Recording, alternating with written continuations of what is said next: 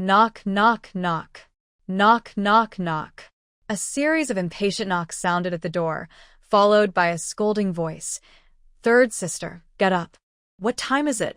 Lin Yuzhu struggled to turn over, squinting at the window, where the thin curtain let in the dim light of dawn. It was barely light outside. Lying beside her, Lin Yulan grumbled impatiently. What are you waiting for? Hurry up, or Mom will keep knocking. Lin Yuzhu closed her eyes, trying to hide her overwhelming emotions, and took a deep breath before shouting, I'm up. Only then did the person outside stop knocking and leave in dissatisfaction, muttering something that Lin Yuzhu pretended not to hear. As she got up to get dressed, she looked at the plain, rural-style pants and floral shirt, her hands trembling as she held the clothes. So outdated. It's hard to look at. Before she could finish dressing, a voice called from outside, Why aren't you out yet? Lin Yulan rolled over heavily, showing her displeasure, and covered her head with a blanket to go back to sleep. Lin Yuzhu rolled her eyes, put on her shoes, and hurried out. Opening the door led her straight to the kitchen, where her cheap mother stood with her back to her, kneading dough at the cutting board. The dough was made from coarse grains, mixed with a little white flour. The taste? Awful. Seeing her come out, Lin Ma scolded her. Why are you so slow? Don't you know everyone in the house has to go to work soon? Who are you being lazy like? Lin Yuzhu yawned as she walked to the stove, skillfully starting the fire, her feelings very mixed. Not long ago, she had been a rising star in the workplace, and in the blink of an eye, she found herself in the 1970s as a mere kitchen helper. It was like closing her eyes and waking up to a different life. When she first arrived, she saw the family sitting around the table eating corn porridge. Luckily, no one paid her much attention, and since she was feeling dizzy, she didn't have time to act unusually and managed to blend in. That blending lasted a month.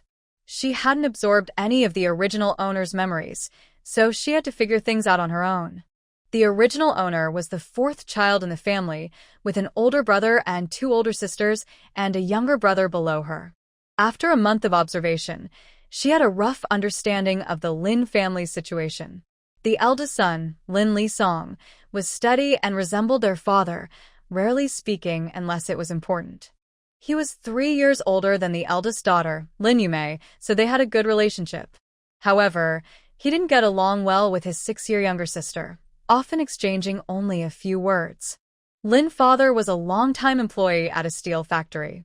Since Lin Li Song was born early, he benefited from the factory's policy of helping employees' children, allowing him to attend night school after graduating from middle school to earn a vocational diploma. Lin Li Song was ambitious and became an accountant. He naturally progressed to a small position in the steel factory, becoming the most successful child in the Lin family. Lin Dad and Lin Mom were very satisfied with his son, except when it came to his marriage. Lin Li Song had high standards and, at 23, still didn't have a partner. He rejected every match arranged for him, no matter how much Lin Dad and Lin Mom pleaded. The eldest daughter, with the help of their uncle, got a job at the supply and marketing cooperative and was now a permanent employee. In this era, getting a job there was a big deal. At one point, Lin Mom almost caused a scene over this job because her family still had 2 nieces who hadn't found work. In Lin Yuzhu's eyes, the eldest son and daughter were the apple of Lin Dad and Lin Mom's eyes, and the status of the eldest son and daughter was unquestionable. When the second daughter, Lin Yulan, was born, Lin Mom was somewhat numb to the idea of having another daughter. Having one of each was no longer a novelty. If Lin Yulan hadn't been sweet-talking and pleasing to their parents, her status in the family wouldn't be much better than Lin Yuzhu's. The most powerful person in the family was Lin Mom, who was the deputy director of the women's committee in the neighborhood. In this era, children could take over their parents' roles, so as soon as Lin Yulan graduated high school, Lin Mom hurriedly arranged for her to get a job. Even though she was still a temporary worker, it was only a matter of time before she became permanent. This left only the original owner and the youngest brother without jobs. The youngest, Lin Liang, was Lin Mom's favorite. She wouldn't mind supporting him for life, though that's an exaggeration. Based on Lin Yuzhu's understanding of Lin Mom, she would eventually get tired of it. Lin Liang was still young, just starting middle school, so he could enjoy a few more years of carefree life. The original owner was in an awkward position, having just graduated high school, with a timid personality that didn't earn her parents' attention. The assertive Lin mom disliked her daughter's nature and would often scold her. The more she scolded, the more scared the original owner became. The more scared she was, the worse she performed, leading to more scolding, a vicious cycle, making her even more timid. This year was 1973, and the job market for urban workers was saturated. In this situation, most children of workers had difficulty finding jobs. After graduation, Lin Dad and Lin Mom tried many connections but still had no luck. The original owner felt like a freeloader, tiptoeing around the house, trying to be invisible. But in such a small space, even a mouse would have to greet Lin Mom, let alone a person. Being invisible was impossible. The original owner faced constant scolding, which led to a fever. In that era, having a fever wasn't a reason to go to the hospital. Lin Mom, busy with work, only made her a bowl of brown sugar water and told her to drink it and sleep, thinking it would be fine. At that time, even a headache was treated this way. If it got bad, just take a painkiller. Although workers had medical benefits that didn't cost much, they just didn't go. In that time, a registration fee of 5 cents was a big deal. With a little more, you could buy half a pack of matches. Most ordinary families were reluctant to spend that money. Why should they pay to register? Lin Mom thought that a child as big as the original owner would be fine after a good sleep, so she didn't take it seriously. Unfortunately, this delay led to the original owner's death. If Lin Yuzhu hadn't come along, she might have collapsed right at the dinner table. When Lin Yuzhu arrived, she still felt dizzy and had to tell Lin Mom, which finally led to a trip to the hospital. From a modern perspective, Lin Yuzhu thought Lin Dad and Lin Mom were incredibly careless. Every time she thought about the original owner's cause of death, she believed they were unqualified as parents. Let's also talk about the Lin family's financial situation. Lin Mom, as a deputy director, was considered an administrative worker, and her salary should be around 20 yuan.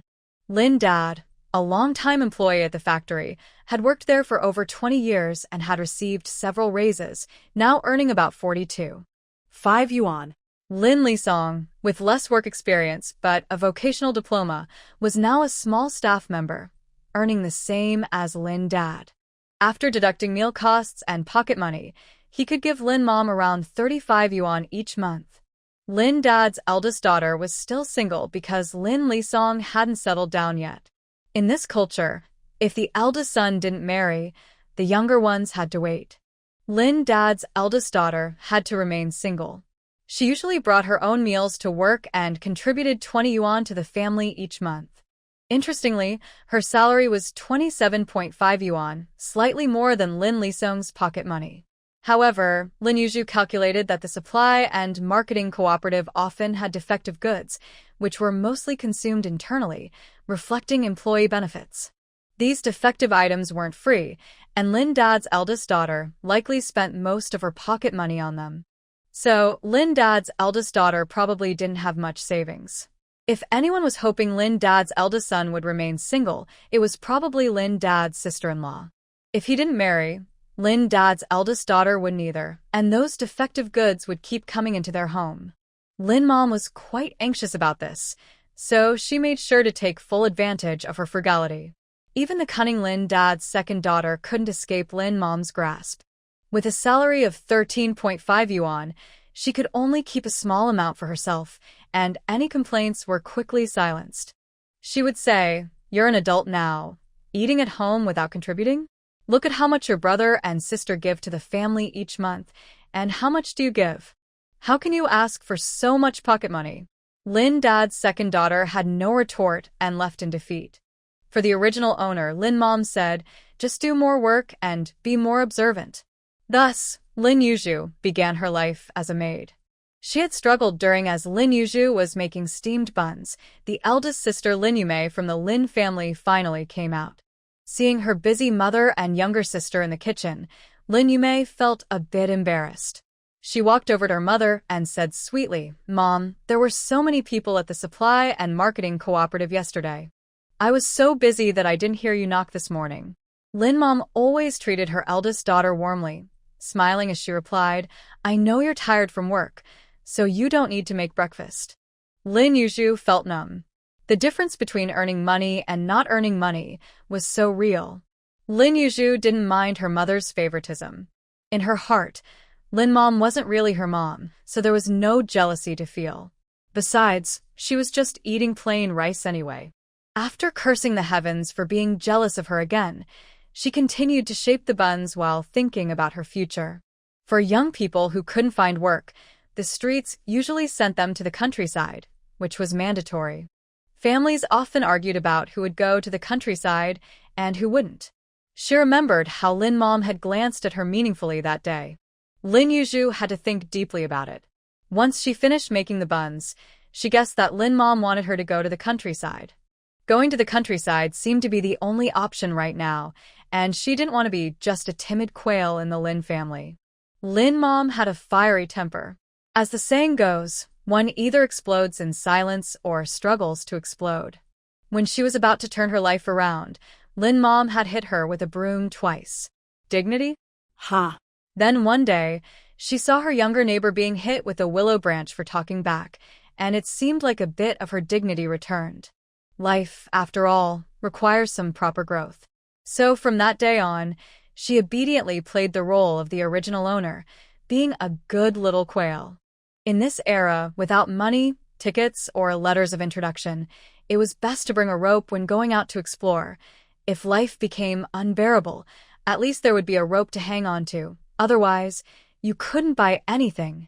Once the meal was ready and set on the table, the family had mostly gotten up, washed up, and sat down. Taking advantage of everyone being present, Lin Yuzhu spoke softly, "Mom, it's not good for me to stay at home like this. Maybe I should go to the countryside." She had thought it through. If she took the initiative, perhaps Lin Mom would give her a bit more money for the journey out of maternal affection. Everyone was waiting for Lin Mom to serve the porridge, so no one paid much attention to her. Lin Mom, with sharp ears, paused her movements, glanced at her, and felt relieved. "Well, that's fine. The current directive is that each family can only keep one child at home. With your elder brother, elder sister, and second sister at home, it's already quite noticeable. If you don't go, I'll see if I can pull some strings to send you to Northeast China." Upon hearing this, Lin Yuzhu's second sister said disdainfully, "Isn't it said that it's freezing cold in Northeast China? Wouldn't the third sister suffer if she goes there?" This was the first time Lin Yuzhu heard her second sister speak up for her, and she was a bit surprised. Lin Mom shot a glare at her second sister. "What do you know? Northeast China doesn't lack grain. In winter, it's cold, so you don't have to work. Unlike the South, where you still have to work in winter, getting frostbite and dealing with dampness. Your sister can't handle that." Lin Yuzhu respectfully accepted the porridge from Lin Mom and drank it slowly, pondering her words. No one who went to the countryside said it wasn't hard. From Lin Mom's words, it seemed like they had already planned for her to go to the countryside. If she hadn't mentioned it today, she might have been notified about it soon. "I heard that the grain in Northeast China is more abundant than in other places. If that's true, I could send some back home. It's hard to get grain from the grain station now," Lin Mom said, glancing at her younger daughter's reaction. "Then you need to give me enough money." Lin Mom glared at her and scolded, "Am I going to let you starve? Money, money, money." This Lin family, from old to young, never stops talking about money. Seizing the opportunity, Lin Mom started listing off everything about the family. Lin Yuzhu continued to play the role of the quail. Her innocent second sister shot her a fierce look. Lin Yuzhu. Lin Mom couldn't stand Lin Yuzhu's quail-like demeanor and couldn't help but complain, "The older you get, the less you want to talk. You're like a closed gourd. If you marry into another family, you'll be ground down to nothing." Lin Yuzhu slurped her porridge without saying a word. Humph. When she learns the local dialect, she'll definitely surprise Lin Mom. After being scolded by Lin Mom, going to the countryside didn't seem like such a bad thing anymore. After breakfast, Those who worked went to work, and those who went to school grabbed their backpacks and left. Cleaning up the tableware naturally fell to Lin Yuzhu, with great responsibilities on her shoulders. After cleaning the house, she would clean the yard, doing whatever needed to be done to avoid getting scolded. Once she finished tidying up, she looked at the old wall clock at home and thought, well, no time to rest. She needed to cook for Lin Mom and her second sister. Life was just so trivial. Cooking for the family was actually easy. She just needed to heat up the buns she made in the morning, cook some corn porridge, and stir-fry some greens to get by. After Lin Yuzhu prepared lunch, Lin Mom and Lin Yuzhu's second sister returned just in time. As they sat down to eat, Lin Mom said, "I've arranged for you to go to the countryside. It's in Heilongjiang. You'll leave the day after tomorrow, so pack your things in the next couple of days." Lin Yuzhu was amazed by Lin Mom's speed. She had guessed correctly. Lin Mom must have arranged for her to go to the countryside long ago. After lunch, lying on the bed with her second sister, Lin Yuzhu found it hard to sleep. She had no money at all, which made her anxious. Lin Mom seemed to spend money down to the last cent, hardly giving her any pocket money. This was an era where you couldn't buy anything without money or tickets, let alone without both. This was a tough start. As Lin Yuzhu thought about what to bring to the countryside, her expression suddenly changed. Startled, she quickly got up and rummaged through the cabinets, finally finding something that seemed to be called a menstrual pad. Her mind was in turmoil. Even after a month, wearing the original owner's clothes still gave her some indescribable feelings. Now looking at the menstrual pad, Lin Yuzhu's second sister, disturbed by the noise, sat up and said irritably, "What are you doing? It's the middle of the day. Can't you let anyone sleep?" Knowing she was in the wrong, Lin Yuzhu quietly put down what she was holding and climbed back into bed. She murmured, "Second sister, do you think I should ask Mom to buy me a menstrual pad?" Lin Yuzhu's second sister turned over, yawning. "You might as well ask the eldest sister." Lin Yuzhu thought that made sense. Suddenly, she was struck with a horrifying thought. She had been here for almost a month and hadn't gotten her period. Her mind buzzed. Could this girl have done something foolish? Lin Yuzhu was scared into a cold sweat, her heart racing. In this era, being pregnant before marriage had serious consequences. At that moment, Lin Yuzhu's second sister seemed to have shaken off her drowsiness and suddenly turned around. "Why do you want to buy a menstrual pad? You've hardly used it a couple of times, right? You're late just like Mom, and it only comes once every few months, and the flow isn't much. That pad is practically new. Mom definitely won't buy you one." She finished with a hint of envy, mumbling, "I wish I could be like Mom.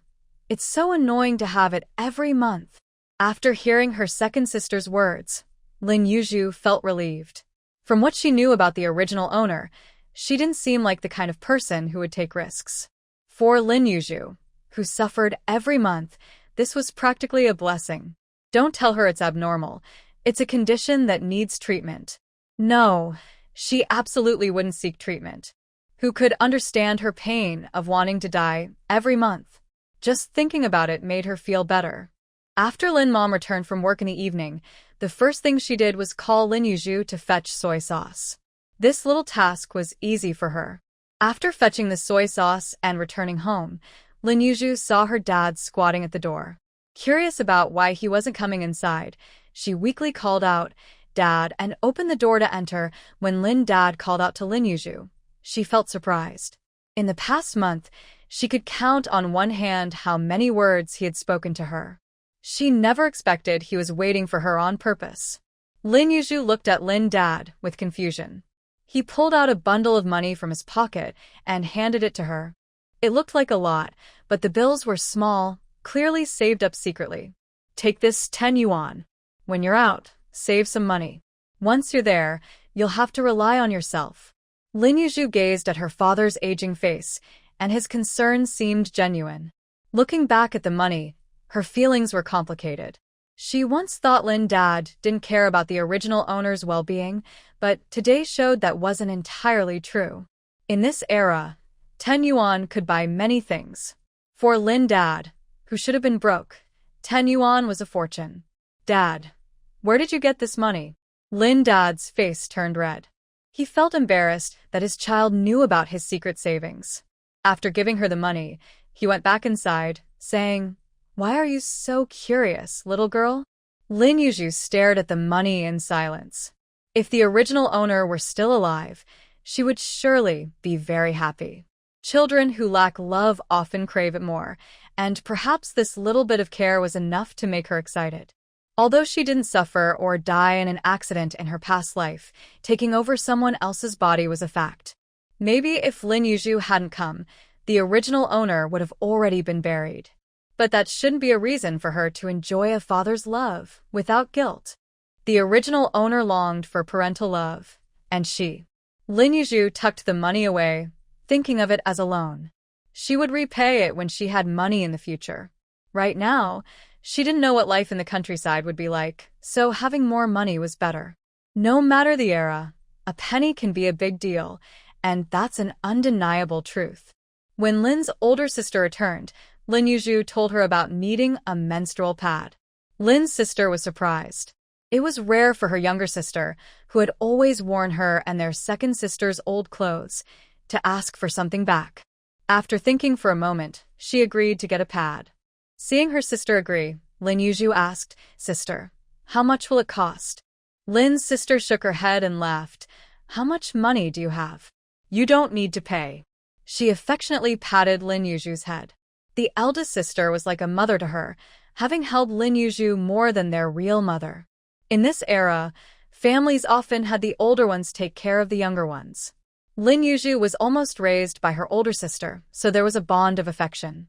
Lin Yuzhu didn't expect her sister would give her the money, and she felt a bit embarrassed, as if she were asking for something. At that moment, she realized that even though she was playing the role of the original owner, she couldn't fully embody her. There were many things she couldn't enjoy without guilt. Living in this house for a while didn't feel strange until it was time to leave. Now, she felt a bit of attachment. Something she never expected. The next day, while packing, Lin Yuzhu discovered the original owner had very few clothes. Winter wasn't too cold in Lin's area, and the cotton clothes she found were thin. Based on her past experience, they wouldn't withstand the cold in the Northeast, so she needed to figure out how to get some cotton. As she was about to pack the cotton clothes, Lin Mom walked in. Seeing Lin Yuzhu packing, she quickly said, "Don't pack them. They might get stolen on the way." Lin Yuzhu froze at her mother's words. Lin Mom noticed her daughter's displeasure. "What's with that face? Am I supposed to freeze you? You'll be on the train for over 2 days, maybe 3. If you fall asleep and your clothes get stolen, who will you cry to? Besides, with such thin clothes, what good will they do you? I'll have your sister keep an eye out for cotton to make your clothes thicker. I heard that over there, people wear sweaters and long underwear in the fall, so we need to save some yarn tickets and buy some yarn to send you." Lin Mom felt that lately, her little girl looked at her like she was a stepmother, which hurt. She had raised her with so much effort, and this was the result. Other girls were sweet with their mothers, and look at her family. Lin Yuzhu's anger quickly faded, and she gained a new understanding of Lin Mom. After all, she was her biological mother. Even if she wasn't fond of her, she still cared. Lin Yuzhu didn't say much and continued packing. Lin Mom sighed and took out 7 large food tickets and some other tickets. Upon closer inspection, they were all grain tickets and they were nationwide tickets. Lin Yuzhu had seen grain tickets while helping Lin Mom get food, and most were local tickets that couldn't be used everywhere. These nationwide tickets weren't common, showing that Lin Mom had put in effort to exchange for them. Be careful when you're out. Not everyone is good. As a girl, keep your wits about you. Don't let someone sweet-talk you. I'm telling you, until you're married, you can't do that, you know? Lin Mom's eyes widened as she waited for Lin Yuzhu to respond. Lin Yuzhu felt a bit awkward, thinking how innocent girls were in this era. Lin Mom must have been blushing when she said that. She pretended to be shy and nodded vigorously. Lin Mom felt relieved and couldn't help but continue, "Save your money. There's not much to spend in the countryside. This money might last you a year or 2. Lin Yuzhu's moment of warmth shattered with a snap. Weren't you going to send grain home? Forget it. With your personality, what grain can you get? Today was a crucial day. Lin Yuzhu finally had money in hand. With money, the first thing she wanted to do was take a bath at the bathhouse. She remembered how she had asked Lin Mom for money to take a bath when she first arrived, and Lin Mom coldly replied, "What do you need a bath for? Didn't you just wash last month?" That one sentence left her feeling embarrassed. Usually, she could only boil water and wash herself, but now she had to go to the bathhouse. When white steamed buns were only 2 jiao a pound, taking a bath also cost 2 jiao. In this era, white steamed buns were precious, and with that money, Lin Mom could buy a pound of buns instead. Since she went early in the morning, the bathhouse wasn't crowded. Lin Yuzhu soaked in the tub, feeling relaxed, and thought about Lin Mom giving her 70 yuan, her mind wandering. She couldn't help but wonder if she hadn't come, would the original owner have really died from a fever, and would Lin Mom have been sad? The answer was certainly yes. How many parents in this world truly don't care about their children's lives? To be honest, Lin Yuzhu just disapproved of Lin Dad and Lin Mom's parenting style. She didn't mean to defend the original owner.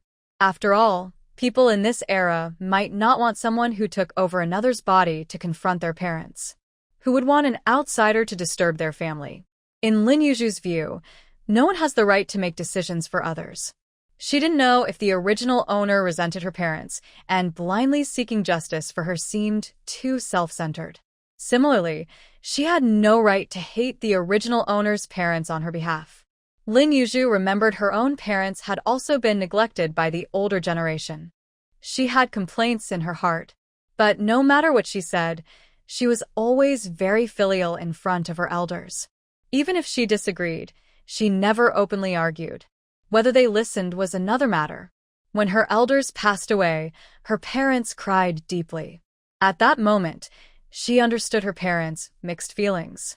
In their hearts, neglecting someone before life and death seemed trivial. In this era, people's views on family are different. Lin Yuzhu initially didn't know how to face Lin Dad and Lin Mom. She thought that once she went to the countryside, they would part ways peacefully. Now, she felt a bit hesitant. Not to say she should be overly filial, but she should at least fulfill her responsibilities to the original owner and not leave her with a bad reputation. This seemed to be the only complete thing she could do for her. She truly didn't feel any admiration for Lin Dad and Lin Mom. The original owner's grievances with her parents were their business. Perhaps 100 years later, they would settle things among themselves underground. After all, she was just an outsider. Having thought through all this, Lin Yuzhu's recent confusion cleared up. With her thoughts organized, Lin Yuzhu roughly dried her arms with a towel and suddenly noticed a birthmark under her armpit. A few days ago, when she was washing while wearing a tank top, it hadn't been there. She rubbed the red mark again, and it was still there. She found it strange, and suddenly, her head buzzed. The entire scene before her seemed to blur. When she regained her senses, Lin Yuzhu took a deep breath. For a moment, she felt as if she had exploded. Before she could figure out what was happening, she heard a beeping sound in her ear. The system has fully integrated. Would you like to please choose whether to enter the farm as a spirit or as a physical body?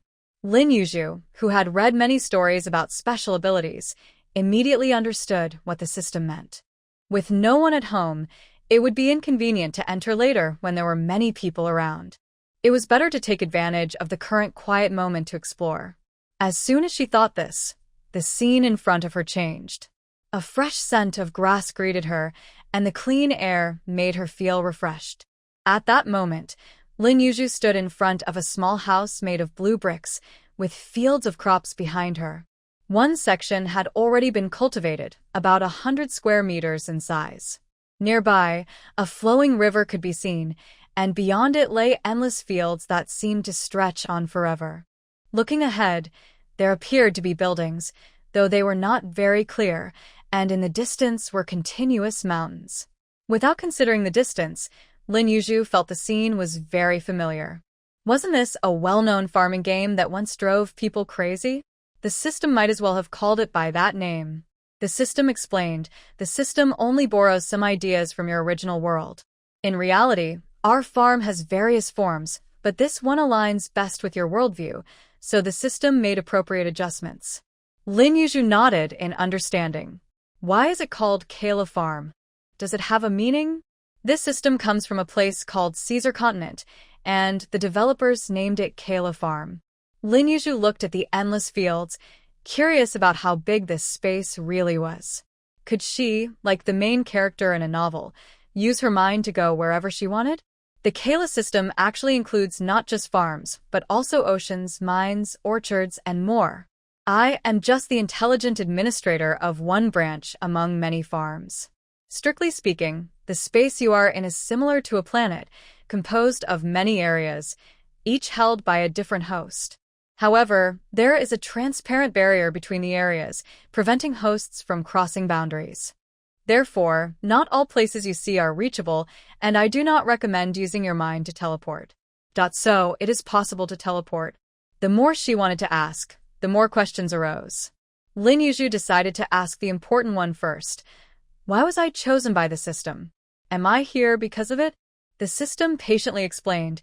Your crossing is similar to two interfaces aligning at a certain point in time, creating a corresponding magnetic field. At this moment, the stronger the magnetic field, the more likely a soul-crossing event occurs. Thus, the crossing novels from your previous world are not without basis.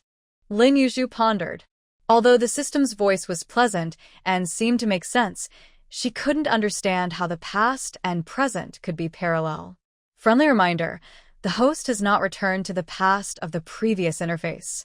What does that mean? Lin Yuzhu was confused. She had been here for a month, and the city names she heard completely matched her original world. Actually, you have crossed into a book, and the content is similar to the 1960s and 70s of your previous world. Strictly speaking, an author cannot create an entire interface. They merely reflect elements of an interface in their imagination, which humans call creativity. Some authors find that their story diverges from their original outline as they write, which could also be due to this reflection. Lin Yuzhu was stunned, feeling a bit suspicious. This kind of reflection does not happen often, it only occurs occasionally. So when you cross into a world similar to a book's plot, you can consider it as entering a book, but this is a real world. Lin Yuzhu scratched her head, realizing she hadn't encountered any familiar names. Could it be from a novel she hadn't read? She couldn't figure it out, or perhaps she would only meet them in the countryside. Was this a story about intellectual youth? The system did not elaborate further and continued, since there are only two crossers in this interface, and the other has already established a space. This system chose to merge with you. It felt like she was the leftover choice, but it didn't matter. Having a system was the most important thing. Lin Yuzhu happily looked at the scene before her. Going to the countryside didn't seem as scary as she had imagined. In fact, crossing over felt a bit exciting. Now, let me introduce the origin of Kala Farm. Due to advanced human technology causing severe pollution, many living beings, even ordinary animals, could not survive. Yet humans needed food supplies, so scientists developed the planetary system but found that the space in the Kalu interface could not grow crops either. Therefore, scientists used magnetic field emitters to send each space system branch to different interfaces, selecting suitable survival points for space development, and then choosing a host who met the fusion conditions as our partner. As a mutually beneficial condition, the host can freely manage the farm's products. Friendly reminder, the system requires contribution points to upgrade, which are distributed by Caesar Continent. This means the host can choose to sell farm products to Caesar Continent.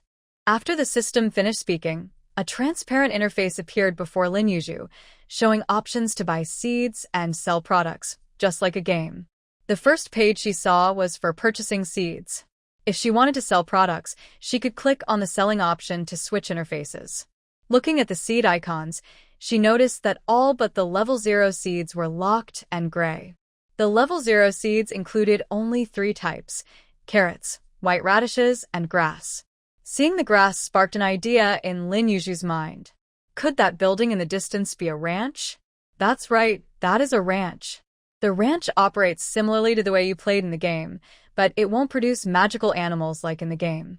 However, there is a light wall around the ranch, and the internal space has a certain proportional difference from the real world, managed by the system.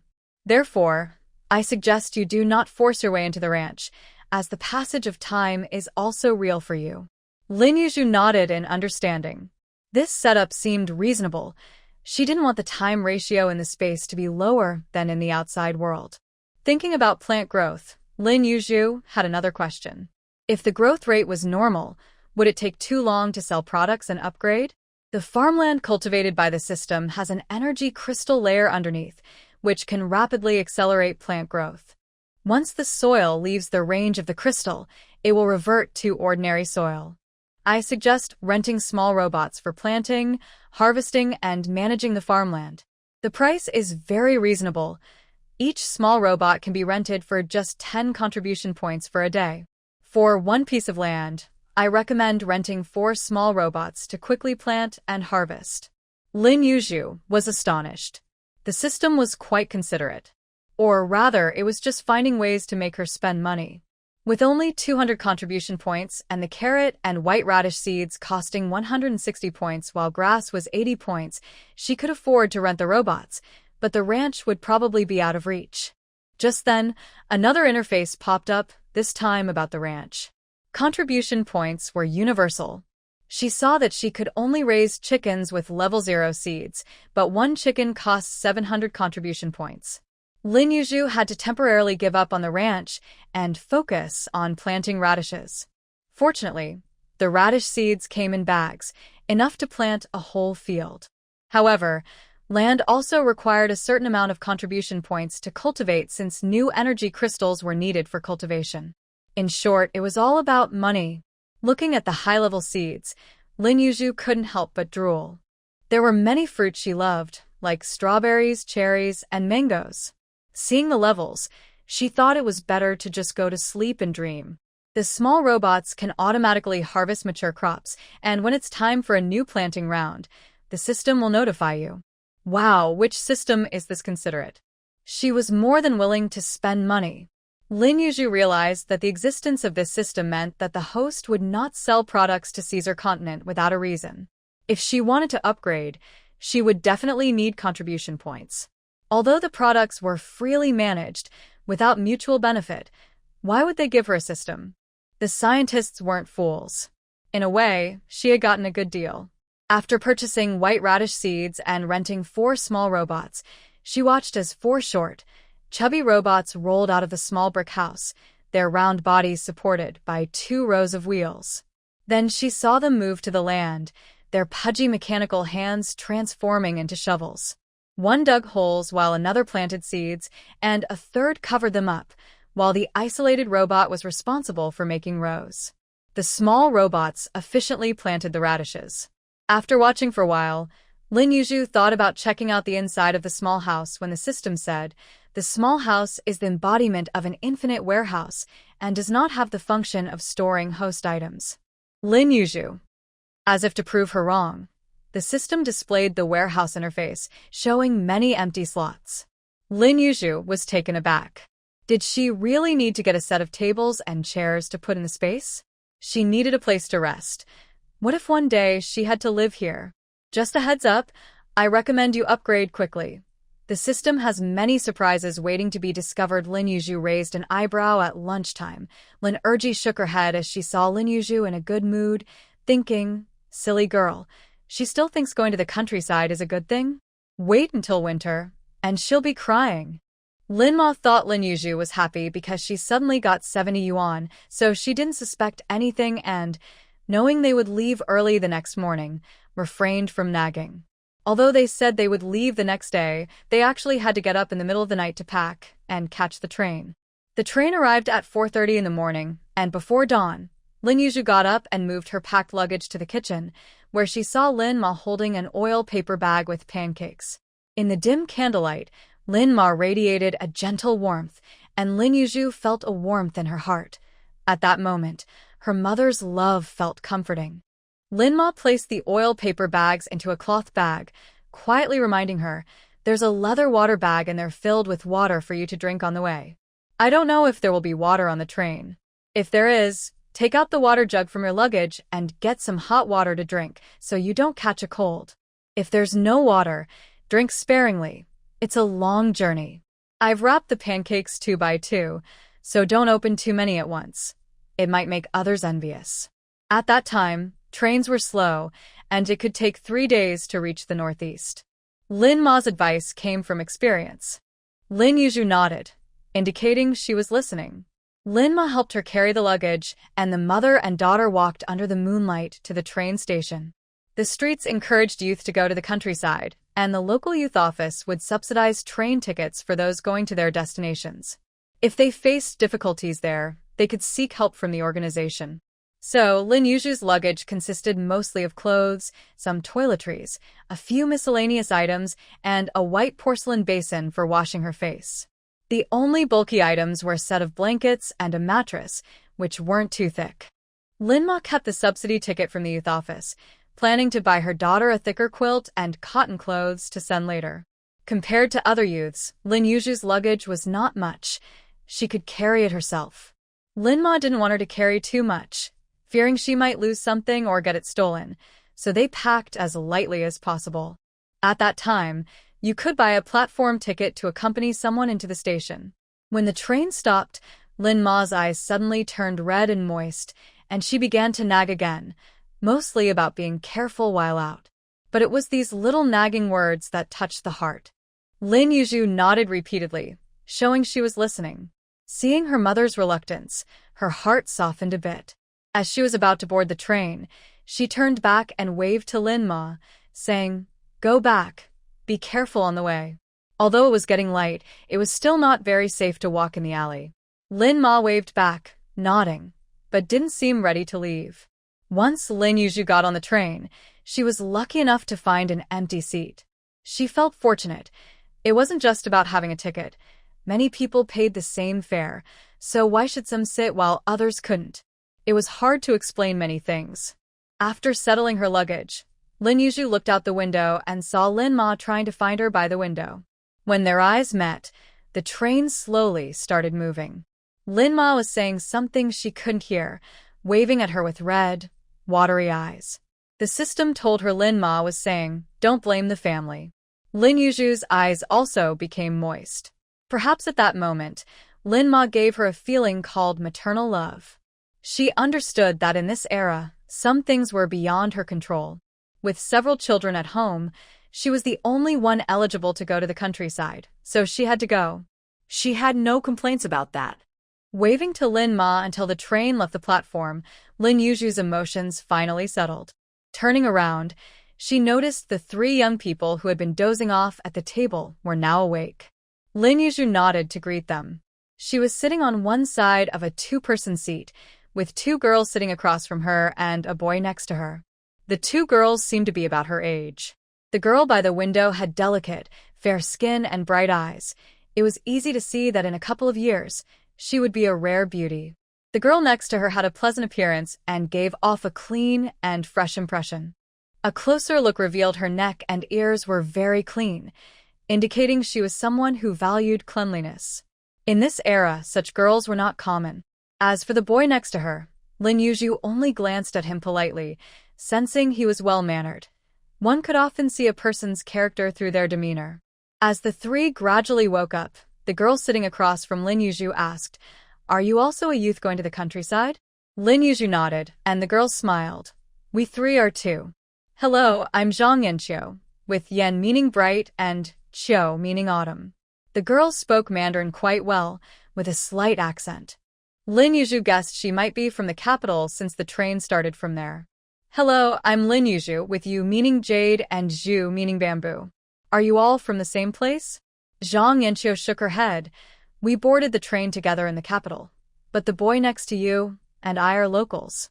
At this point, the girl by the window spoke up. "Hello, I'm Li Xiangwan, with Xiang meaning towards the sun and Wan meaning evening. I'm from Shanghai." Her voice was soft and pleasant. Lin Yuzhu took a deep breath, realizing she was the only one from a small city. She took another breath because of the names of the 2 girls. Li Xiangwan, Zhan Yanqiu. Wasn't the boy next to her Li Xiangbei? Lin Yuzhu's mind raced back to a book she had read about a time traveler named Li Xiangwan, and the male lead was named Li Xiangbei. Although their names sounded like siblings, they had no blood relation. It was purely coincidental. In the story, many joked about them, and it seemed they were connected by their names. To confirm her thoughts, Lin Yuzhu looked at the boy beside her and finally saw his face, handsome and upright, sitting straight as if he had been a soldier. This matched the male lead's character. If she remembered correctly, he was from a military family. The boy politely nodded at her, saying, "I'm Li Xiangbei, and I have no family relation with comrade Li Xiangwan." Zhang Yanqiu couldn't help but cover her mouth and laugh. Lin Yuzhu raised an eyebrow, feeling 8 parts sure she knew which book she had entered. His words hinted at an early interest in the female lead. And the girl across from him was laughing. Lin Yuzhu chuckled and replied, "Haha, you all come from big cities." The 2 girls smiled, and Li Xiangwan said, "Your Mandarin is really good." Lin Yuzhu pretended to scratch her head and replied, "My mom is a women's director and encourages us to speak good Mandarin." The others nodded in understanding, not suspecting much. Lin Yuzhu also wanted to say that her Mandarin was quite good, though it still had a hint of a Shanghai accent. She recalled that the female lead in her previous life was also from Shanghai, and the accent was not a barrier for her. Reading too many books could be a bit problematic. She mixed up many plots. If it weren't for the unique names of the male and female leads, she might have needed to go through several storylines to recognize them.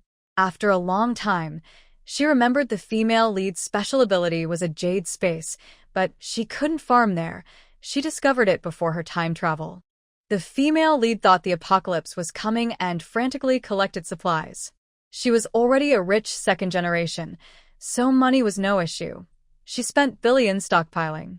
She even bought a lot of gasoline to store in the space, which now seemed difficult to use. Thinking of the supplies in that space, the female products were bought in bulk, enough for generations, but unfortunately, she had traveled to this era. Many things couldn't be used openly, and Lin Yuzhu felt sorry for the female lead. The poor girl would have to wait over 10 years before she could use them. Although they existed now, there were only a few brands, and they required foreign exchange coupons to purchase. Even worse, many clothes she bought were modern sportswear, which she couldn't possibly take out. They were clearly foreign goods. They had many capital letters on them. As they talked more deeply, they found out they were all going to the same city, then taking a bus to the county and waiting for someone from Shanshui village to pick them up. This meant they were all going to the same village. Lin Yuzhu couldn't help but cover her face, wondering what kind of fate brought her to them. If one looked closely, for Lin Yuzhu, going to the countryside meant a long wait. She knew it would take at least a few years to return to the city, perhaps until the college entrance exam arrived. Lin's mother always believed that if children started school early, they would graduate early and then be able to work and earn money sooner. So Lin Yuzhu started school relatively early. She graduated high school at just 16. By the time the college entrance exam came, she would still be under 20. At that age, going to university isn't too late, but by the time she graduates, she might be seen as an old girl by others. Girls her age might already have several children. Lin Yuzhu rested her chin on her hand, gazing out at the ever-changing scenery, lost in thought. Should she focus on the college entrance exam or wait to return to the city and venture into business? Although she had a space, the ticketing system wouldn't fully end until the late 1980s. In a few years, the black market would gradually emerge. As long as she didn't offend anyone, buying and selling wouldn't cause much trouble. Except for severe penalties for ticket scalping, other businesses could still be pursued. She could easily sell goods in an unfamiliar city for a while, making a decent profit at the forefront of economic recovery. Without surveillance cameras on the streets, it would be easier to hide the source of her goods.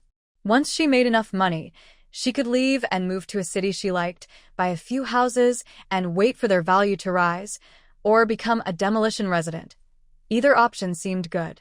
She could also buy a few storefronts on the street, and when the golden age arrived, she could turn them into shops, renting them out or starting her own business. If she were bold, she could even go to the black market now, where many gold and silver items were undervalued. Some people, desperate for food, would trade these for grain. If luck was on her side, she might even come across antiques, which could be another way to make money. If all else fails, she could trade for liquor tickets in the black market and buy Mao Tai and Wuliangya. Her space, aside from the warehouse where time stood still, had normal time outside. Storing the liquor in her space would keep its value intact for the future, and a few bottles of Maotai could lead to wealth. The more she thought, the more excited she became, almost losing herself in her thoughts. Once her excitement faded, she remembered that after the opening up, opportunities were everywhere, but so were scammers. Some desperate individuals could cause trouble, and many wealthy people had lost everything after being targeted. This was something to consider. In her past life, Lin Yuzhu had always been a hard worker, relying on herself. Only she knew the bitterness of surviving in a fast-paced city. Now that she had traveled back to the 1970s, she wanted to slow down and enjoy a simple life, perhaps go to university and secure a stable job, making some extra money with her system. Such a life would be much more comfortable. Her thoughts kept swirling in her mind. Meanwhile, the other three in the car had been sitting for almost a day and were tired. After the train had traveled for a while, they felt sleepy and lost their desire to chat, soon dozing off again. Only Lin Yuzhu, filled with hope because of her system, remained energetic and excited. After enduring the hardships of going to the countryside, her future life looked bright. Lin Yuzhu's gaze shifted to Li Xiangwan, who was peacefully sleeping against the back of her seat. Even in the poor conditions of the train, she radiated her own charm. To some extent, Lin Yuzhu envied the female lead. In her past life, she had been a wealthy socialite, experiencing things ordinary people rarely saw, and enjoying a life beyond what most could imagine, an achievement that felt out of reach for her. Just think of those luxury cars. Li Xiangwan's space was filled with limited editions. Lin Yuzhu smiled to herself, firmly believing that in this life, if she worked hard, she would have her own success. She also thought about how Li Xiangwan had a genuine partner after her journey, leading to a happy marriage. It made her sigh. People truly shouldn't be compared. In this era, the educated youth created many complicated relationships. Many couldn't withstand the trials of time and chose to comfort each other in the countryside by selecting partners. When they returned to the city, many chose to leave each other and go home, revealing the selfish side of human nature. The civilized option was a peaceful divorce, but the children suffered, facing a new wave of family restructuring. How many personalities turned dark, leading to irreparable lives. Those who married rural people often abandoned their spouses and children to return to the city, while those who married rural girls did the same. The ones who bore the consequences not only had to endure pain but also faced ridicule from villagers. These were the debts created by human selfishness. It was fortunate that Li Xiangwan and Li Xiangbei could stay together. It wasn't that Lin Yuzhu envied others being paired up while she felt alone. She simply thought Li Xiangwan had a good fate. The values of the 21st century and the 20th century seemed to be separated by generations. She was hesitant to invest in relationships, not wanting to challenge human nature, and she doubted she would easily find someone with compatible values. She wouldn't marry just for the sake of marriage. She didn't want to give up her carefree life for a meaningless marriage. After all, until the 1990s, divorce was considered shameful. Why should she trap herself in such a situation? Lost in these thoughts, her eyes grew heavy, and before long, she fell asleep. When she woke up, it was because an auntie's luggage bumped into her. In this era, you needed a letter of introduction to buy a train ticket, so the movement of people was relatively small. On non-holiday days, there weren't many people on the train compared to later times. However, long-distance trains stopped at many stations, leading to fluctuating passenger numbers. Sometimes there were empty seats, sometimes not, all depending on luck. The auntie, carrying a pile of luggage, looked around. When her gaze landed on Li Xiangwan and Zhang Yanqiu, her eyes lit up, and she called out loudly, "Sisters, scoot over a bit, so I can sit. I have to sit for a whole day to reach my stop. I'm old, and my body can't take it." Lin Yuzhu touched her nose, feeling a bit embarrassed. Originally, the auntie was supposed to sit in her spot, and the presence of this auntie brought more than just a little discomfort to Li Xiangwan and Zhang Yanqiu. It cast a significant shadow over them. In the story, the auntie was quite talkative. Once she sat down, she asked this and that, chatting endlessly. The three of them could only respond politely, soon feeling parched and thinking about getting some water. Later, when the auntie saw them return with water, she slapped her thigh and exclaimed that she was a bit thirsty too, implying she wanted to borrow their water container. To be blunt, who wants to share a cup with someone they don't know well?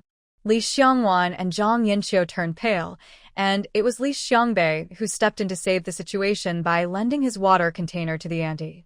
From then on, the water container seemed to belong to the auntie. During mealtime, she took out green onions and some unknown leafy vegetables, wrapped in a thick sauce. To Li Xiangwan, it seemed quite strange. The auntie enjoyed her green onions dipped in sauce with her steamed bun, and the train already had a peculiar smell. With the added scent of green onions and sauce, it almost made Li Xiangwan feel nauseous. The book didn't elaborate much on Li Xiangbei, as it seemed he had never used that container again, perhaps finding it distasteful. Lin Yuzhu watched the auntie's simple and cheerful face squeezed into the seat while Li Xiangwan and Zhang Yanqiu sat pitifully inside. She silently thought, what a trouble. Sure enough, after the auntie sat down, she kept asking where they were from and what they were going to do. Upon learning they were educated youth, she asked where they were headed.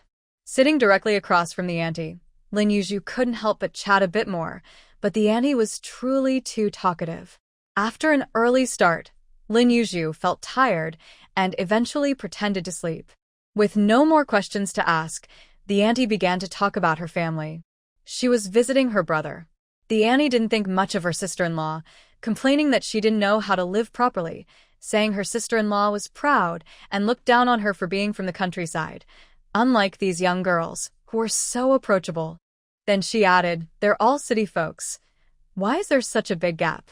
In contrast, Zhang Yanqiu was more honest, keeping the auntie company until noon. When she and Li Xiangwan returned from getting water, the auntie slapped her thigh and exclaimed, oh no, I left my water container at my brother's. Lin Yuzhu almost couldn't hold back her laughter.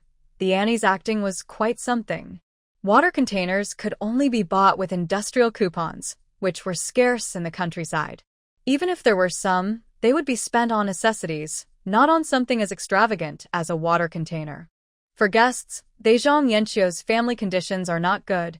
The toilet paper she brought is just for emergencies, and usually, they use newspaper. At this moment, especially in front of Li Xiangbei, she is unwilling to reveal such matters. Lin Yuzhu is not much better off than Zhang Yanqiu. She just remembered she forgot to bring newspaper and is reluctant to borrow toilet paper from the elder. So, both of them remain silent. Li Xiangwan furrows her beautiful brows, suspecting the elder is deliberately trying to borrow paper, and takes out a few sheets of toilet paper from her pocket to hand over. At this time, toilet paper is sold in bundles with varying quality. It's not sold by the roll, and the number of sheets in a bundle depends on the supply and marketing regulations. Lin Yuzhu knows that Li Xiangwan's family from her previous life is quite unusual and even worse off than hers. She is here to replace the original owner's brother, who went to the countryside, and her sister-in-law at home dislikes her, wishing she didn't exist. Li Xiangwan is able to take out toilet paper, which suggests she has dealt in the black market before. Wow. Bold and skilled. The conclusion comes from the fact that even the worst modern toilet paper is much better than what is available in this era. In her previous life, Li Xiangwan would never buy low-quality products. Here, she cannot afford to share the toilet paper from her space, not even for herself. Lin Yuzhu thinks that female educated youths receive one toilet paper coupon each month, which is definitely not enough for daily life. She sighs, realizing it's truly a hard time for everything, even basic needs. Feeling inexplicably melancholic, Lin Yuzhu is also tempted to dabble in the black market to improve her quality of life. The elder continues to create situations, and when she finally gets off the bus, the four of them breathe a sigh of relief simultaneously. After a tiring train ride, they finally breathe in the fresh air, feeling as if they have been reborn. They arrived early in the morning, so they didn't need to stay at a guest house. Instead, they went directly to the bus station to take a bus to the county town and then transfer to the town. Fortunately, people are friendly at this time, They quickly find the bus station and each take their introduction letters to buy tickets.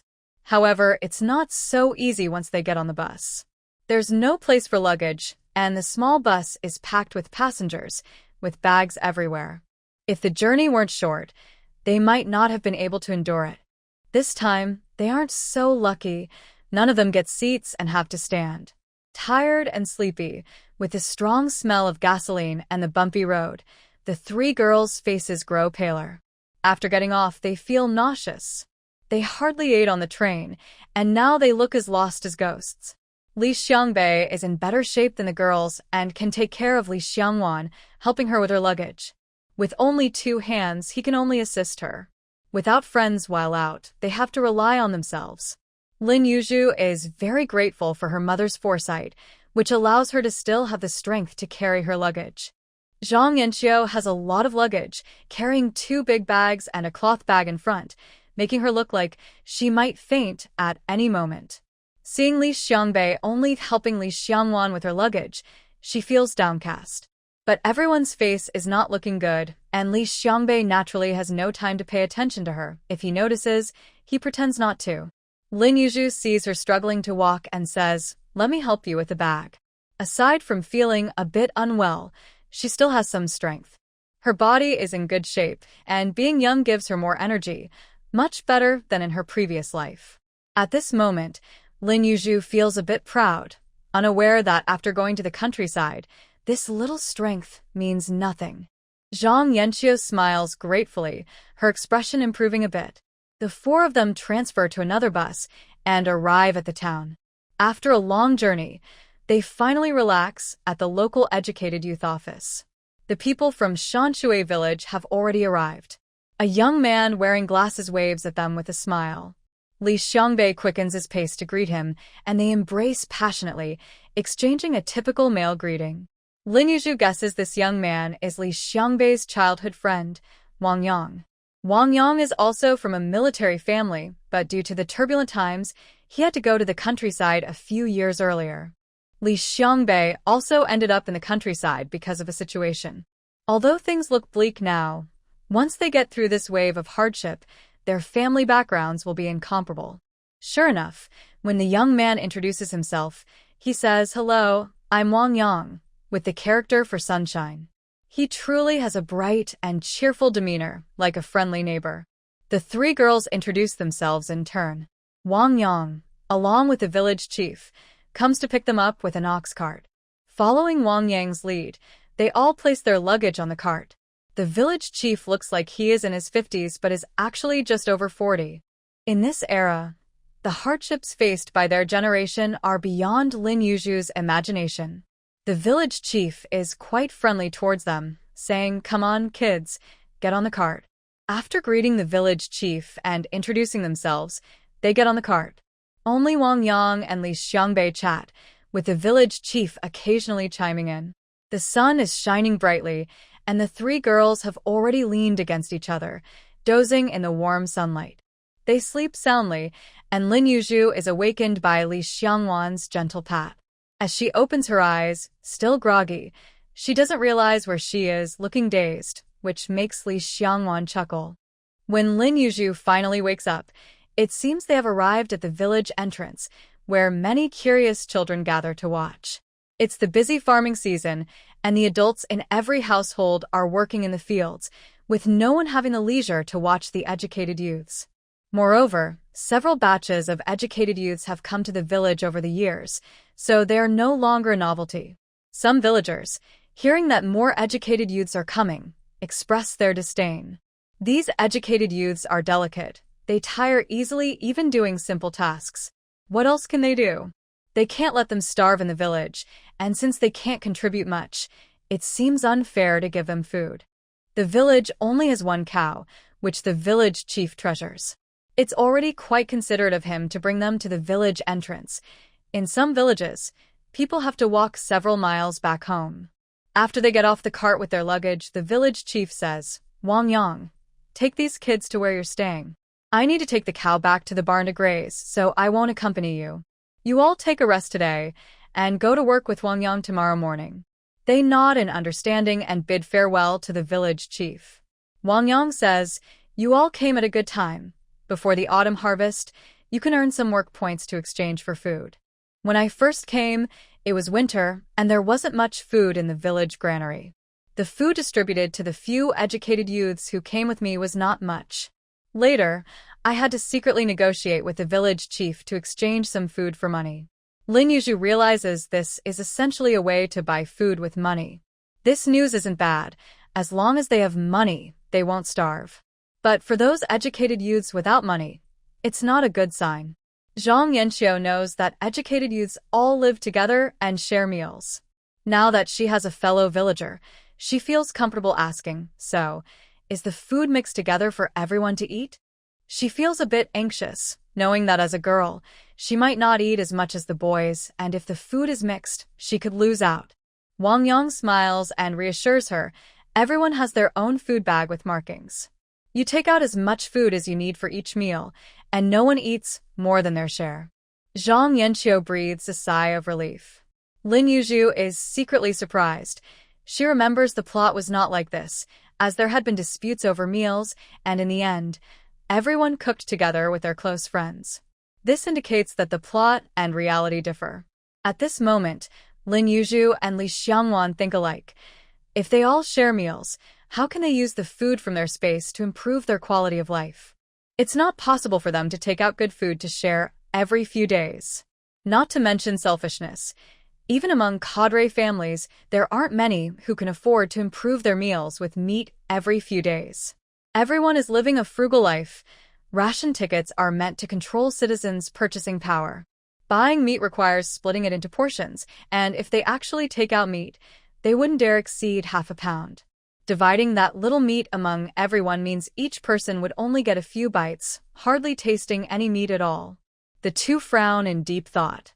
As people who used when Lin Yuzhu entered the room they were going to stay in, the first thing she saw was a large earthen Kong, with a firewall in the middle that almost reached the ceiling. Being from the north, Lin Yuzhu had lived in a flat house during her childhood. She noticed the stove hole under the Kong and realized it was meant for single burning. In the cold winter of northeast China, the wisdom of the people shines through, and the Kong is truly a marvel in winter. In this region, houses usually have firewalls and kangs. The firewall serves as a shared wall between two rooms, allowing both to be heated in winter, similar to central heating in an apartment. To save firewood or coal, the firewall and the earthen Kong are connected to the stove, with an opening that leads to the roof, which is the chimney we see. In winter, when there's enough firewood, the room becomes very warm, with the family cozy on the Kong, enjoying a happy life. However, some kangs are not connected to the stove and can only burn on their own. It seems their room is one of those cases. Looking closely, the room is quite large, and relying solely on the firewall near the door may not provide enough warmth. Additionally, if they built a Kong near the door, it might only fit 3 or 4 people, making this design reasonable. The boys live on the other side of the firewall, where the room is small, with just a narrow corridor for a table to hold water jars and thermoses, making it quite cramped. Anyone with obsessive-compulsive tendencies would find the current scene distressing, possibly even overwhelming. The Kong in the girls' room can sleep 5, but the firewall is not centered, and the 2 walls without windows can only accommodate 2 people. That side is tidy, with a straw mat laid down, indicating someone has already claimed it. The villagers do have a neat side. Every family keeps their Kong very clean. Some families even lay down a layer of newspaper before putting down the straw mat, sweeping it clean every day. There's a row of Kong cabinets against the wall for storing bedding and clothes, as wood is inexpensive in the village, so every household has one.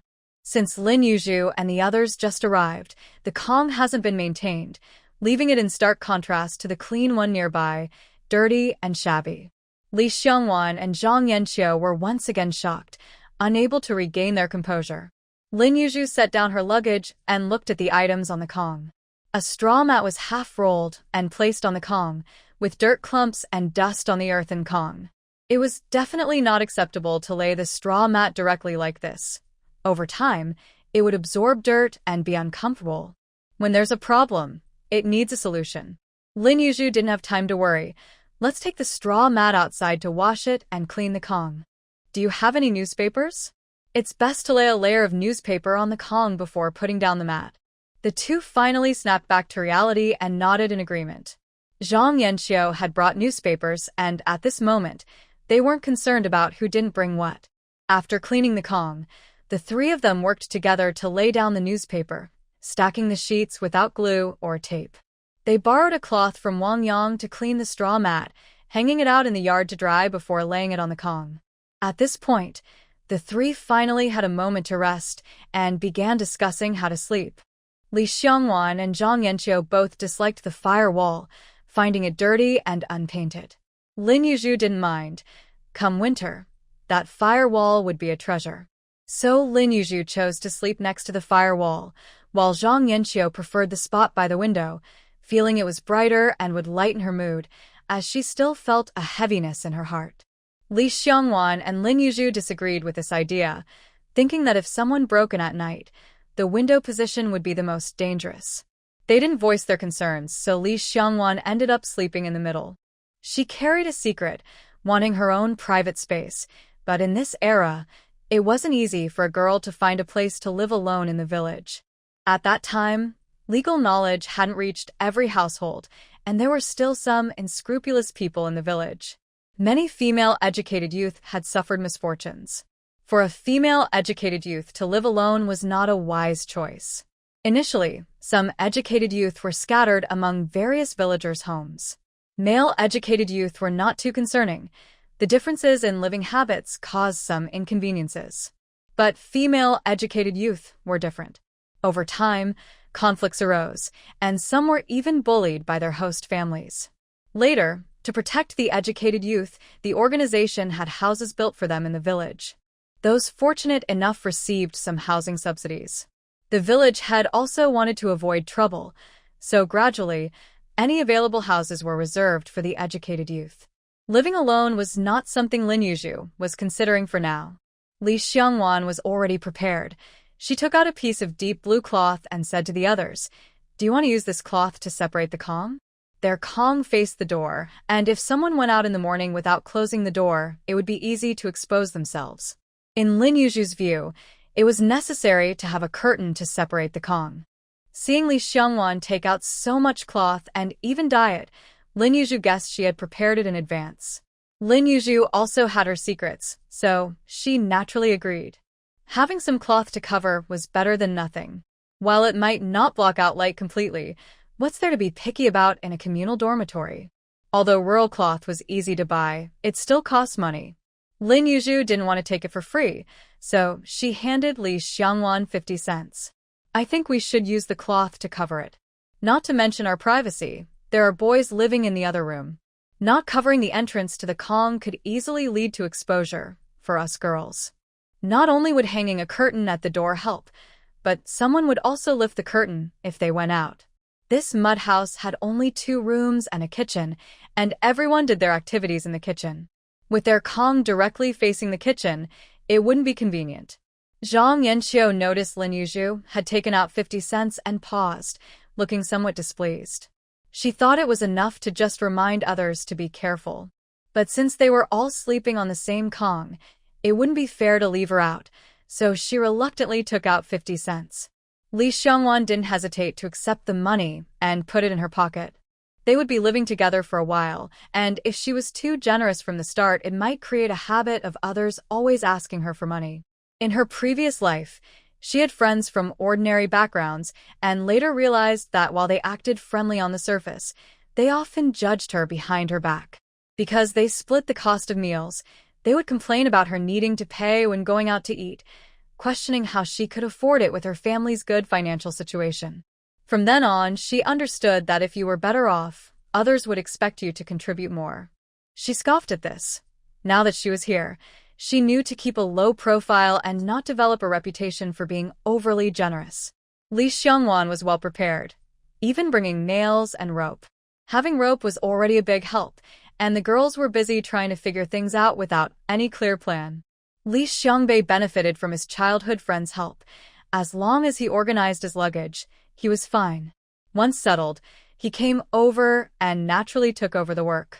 Wang Yang and Li Xiangbei were responsible for hammering nails, while the girls threaded the rope through the sewn curtain, working together to hang it from the beam. In the end, the small earthen Kong was divided into 3 small sections. The Kong wasn't small, and with the bedding laid down, there was still extra space, making it feel less cramped. After this, Zhang Yanqiu was quite satisfied and happy to have her own space. The Kong cabinets were placed horizontally against the wall, allowing each of them to have their own door, which was perfect. Outside, the sun was strong, and the straw mat had dried completely. The 3 girls brought it inside and laid it on the Kong, making it look clean. Compared to before, they felt much better. After looking at the mud house for a while, it seemed more pleasant. Wang Yang and Li Xiangbei went to the village head to collect food for the 4 of them, while the girls gradually took out their luggage to organize it, so it wouldn't be in the way. Lin Yuzhu and Zhang Yanqiu had clearly brought old bedding from home, while Li Xiangwan's was obviously new. Zhang Yanqiu was slightly surprised, knowing the 2 had similar backgrounds, but she hadn't expected Li Xiangwan's parents to spoil her so much, feeling a mix of envy and jealousy. Lin Yuzhu understood the situation. With the comparison, Lin's mother was much better than Li's parents. When Li Xiangwan left home, she took only a few clothes, and all her luggage was bought while she was in Beijing. So sometimes there's no need to. Another male youth was named Yuanfang, and he looked rather simple-minded.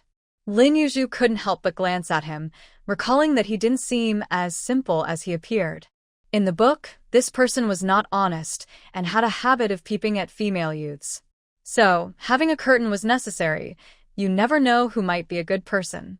When everyone met for the first time, they naturally greeted each other with smiles, unable to judge each other's character. When Zhao Xianglan and Wang Xiaomei entered the room, they found it had changed significantly. Wang Xiaomei immediately said, "Wow, who brought so much cloth? Is there any left for us? It looks odd to have just one curtain on this bed." Wang Xiaomei's Mandarin wasn't very good. After 2 years in the Northeast, her speech had a mix of Northeast and hometown accents, sounding a bit strange. This made Li Xiangwan frown slightly. The cloth didn't come for free, and Wang Xiaomei seemed to want it without paying. "It's all used up. If you want more, you'll have to buy it at the market." Wang Xiaomei looked a bit unhappy. Having been here for 2 years, she felt a sense of superiority over the newcomers. Hearing there was no more cloth, she muttered, "I think it's unnecessary to have a curtain in one room. We could just take it down to block the door.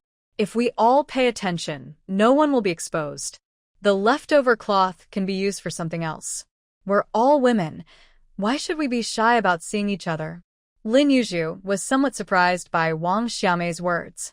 Regardless of how she valued the cloth, her boldness in suggesting such openness was quite striking. She had once read a debate about the differences between southern and northern bathhouses. Northern bathhouses were large and open, allowing everyone to see each other clearly, while southern ones had private rooms, making privacy very important.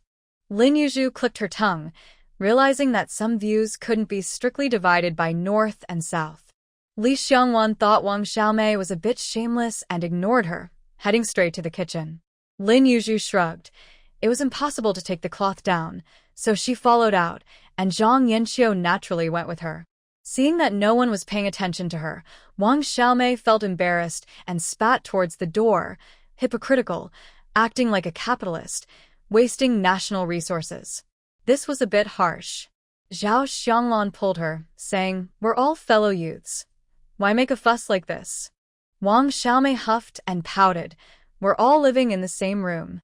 They have curtains while we don't. Isn't that embarrassing? It makes us look poor and uncaring. Are they too delicate to be seen? We're bold and don't mind being looked at. Who else in the village would come to see them?"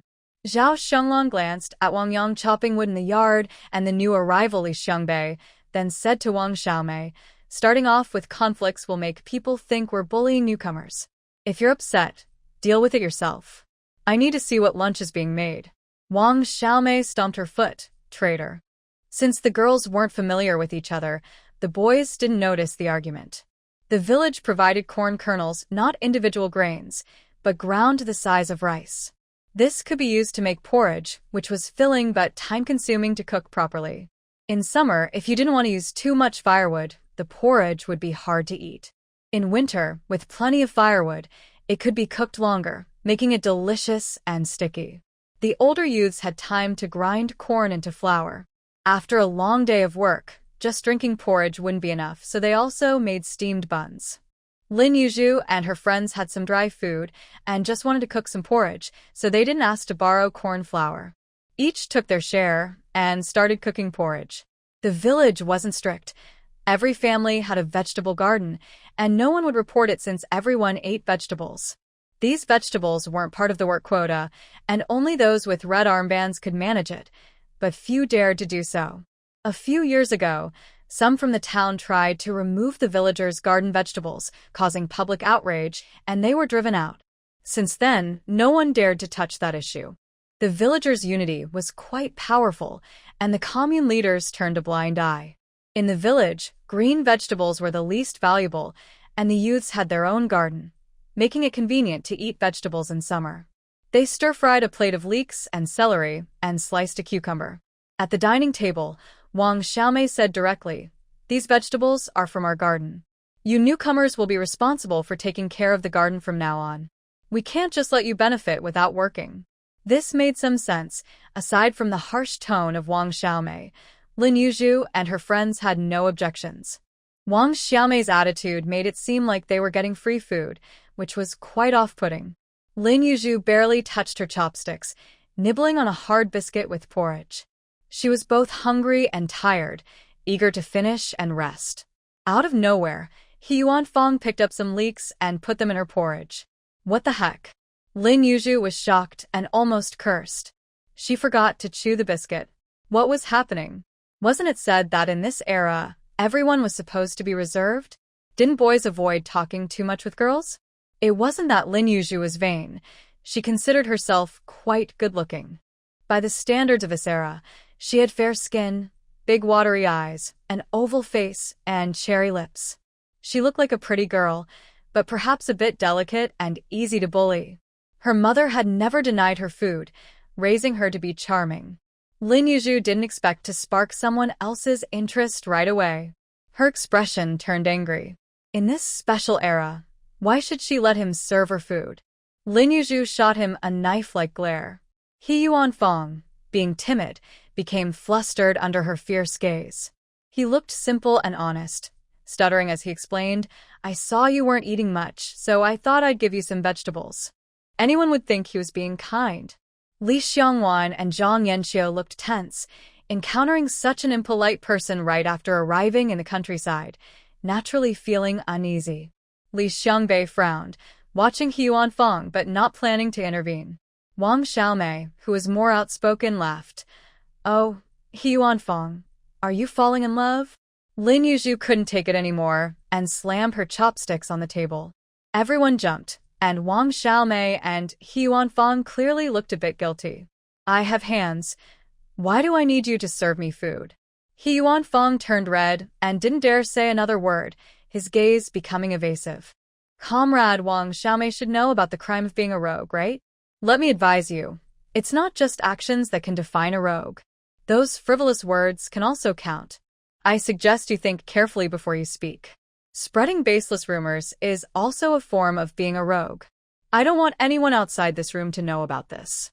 Otherwise, I'll report you to the commune for being a troublemaker and having a filthy mind. People like you should be sent to the farm for labor education." Wang Xiaomei's face turned pale, staring at Lin Yuzhu in shock. Having lived in the countryside for so long, she had gradually forgotten. At this moment, Wang Xiaomei felt a bit scared, having completely forgotten that words can lead to trouble. "I didn't say anything." She had lost her earlier sense of superiority. Before Wang Xiaomei could explain further, Lin Yuzhu stood up and returned to the room. This wasn't her home. Why should she tolerate others? Without her mother around to pressure her, she couldn't keep pretending to be weak. That was impossible. She had never lost a fight. Regardless of He Yuanfang's intentions, she didn't want to analyze them. She had no plans to find a partner during her time in the countryside. Although returning to the city seemed far away, it wasn't without an end. There was no need to put herself in an uncertain emotional situation, especially since his character was questionable. As for Wang Xiaomei, she seemed to want to control the new youths to establish herself as a leader. Lin Yuzhu couldn't show weakness, otherwise she would be bullied by Wang Xiaomei in the future. Not to mention, if she let herself be ordered around, she'd end up being treated like a little sister over time. Ha! We're all youths in the countryside. No one is more noble than the other. Everyone relies on their own abilities to make a living. She couldn't be the boss of me. Wang Xiaomei was quite scared and didn't dare enter the room. After Li Xiangwan and Zhang Yanqiu finished eating and came in, Zhang Yanqiu chuckled. Wang Yang is a nice guy. He gave the leftover porridge to He Yuanfang and said he'd return the grain tomorrow. Luckily, you finished your biscuit, otherwise it would have been a waste. I washed your bowl for you. Lin Yuzhu couldn't eat while looking at He Yuanfang's face. He Yuanfang, who had already returned to his room, was sweating coldly. He never expected that the small and seemingly easy-to-bully girl could be so powerful. His fellow youth from the countryside, who often showed concern for the village chief's daughter, won her heart, married her, and even secured a spot at a university for workers and farmers. He was lucky enough to go back to the city to study, while others had to toil in the fields. Even if they returned, they wouldn't have rural household registration anymore. Seeing that returning to the city was far off, he no longer hoped for it. He just wanted to find someone to share his life with. He wasn't young anymore, and his parents were focused on his younger brother. At his age, what kind of good partner could he find in the city? He wasn't keen on marrying a village girl, feeling they weren't worthy of him. The first time he saw Lin Yuzhu, he felt a stir in his heart. He knew he couldn't compete with the other two male youths in looks, and his family background was no match for Wang Yang. So, he thought it best to take action before the others did, caring for her meticulously, believing that over time, she would naturally come to like him. If she didn't like him, it didn't matter. With gossip flying around, she would have to marry him eventually. But he never expected Lin Yuzhu to have such a fierce temper. The seemingly honest person was anything but. Ideals were rich, but reality was harsh. That day, the village chief gave the new youths a day off to rest after their exhausting train journey. After eating, they were eager to return to their rooms to sleep. When Lin Yuzhu and the other two girls were washing up, Wang Xiaomei and Zhao Xianglan returned to the room. Wang Xiaomei saw the three of them washing and muttered, "So picky for being poor." Zhang Yanqiu looked down on them a bit, but held her tongue since they were newcomers. Lin Yuzhu couldn't be bothered with her. After sitting on the train for so long, how could they not wash up before going to bed? Li Xiangwan acted as if she hadn't heard anything and went about her business. They only brought one basin each, and basins required industrial coupons. It was already generous for their families to send one, so how could they bring two? Many families used one basin for the whole family to wash their faces and feet, and there were plenty of such families. Lin Yuzhu's family wasn't that poor. They had separate basins for washing faces and feet, but they certainly couldn't afford to bring two. All three only had one basin, which felt a bit embarrassing. Zhao Xianglan seemed to notice their awkwardness and smiled, pointing to a wooden tub under the table by the door. "This is a wooden basin made by the villagers. We use it to wash our feet." The three girls thanked her and had a much better impression of Zhao Xianglan. Once they laid out their bedding and finally lay down, Lin Yuzhu let out a long sigh of relief. It felt like finally being grounded, though she still felt a bit dizzy. But it was much better than when they first got off the train. She was truly exhausted. She had even fallen asleep without managing to check on the system. Li Xiangwan had wanted to ask if she was full and if she needed a piece of peach crisp to fill her stomach, but hearing her steady breathing, she decided against it. As fellow youths sent to the countryside, they should stick together for warmth. If they weren't supposed to avoid each other, she naturally wanted to build a closer relationship for companionship, both for safety and to build connections. Her biological father had also been a youth sent to the countryside. The reason their family had developed well was partly due to the help of the uncles he had befriended during tough times. Her father had told her that interpersonal relationships were very important. Rest days were always short, and the new youths hadn't even fully woken up before the second day in the countryside arrived. Although they had slept most of the afternoon, by evening, Lin Yuzhu still fell asleep as soon as her head hit the pillow. It felt like she had just closed her eyes when Zhao Xianglan woke her up, gently saying, "We start work early in the morning. If we're late, the villagers will say we youths are spoiled." Lin Yuzhu yawned while getting dressed. She thought that no matter how early they woke up, they wouldn't catch the villagers' eyes since they had never worked in the fields. They were there to work, and no matter how well they pretended, it wouldn't matter once they were in the fields. Anyway, people would say what they wanted, and Lin Yuzhu was determined to have thick skin. At her young age, if she worked hard in the fields, she would probably be worn out by the time she returned to the city. She would rather not earn many work points than risk her health. Health was the foundation of revolution. In fact, girls her age in the countryside probably did even less work. Only families that valued sons over daughters would let their daughters earn work points. Most youths at that time were quite young. Some genuinely believed they were there to build the countryside, taking pride in hard work, but in the end, they wore themselves out and had to return to the city for medical treatment. Returning to the city brought its own set of troubles. Work issues remained unresolved, and they had to spend money on treatment. Those who were cured still had to rely on money for ongoing care. Lin Yuzhu thought it was better to be self-aware and do what she could. There was no need to make life difficult for herself. Wang Xiaomei, after a night's sleep, chose to ignore the unpleasantness from the previous day. While getting dressed, she said, "You all better work hard. Otherwise, if the villagers see you slacking off, they'll definitely report you to the team leader. Not only will you lose work points, but they'll also say bad things about us youths." She finished with a look of impatience. Lin Yuzhu thought she might disappoint the team leader. After neatly folding her bedding, she went outside with her toiletries. There was no water pump yet, and having a well at home was already considered good. Those without a well had to fetch water from a small stream at the foot of the mountain. Fortunately, the youth dormitory was in an old village house, which had a well behind it. Li Xiangwan came out early and noticed the kitchen water tank was empty. Just as she was about to fetch some water to wash up, Li Xiangbei had already filled a bucket for her. His thoughtfulness made her heart flutter. Lin Yuzhu took the opportunity to grab some water, feeling a bit shameless. The Lin family had only one tube of toothpaste for everyone. Lin's mother had wrapped some salt in paper for her, saying it was for her to manage in the countryside, and she could buy a tube at the supply and marketing cooperative when she had the chance. Lin Yuzhu numbly sprinkled salt on her toothbrush. Brushing her teeth was uncomfortable. The bristles were a bit hard, and if she brushed too hard, her gums hurt.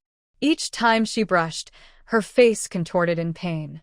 After Li Xiangwan washed her face, she turned to see Lin Yuzhu preparing to brush her teeth with salt and said, "You can use my toothpaste."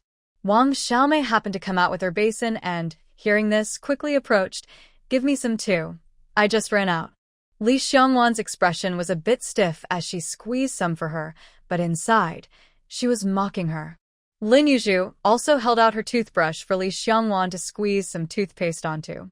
She had toothpaste coupons given by her mother, and she definitely planned to buy some at the supply and marketing cooperative in town. If Li Xiangwan ran out and couldn't buy more in time, she could lend her some. She felt no embarrassment in accepting this favor and thanked her before starting to brush her teeth. Wang Xiaomei noticed that Lin Yuzhu hadn't greeted her since getting up and felt a bit intimidated. She quickly moved away from her, while Lin Yuzhu glanced at her, thinking, how can someone so timid still bully others? As she brushed her teeth, she looked at the light screen that only she could see. The screen displayed information from outside the space. The radishes had matured in just 2 days, showing that the energy crystals were truly advanced technology. She had sold all the previous batch of white radishes. There was no way around it. There were no white radishes in northeast China at this time. Selling them would only bring her trouble, so she sold them all. The yield from one plot was quite impressive. Carrots sold for about 2 dimes a bucket on the black market, which wasn't too valuable, and the experience points weren't much, so she didn't consider planting carrots. With this harvest, She finally had enough money to buy some chicks, so she bought 2 without hesitation. When a person enters the space, they appear dazed or in a sleep state, so she couldn't enter the space at that moment. Although she was curious about the space farm, she thought about the time difference in the space and lost interest. No woman wants to grow old, and even though watching from a distance wouldn't age your body then, the screen automatically displayed many luxurious villas from different host spaces, showcasing various styles and extravagant interiors. Lin Yuzhu wiped her mouth. It was true. This system was finding ways to make the hosts work together. Forget about luxurious villas. A thatched cottage was something to consider. The system began to introduce the thatched cottage in a very annoying way, rotating the screen 360 degrees to show every angle. Lin Yuzhu learned that a thatched cottage was the simplest type of house. It had 1 room, 1 kitchen, and 1 bathroom, simply decorated and without furniture. Want furniture? Sure. Buy. There was even a promotional offer. A free basic robot was included. The more luxurious the house, the more robots were included. Oh, hosts come build a beautiful home. Speaking of which, the little robots in the system seemed to be capable of anything. They could build houses, handle soft and hard decorations, and manage drainage systems. Amazing! Lin Yuzhu felt like applauding them. Right now, just having a bathroom was making her very excited. Thinking about it, even though she didn't lack food, she couldn't just take out flour and rice casually. Even the cadre families didn't eat rice and white flour every meal. Plus, the smell of stewed meat could waft through half the village. If she didn't want trouble, it was better to keep a low profile. If she wanted to eat well, she definitely needed to secretly prepare her own meals. Cooking in the space would be the best option. Given all this, buying a small thatched cottage was essential. Lin Yuzhu looked at the price and, well, she couldn't afford it. Hey, why didn't you tell me earlier that I could buy a house in the space? I thought revealing it now would motivate the host more. A sound of gongs came from afar. Wang Yang explained, the village chief is ringing the gong at the wheat field, signaling it's time to work. Let's go to the wheat field. Seeing the older youth wearing straw hats and towels, the 4 young ones quickly followed suit and went out. When they arrived at the wheat field, the village chief seemed satisfied to see them all there. After the villagers gathered, he introduced the 4 new youth one by one. Most villagers looked at them like they were monkeys. Lin Yuzhu was thick-skinned and felt no discomfort. They could look, it wouldn't cost her anything. Among the 4, only Zhang Yanqiu felt a bit uneasy under the gaze, gradually turning red. An older woman joked, "Oh, why is the girl in the middle so shy? Is she interested in some young man?" Laughter erupted around. Zhang Yanqiu's face turned even redder, thinking the villagers were too crude. The village chief saw everyone making a fuss and scolded, "Zhang Er's family, shut up.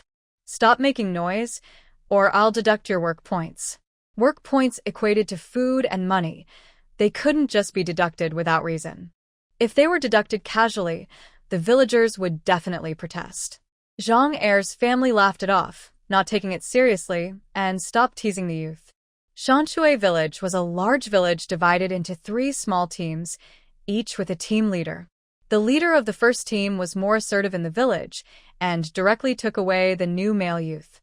Later, the other 2 team leaders protested, saying a female youth should be assigned to their team. The first team leader reluctantly chose Li Xiangwan, thinking Zhang Yanqiu seemed too shy to work, while the other girl looked weak and incapable. So, he took Li Xiangwan into their team.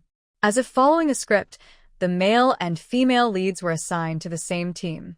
The second team leader, without hesitation, chose Zhang Yanqiu, thinking Lin Yuzhu didn't seem easy to manage. After all, she had just stood on the platform, and her thick skin was evident. Since these youth were generally unskilled, he didn't want to add another difficult one to his team. Thus, Lin Yuzhu ended up in the third team. Wang Xiaomei chuckled quietly. She was in the first team. Among the 3 teams, the first team was the most capable, producing the most grain. The second team was next, while the third team generally slacked off. After the harvest, the grain and money distribution would be far less than the first team. The author didn't elaborate much on the small teams, but each team had its own land, calculating their work points separately, leading to a clear hierarchy. In fact, the past 2 years had seen good rainfall, and the land conditions had improved. Even the third team, which produced the least grain, hadn't heard of anyone starving. Since it wasn't harvest time, their tasks weren't heavy. They only needed to weed, water, and fertilize the fields. Without chemical fertilizers, they could only use manure, and if there were pests, they had to deal with them. Upon arrival, Lin Yuzhu was immediately assigned to weeding. She noticed the villagers pulled weeds by hand, seeming accustomed to it without any discomfort. Lin Yuzhu felt her teeth ache. After over 20 minutes, her hands were sore. Looking at the red marks on her hands, she realized if she kept this up, she would end up with blisters. She admired how Wang Xiaomei from the first team pulled weeds so efficiently and energetically.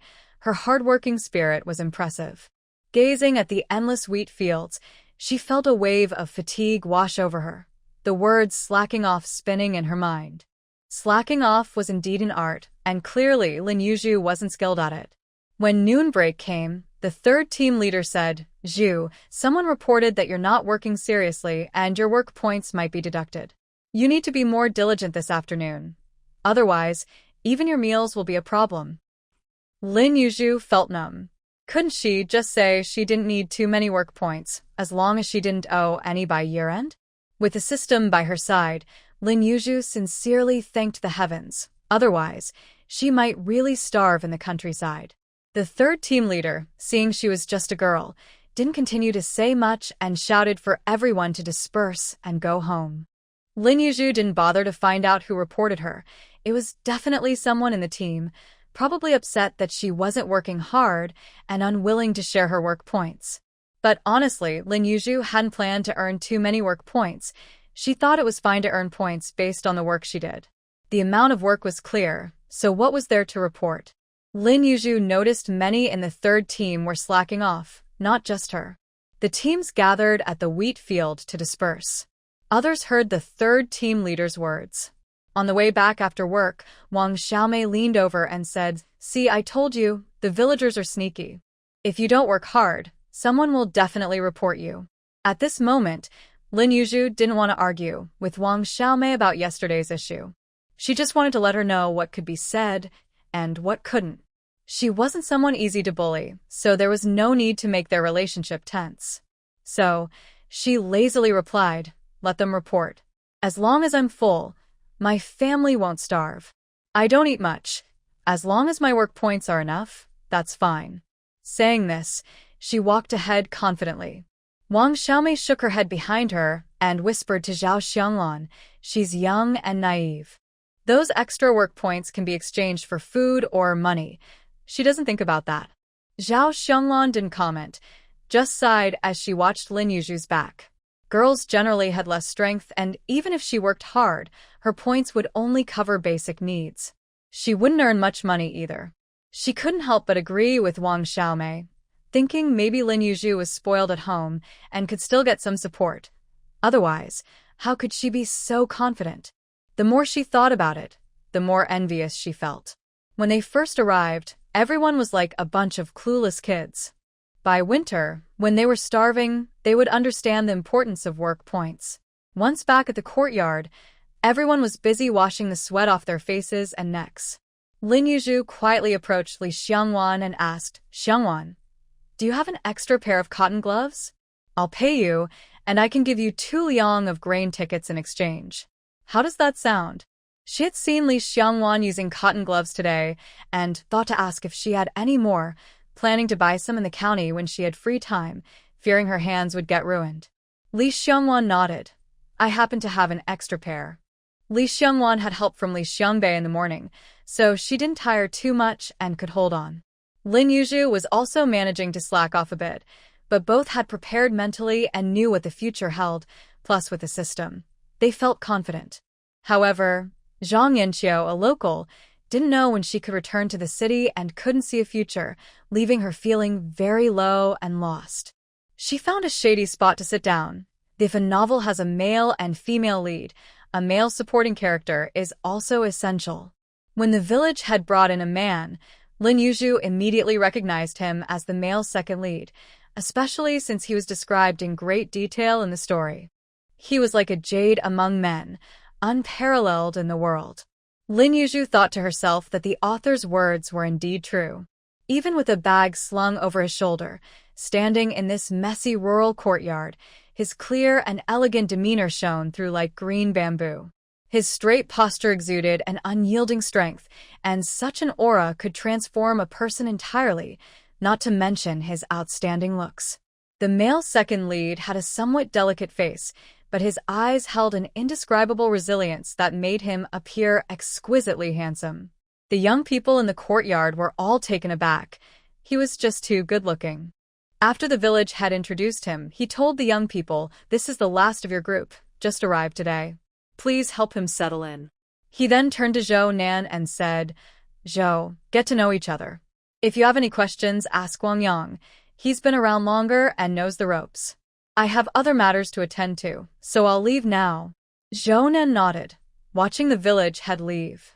Wang Yang was sitting in the courtyard when he saw the newcomer and quickly got up to greet him. "Hello, I'm Wang Yang. Let me help you with your luggage. Let's go inside and drop it off." Zhou Nan thanked him, and the two went inside. Wang Xiaomei and another person had just gotten the stove going, and Wang Yang asked them to cook an extra portion so that Zhou Nan wouldn't go hungry at lunch. Since Zhou Nan arrived later than the others, he naturally received more attention. However, he didn't seem flustered at all. Instead, he was humble and polite, introducing himself to everyone. He was from the ancient city and had taken a different train than Lin Yuzhu and the others, which is why he arrived a day late. Hearing Zhou Nan's voice made Lin Yuzhu's ears perk up. As someone who was sensitive to sound, she found his clear and melodious voice captivating, like a refreshing breeze that dispelled the summer heat. Lin Yuzhu thought to herself that it was no wonder he had won over so many fans. In the comment section of the book, the biggest debate was whether the female lead should choose the male lead or the male second lead. Those who supported the male second lead were relentless in their arguments, filling pages with their opinions. Lin Yuzhu had read so many novels that she couldn't recall every plot, but seeing Zhou Nan brought back many memories. She remembered that during his time in the countryside, Zhou Nan didn't stand out much. He had feelings for Li Xiangwan but didn't show them, and eventually, all three of them ended up at a university in the capital. That was when the real connections began. The author clearly favored the female lead, making the male second lead's unrequited love all the more heartbreaking for fans, who were ready to send the author threats.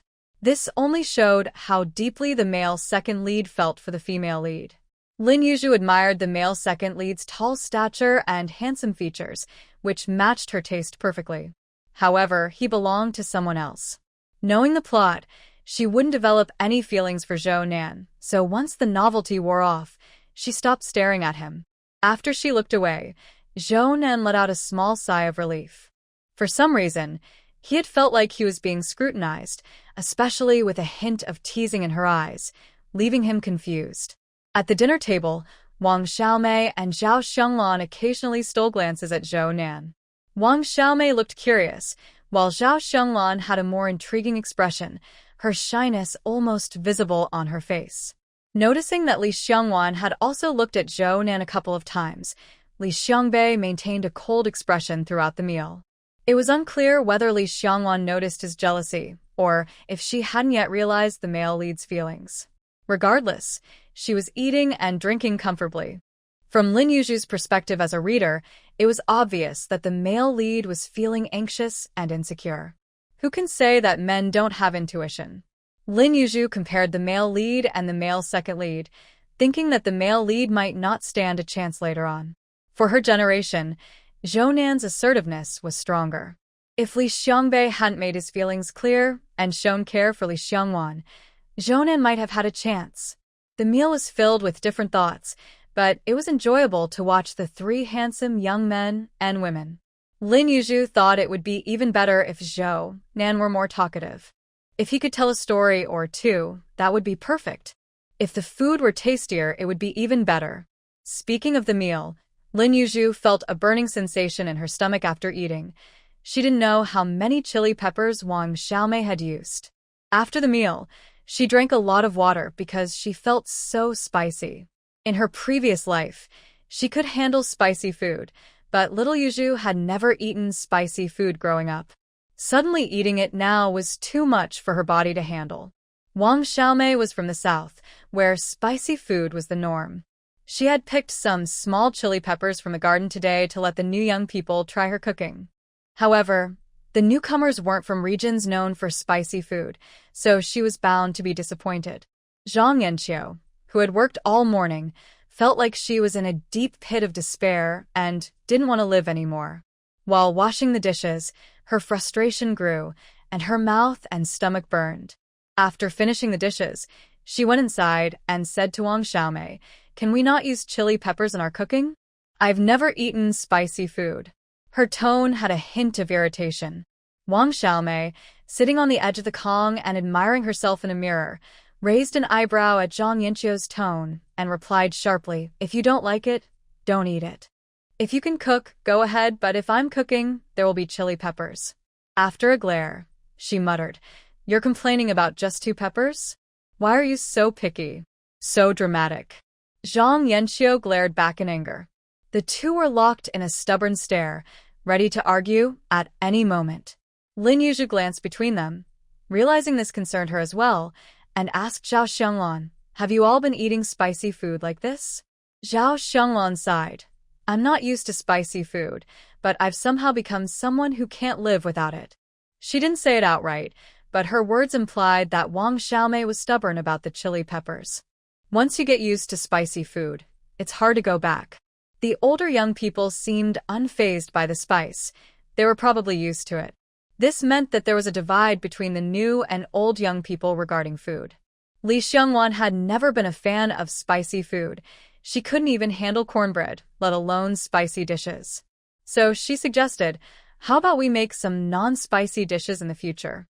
Wang Xiaomei scoffed, "We can barely keep up with the farm work. Who has the energy to make extra dishes? You might as well dream." Dreaming of pulling out chili plants? Lin Yuzhu joked, not meaning it seriously.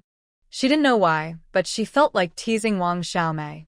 Maybe it was because she couldn't stand her arrogant attitude? Then she felt a bit unkind for saying that, and added, "Don't worry, it's just money." Wang Xiaomei.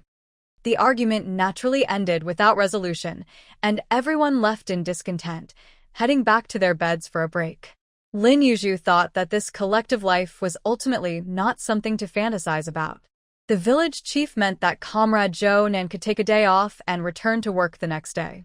However, since he was the only one from the youth group taking a break, he felt a bit embarrassed, so Zhou Nan decided to work alongside everyone else. Among the new batch of youth, the team leader of Group 1 had already taken 2 members, while Lin Yuzhu and Zhang Yanqiu each led a team. Now, with Zhou Nan joining, the leader of Group 2 knew it was impossible to assign him to Group 1, and with the temperament of Group 3, that was out of the question too. Luckily, Zhou Nan was a male comrade, so he was assigned to Group 2. Seeing Zhou Nan in her group, Zhao Xianglan visibly brightened up. An observant ant nearby pulled another ant over to look, unable to hide their teasing glances.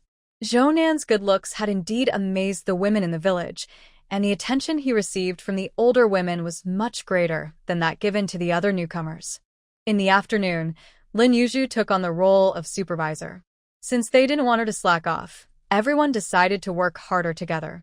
2 ants, you've spilled sunflower seeds everywhere. It's time to get to work. Hong Jun's and Wang Lar's families, if you keep chatting, you'll lose work points, the team leader shouted from a few meters away. Hey, and if you keep weeding that area, you'll pull up the seedlings. It's time to move to another spot. De Xiangs, are you getting old and can't tell the difference between grass and seedlings? If you pull up the seedlings, you'll lose work points. The voices of Lin Yuzhu and the team leader echoed across the field, making the other teams laugh. Zhou Nan looked at the lively Lin Yuzhu in confusion. It was surprising how someone who looked so gentle could be so. He couldn't find the right words to describe it. Normally, being so lively upon arrival wouldn't be a good thing. After a moment of thought, Zhou Nan returned to work. Having experienced a lot, He was no longer the type to meddle in others' affairs. By the end of the afternoon, when they counted the work points, everyone in Group 3 had nearly completed their tasks. The least anyone earned was 7 work points. Lin Yuzhu touched her nose, and the team leader shot her an annoyed glance.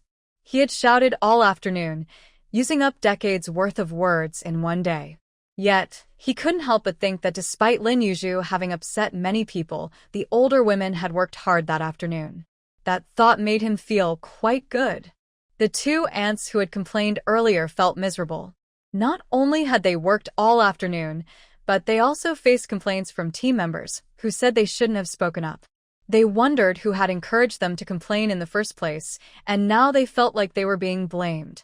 Hastily, they caught up with Lin Yuzhu as they finished work, worried she might escape.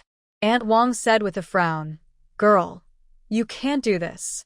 Lin Yuzhu tilted her head, looking confused. Li Ant's youngest son was also in her group and had complained about her reporting them, making it hard for everyone to take a break. Li Ant felt frustrated but couldn't express it. She had worked hard all afternoon, and seeing her son working without rest made her heart ache. She knew this new youth was formidable. Although she looked innocent, she had a sharp mind. Feeling upset, she said gently, "Lin girl, don't pretend to be confused. You've made my day quite difficult. My back is almost giving out." Lin Yuzhu smiled sweetly and replied, "Aunt, I don't understand what you mean. How have I troubled you?" Li Ant was momentarily speechless, seeing Lin Yuzhu feign ignorance. She felt angry but couldn't directly say that they needed to take breaks. She could only hold it in. Aunt Wang, straightforward in her approach, pushed past Li Ant and said directly to Lin Yuzhu, "Look, Lin, we won't report you tomorrow, so don't make things difficult for us. Let's all give each other a break, okay?" Today, Lin Yuzhu had indeed benefited. She hadn't done much work, just kept an eye on everyone. Knowing when to stop was important. She smiled and nodded, "Aunt, we're all honest people. I believe we can work together for the good of our country and be diligent laborers." Seeing Aunt Wang blink in confusion, Lin Yuzhu found it dull and smiled. "I think we had some misunderstandings before, but now we've cleared them up." At that moment, everyone understood each other without needing to say too much. Li Ant and Aunt Wang both sighed in relief, finally letting Lin Yuzhu go. Once she left, the 2 felt uneasy again. Li Ant frowned. "Look at that girl's small frame. How much work can she really do in a day?" Aunt Wang scoffed quietly, "Enough already. Stop focusing on that young girl. We've worked hard all day too." Though she said that, she still felt uncomfortable. That girl had barely worked but earned the same points as them. Lin Yuzhu walked away, shaking her head slightly. It was impossible for her to work diligently in the fields. She would never do that. Could she say her dream after crossing over was to be a lazy person? She didn't want to take advantage of others, so she wouldn't easily repeat such actions. Walking along the country road under the setting sun, Lin Yuzhu felt exhausted. No matter how beautiful the sunset or charming the path, she couldn't feel any poetic inspiration, only fatigue. She needed to upgrade her system. She wanted to eat rice, steamed buns, braised meat, drink chicken soup, and enjoy chicken stew with mushrooms. Thinking about this motivated her. Indeed, food could bring happiness. Even just imagining it excited her. Seeing Lin Yuzhu, Wang Xiaomei waited for her to catch up and asked, "Did you find money? You look so happy."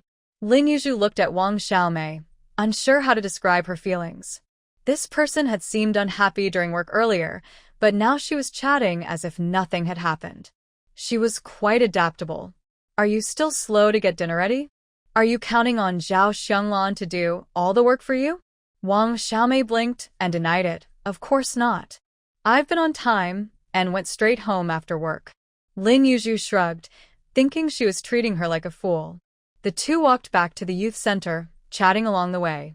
Wang Xiaomei advised her not to clash with the villagers, saying it wouldn't be good for a girl like her. Lin Yuzhu nodded politely, appreciating her concern, but she had her own plans. It wasn't vanity. She knew her looks were striking. If the main character wasn't in the way, she would probably be the most noticeable among the female youth. However, being too pretty could be a disadvantage. Female youth going to the countryside were already vulnerable to bullying, and adding beauty to the mix wouldn't help. Lin Yuzhu didn't mind being seen as fierce. In fact, she preferred others to think she was tough and ruthless. It was a way to protect herself, making sure people thought twice before trying to take advantage of her.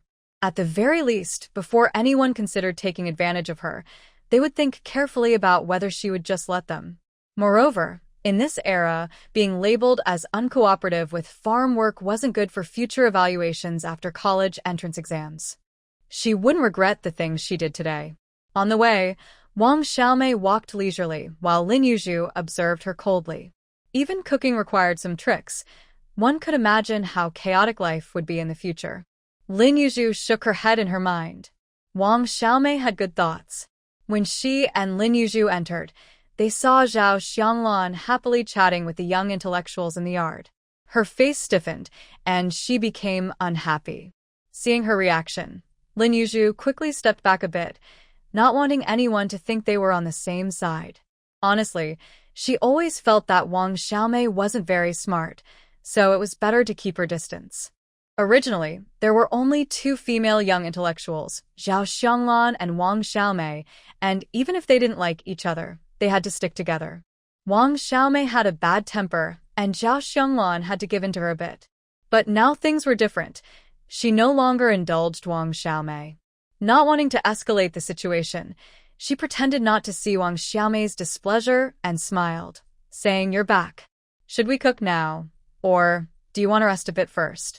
Lin Yuzhu smiled inwardly, realizing Zhao Xianglan was determined to make her cook together. The other young intellectuals noticed the tension too. They probably understood what kind of person Wang Xiaomei was and wouldn't hold Zhao Xianglan back. They continued chatting, pretending not to see the conflict between the two. Wang Xiaomei was infuriated by Zhao Xianglan's fake smile and sarcastically said, "What a lucky one. Want to rest while everyone else starves? How can you be so shameless?" Lin Yuzhu wanted to applaud Wang Xiaomei for her boldness. She was truly showing what it meant to turn the tables. Zhao Xianglan's face turned pale with anger, her forehead veins bulging. "You know everyone is hungry? We all came back from work together. Why did you come back so late? I didn't want to embarrass you before, but I'm not afraid of you. Who should be embarrassed now?"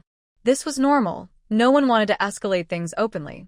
After all, those with guilty consciences knew what was going on. Not confronting it directly was a way to save face. But Wang Xiaomei was unpredictable, leaving the others speechless. Now that they were arguing, everyone felt uncomfortable watching. They looked at Wang Xiaomei with discontent. She couldn't treat everyone like fools. At first glance, her words seemed to consider the group, subtly implying that Zhao Xianglan was letting everyone starve while she chatted. But they were all adults. If they thought about it, they knew it wasn't Zhao Xianglan's fault. If she gave in today, it would set a precedent for the future. After a long day of work, who wasn't tired? Who didn't want to do less? Yet, Wang Xiaomei was the only one trying to avoid work. Why should she get away with it? Seeing everyone look at her like she was foolish, Wang Xiaomei thought Zhao Xianglan's sharp words had misled them. She didn't believe anyone could see through her little tricks. "I wasn't the last one back. I came back with Lin Yuzhu. She saw me. I wasn't slacking off. I rushed back after work." Her boldness left Zhao Xianglan speechless. In reality, Wang Xiaomei was only a little late, but if she was allowed to be late today, she'd be late by an hour tomorrow. Eventually, Wang Xiaomei would come back only after Zhao Xianglan finished cooking. It was clear that Wang Xiaomei was trying to be clever, yet she accused Zhao Xianglan of slacking off and letting everyone starve. Zhao Xianglan was furious. Some male young intellectuals might not have thought about it, but they realized that since Wang Xiaomei and Lin Yuzhu returned together, she couldn't have been that late. They felt it was silly to argue over such a small amount of time, and they thought Zhao Xianglan was being unreasonable. They believed it was all about not wanting to work more, and their looks toward Zhao Xianglan became a bit complicated. Li Xiangbei frowned. It was only the second day, and so much had happened. He couldn't help but worry about their future life. "Hey, don't pull me into this. I was held up by someone. Otherwise, I would have been back earlier," Lin Yuzhu never expected Wang Xiaomei would drag her into this. That was awkward. Wang Xiaomei didn't expect Lin Yuzhu to embarrass her like this and shot her an angry glare. Lin Yuzhu rolled her eyes. She wasn't scared of her. Wang Yang saw Zhao Xianglan about to say something and quickly interjected, "It's not a big deal. Let's all be friendly and not give anyone a reason to laugh at us. It's not like we're that late. Missing a little time won't kill us. If we keep arguing, it'll really get out of hand." At that moment, Anshin from next door had already peeked in and out several times, probably wanting to see the commotion. The group glanced over and caught her sneaking a look. For a moment, the atmosphere was very quiet. Wang Yang's words seemed to muddy the waters. Zhao Xianglan felt it implied she was being unreasonable, making her even angrier. She began to resent Wang Yang, thinking anyone who married him would be unlucky. What kind of good life could someone so clueless have? She regretted having thought highly of him before. Realizing they wouldn't get anywhere with the argument, Zhao Xianglan shot Wang Xiaomei a fierce glare before turning to the kitchen to prepare the fire for cooking. The commotion temporarily came to an end. After coldly huffing, Wang Xiaomei went to the backyard to pick vegetables. When she finished and returned to the house, everyone was listening intently in the yard, fearing the two would start arguing again. It didn't matter if they fought, but they hoped dinner wouldn't be ruined. After a long day of work, no one had the energy to mediate, and everyone was truly hungry. After listening for a while without any noise, they all sighed in relief, thinking everything was probably fine. Seeing no issues, Lin Yuzhu decided to go back inside to change her clothes, as she wouldn't have time to wash them tomorrow. Just after changing, a strong, choking smell of spice rushed into the room, making her eyes water and her throat cough uncontrollably. Lin Yuzhu cursed inwardly, wondering how much chili was used. It had to be Wang Xiaomei's doing. She was truly asking for trouble. In the kitchen, Zhao Xianglan's voice rang out, barely holding back her anger. "Wang Xiaomei. Cough, cough. Cough, cough." By the time Lin Yuzhu came out holding her clothes, the chilly smell had already spread to the yard. Zhao Xianglan stumbled out, her eyes red and face furious, shouting, "I just put the vegetables in the pot," and in one turn, she dumped a whole basin of chili. Li Xiangwan, Li Xiangbei, and Zhang Yanqiu's faces immediately turned ugly. They couldn't eat spicy food, so what were they supposed to eat now? Lin Yuzhu's expression wasn't any better. She loved spicy food, but that didn't mean she could handle it. After just a few pieces of chili at lunch, she couldn't take it. How could she handle a whole basin? She felt speechless about Wang Xiaomei, thinking that indeed, Li Xiangwan was the heroine, surrounded by such bizarre characters. Although she had encountered all sorts of people in her previous job, she had never met anyone like this. Lin Yuzhu thought this must be a side effect of the heroine's aura. The young people sitting here are not very hardworking. This year, the vegetables in the yard are barely enough, unlike other families that can grow plenty. A few new young people have arrived this year, so it's clear that there might not be enough food. So, for dinner, they made a stew. When the stew was served, everyone looked at the peppers and felt a headache. Wang Yang took a bite and grimaced. Those used to spicy food struggled, and those who weren't used to it, like Lin Yuzhu and the others, had no desire to eat. There isn't even a barefoot doctor in this village. If someone gets a bad stomach, they have to go to town for treatment, which costs money and takes 1 or 2 hours to walk, which is tough. Li Xiangwan's health isn't great either. Before she arrived, her body was far from healthy. Before she came here, the original owner of this body rarely had a full meal. All the household chores fell on her, leaving her weak. Otherwise, she wouldn't have ended up in this situation. Although she has taken care of herself for a while, her body is still weak. If she eats this stew, her stomach might not handle it. So, when the food was served, Li Xiangwan just chewed on some cornbread, frowning as if deep in thought. Seeing her like this made Li Xiangbei feel sorry for her and quite unhappy with Wang Xiaomei. Lin Yuzhu looked at the dish and then at the others, who were silently eating, with no one willing to speak up. So she asked Wang Xiaomei, "Comrade Wang, do you always have to put so many peppers in your cooking?" Wang Xiaomei felt a bit guilty under Lin Yuzhu's dark gaze but thought She's just a little girl. What can I be afraid of? What do you mean I have to put peppers in my cooking? You all have to cook too. I can't get used to it without them. I'll tell you, all the vegetables in the backyard are grown by me. Wang Yang and the others hardly take care of them. Even Zhao Xianglan doesn't do as much as I do. To put it bluntly, I get to decide what dishes we make here. She said this proudly. Wang Xiaomei thought for a moment and added, besides, we bought the cooking pot together, so it has nothing to do with you. The vegetables aren't yours either, so how can you tell me how to cook? Where's your face? The more she spoke, the more she felt she was right. Her words were not without reason, and were quite sharp. Lin Yuzhu looked at the older young people, who were all silent. She guessed Wang Xiaomei's words were true, and felt that it was no wonder Wang Xiaomei bullied them. They were lazy and timid. She realized that Wang Xiaomei was clear about her own interests. She wasn't lazy when it came to her food. She was serious about her rations. If things went wrong, these male young people might not earn as many points as she did by the end of the year. It was no surprise that she took good care of the vegetable garden. After all, relying on others might mean she wouldn't even get to eat vegetables. The vegetables and the pot belonged to her, so Lin Yuzhu had nothing more to say. She looked up at the sky and thought this was an opportunity. Then I'll eat separately and won't mix with you. You can decide how to cook. I'll keep my ration separate. If Lin Yuzhu remembered correctly, in the original story, the male and female leads also ended up eating separately. She was puzzled why they didn't speak up this time. Since she was taking the lead, Lin Yuzhu didn't want to engage in a battle of wits with Wang Xiaomei. If they could eat together, great. If not, they would separate. There was no need to create drama over meals. She just wanted a simple life. I'll eat separately too, Li Xiangwan said, taking the opportunity and continued chewing on her cornbread.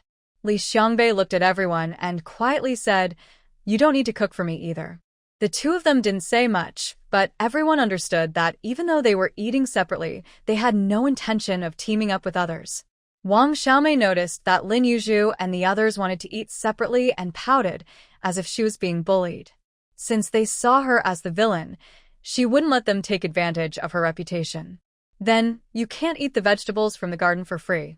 Wang Xiaomei made her stance clear, and the three accepted it without pretending to be confused. This year is like this, but the land at the youth station isn't just yours. If we want to grow vegetables next year, don't cause any trouble, Lin Yuzhu said seriously. Some things needed to be made clear in advance. She didn't trust someone like Wang Xiaomei. Wang Xiaomei pouted but didn't argue. She wasn't stupid and wouldn't dare to monopolize the yard.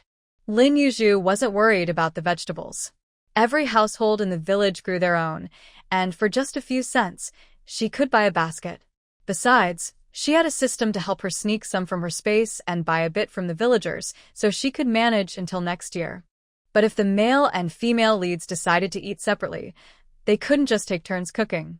There was only one stove, and lining up to cook wasn't practical. Summer was fine.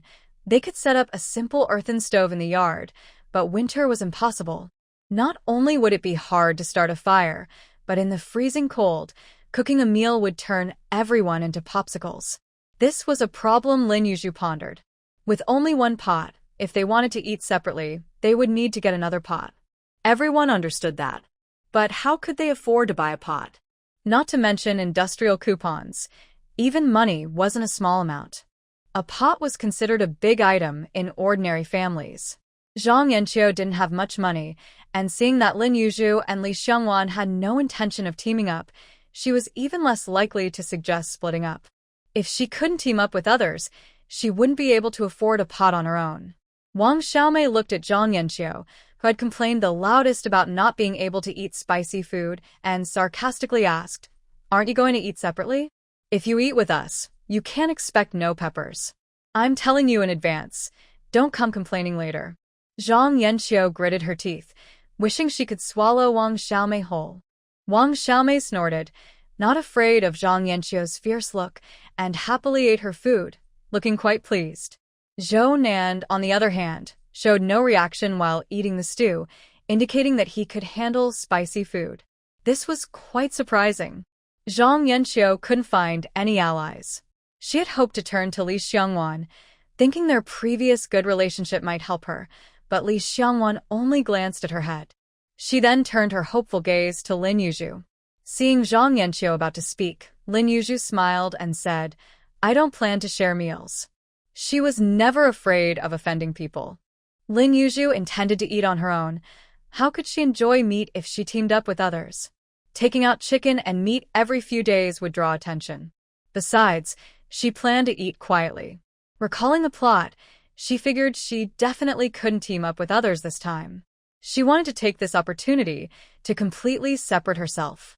Perhaps the author created a scene where the village chief hinted to the leaders of several villages that more young intellectuals would be sent to the countryside before the autumn harvest, as a favor to the main character's daughter. It was unclear how many would come, but each village was expected to take in 1 or 2. Shanshui village had only one youth station. Over the years, many young intellectuals had come, but initially there was no designated spot for them. They were arranged to live with the villagers, leading to many trivial issues. Eventually, the villagers refused to let the young intellectuals stay in their homes. Out of necessity, a youth station was established. Fortunately, some of the young intellectuals had settled down in the area, or else the station would not have been able to accommodate the newcomers. When the new group of young intellectuals arrived, there was no room for them. The village chief told the leaders of the commune that there truly was no space for them. The response was simply to find a way to solve the problem themselves, although the commune would provide some financial support. However, everyone knew that the support would not be enough to build a house. Building a new house for the young intellectuals would require money from the village, which nearly drove the village chief to frustration. The villagers of Shanshui village were mostly from 3 major family surnames, as seen from the village chief Zhao Fugui, the team leader Wang Tianxiang, and the accountant Li Wangsheng. It was clear that these 3 families were not on good terms. The village chief Zhao Fugui felt helpless. Unlike other villages where there was either a village director or a team leader with significant authority, he had to consult the other 2 leaders for everything, which limited his ability to act. It was easy to imagine that using village funds to build a house for the young intellectuals was not a desirable task. The village chief feared that the team leader would accuse him of taking bribes from the young intellectuals to arrange the construction. The villagers were indifferent to policies. They only knew that village funds should not be spent on outsiders. If things went wrong, he would be in trouble with both the villagers and the leaders. The more he thought about it, the more distressed he became, sighing at home for several days. Seeing this, the village chief's wife couldn't take it anymore and said, "If more young intellectuals come, let Wang Tianxiang handle it." After all, they couldn't expect the village chief to manage everything. What was the team leader for? The village chief huffed. "Do you think he's foolish? Every year, he represents us at the commune meetings, negotiating how much grain we owe. If I push the young intellectuals onto him, he'll just pass the responsibility back to me. He is the team leader. It's his job to manage this," the village chief's wife replied, somewhat unconvinced. After the autumn harvest each year, the commune held meetings to discuss how much grain each village would contribute. Some less savvy villages would rashly make commitments, forcing villagers to tighten their belts for a year, leading to much resentment. Last year, Shangha village's team leader made a hasty decision, causing everyone to suffer. The village chief did not want to deal with such matters, as it could easily make him the scapegoat. He didn't want to offend the villagers or the leaders. No matter how he thought about it, it was not a good situation. "You don't understand. By your logic, I should be in charge of the young intellectuals, since I'm the village chief." The village chief's wife was momentarily taken aback, giving her husband a glare but saying nothing more, while thinking to herself that these young intellectuals were only here to earn their keep. Why wasn't it the team leader's responsibility? They didn't voice their frustrations, leading to some tension between the couple. Just then, they heard a bright voice from outside. "Excuse me, is the village chief home?" The couple looked toward the sound and saw Lin Zhihqing standing at the door, looking into the courtyard. They exchanged puzzled glances, wondering what she wanted. Seeing Lin Yuzhu carrying something, the village chief's wife quickly welcomed her into the yard. Although Shanshui village was populous, it was spacious, with each family having a large courtyard, built separately. Unlike the row houses in the county town, there was privacy, and conversations could not be easily overheard. So, Lin Yuzhu felt comfortable bringing her items into the yard, and since it was getting dark, she didn't want to go inside where they would need to light an oil lamp, which the village chief's family would naturally be reluctant to do. The items on the table were unclear, and who would come into the yard to inspect them closely. Outside the yard, it was hard to see, so no one could easily accuse the village chief of accepting gifts. Before coming to the countryside, Lin's family had expressed their support. Her brother bought her a pound of white rabbit candy, and her sister even sent a bag of brown sugar. Their younger brother had no money, so he couldn't contribute anything. Between the white rabbit candy and the brown sugar, Lin Yuzhu decided to bring half a bag of brown sugar. The white rabbit candy was expensive and, for the villagers, was only useful for children, making the brown sugar a more practical choice. Once Lin Yuzhu sat down in the yard, the village chief pretended to be angry and said, "Why did you bring something? It's not easy for a girl like you to come to the countryside. Take it back and keep it for yourself." If Lin Yuzhu took this seriously, she would seem foolish. With a smile, she replied, "This isn't a gift for you. I need your help with something." The village chief paused for a moment before asking seriously, "What is it?" "I'm just a small village chief. I can't help with anything significant." Lin Yuzhu looked at the darkening sky and decided not to beat around the bush. If she delayed any longer, it would be completely dark, and walking alone at night through the cornfields would be unsafe. "I want to build a kitchen at the youth station," Lin Yuzhu said directly. What? Why? "Aren't the young intellectuals eating together anymore? Are they bullying you?" The village chief never expected Lin Yuzhu would come to him about building a kitchen. Was money burning a hole in her pocket? Why specifically a kitchen? Lin Yuzhu's purpose was not just to build a kitchen. She wanted to approach things step by step, using this as a reason to discuss further matters. So, she briefly explained the cooking situation, emphasizing that eating separately was necessary. Then, after some thought, she tentatively suggested, "Village chief, what if I build a small house in the backyard? It doesn't have to be big, just a room for cooking and living." If she remembered correctly, in the original story, Li Xiangwan had discussed building a simple small house with a village chief. The house didn't need to be large. One room would suffice.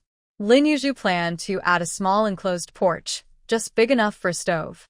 The stove would connect to a heat wall and a Kong for warmth, preventing smoke from filling the house. Essentially, it would be a small room with a door wide enough for a stove, which could be considered a kitchen. Beyond that would be the main sleeping area, with a shared wall designed to be a heat wall. The cooking side would be warm, serving as a winter heating solution. Next to the heat wall, she would add a Kong and leave space for a table and chairs. This setup wouldn't even take up 20 square meters. While it might feel a bit cramped, it would provide her with a private space without costing much. If it were larger, Lin Yuzhu feared the village chief would assign the new young intellectuals to stay there, which she couldn't allow. She had secrets to keep, and with the college entrance exams approaching, she wasn't a prodigy. It had been nearly 10 years since she last studied. She needed a separate room to review her studies.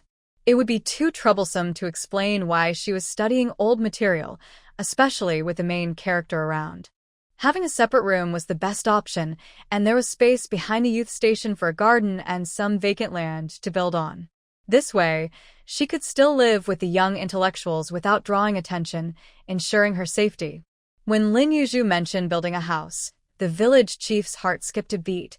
It was exactly what he wanted. This is great. If Lin, the educated youth, spends her own money to build a house, she can also free up a spot for another educated youth. If a few more educated youths build their own houses, that would be even better. The village chief understood that Lin Yuzhu meant to build a small house just for herself. After thinking for a moment, he tentatively asked, "Why not make it a bit bigger? A small house might be uncomfortable to live in. If it were bigger, they could arrange for a new female educated youth to stay there." Lin Yuzhu smiled at the village chief and said slowly, "I don't have that much money, Uncle Village Chief. How much would it cost to build a small house like I mentioned?" If it's too much, I can't afford it. The village chief felt a bit embarrassed, realizing that Lin had seen through his thoughts. Afraid she might change her mind about building, he quickly replied, building a mud house doesn't cost much. A house the size of your educated youth dormitory would only cost around 100 yuan, and your small one would be about 40 or 50 yuan. Mud bricks are easy to come by. Almost every family in the village has some. You could buy a bit from your family and it would be enough. You could even make them yourself. If you wait until after the autumn harvest to build, it would save you some money. The wood is available from the team, and I can help you get some. However, for the firewall and the Kong, it's better to buy some blue bricks. They last longer. And if you decide to use blue bricks, you'll need to go to the commune to get them. I can give you a note for that. For furniture like tables and chairs, you can ask Xiao Taiju in the village. It won't cost much. The villagers will help you without charging. Just provide a meal, and all in all, it won't exceed 50 yuan. The village chief was also calculating. As long as it was for the educated youth, getting blue bricks from the commune would be easy. After hearing this, Lin Yuzhu realized she wouldn't have much money left after building the house. She felt grateful for having a system, otherwise, she wouldn't have the confidence to build a house. A small mud house would nearly empty her savings, and she was spending money on food everywhere. If Lin Yuzhu had to make the mud bricks herself, it would take forever to build a house. She decided not to do it herself and discussed the details with the village chief.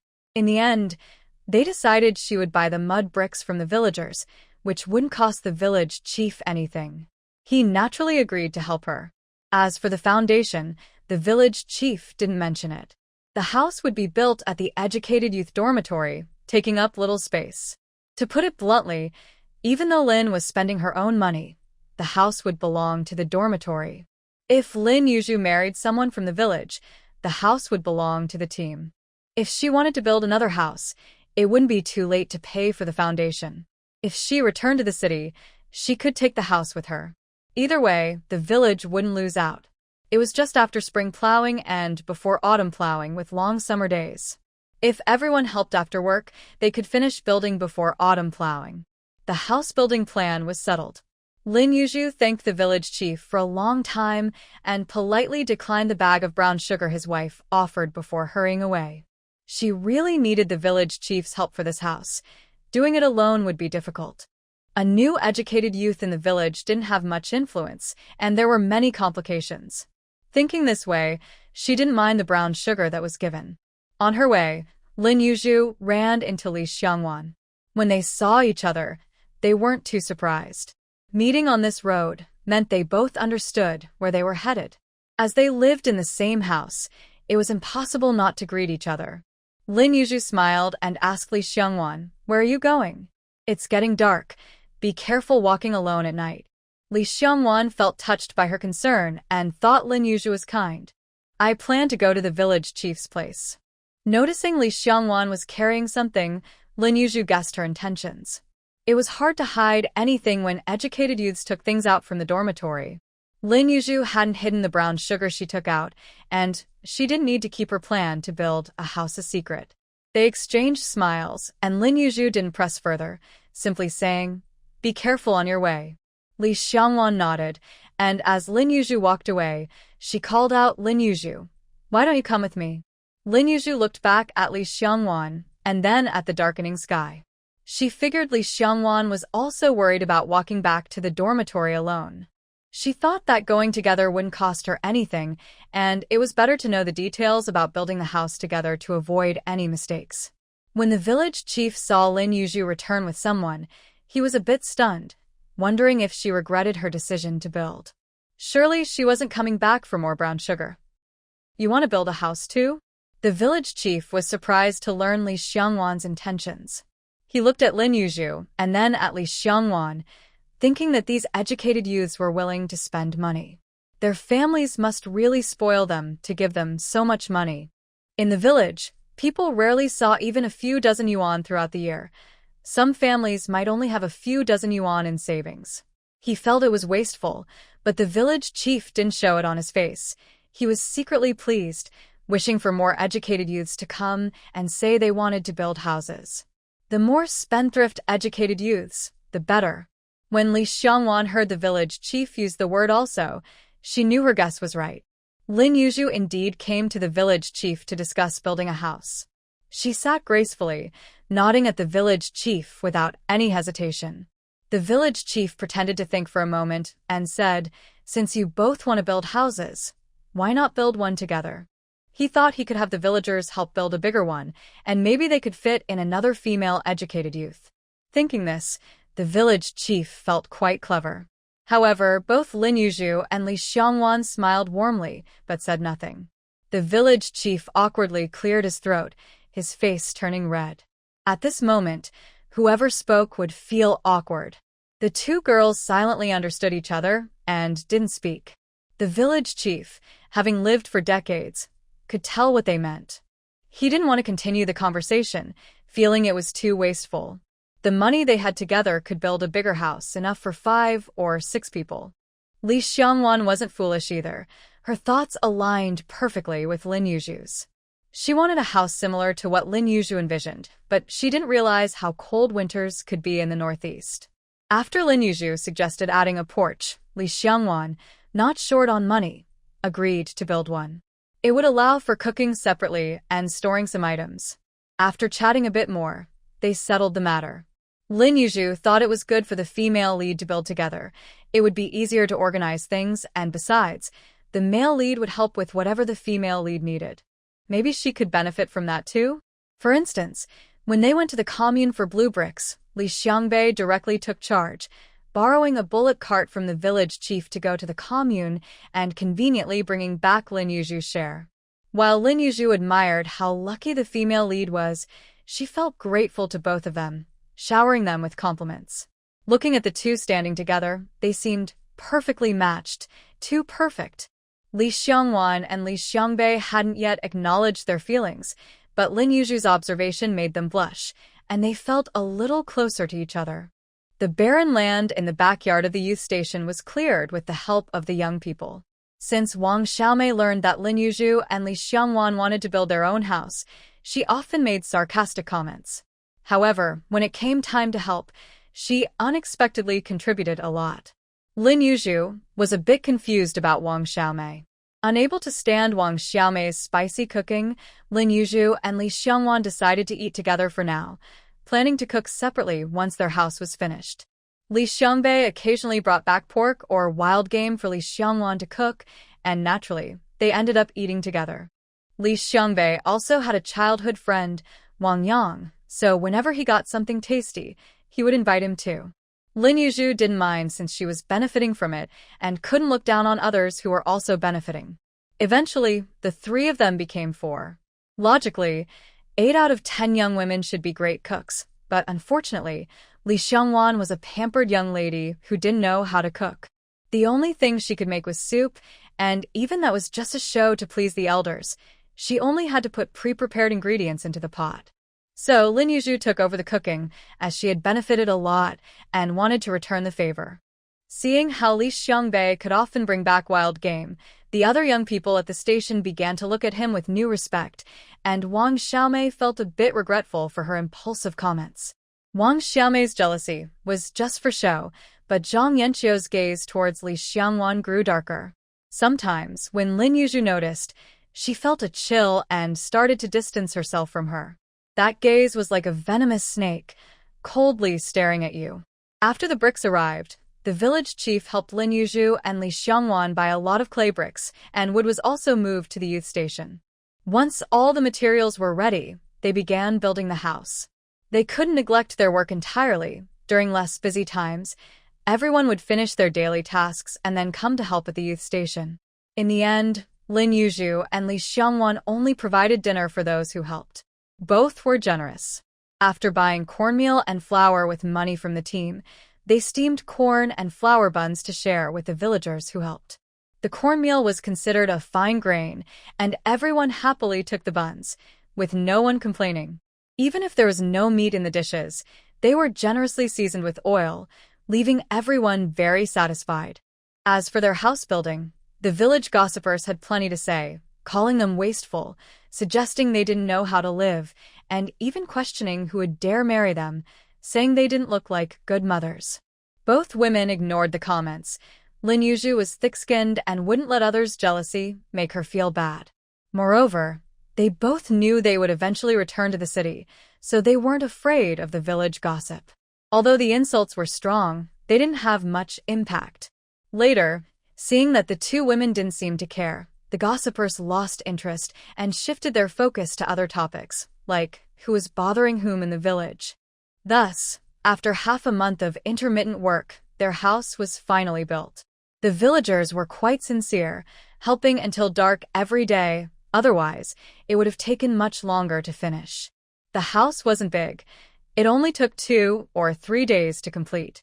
Once construction began, Lin Yuzhu consulted the village carpenter, Xiao Taizhu, about making furniture.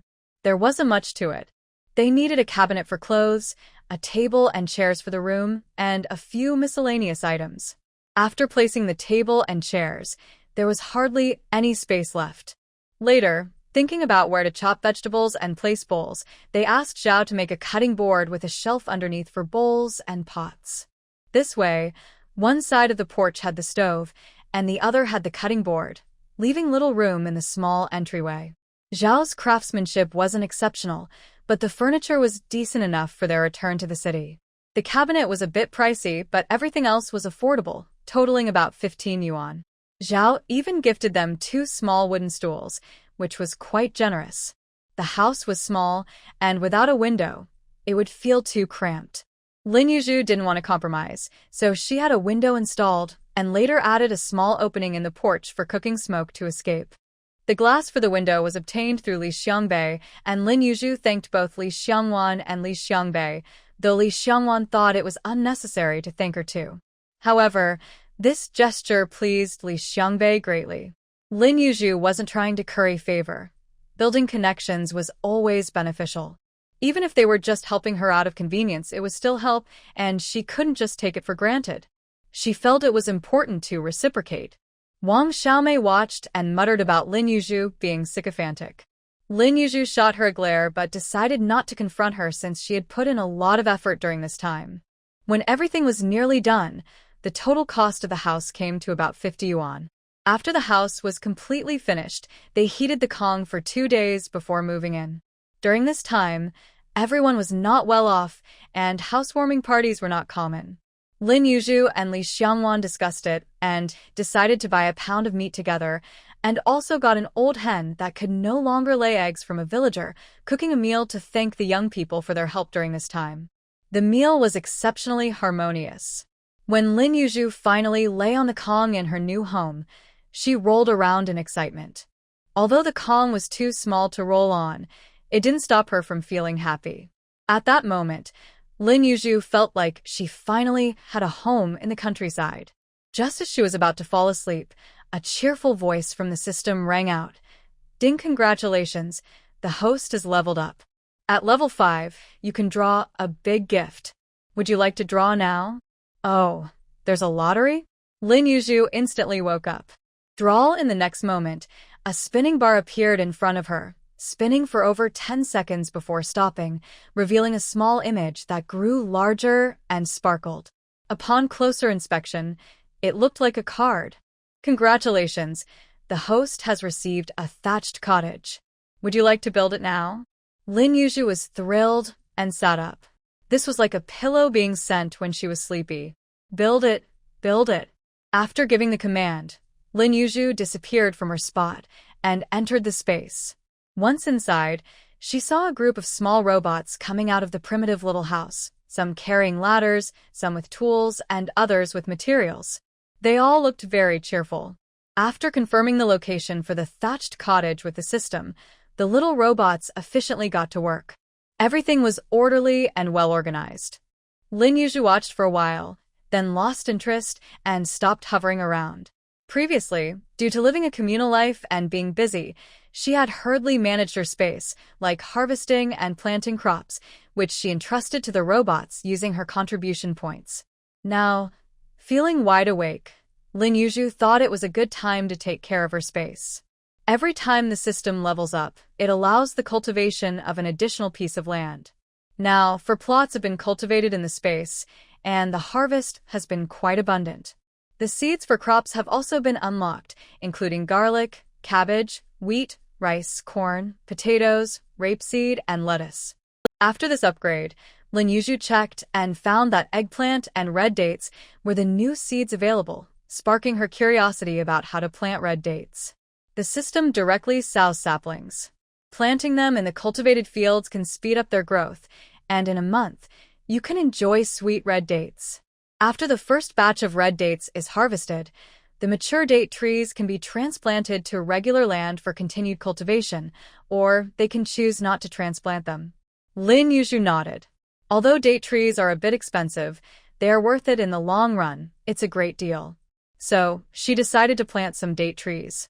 Red dates are a rare commodity, especially for women during pregnancy and postpartum recovery. Selling them on the black market would also be profitable. Indeed, Lin Yuzhu planned to explore the black market. She couldn't sell her goods openly, as selling red dates or dried goods at the supply and marketing cooperative might attract attention from villagers. Everyone in the youth point knows what others are gathering from the mountains, and they all have sharp eyes. She wanted to have some money, so the black market was a must. Moreover, she was thinking about going to college and buying a house in the city. Buying a house early is cheaper, and with the current material imbalance, having resources means she wouldn't have to worry about money. Lin Yuzhu really didn't want to waste her golden opportunity. Even if she couldn't get rich, she wanted to ensure a comfortable life. On the ranch, she unlocked rabbits, sheep, geese, and pigs, and this upgrade also unlocked cows. Lin Yuzhu looked at the ranch page, drooling, but unfortunately, she didn't have enough contribution points to buy these animals. To cultivate the farmland, she had sold most of her crops. The chickens in her space were already laying eggs, but Lin Yuzhu didn't plan to sell the eggs to the system. She wanted to keep them to sell for money, and she also intended to sell the chickens. Raising chickens seemed more practical, so she raised 10 more chickens and didn't get any other animals. One step at a time. Fortunately, when the system leveled up, it opened a grocery store in the space, which operates like an online store, not a physical shop. As long as she placed an order, she could receive goods, which naturally required contribution points. Now the grocery store offered oil, salt, sauce, vinegar, and other ingredients. This upgrade even unlocked yeast. The grocery store was quite appealing to Lin Yuzhu, especially in this era when everything was scarce and buying cooking oil had weight limits. The system's offer was truly tempting, constantly pushing her to sell her products.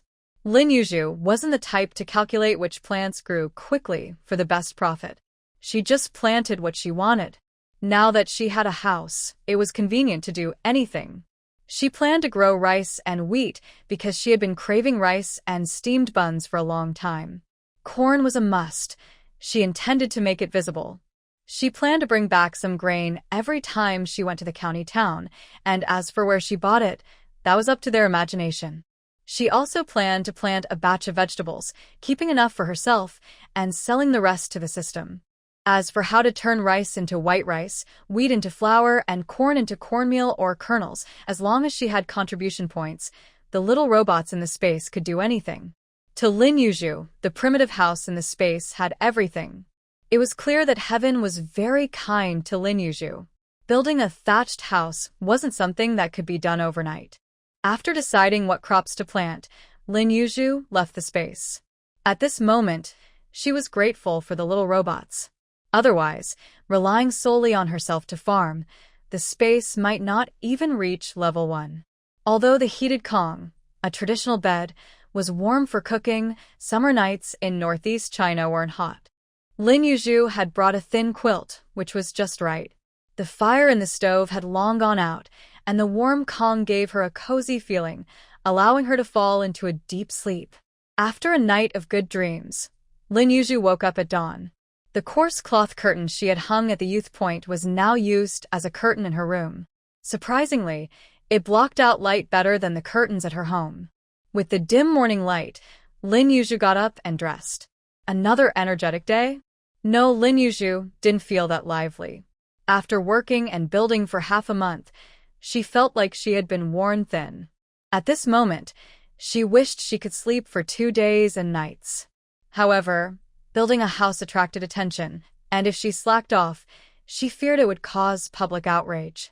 She had to be cautious. A few days ago, she heard that a family in another village was almost called to a meeting for not working for a few days. How terrifying.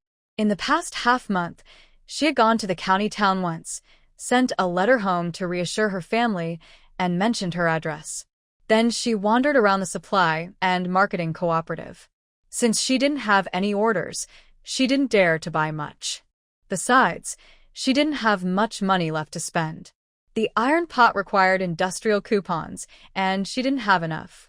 Even if she did, the cooperative didn't have any stock. In the end, she bought a large ceramic pot that could be used for stewing vegetables or cooking porridge. It could also hold a steamer for buns, making it quite practical. As long as it was heat-resistant, she didn't want to buy an iron pot. She also bought 2 earthenware bowls that didn't require coupons and spent her remaining industrial coupons on a kitchen knife and 2 large jars for storing food. After all this, Lin Yuzhu was truly out of money. She only kept 10 yuan for buying grain, as she still needed to go through the process. Looking at her empty house, Lin Yuzhu sighed. She skillfully lit the stove and cooked some millet for breakfast, steaming a woto, a type of steamed bun, on the steamer. Opening the door, she was greeted by the fresh scent of vegetables from the garden, mixed with the morning dew. It was quite refreshing. Li Xiangwan happened to come out to wash up. They exchanged smiles and greetings before each got busy. Although it wasn't as lively as the front yard, it was pleasantly peaceful. Lin Yuzhu suddenly felt that her current life was quite enjoyable. Even though the house was built in the backyard, they didn't open a big door there. They still entered through the main gate, which meant they were still living together. It wasn't self-deception. As long as they didn't separate completely, it felt safer for both of them. Without coupons or money to buy a lock, Li Xiangwan asked if she needed one. Unable to resist, Lin Yuzhu borrowed one from her, promising to pay her back when she had money. She believed she could repay her for the lock. Lin Yuzhu had a better impression of Li Xiangwan now. This girl was quite generous. When she received the lock, she noticed it seemed to be bought from a later era, not cheap at all. Considering the female lead's character, she probably wouldn't buy cheap goods. This lock felt reliable. Little did she know, Li Xiangwan thought well of her for not taking advantage of her in the past half-month, which is why she was willing to lend her a lock. She wouldn't have done the same for anyone else. Once everyone left for work, Wang Xiaomei leisurely floated over to Lin Yuzhu and said, "You should have seen Zhao Xianglan's face this morning when you moved out." Skit skit skit. Lin Yuzhu rolled her eyes at Wang Xiaomei, who was shaking her head and clicking her tongue. She noticed that Wang Xiaomei particularly enjoyed gossiping with her. Did she really seem that nosy? Why would Zhao Xianglan be unhappy about their move?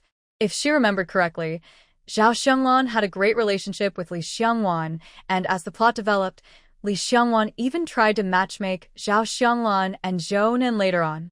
Wang Xiaomei continued to whisper to Lin Yuzhu, regardless of whether she wanted to hear it or not. Actually, it's mainly about Li Xiangwan. When she hadn't moved out yet, Zhao Xianglan benefited a bit from her. Every time Li Xiangwan cooked meat, Zhao Xianglan would manage to get a couple of pieces. Not to mention the meat, sometimes she could even get an egg or some pickles in the morning. Now that you all have moved out, it's all over. How can that feel good? Before moving out, they said they would eat separately, but whenever there was something delicious, Li Xiangwan would symbolically serve a bowl to the other side. So it wasn't just for Zhao Xianglan. Wang Xiaomei and the others also got their share. During this time, because of the house construction, the food for the educated youth had improved a lot. Li Xiangwan had lived through worse days in her past life, so she didn't think much of this food, which led to misunderstandings. Among the educated youth, some might develop certain thoughts. After all, some people get used to receiving benefits and take it for granted. If you suddenly cut off their advantages, they might resent you. There are quite a few like that. In the original story, Li Xiangwan had a great relationship with Zhao Xianglan, and Zhao Xianglan didn't seem like someone who would be easily offended. Lin Yuzhu glanced at Wang Xiaomei, somewhat suspicious of her words. Regardless of whether they were true or not, talking to her wouldn't help. She wasn't one to spread gossip, though she was a bit curious. Among the female educated youth, it seemed that Li Xiangwan had the best relationship with her and Zhao Xiangwan. However, Lin Yuzhu knew that her relationship with Li Xiangwan was just superficial. They helped each other with small matters, but stayed out of each other's business on important issues. They didn't even have the bond of plastic sisters.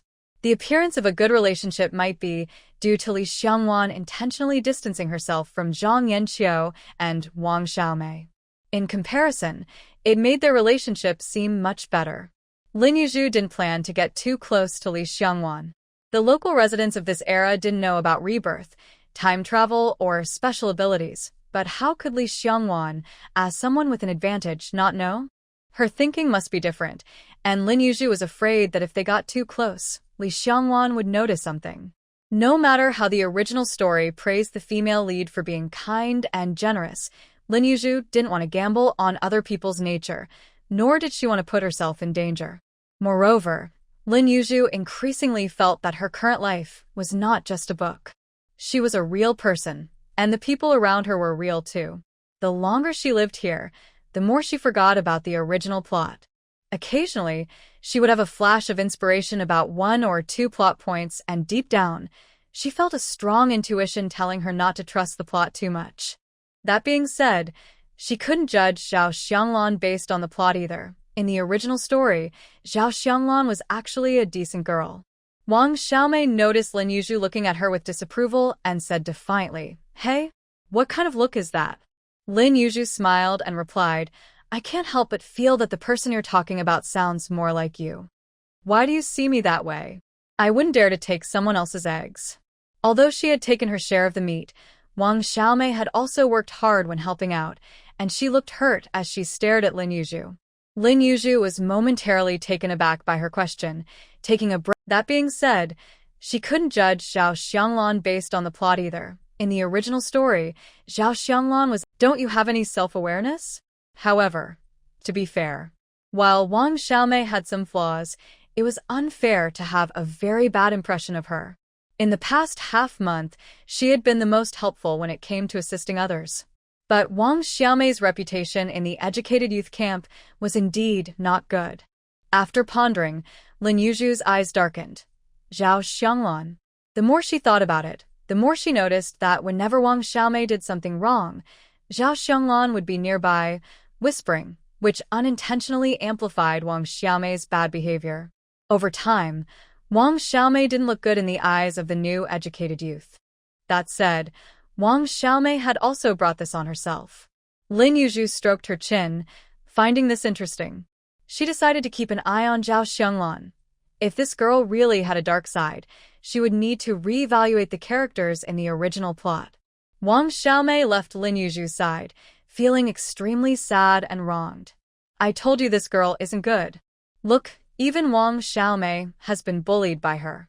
Wang Xiaomei was known for being explosive, easily ignited. A comment from Aunt Wang floated over to Aunt Lin Yuzhu. If you ask Lin Yuzhu if she had adapted to the labor life in the past half-month, her answer would definitely be no. She was still seen as useless by the villagers, unable to carry anything or fetch water. Her highest work points in the past month were probably on the first day she worked. After that, she mostly maintained around 6 work points daily, sometimes even dropping to 5. The scorekeeper looked at her with a knowing expression. Lin Yuzhu was thick-skinned and not worried at all. At this point, even an 8 or 9-year-old child could earn 3 or 4 work points gathering pig grass all day. The scorekeeper was genuinely afraid that this seemingly decent-looking young educated youth would end up earning fewer points than a child. Lin Yuzhu didn't want to think too much about it. Facing the dirt every day, her back was about to break on this black land. Her body truly couldn't handle farm work. After each day's labor, she felt like she was falling apart, and thinking about having to do this for another 3 or 4 years made her feel hopeless. If it weren't for her dream of becoming wealthy, she might have collapsed like Zhang Yanqiu. In the past half-month, Zhang Yanqiu had been exhausted and finally fell ill a couple of days ago. The team leader granted her a few days off. Fortunately, it wasn't the busy farming season. Otherwise, taking a leave would mean losing work points. Li Xiangwan wasn't doing much better. In fact, she might be even more overwhelmed than Lin Yuzhu. However, due to her resilient character, she was holding on. She couldn't do much work herself, and if it weren't for Li Xiangbei helping her, she would probably only earn 6 work points a day. Usually, Li Xiangbei would finish his tasks and then come help her. This led to quite a bit of gossip. Li Xiangwan noticed that even though Lin Yuzhu earned only 6 work points daily, the villagers laughed at her, but Lin Yuzhu remained carefree and indifferent, which was quite impressive. It seemed that being thick-skinned made one invincible. With Lin Yuzhu setting an example, Li Xiangwan also became more relaxed. She didn't lack food, so why work herself to death? Thus, she stopped asking Li Xiangbei for help. Li Xiangbei thought she was avoiding him because of the gossip, which made him dislike the gossiping villagers even more. Even though he stopped helping, he felt sorry for Li Xiangwan as she grew thinner, which might have been an illusion. So, he finished his farm work early and went up the mountain to wander around. Coming from a military family, he had some skills and usually managed to catch a small game to bring back for Li Xiangwan to nourish her. This deeply affected Zhang Yanqiu, and it could be said that he contributed to her falling ill this time. Interestingly, with Li Xiangwan around, earning low work points, no one seemed to say much anymore. Perhaps they thought it was too tiring to gossip about 2 people? Everyone's attention shifted entirely from Lin Yuzhu to the sick Zhang Yanqiu. However, no matter how much gossip was spread, Zhang Yanqiu, lying on the bed, was unaware of it. Lin Yuzhu feared that once she recovered, the villagers would make her sick again. Finally, the day has come for her to cook at home. After work, Lin Yuzhu hurried back, while Wang Xiaomei watched her excitedly leaving and pouted. In the storage, there was already a good supply of rice neatly stored. Speaking of this, she had to praise the system. The rice can be processed in coarse or fine ways, depending on the contribution points given. Naturally, she ate the fine rice, while the coarse rice she had tried before was almost the same as the refined rice from the grain station, which made Lin Yuzhu quite happy. She planned to sell the coarse rice in the black market, as it was safer than selling the fine rice. After starting a fire to cook rice, she noticed that the eggplants in the space were ready to be harvested. She picked 2, washed them, and placed them in the steamer. Once steamed, she would sprinkle some salt and minced garlic and add a few drops of sesame oil. It would taste great. Speaking of sesame oil, she had to commend her little system again. The grocery store unlocked various cooking oils, including sesame oil. After buying the sesame oil, she took it out from the storage to check. It was a small transparent glass bottle with sesame oil engraved on it and no packaging. Later, she spotted 200 milliliters at the bottom. Although it was a bit more expensive than vegetable oil, it smelled wonderful when opened, even though she couldn't display it openly. She had to quickly put it back in storage after each use. There were many other ingredients, and she was most pleasantly surprised by the soy sauce, which had various types and tasted delicious. Sitting beside the stove, Lin Yuzhu eagerly waited for her rice, feeling proud that she could finally enjoy rice freely. The products from the space are definitely top quality. Eating the chewy and tender rice with the sweet steamed eggplant, Lin Yuzhu unknowingly finished 2 large bowls of rice. When she came to her senses, she couldn't help but touch her nose, thinking, well, working in the fields every day shouldn't make her gain weight, right? Not to mention, the crops grown in this space were truly excellent. The rice had a fragrant aroma, and the eggplants had their distinct flavor. It might sound strange, but those in the future would understand. This lunch could be considered a good life in the village. Some families wouldn't even steam pure white rice a few times a year, let alone rely on it to fill their stomachs. Families that cared for their children might give them a bit more, while selfish families could fight over a meal of rice. After finishing her rice, Lin Yuzhu thought about the little hen in the space, nearly drooling. Alas, she couldn't eat it yet. If she took it out to make soup, the aroma would fill the yard, making it hard to explain where the hen came from. She could only wait until the thatched cottage was finished to see if she could cook inside. This way, she could prepare meaty dishes in the space without worrying about being discovered. 2 days later, as Lin Yuzhu eagerly anticipated, the thatched cottage was finally completed. She happily entered the space to explore her little cottage, officially becoming a homeowner in the space. Lin Yuzhu built her cottage by the creek, and from a distance, it resembled a picturesque scene of a small bridge and flowing water. The cottage looked small, but inside it was much better than the little mud house at the youth station. Although it was empty, it felt spacious. The cottage had a bedroom, kitchen, and bathroom with a fairly rectangular layout. Upon entering, she saw the bedroom and estimated that after placing a double bed, there would still be room for a sofa and coffee table. The space was quite good, with bright windows that looked very comfortable. When she walked into the kitchen, she was surprised to find it was semi-modern, equipped with a cabinet, countertop, sink, and gas stove. Lin Yuzhu approached the stove and tried to ignite it, and to her amazement, it worked. She opened the cabinet below the stove but found nothing inside, curious about how the stove was ignited. It uses a Caesar Continent energy block installed at the bottom of the stove. One block can supply power for 10 years without any issues, the system proudly explained. Lin Yuzhu was amazed by this black technology. It seemed that as long as she bought pots and pans, she was all set. Congratulations, host. You have received a small cottage, and the system has unlocked the household goods store. Lin Yuzhu's eyes lit up as she opened it. She wanted to see. Before her, a dazzling array of household items appeared on the screen, including pots, pans, knives, and even small appliances like pressure cookers, rice cookers, and ovens. Her eyes sparkled, and when she looked back at the kitchen, she noticed there were even power outlets. What did this mean? The cottage had an electricity system, and she knew it was powered by the special energy block. The system was pleased that its host was getting smarter. As she scrolled down, she was surprised to find washing machines, refrigerators, and other large appliances. There was also a wide variety of furniture. As long as she didn't look at the contribution points, she could furnish the entire house luxuriously.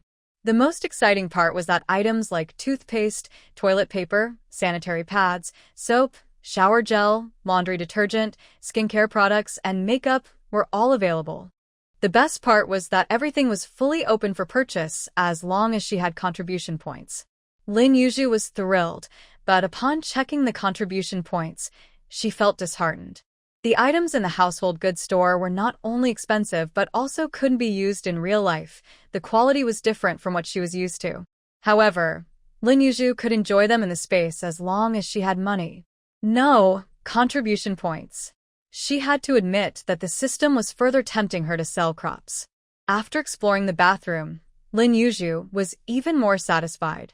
The bathroom was fully equipped with a sink, toilet, and shower. She only needed to buy some furniture and kitchen supplies to move in. This little cottage was truly adorable. Thinking about never having to use the outhouse at the youth station again, Lin Yuzhu let out a deep sigh of relief. When she returned to the bedroom, she noticed a chubby little robot in the corner. Lin Yuzhu remembered that this was also a benefit of the cottage. Ding. You have received a small robot. Please check it. Lin Yuzhu approached the little robot, which was turned off. She tilted her head to inspect it and found an inconspicuous button on one of its arms. She pressed it, and after a few seconds, the little robot opened its eyes and looked at Lin Yuzhu. A screen on its chest displayed the message, "Master, what can I do for you?" Lin Yuzhu was taken aback. This little robot seemed different from the previous one in the space. The robot rewarded by the cottage is smarter. It can communicate simply and has many skills that the host can develop over time.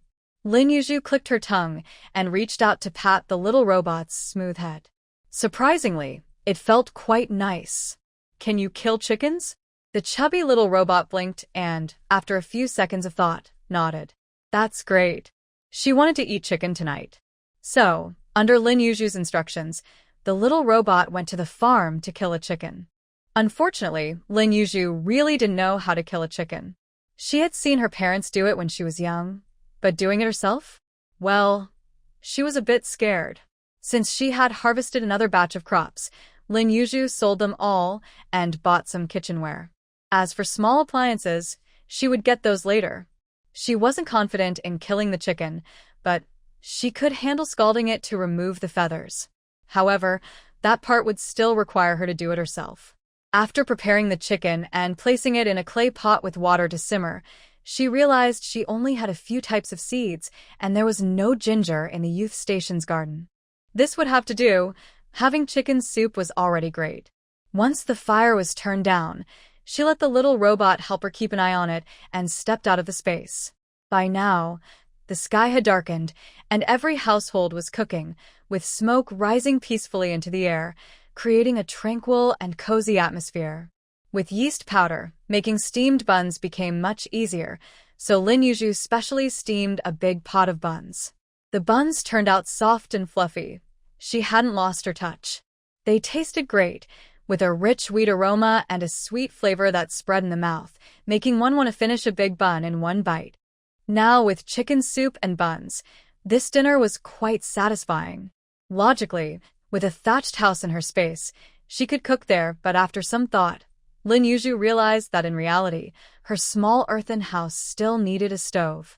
Even though others wouldn't enter her house, they could still see the chimney. How could a chimney not smoking prove that you were cooking?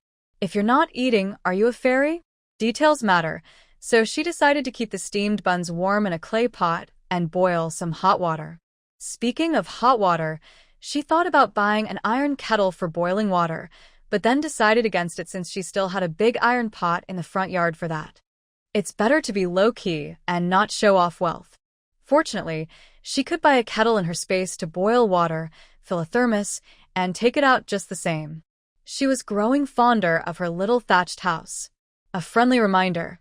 The fancier the house, the more functions it has. Lin Yuzhu smiled but said nothing. Her pockets were emptier than her face. She hadn't even contributed to the fields, let alone anything else. The little system remained silent.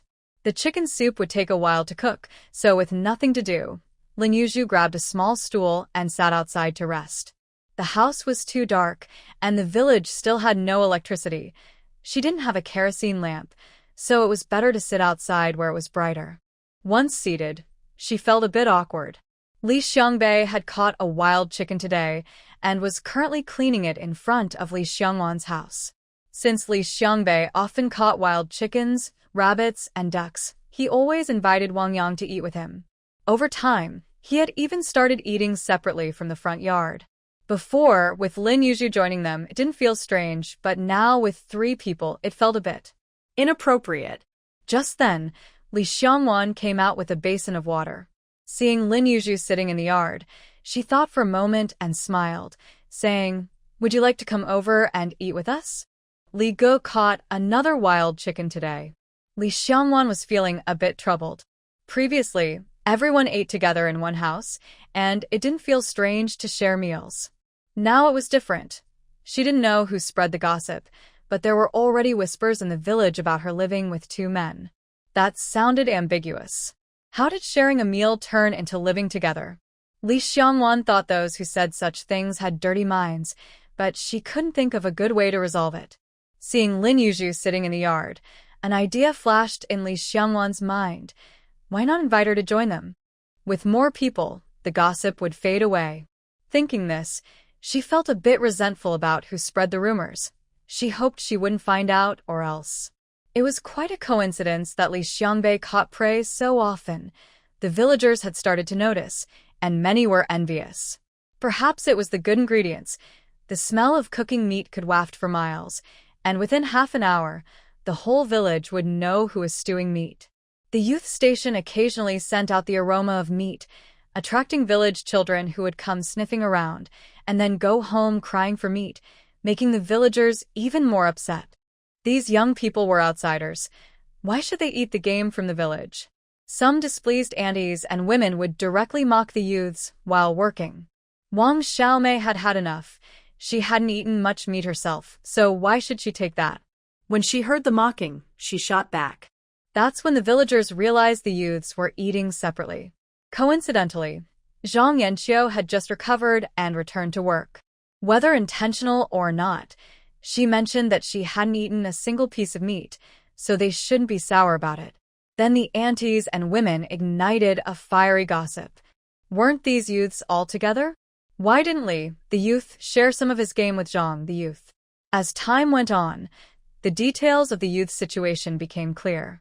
The gossip spread slowly. Before building her house, Lin Yuzhu had bought pork a few times to share with these people, feeling bad for always eating their meat. Now that they were completely separate, she felt embarrassed to continue taking advantage. She was no longer someone who lacked chicken. It's not wise to owe favors while also giving meat tickets and money back. She understood Li Xiangwan's feelings. The village was small, and she had heard plenty of gossip. Lin Yuzhu silently mourned for the female lead, not wanting to get involved. In the original story, Li Xiangwan later brought Zhao Xianglan into their group, which reduced the gossip. However, the rumors didn't completely stop. With 2 men and 2 women, there would always be something to say. It was better to stay out of this mess, especially since Li Xiangwan wasn't a great cook. Having her cook for so many people? Ha! I've already made my meal. It's hot, and if I don't eat it, it'll spoil. I won't join you, Lin Yuzhu said with a smile. Li Xiangwan looked at Lin Yuzhu, who was smiling, and felt she wasn't just being polite. She couldn't help but think highly of her. She was someone who could resist temptation. Yet, she felt a bit regretful, as she actually wanted someone like Lin Yuzhu, who wasn't greedy, to join them. Well, okay, I'll bring you a bowl once I'm done. Lin Yuzhu quickly shook her head. No, I can't offer anything good in return. She preferred to speak frankly. Li Xiangwan was taken aback, but quickly understood. Lin Yuzhu earned so little in a day. Being able to feed herself was already good enough. How could she offer anything in return? If she had good food today, would she not share tomorrow if she had meat again? Once was fine, but doing it repeatedly would only add pressure. Then I'll go back to work. Okay. Lin Yuzhu nodded cheerfully. Watching Li Xiangbei, who had finished with the chicken and was heading inside, Lin Yuzhu felt he was a bit unnecessary. Li Xiangwan didn't lack meat, but having Li Xiangbei around made it harder for her to eat alone. Plus, she had to cook for these 2 big men. It didn't seem worth it. The key was that Li Xiangbei brought a lot of trouble for Li Xiangwan. Once a girl's reputation was tarnished, all sorts of troublemakers would come around. Lin Yuzhu leaned back in her chair, gazing at the sky, feeling that being single was nice and carefree. She really wanted to stretch her legs. Just as she was enjoying the moment, she heard shouting from the front yard. It sounded like Wang Xiaomei was arguing with someone again. She was used to it by now. It would be strange if they didn't argue any day. Before long, she saw Wang Xiaomei dragging Zhang Yanqiu toward the backyard. Lin Yuzhu's eyes lit up. What was happening now? She had to admit, having Wang Xiaomei around made life less dull. Wang Xiaomei was fuming as she dragged a confused-looking Zhang Yanqiu to the backyard, then let go, hands on her hips, and shouted, "If you're going to complain about my cooking, then don't eat with us. Go ask if anyone else wants you. I certainly don't. Every day it's either you're sick today or uncomfortable tomorrow, doing nothing and still having the nerve to complain. What's yours is still owed." Perhaps because Wang Xiaomei made such a big fuss this time, several young people in the front yard hurried over. Even Aunt Chen from next door stopped cooking and came to her backyard to look over, which was quite a sight. Zhang Yanqiu had recovered from her illness, but she looked so thin that she seemed fragile, making Wang Xiaomei appear like a bully next to her. Zhang Yanqiu was clearly furious, trembling all over, her eyes red with anger as she glared at Wang Xiaomei and shouted, "Why should you decide that I have to separate? Who do you think you are?"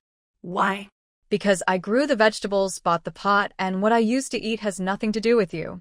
You didn't grow all the vegetables alone, and you didn't buy the pot alone. Just because you say so doesn't mean it represents everyone. Then ask them if they want to keep you," Wang Xiaomei said, pointing at the other young people behind her. Zhang Yanqiu looked at the older young people who had come over, feeling both angry and wronged, hoping someone would speak up for her. Zhao Xianglan's eyes flickered, and she said, trying to mediate, "Xiaomei, stop saying hurtful things. Where can she go to eat alone?" Lin Yuzhu raised an eyebrow, sensing there was more to this. "She always thinks she's from the capital and looks down on us from this small city. Does she think we can't see through her little thoughts? Who is she showing her attitude to every day? Ugh. I don't know what she's doing here with us. She should quickly ask those from the big cities to take her in. We're all from the same place. Why wouldn't they want her? Wang Xiaomei said sharply, crossing her arms. Wang Yang couldn't take it anymore and said, Comrade Wang Xiaomei, what are you saying? What am I saying? The truth. While they were arguing, Li Xiangwan stayed inside, pretending not to hear, never coming out. Li Xiangbei was also outside, and Wang Yang felt awkward being caught in the middle of Wang Xiaomei's harsh words. Lin Yuzhu, coming from a small place, wanted to take out some sunflower seeds to eat. Zhang Yanqiu felt humiliated, gasping for breath, and shouted hoarsely, Wang Xiaomei, you're going too far. Wang Xiaomei snorted coldly, refusing to back down, and continued to mock her. I'm going too far? Why don't you admit you've gone too far? Tell me, how many times have you washed the dishes since you've been here? You've run out of food and didn't even think to borrow some, just wanting to mooch off us. Do you have any shame? Now that you're better, I put a chili in the dish, and you're still not satisfied. Do you just want to complain without doing anything? I don't understand how you can be so shameless. If you're a rich lady, go home. No one here is going to pamper you, feed you, and wait on you like a servant. Even the landlords wouldn't dare to treat people like that anymore. If you think I'm bullying you, fine. Let's go to the grain field and sort it out in front of the village chief and the members. Let's see who's right, whether I'm bullying you. Wang Xiaomei's words were fierce, and Lin Yuzhu looked at her with newfound respect, realizing why Wang Xiaomei was causing such a scene. Perhaps she was annoyed by Zhang Yanqiu's constant complaints and wanted to kick her out, or maybe she was worried about food and didn't want Zhang Yanqiu to keep freeloading. Zhang Yanqiu turned pale at Wang Xiaomei's words. She couldn't let this go to the grain field. How could she face anyone if that happened? Tears streamed down her face quickly, and she trembled as she said, My hands are sore from work, and washing dishes hurts a lot.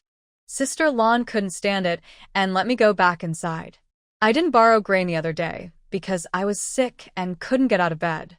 I've already told Sister Lan that once I'm better, I'll go borrow grain from the team leader right away. How can you accuse me like this? Are you trying to drive me to death? Everyone present looked at Zhang Yanqiu's pitiful appearance and began to feel that Wang Xiaomei was making a big deal out of nothing. A weak person was crying under pressure, while a fierce-looking person stood nearby, making the scene more sympathetic towards the weaker one. I forgot to mention this. I didn't greet you all. Yanqiu did say she would go borrow grain from the team once she was better. Xiaomei, stop making a scene. If this goes on, it'll just be embarrassing. We haven't finished eating yet. Let's go back before the food gets cold, Zhao Xianglan said softly, clearly trying to calm both of them down. He Yuanfang rubbed his stomach. Hearing this made him feel hungry. Zhou Nan stood by, looking cold and indifferent. Wang Xiaomei sneered, You're the only one who can be the good person. I'm the bad one. I don't care. I won't serve her. If you want to be the good person, you can wash the dishes, scrub the pot, and borrow the grain. Don't whisper in my ear about this and that. If you want to take the blame, go ahead. I'm making it clear today. Either she leaves or I do. Half of the vegetables in this garden are mine, and I have half of the things in the private plot. You need to divide the pots and pans too. I'll cook first, or I'll smash the pot and no one will eat. After she finished speaking, the place fell silent. Zhao Xianglan remained silent, her expression unreadable, but her eyes showed a hint of hostility. He Yuanfang looked around and suddenly stepped forward to stand next to Zhang Yanqiu, saying clumsily, How about I partner with you? We can share our meals. Zhang Yanqiu was so shocked she forgot to cry, staring at He Yuanfang in disbelief, her lips trembling uncontrollably. Wang Xiaomei almost burst out laughing. Lin Yuzhu. The atmosphere became even more tense. Zhang Yanqiu's face changed from white to blue, then to red and finally purple, her eyes bloodshot with rage, as she pushed past He Yuanfang and ran out. With one main character missing, the group quickly dispersed, each going home. Wang Xiaomei walked away proudly, like a victorious rooster. Lin Yuzhu looked up at the sky in silence, unsure why this girl was so angry. She had mocked everyone in the neighboring house, yet nothing was resolved. Watching Zhao Xianglan slowly leave, Lin Yuzhu thought it might be best to keep her distance from her in the future. She didn't seem like a good person. Li Xiangwan had been hiding inside and didn't come out until everyone had left. She shook her head, not having paid much attention to the argument, but she noticed Wang Xiaomei's remarks about people from big cities being superior, which made her dislike Wang Xiaomei even more. She thought to herself, I should avoid people like her in the future. Just when she thought this matter would pass without further incident, half an hour later, the village chief and villagers rushed in, carrying the wet and unconscious Zhang Yanqiu. In just a short time, the yard was filled with people. Zhang Yanqiu's decision to jump into the river was quite unexpected. No one thought such a small matter would escalate to this extent. Lin Yuzhu didn't expect her to do this either. Having read so many novels, she always saw the female lead jumping into the river to come back and take revenge, but never a supporting character doing the same. Shouldn't supporting characters be as resilient as weeds? Looking at Zhang Yanqiu's pale face, Lin Yuzhu never imagined such a result would occur. Seeing her chest still slightly rising and falling, it seemed she had been saved and was not in any life-threatening danger. This was something that never happened in the original story, and Lin Yuzhu wondered if her presence had caused a chain reaction. But she couldn't figure out the connection, as she felt she hadn't disrupted any major plot points.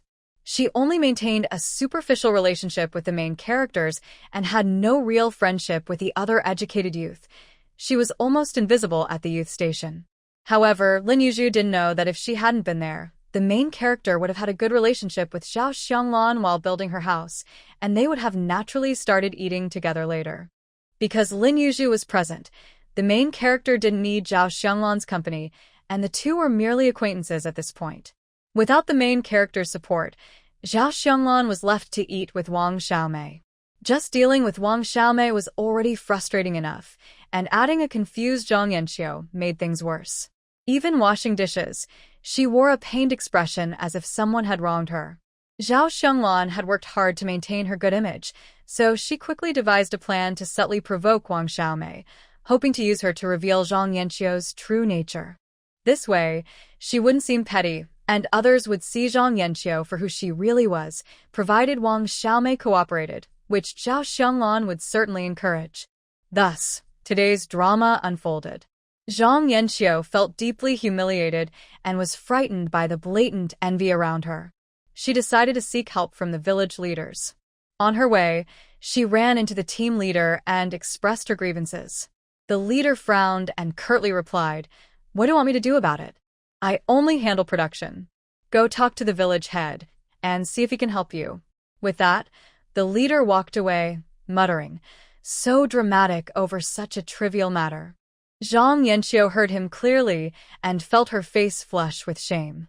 Frustrated with the leader's inaction, she stomped her foot and went to the village head's house.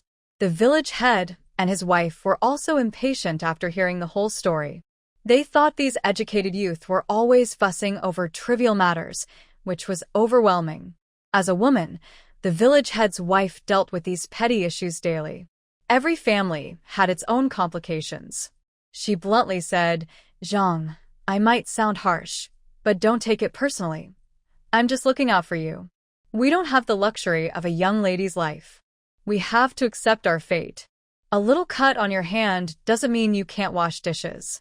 Look at the village women, they keep working even with cuts from sickles. Who stops doing housework because of a little pain and lets their family go hungry?"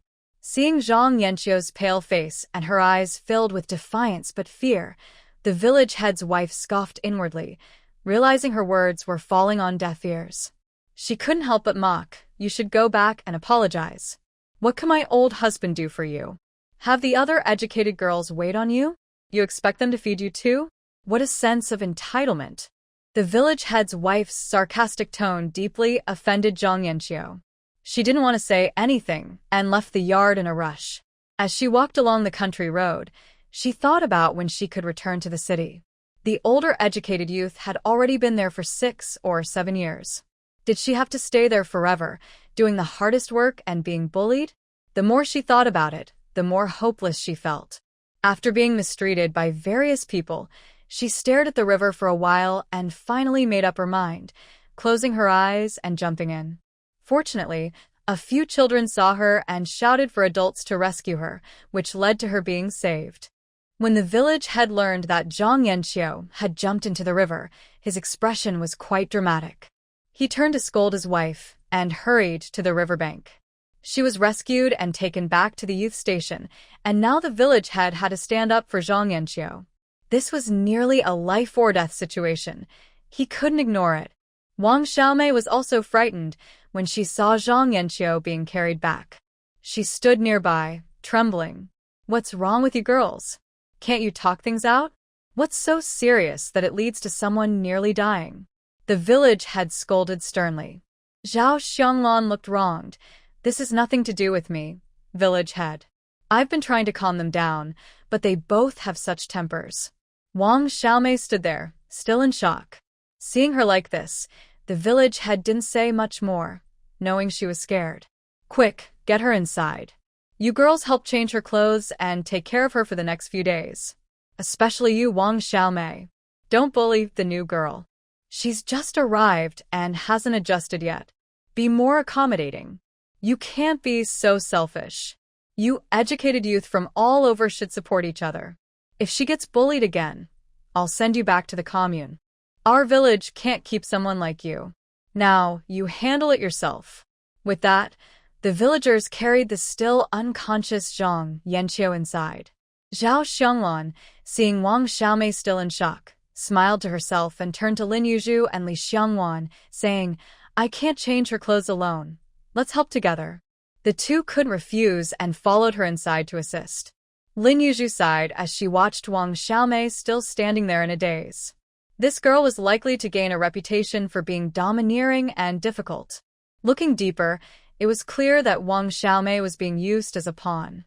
After today, both she and Zhang Yanxiu would likely not be viewed favorably by the villagers.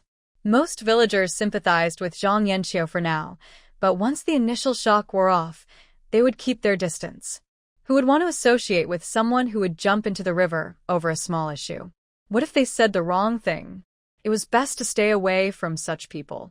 Zhang Yanxiu's actions seemed to hurt herself more than anyone else.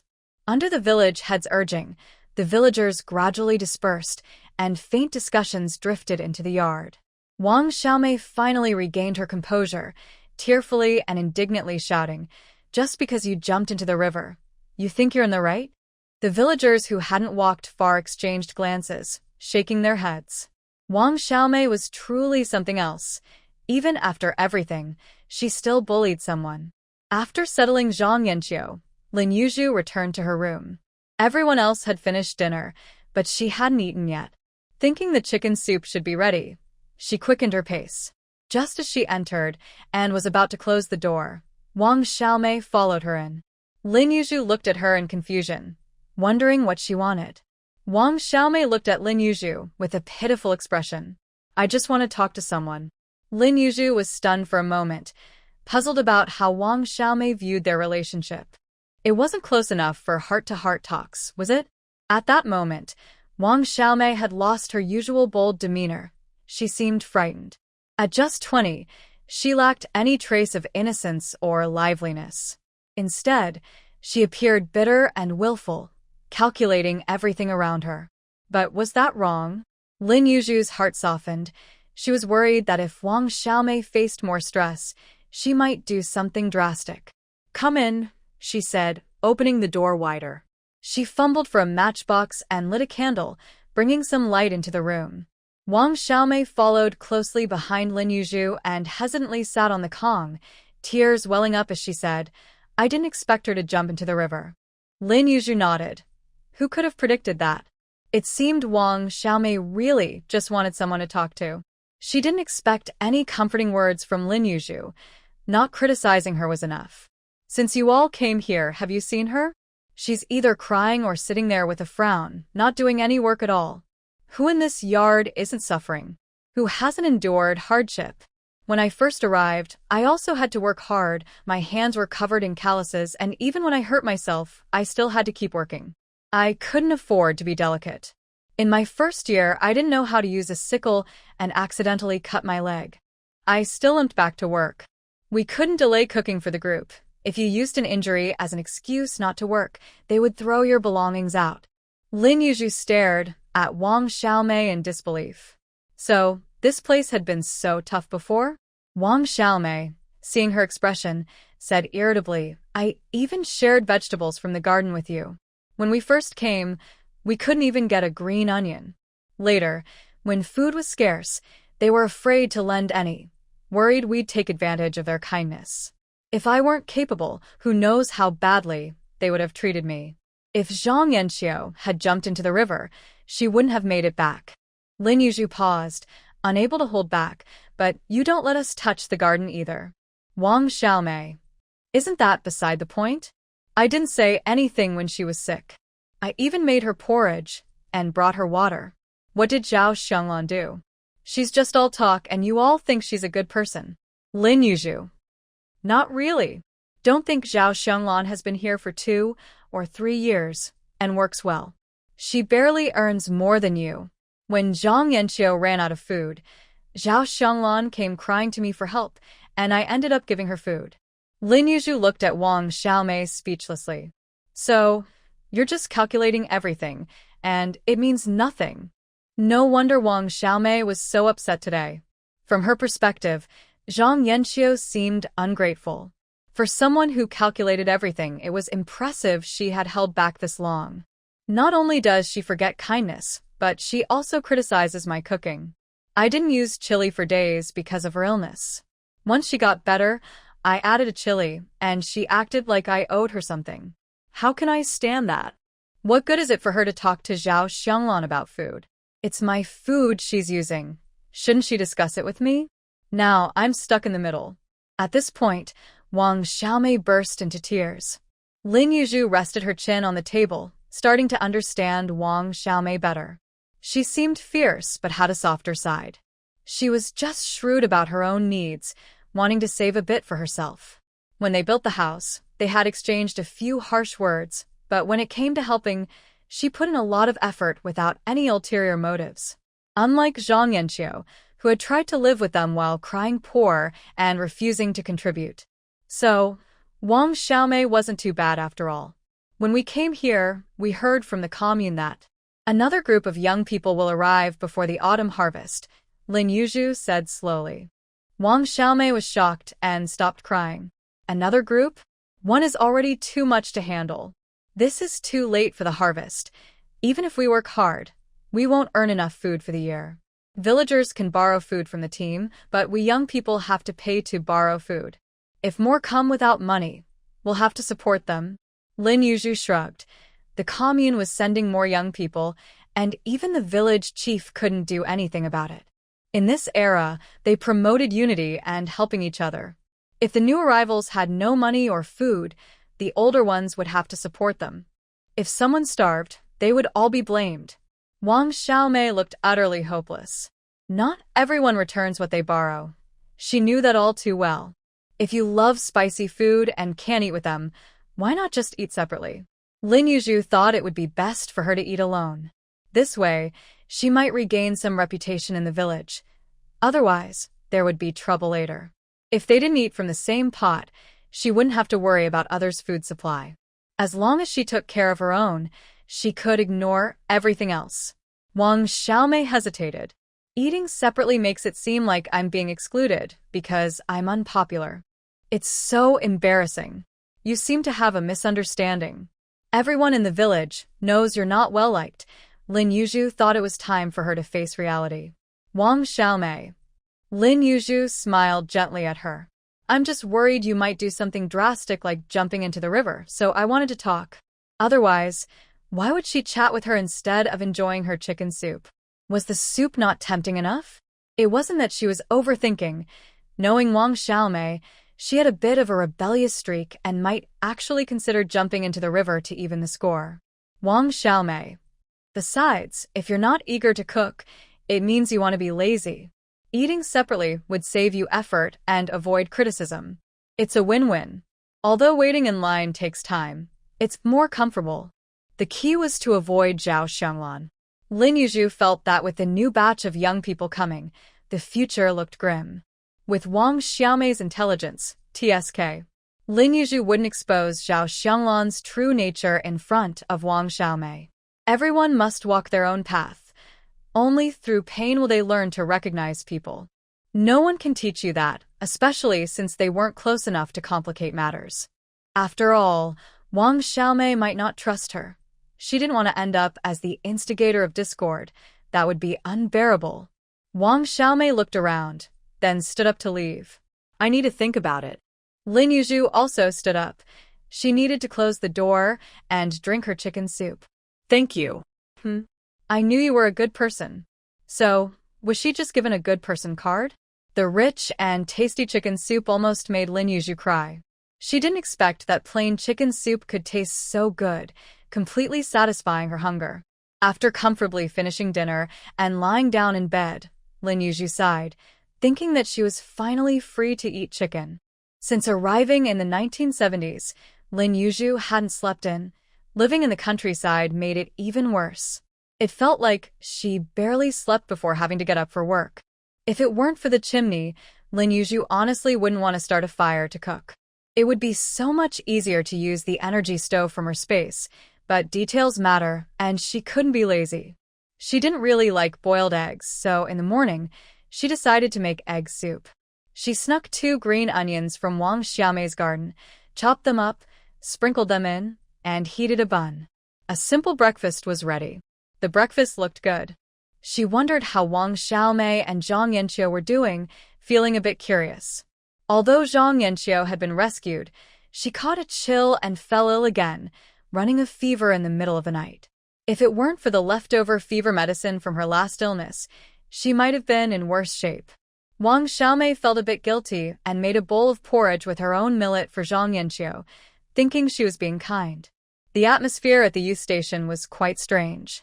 Usually, this time would be filled with noise and laughter, but today everyone was unusually quiet. After breakfast, everyone went to work.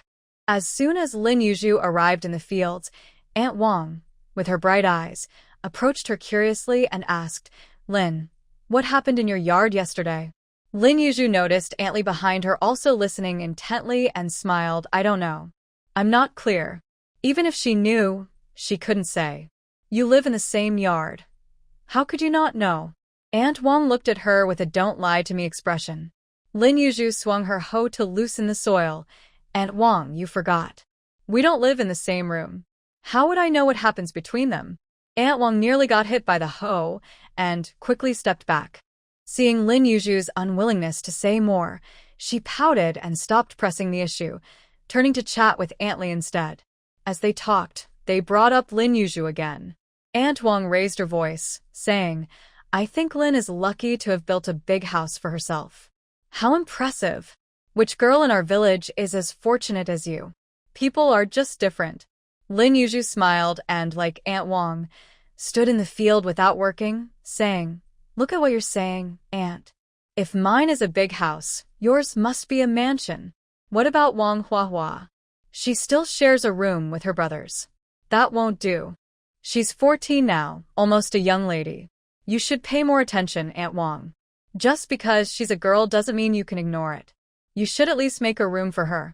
Aunt Wang's father-in-law, Wang Erju, known as Wang Lair, was still alive, so the Wang family couldn't split up. Wang Lair had 3 sons, and only Aunt Wang had a daughter, Wang Huahua. The rest were boys, so with just one flower in a big family, she was spoiled and had her own small room since she was 10. Aunt Wang, worried about her daughter's reputation, quickly explained, "Huahua's been sleeping in her own room for a long time." Then she realized what Lin Yuzhu meant and sighed, "You're really petty." Lin Yuzhu smiled sweetly, looking innocent, and it's mutual, Aunt Wang. She admired how the little girl could tease while smiling. If you tried to argue with her, it wouldn't work. She just looked so cheerful that continuing would feel like bullying.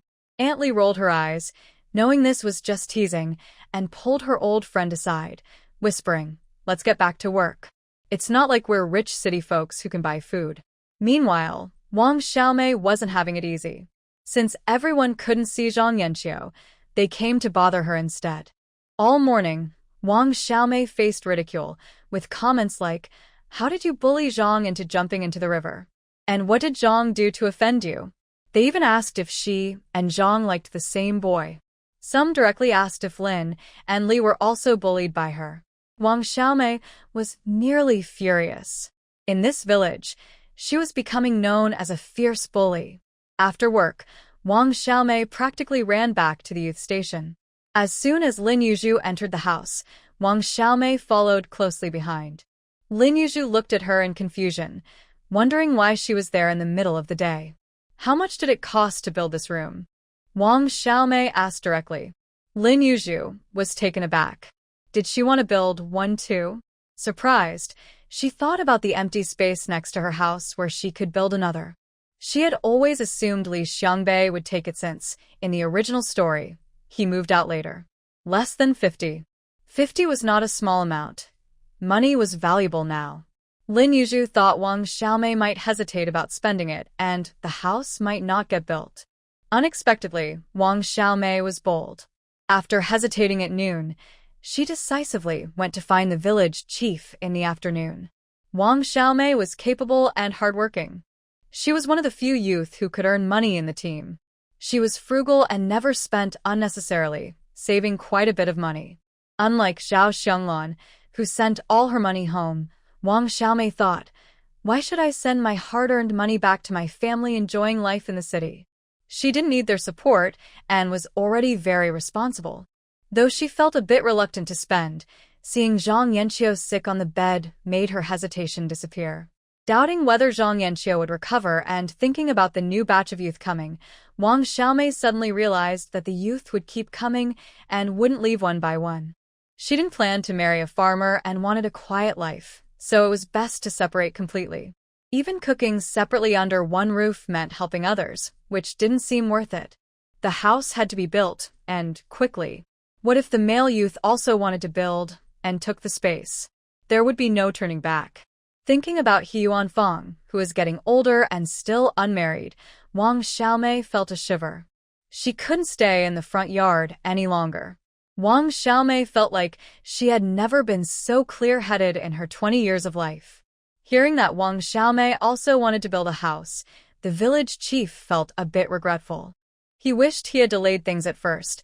Maybe Lin Jiqing and Li Jiqing wouldn't have been able to manage, and the three girls would have ended up building a house together.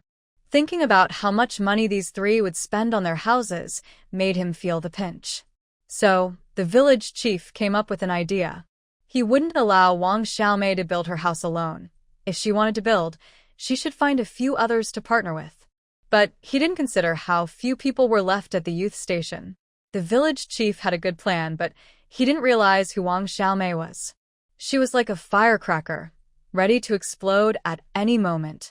Wang Xiaomei didn't bring any gifts or try to please him, yet she managed to get the village chief to agree to her building a house.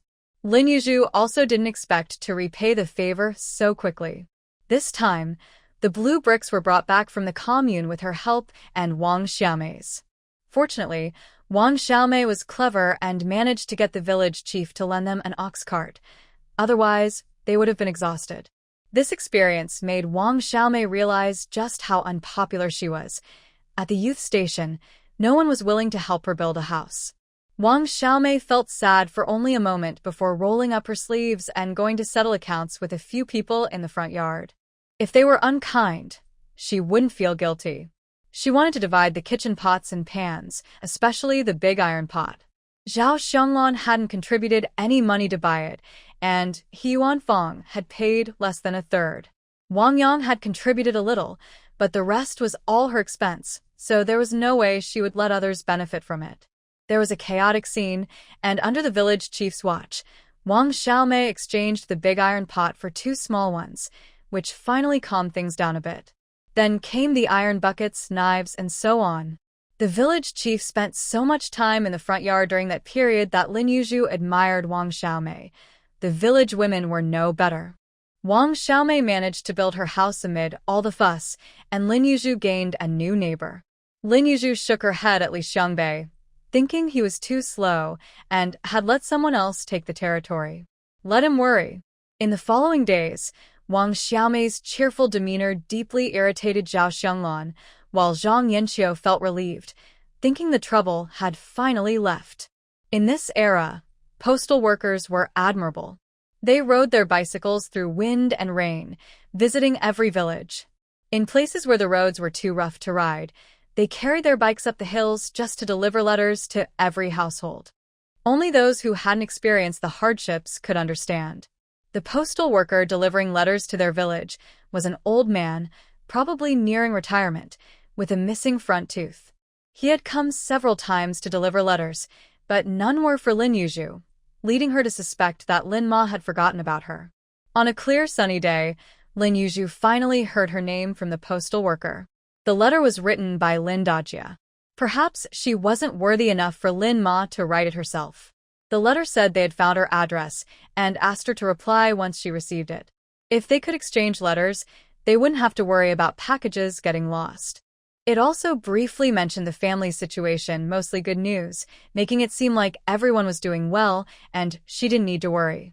Lin Ma had already started making her cotton clothes, and Lin Dajia had gotten some leftover yarn to knit her sweaters and pants, suggesting she shouldn't waste money on those things, as the family would send them. They also mentioned that if they could get more cotton, they would send thicker bedding since Lin Ma often talked about how cold the winters were in the Northeast. Reading this, Lin Yuzhu felt a warm wave in her heart. The letter also mentioned that Lin Ma had sent her some tickets and reminded her to keep an eye on them and not throw away the envelope. Lin Yuzhu looked inside the envelope again and found a few tickets, including some industrial coupons and 2 sheets of toilet paper tickets. Lin Yuzhu sighed. If the original owner had survived that high fever, she would probably be moved to tears now. The past was gone, and Lin Yuzhu didn't dwell on it too much. After the autumn harvest, she could openly send some things back to the Lin family to repay their kindness. Since their heart-to-heart talk, Wang Xiaomei considered Lin Yuzhu a friend. Regardless of how Lin Yuzhu felt about it, she had unilaterally decided. Well, humans must admit they are social creatures. Lin Yuzhu still needed a little companion. Whether they became close friends was another matter. She simply wanted someone to keep her company to avoid feeling lonely. Given the current environment, it wasn't safe for her to be a lone wolf. Wang Xiaomei also received a letter from home and came to see Lin Yuzhu after reading it. Lin Yuzhu was busy starting a fire to cook lunch. When she saw Wang Xiaomei coming, she felt it was in the way. She wanted to steam rice, and having her there made it difficult. "Aren't you cooking?" Wang Xiaomei misunderstood and thought Lin Yuzhu was afraid she would come to eat for free, so she quickly explained, "Don't worry, I never take advantage of food." She wasn't foolish. She had the most food at the youth station. If she didn't take advantage of others, she hoped others wouldn't take advantage of her. Lin Yuzhu rolled her eyes in annoyance. "I just came to say a few words. My family wrote to me asking for money. What do they think? I'm just a farmer. I'm not rich." Lin Yuzhu silently thought that if being rich was the standard, she was poorer than this girl. Just because she built a house didn't mean she had much money. Looking at what she had bought, she surely had a good amount left. Lin Yuzhu's place looked bare compared to Wang Xiaomei's. "What's with that expression?" "I really don't have money. By the way, did your family send any money or tickets this time? We should go to town together sometime and see if we need to buy anything." Lin Yuzhu. Thinking about how empty her pockets were, Lin Yuzhu realized she needed to find a way to get to town, so she agreed to go with Wang Xiaomei, and they planned to go the day after tomorrow. Since they heard that Li Xiangwan and several other youth were also going to town, they didn't want to go with them. If all the youth went to town and skipped work, the villagers would surely talk. It was better to avoid trouble, so everyone mostly spread out to go to town. After making plans, Wang Xiaomei went back to cook, while Lin Yuzhu pondered how to discreetly lead Wang Xiaomei away when they got to town. Speaking of the system, Lin Yuzhu had to admit that the developers were clever. Even though a plot of land yielded a good harvest and the sales income was considerable, upgrading and cultivating farmland also required a lot of contribution points. Moreover, the ranch needed income from crops to support it. Expanding the ranch also required contribution points. The system needed contribution points in many areas, and it tempted you to spend them on goods. Accumulating contribution points required determination, and Lin Yuzhu was resolute about not spending, which allowed her some room to maneuver. Overall, the space was still in a stage of needing development. While the system couldn't make her rich quickly, she could still earn some small profits. So, she started thinking about how to make money.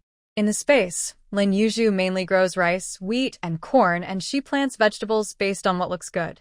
If she were to sell on the black market, she wouldn't sell vegetables because they are low in value and not worth the risk.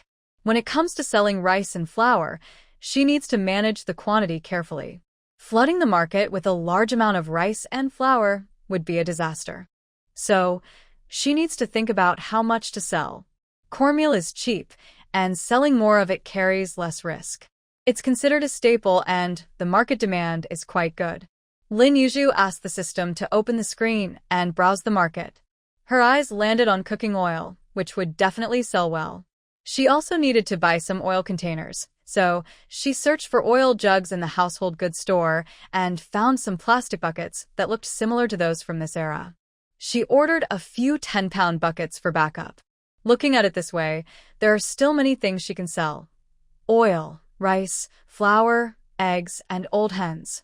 None of these will be hard to sell. The hens in the space can no longer lay eggs, so she plans to sell them all this time. It's not safe for a girl to sell things.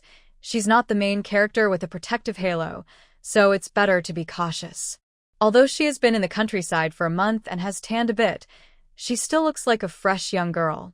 Thinking about it, she decided to spend some contribution points to buy foundation and makeup from the store to cover up.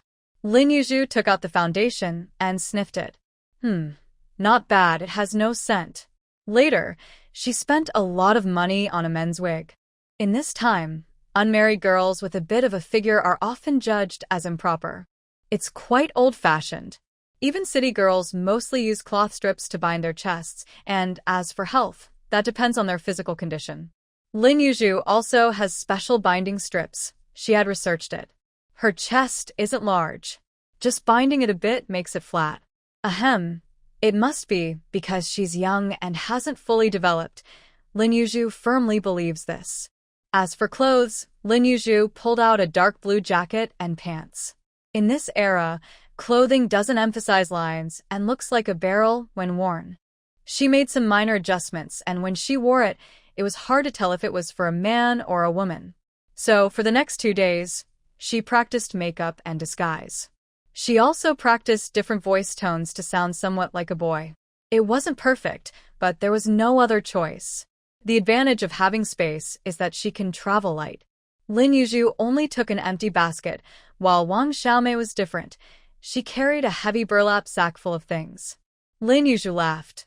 Aren't we going out to buy things? What's with that? This is some mountain goods I picked last year that I didn't finish. I thought I'd send some to a relative in town, Wang Xiaomei said seriously. Does anyone even know if she has relatives? Shanshui village is relatively close to the town, with a road that passes through other villages, and there are usually bullock carts passing by every day. The two were lucky and encountered a bullock cart. Each of them paid 2 cents to get to the town, and they struggled to lift the burlap sack onto the cart. Since it was filled with mountain goods, Lin Yuzhu felt like a fool. Then she realized Wang Xiaomei was preparing for the new educated youth coming soon, selling her excess rations. Naturally, she couldn't afford to support others. Otherwise, would she starve herself to help someone else? Is Wang Xiaomei that kind of person? Lin Yuzhu found it amusing. This girl is really clever when it comes to food. The two understood each other, without saying a word. Once they reached the town, they split up. Wang Xiaomei went to visit her relatives. Why should Lin Yuzhu tag along? Lin Yuzhu first went to the grain station to check the prices. After looking, she felt a bit disappointed.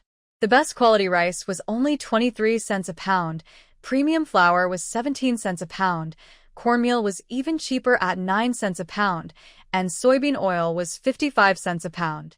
She could forget about making a fortune selling grain. Next, she checked the meat prices. Well, pork was 78 cents a pound, old hens were 60 cents a pound but out of stock, and eggs were relatively expensive at 48 cents a pound. No wonder they call it the chicken butt bank. It's quite true. Eggs are funny. They have a price, but no market. The supply and marketing cooperative in town only buys, not sells, and the prices seem like a joke. When buying, it looks cheap, but when selling, it's truly cheap. Lin Yuzhu calmed her disappointment, reminding herself that money was especially valuable at this time, and she kept self-hypnotizing. Later, she found a secluded corner, entered the space, quickly changed her clothes, put on the wig, and used foundation to darken her face. Then she used an eyebrow pencil to draw on some thicker eyebrows, instantly giving her a boyish look. She applied a concealer that was a shade off, and voila, a dark-skinned, skinny young man appeared. Lin Yuzhu had a rough idea of the town and had figured out a couple of places for the black market. There was a canning factory near the edge of town, and beside it was a small, deserted woods. During the day, workers were usually busy, so it shouldn't be too crowded, but she often saw 1 or 2 people coming in and out, carrying cloth bags that were empty when they entered and full when they left. Lin Yuzhu thought there must be something going on in the woods. Sure enough, in the small woods not far from the canning factory, there was a spot with few people. Seeing her unfamiliar face, the people inside became wary. Lin Yuzhu felt a bit awkward. What's going on? She was attracting too much attention. A burly man walked over and whispered, "Are you buying or selling?" He glanced at the basket behind her. Lin Yuzhu had covered her goods with cloth, so he couldn't see what was inside, but he assumed she was there to sell, which lowered his guard a bit. "Big brother, I just came here and wanted to try selling something." Lin Yuzhu deliberately deepened her voice to sound like a young boy. What do you have?" Lin Yuzhu looked at the man in front of her. Was he also a seller? The man, seeing that the young boy seemed clueless, grew impatient. "This area is under my control. Everyone selling here works for me." "Who sent you?" "You don't even know this? Outsiders selling here only sell to me." After speaking, the man frowned, wondering if this kid was a spy. Could there be such a young spy? The man began to doubt, and a few of his subordinates immediately stood up and approached with unfriendly expressions. Lin Yuzhu twitched her mouth, telling herself to stay calm. Whether this was good or bad luck, she had accidentally run into a small boss. She thought they probably weren't too shady, otherwise, how could they survive? Without further ado, she set down her basket, removed the cloth on top, and said, "I have 20 pounds of cornmeal, 10 pounds of rice, and 2 old hens." This amount wasn't much. She wouldn't sell too much on her first visit. The man didn't take it seriously. He casually opened the rice to take a look and exclaimed, "This rice is good, but it's a bit less," then weighed the old hens. Quite fat." "What's the price?" the man asked casually. "Cornmeal is 15 cents with a ticket, 20 cents without. Rice is 50 cents with a ticket, $1 without. Hens are 4 yuan each with a ticket, 6 yuan without. I don't need grain tickets." How could a grain seller lack grain? The man looked at Lin Yuzhu and said in a deep voice, "The hens are too expensive. I'll give you 3 yuan each with an industrial ticket." Lin Yuzhu pretended to think for a moment and then reluctantly nodded. The deal was made, and Lin Yuzhu received 14 yuan and a stack of tickets. Thinking about how much effort it took to bring the goods from outside, she only got this little money. TSK, the road ahead is long. After selling her goods, Lin Yuzhu didn't rush to leave. She chatted casually and learned that the man's surname was Su, so she started calling him Brother Su. Once their relationship felt a bit closer, she finally left. As she stepped out of the small woods, she let out a sigh of relief, noticing that no one had followed her. She couldn't help but smile, realizing that her goods hadn't caught anyone's attention yet. There's a saying that residential buildings are essential places for selling goods. She heard that there were some residential buildings near the textile factory in town, with many residents living there, and importantly, there were no guards watching over them. She couldn't let this opportunity slip by. Lin Yuzhu found the residential buildings after asking around.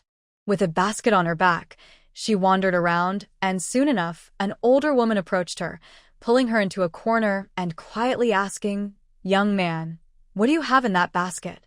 Lin Yuzhu smiled broadly, looking like a simple young man, and replied softly, "Oil, white flour, cornmeal, and eggs." The woman got excited and grabbed her, saying, "How much are you selling?" "Young man, put the basket down so I can see. If it's not too much, I can buy it all. Oil is $1.50 with a ticket, no sale. I have 10 pounds of oil. I have 10 pounds of eggs, 70 cents a pound. No ticket needed. White flour is 40 cents with a ticket, 60 cents without. Cornmeal is 15 cents with a ticket, 20 cents without. I don't need grain tickets, ma'am." They spoke in hushed tones, almost like thieves. Although eggs were expensive in the market, they didn't sell for a high price on the black market, as people preferred to save their meat tickets for pork. The woman seemed to think the eggs were too pricey. After some haggling, they settled on 60 cents for the eggs. Lin Yuzhu felt thirsty from all the talking without selling anything. Once they agreed on a price, the woman, worried about being interrupted, took Lin Yuzhu to her home. If they ran into someone they knew, she would say he was her cousin from the countryside. Everyone had many relatives these days. Once in the yard, the woman told Lin Yuzhu to wait while she went to find her friends. The woman was quite efficient. Within a few minutes, many people flooded into the yard. Lin Yuzhu looked at the few items in his basket, wondering if they could really share them. At that moment, he became quite popular among the women. After selling everything, Lin Yuzhu didn't receive many tickets. He realized that ordinary families couldn't save up many tickets in a month, and those with money preferred to buy high-priced food, saving their tickets for home use. He sold this batch for $30 plus 5 tickets. The high price was mainly thanks to the soybean oil, or else he would have only made $10. Being small and not very strong, he couldn't carry much at once, so he had to take it slow. When the woman saw him off from the yard, she was very friendly, saying, "Young man, come to me whenever you have goods. I'm not bragging. I have good connections in this residential area, and I can help you sell whatever you bring." Lin Yuzhu grinned, showing his small white teeth, and replied, "Don't worry, ma'am. I'll come by when I have goods." The woman smiled widely as she saw him out. Next, Lin Yuzhu repeated the same method in several alleys, selling a lot of goods and building some connections along the way. Since he was selling live chickens, he didn't take out the eggs, mainly selling soybean oil, rice, flour, and a few old hens left in his space. After a few rounds, he had nearly $200 in his pocket. Lin Yuzhu felt very pleased. In just half a day, he earned what others made in months. If he kept this up every day, he could easily feed himself. Unfortunately, his current identity was a young intellectual sent to the countryside, so he couldn't come to town every day. Since he had made the trip, Lin Yuzhu thought it was best to sell as much as possible. With money in hand, he felt confident and ready to go. This time, Lin Yuzhu planned to first find out the exact location of the black market before carrying his goods there. Carrying things was tiring, and his stamina was still quite poor. There's a saying that there are business opportunities near hospitals. Lin Yuzhu wandered around the town's hospital and discovered a black market spot in an inconspicuous corner, with someone keeping watch. Lin Yuzhu realized that to sell his goods, he had to pay a dime to the guard, as they wouldn't help him for free. He admired the public's keen eye for business opportunities everywhere. The black market wasn't too crowded, the alley was quite quiet, and bargaining had to be done in whispers. Lin Yuzhu attracted a lot of attention with his basket. He squatted in a very inconspicuous corner, feeling a bit anxious. To him, this black market didn't feel as safe as walking the streets. He stayed alert, ready to run at the first sign of trouble. When the first customer arrived, Lin Yuzhu looked up and was surprised to see it was a salesperson from the grain station. What was he doing here in the black market? Lin Yuzhu didn't have a great memory, but the man sitting across from him was quite striking. In this town, many people dressed in black, white, and gray, but few had such a distinguished appearance. Moreover, this man was quite handsome, though he didn't fit the era's beauty standards. While everyone admired thick eyebrows and big eyes, this man had narrow, slightly upturned eyes that gave him a sharp, unapproachable vibe. But Lin Yuzhu liked that. It had a certain allure. They say thin-lipped people have thin personalities, and this man fit that description. His looks could easily be criticized by the older women in the countryside. He was tall and slender, and if thrown into the countryside, he might struggle. Lin Yuzhu realized he had been influenced by the village women. This appearance was very much in line with modern beauty standards, so Lin Yuzhu could recognize him. The man glanced at Lin Yuzhu, his gaze deepening. He probably hadn't seen this boy before, but it seemed like the boy recognized him. Before he could figure it out, he noticed the boy was looking at him as if he didn't know him at all, as if he had mistaken him for someone else. "Brother, are you buying grain?" Lin Yuzhu said innocently. Shen Bojun nodded and asked in a low, calm voice, "What do you have?" "Cornmeal, rice, flour, and eggs." Shen Bojun raised an eyebrow. These were all good-selling items. After asking about the prices again, he stood up and left without saying another word. Lin Yuzhu, this makes me nervous. Is someone who can easily reject the temptation of rice and flour really here to buy things in the black market? Could he be a spy sent by the grain station to shut down this black market? Lin Yuzhu hesitated, wondering if he should leave quickly. He felt that safety was the most important thing. After a moment of doubt, he decided to withdraw. Just as he was about to leave, he noticed a hefty guy walking toward him slowly, raising an eyebrow as if confused by his actions. Feeling awkward, Lin Yuzhu had already put his goods back on his back and smiled sheepishly, saying, "I was thinking of moving over there to sell better." The man didn't respond, as that spot was indeed unnoticeable. Take all his goods and negotiate the price with him, Shen Bojun instructed his companion Li Pengzi, before moving on to the next stall. Lin Yuzhu was taken aback. This situation felt oddly familiar. Was a grain station salesperson also a small boss in the black market? Li Pengzi, following the orders, pulled Lin Yuzhu aside to ask about his goods. After inspecting them, Li Pengzi seemed satisfied but pretended to be picky. After a round of haggling, they finally settled on a price. Lin Yuzhu had secretly brought in some rice and flour, so he sold cornmeal for 13 cents per pound for 50 pounds, rice for 90 cents for 20 pounds, flour for 60 cents for 20 pounds, and eggs for 55 cents for 10 pounds, plus a block of soybean oil for $4.10 and a stack of tickets. After the transaction, he received $56. Li Pengzi, carrying the goods, couldn't help but mutter, "This young man looks short and thin, but he's quite strong." Lin Yuzhu, not far away, thought, "Short?" Lin Yuzhu remembered there was a black market near the train station in the original story, but she didn't plan to go there now because it was a chaotic place with a small gang, and one of the leaders was quite sleazy. Even after disguising herself, the female lead was still recognized by him. Moreover, the rice and flour she sold were much better than what was available in the market, so the little leader sent someone to follow her. Although she managed to shake them off, she ran into them again when she was reselling. Seeing that she still had goods, the little leader clearly didn't want to let her go. He personally followed her and saw her true appearance after she removed her disguise, becoming very interested in controlling her supply. This led to several entanglements. The female lead faced many dangers, but with her strong aura, she quietly helped the police take down the entire gang and even managed to steal half of their supplies, making a good profit. Of course, the male lead helped her, as he seemed to know an undercover agent.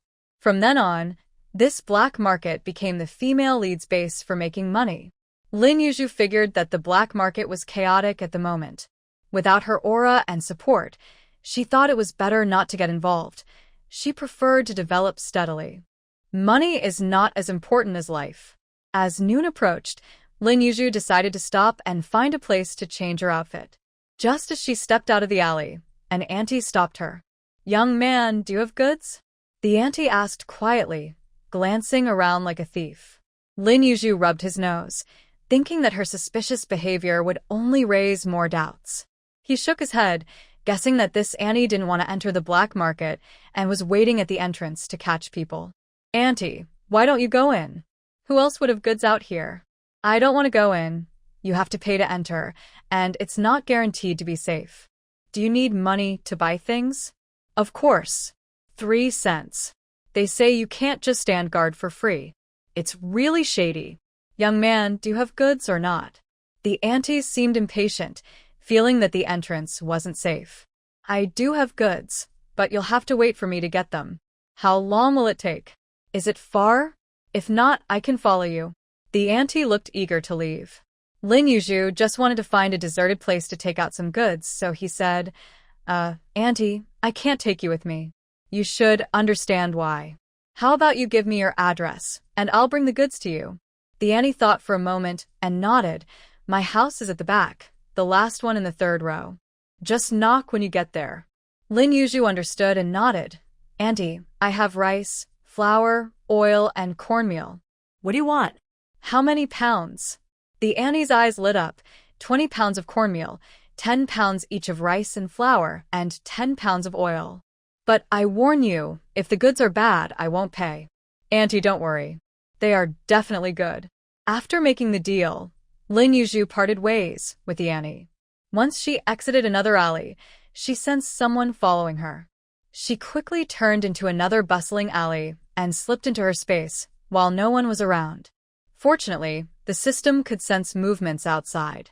After a few seconds, it detected someone was chasing her, but since the system couldn't currently see outside, Lin Yuzhu couldn't know who was behind her. Feeling her heart racing, Lin Yuzhu forced herself to calm down. She thought carefully. Normally, such a small amount of goods shouldn't attract attention. Although her goods were fine, wait. That auntie. Lin Yuzhu's expression changed as she recalled that when she entered the black market, someone who looked similar to that auntie passed by her. If she guessed correctly, it should be that auntie. The auntie must have been checking if she still had goods. If she foolishly went to get them, it could expose her supply. Thinking positively, it could lead to trouble, and, in the worst case, it could be dangerous. She might even be a spy. Although Lin Yuzhu wasn't sure if her guess was correct, she knew that the auntie's deal wouldn't go through. She shouldn't fall into a trap alone. It was better not to take risks. Deciding to wait about half an hour before going out, Lin Yuzhu cheerfully sat on the grass to count her money. She had a thick stack over 230. Lin Yuzhu was so happy she wanted to shake her legs. She had gotten quite a few industrial coupons today, only 2 fabric tickets, and a couple of miscellaneous tickets. After organizing her money and tickets, Lin Yuzhu got up to go to a small hut to remove her makeup. After freshening up, she looked like a delicate young girl in the mirror. Besides being a bit tanned, she thought while looking in the mirror that she might as well buy an expensive sunscreen. Life is tough. Money is needed everywhere. Wang Xiaomei said she was visiting relatives, so Lin Yuzhu had to go eat lunch alone. They agreed to meet at the supply and marketing cooperative in the afternoon. Lin Yuzhu slipped out of her space and walked from the small alley to the main street, then confidently headed to the state-run restaurant. At this time, the state-run restaurant had strict rules about mealtimes. They wouldn't take orders even a minute early, and if you missed the operating hours, the chef wouldn't cook for you, no matter what. It was already noon, and Lin Yuzhu couldn't delay any longer. After a busy morning, she was really hungry and didn't want to go back to her space to cook. She wanted to experience the legendary state-run restaurant at least once. When she arrived, the timing was just right, having missed the peak ordering time, with only 2 people ahead of her in line. As someone from the future, how could she be timid? When it was her turn, Lin Yuzhu stood tall and confidently said, 1 bowl of rice and 1 serving of braised pork. The server lazily took Lin Yuzhu's money and tickets, dismissing her with a simple wait. Lin Yuzhu thought to herself that this service attitude was quite unprecedented. To avoid wasting resources, she had to share a table since she was eating alone. However, fate was strange.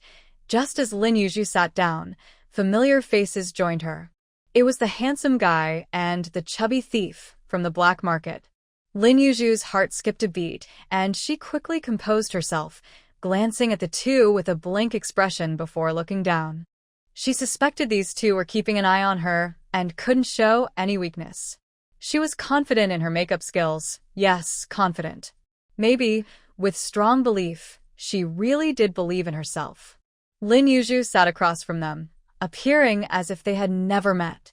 Shun Bojun glanced at Lin Yuzhu, but didn't look closely since he saw she was a girl. Beside him, Li Pengzi stared at Lin Yuzhu, his eyes lighting up and becoming a bit fixated. Lin Yuzhu shot him a sharp look, thinking, what are you staring at? Trying to be a pervert? Li Pengzi immediately averted his gaze, feeling intimidated, thinking, this girl is pretty, but she's a bit fierce. At that moment, Lin Yuzhu realized that being a girl had its advantages. People felt shy about staring at her. Li Pengzi, bored while waiting for their food, quietly chatted with Shin Bojun. Bro, this doesn't make sense. That kid looks unfamiliar, and his accent isn't local. How does he know this area so well? Even we got shaken off by him. Lin Yuzhu's hand stiffened on her lap. She was all ears, catching every word of what the chubby guy said, thinking, so it really is them. After the fat guy finished speaking, he was still puzzled. Shun Bojun sat calmly and said coldly, I told you to lose weight before, but you didn't listen. Now even a child can notice. Li Fatty felt a bit embarrassed. It might not just be about me being fat. Shin Bojun glanced at him, as if to say, what else could it be? Feeling guilty, the fat guy quickly tried to please him. Brother, how about I go check around at other places? This person looks unfamiliar. Maybe someone remembers them. Forget it, there's no need to waste more energy. Although he was nice, he wasn't what they were looking for. Lin Yuzhu listened to their vague conversation and understood the general idea. Although she had drawn some attention, it wasn't very high. She felt relieved. After all, she wouldn't have many chances to come to the town. Once this wave of trouble passed, she could change her appearance and continue her visits. Feeling relaxed, she enjoyed her meal. Lin Yuzhu, who craved pork, devoured the braised meat piece by piece, finishing an entire plate with a big bowl of rice. To be honest, the rice served at the state-run restaurant was quite substantial. Although the chef's skills were average, the pork was really tasty. The pork from the future couldn't compare at all. Even with few cooking ingredients, this braised meat was no worse than what you'd find in modern restaurants. After eating and drinking to her heart's content, she was ready to leave. Li Fatty looked at the empty plate across from him and grinned. Brother, that girl over there can really eat. She finished a whole plate of braised meat by herself. Shun Bojun turned to glance at her back and assessed her appearance. She didn't look like she was from the countryside, but her shoes were a bit dirty and worn. She's probably a young intellectual sent to the countryside. Li Fatty looked back and said, no wonder. It was better not to ask how he figured that out to avoid being called foolish again. When Lin Yuzhu arrived at the supply and marketing cooperative, she saw Wang Xiaomei waiting for her at the door, looking quite bored. She didn't know how long she had been waiting, or if she had eaten. Wang Xiaomei's eyes lit up when she saw Lin Yuzhu, but then she pouted and complained, why did you take so long? I was worried you'd be anxious, so I came over early. Lin Yuzhu rolled her eyes. Next time, come out later from your relative's place. It's not polite to leave right after eating. You should at least have some tea and chat before leaving. Didn't everyone know whether she went to her relative's house? Wang Xiaomei felt a bit choked. Lin Yuzhu was too honest. Did she really think she went to her relatives? She was afraid of being found out and didn't even dare to go to the state-run restaurant. She was still hungry. The two didn't dwell on this topic too much. It wasn't a big deal and wouldn't affect their shopping together. With money in hand, how could they not check out the supply and marketing cooperative? Lin Yuzhu had a lot of things she wanted to buy. Since she didn't lack industrial coupons, she was ready to shop. She definitely needed to buy a flashlight with batteries, a kerosene lamp, and a wooden bucket. Luckily, the cooperative had stock. In the north, there weren't many vegetables to eat in winter, so families had to pickle vegetables in the fall. She pretended to buy a jar of pickled vegetables. Later, she used her sugar coupons to buy a pound of hard candy. When she needed a favor, she could give 2 pieces as a sweetener. She could also buy from the system since it had upgraded and opened a grocery store with various candies. Unfortunately, the quality was too good to sell, so she could only enjoy them privately. Wang Xiaomei also bought a lot of things. Lin Yuzhu glanced over and saw that most of it was daily necessities: soap, toothpaste, snow cream, and the only food item, egg cake. Feeling rich, Lin Yuzhu was a bit surprised. When they lived in the front yard, she never saw her with these things. Wang Xiaomei snorted and said proudly, now that I live alone, I'm not afraid of others taking advantage of me. Lin Yuzhu was speechless. So, you only take advantage of others? TSK, TSK. Wang Xiaomei felt guilty under Lin Yuzhu's gaze and quickly pulled her along. Let's go check out the clothes on the second floor. No fabric coupons. What's the point? Lin Yuzhu didn't want to go. It was frustrating to look but not buy. Looking doesn't require coupons. Lin Yuzhu was dragged to the second floor. This floor mainly sold ready-made clothes, and there were a few decent styles, but not many. There were indeed many plain shirts, and the styles were quite ordinary, not particularly fashionable. The prices were 5 to 6 yuan each, plus fabric coupons. Lin Yuzhu had enough clothes and didn't plan to buy any. Why dress up so nicely in the countryside? They continued browsing, and Lin Yuzhu spotted a pair of brown suede shoes. They looked a bit clumsy and not very attractive, but the quality was obvious. They should last 3 to 4 years. The price was much cheaper than other leather shoes, only 7 yuan plus an industrial coupon. Thinking they would be perfect for autumn, Lin Yuzhu gritted her teeth and bought them. Afterward, she remembered she would need rain boots for rainy days, so she bought a pair of those too. Her feet couldn't suffer. Thinking about how she wouldn't feel so bad spending $1,000 on shoes in the future, Lin Yuzhu couldn't help but sigh. It really felt like she was living in reverse. Wang Xiaomei seemed to have let loose since building her house and even bought a pair of leather shoes. She already had rain boots, so she wouldn't waste money on another pair. Lin Yuzhu was very curious about how much money she had. Wang Xiaomei would never tell the truth.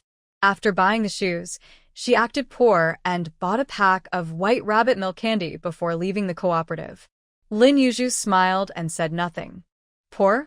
Ugh, I've always wanted to try this candy since I was a kid. Even if I spend all my money today, I have to taste it, Wang Xiaomei said, her eyes darting around. Well, you could have bought less instead of spending all your money. Who would believe that? Wang Xiaomei protested with silence. On their way back, they weren't so lucky. They didn't see a single bullock cart. Lin Yuzhu put the bucket in her backpack along with the smaller items. The jar of pickled vegetables wouldn't fit, so she had to carry it. It was surprisingly heavy, making it hard to carry. After walking for 20 minutes, she needed to rest. Wang Xiaomei grumbled that she wouldn't go to town with her again, and Lin Yuzhu was more than happy to agree, hoping she wouldn't follow next time. When it became too much to carry, Wang Xiaomei suddenly took it from her but demanded 10 pieces of hard candy in return. Lin Yuzhu refused, explaining that this was wrong. If she gave her candy, it changed the nature of the favor. It was like hiring her to do work, which was pushing her to make mistakes. Wang Xiaomei thought that was a ridiculous argument. And so, the two of them bickered all the way back to Shanshui village.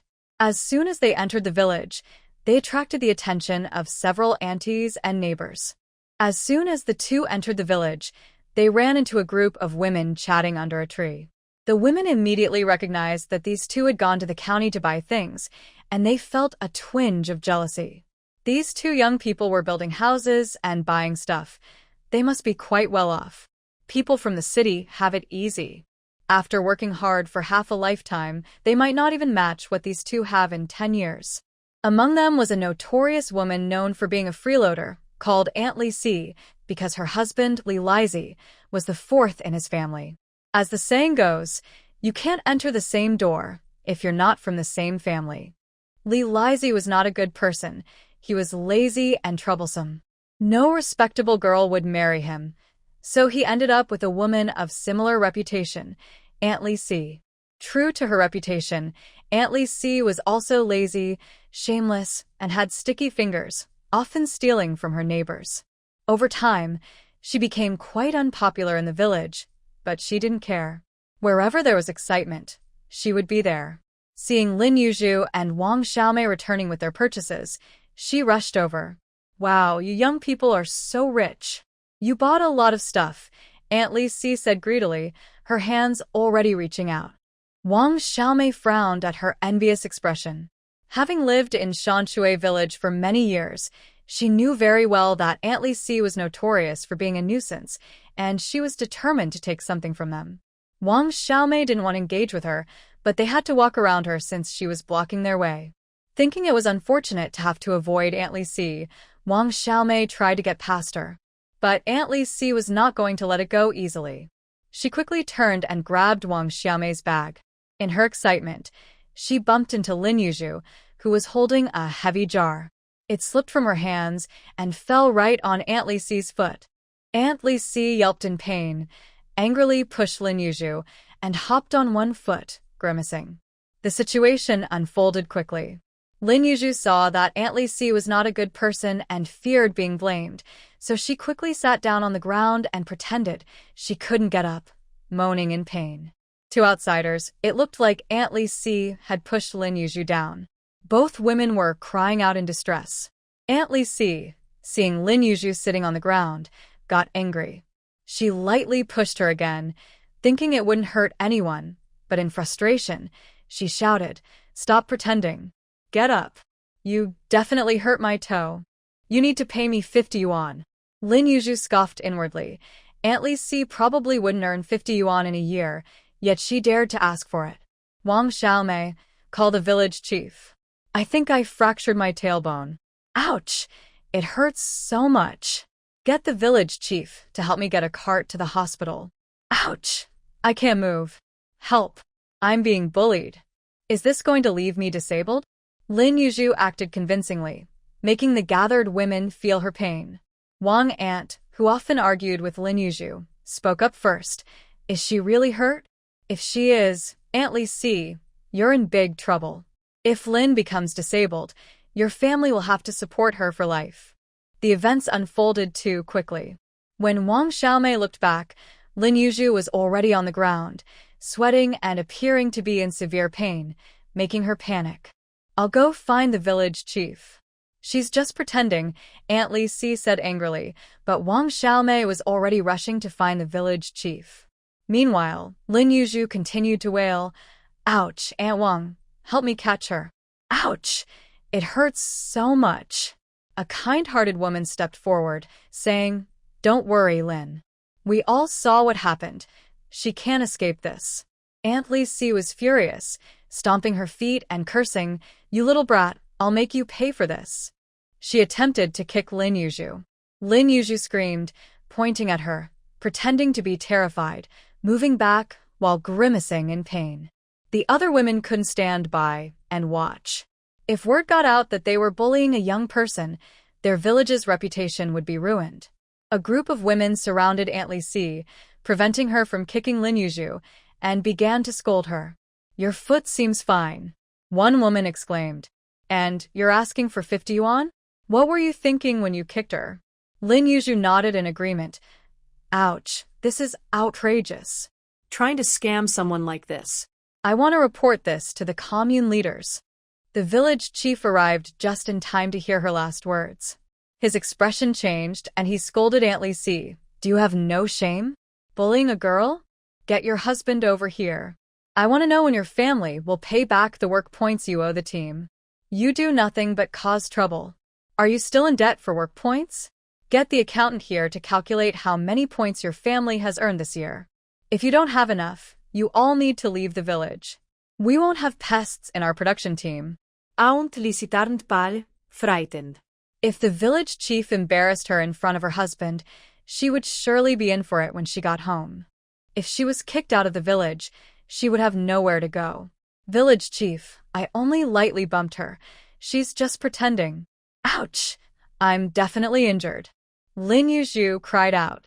The village chief's face turned dark, his forehead veins bulging. Village chief, this girl is just trying to scam us. Ouch, after pushing me, she wants 50 yuan? Is she trying to kill me? You better believe it. We all saw you push her down. A voice rose above the noise. Exactly. The crowd grew more animated. It seemed the villagers were fed up with Aunt Lisi's antics, and now they were united against her. Wang Xiaomei rushed to Lin Yuzhu's side. Can you get up? Ouch, let me try. Ouch, be gentle. Ouch, take it easy. Wang Xiaomei thought, I am being gentle. Lin Yuzhu's basket and bucket had spilled all over the ground, and while she kept moaning in pain, her eyes were on the lookout for anyone trying to steal her things. In the end, Li Lizi never showed up. Such disputes happened in the village every couple of weeks, and they were never resolved. Seeing that Lin Yuzhu could stand, the village chief decided to smooth things over.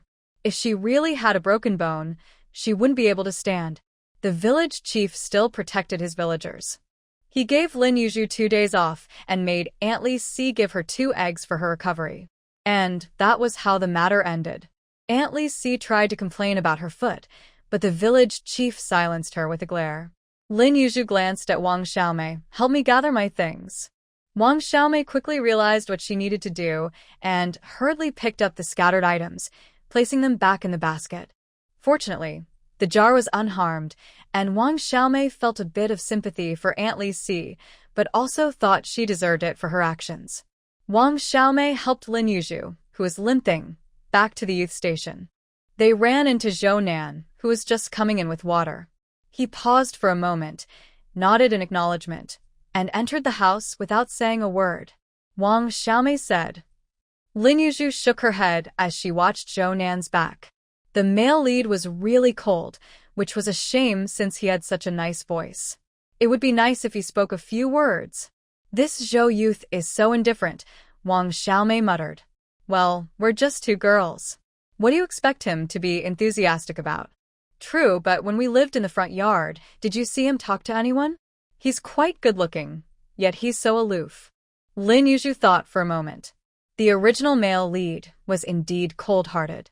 Besides the female lead, he barely interacted with anyone and didn't like to meddle in others' affairs. In the end, he remained single for life, devoted to the female lead. Such determination is rare. She couldn't help but sigh again, thinking about how many beautiful women surrounded the female lead. You're really interested? Do you like him? Hey, what are you talking about? Wang Xiaomei said shyly, playfully pushing Lin Yuzhu. Lin Yuzhu thought, I'm so glad I wasn't really hurt. After getting Lin Yuzhu to the door, Wang Xiaomei kindly asked, do you want me to help you inside? Lin Yuzhu waved her hand. Can you manage on your own? Lin Yuzhu nodded and waved again, just go. It hurts too much. I don't want to talk. Wang Xiaomei, seeing that Lin Yuzhu was in pain, didn't press further. She helped put the items inside before leaving. Wang Xiaomei ignored her and said, I also made some porridge. Wait, I'll go get it. Lin Yuzhu's anger faded away. She just watched as Wang Xiaomei busily set the table with food and utensils, then said to her, I see you can't cook like this, so I made you a portion too. Lin Yuzhu felt a small touch of gratitude. Wang Xiaomei didn't realize she was pretending to be hurt. She didn't plan to explain, as even small things could be blown out of proportion in this era. This time, even a fake injury had to be acted out, as if it were real. Thank you. Lin Yuzhu felt a bit embarrassed. She couldn't sit down to eat, so she stood while Wang Xiaomei naturally took the only chair in the room. Wang Xiaomei was surprised by Lin Yuzhu's thanks and awkwardly said, I won't complain about the food, but you need to give me some grain in return. You can get it yourself later. After all the trouble she caused, Lin Yuzhu found the steamed buns surprisingly tasty. Looking at a pot of stew, she noticed it didn't have many chili peppers, showing that Wang Xiaomei had put in some effort. Later, you should take some hard candy back. Really? You can't regret it. Wang Xiaomei's eyes lit up. Lin Yuzhu rolled her eyes at her and said, This dish is just spicy with no other flavor. It's no wonder Zhang Yanqiu picks on you, TSK. Wang Xiaomei immediately got defensive and shouted, If I had oil and soy sauce, my dish wouldn't be bad. Lin Yuzhu nodded. She made a good point, but then rolled her eyes again. Could you at least knock next time? Kicking the door open like that is a bit much. Wang Xiaomei bit into her steamed bun and looked at Lin Yuzhu in confusion, then added, You're just being picky. I put my heart into this. Lin Yuzhu rolled her eyes back. The two spent the meal bickering back and forth. The next day, Wang Xiaomei kindly made 2 servings of food again, kicking the door open as usual, which made Lin Yuzhu grit her teeth in frustration. On the last night of the holiday, Lin Yuzhu prepared a meal early, adding plenty of white flour to the steamed buns, making them soft and fluffy. They looked delicious. The vegetables were the same old eggplant and green beans stewed together, but she added enough oil and soy sauce to make them taste good, at least better than what Wang Xiaomei made. After keeping the food warm in the pot, Lin Yuzhu sat on a small stool, tapping her fingers on her legs, waiting for Wang Xiaomei to come back from work. Since starting her own little life, Wang Xiaomei had been very diligent about returning to the youth station after work. As soon as she got back, Lin Yuzhu quickly picked up the pot and left. With a confident stride, she went to kick the door. By chance, just as Wang Xiaomei changed out of her work clothes and turned to open the door, Lin Yuzhu kicked it. Not paying attention, the door hit her forehead. It wasn't that Lin Yuzhu was petty. She just wanted Wang Xiaomei to experience kicking the door too, and to vent some frustration. Naturally, she didn't kick too hard. She wanted to make a statement. Fortunately, she didn't have much strength, or else Wang Xiaomei might have had more than just a bump on her forehead. With a big red bump on her head, Wang Xiaomei angrily opened the door and shouted, "Who the heck?" But when she saw Lin Yuzhu standing there awkwardly with a pot, the fire in her chest flared up. Wang Xiaomei cursed silently. The situation was very awkward. Wang Xiaomei, with her swollen forehead, managed to get Lin Yuzhu to give her 20 pieces of hard candy, and that settled the matter. As Wang Xiaomei happily ate her meal, Lin Yuzhu's gaze drifted back to her forehead, which seemed to have swollen a bit more. Even though she had to pay for the candy, she couldn't help but feel a bit amused. This time, losing 20 pieces of candy taught Wang Xiaomei a lesson. She never kicked Lin Yuzhu's door again. Whenever she wanted to see her, she would knock and call out from outside. That was already an improvement. In the countryside, even in towns, neighbors rarely knocked or greeted each other. Those with a bit of politeness would stand at the door and call out, waiting for the host to come out to greet them, while closer friends would just walk in while greeting. Lin Yuzhu realized that making a fuss over this would only make others think she was overreacting and unreasonable. Wang Xiaomei was now her little friend, and she didn't want to hurt her feelings. The key was to keep the main character from noticing anything unusual. Having this outcome was good enough. Life returned to normal, and Lin Yuzhu resumed her routine of working from dawn to dusk. However, she slowly noticed that the way the villagers looked at her seemed different from before, but she couldn't figure out why, so she didn't think much of it. It wasn't until a month later that she found out the reason. The villagers looked at her differently because they believed that anyone who could avoid being taken advantage of by Aunt Lee Si was not a good person. Moreover, those who got close to Wang Xiaomei at the youth station were mostly not good people. Aunt Lee Si was notorious for being a scoundrel, and getting involved with her would only bring trouble. Lin Yuzhu not only managed to stay clear of her, but also got Aunt Lee Si to give her 2 eggs, showing she was tough. Such a person was best kept at a distance. Having never seen the eggs, Lin Yuzhu thought this conclusion might be a bit hasty. As for Wang Xiaomei, what kind of person was she? If you asked around the youth station, no one had ever taken advantage of her. That girl was quite spoiled and could drive people to jump into rivers. Anyone close to her couldn't be a good person. And then there was Lin Yuzhu herself. Look at her working in the fields. She was useless. She couldn't carry or lift anything, just a waste. She couldn't work, but was first in fights. Marrying her would only bring chaos. Whoever married her would be in big trouble. There were some dissenting opinions, though. This Lin Yuzhu had been in the village for a while, and just by looking at her, it was clear she hadn't gone hungry. Her family conditions must be good. Thus, the villagers went from saying Lin Yuzhu wasn't a good person to discussing her unworthiness for marriage, and then they talked about her family situation, concluding that even if her family was well off, once she married, no one would support their daughter anymore, and marrying her would still bring misfortune to the husband's family. So Lin Yuzhu was absolutely not someone to marry. Bringing her home would surely stir up trouble. Lin Yuzhu, who lived a straightforward life, never expected her reputation could sink so low, and she found it hard to accept. Wang Xiaomei, unfazed, comforted her, saying that the reputation of female youth workers in the village was generally not good. Just look at Zhao Xianglan, who seems gentle, right? Yet, in the villagers' eyes, she was seen as timid and useless, destined to be bullied if any family's son married her. There were even exaggerated claims that such a timid person couldn't bear sons. Lin Yuzhu was speechless. Didn't these aunties have some misconceptions about people? Then she realized that the village aunties were likely trying to discredit these female youth workers for a very practical reason. They were afraid that the village's good young men would take a liking to them. Calculating it out, every year, each village would have 1 or 2 female youth workers come, and these women were mostly educated. The minimum was elementary school, junior high was common, and high school graduates weren't rare either. They were also pretty and charming, easily outshining the village girls. There were only a few capable and eligible young men in each village, and how many could resist the allure of beauty? Having never been married, they had no idea about the twists and turns of life, all filled with youthful passion, thinking they could support a whole family on their own. They couldn't see the harsh realities of life, but the elders knew. Whenever 2 or 3 female youth workers came to the village, it would excite the young men, making them act like they were on adrenaline. This was a warning signal for both the boys' and girls' parents. In an era where arranged marriages were the norm, the aunties spontaneously began to discredit the female youth workers to prevent the village boys from marrying them. With such a reputation, Lin Yuzhu found it both amusing and absurd.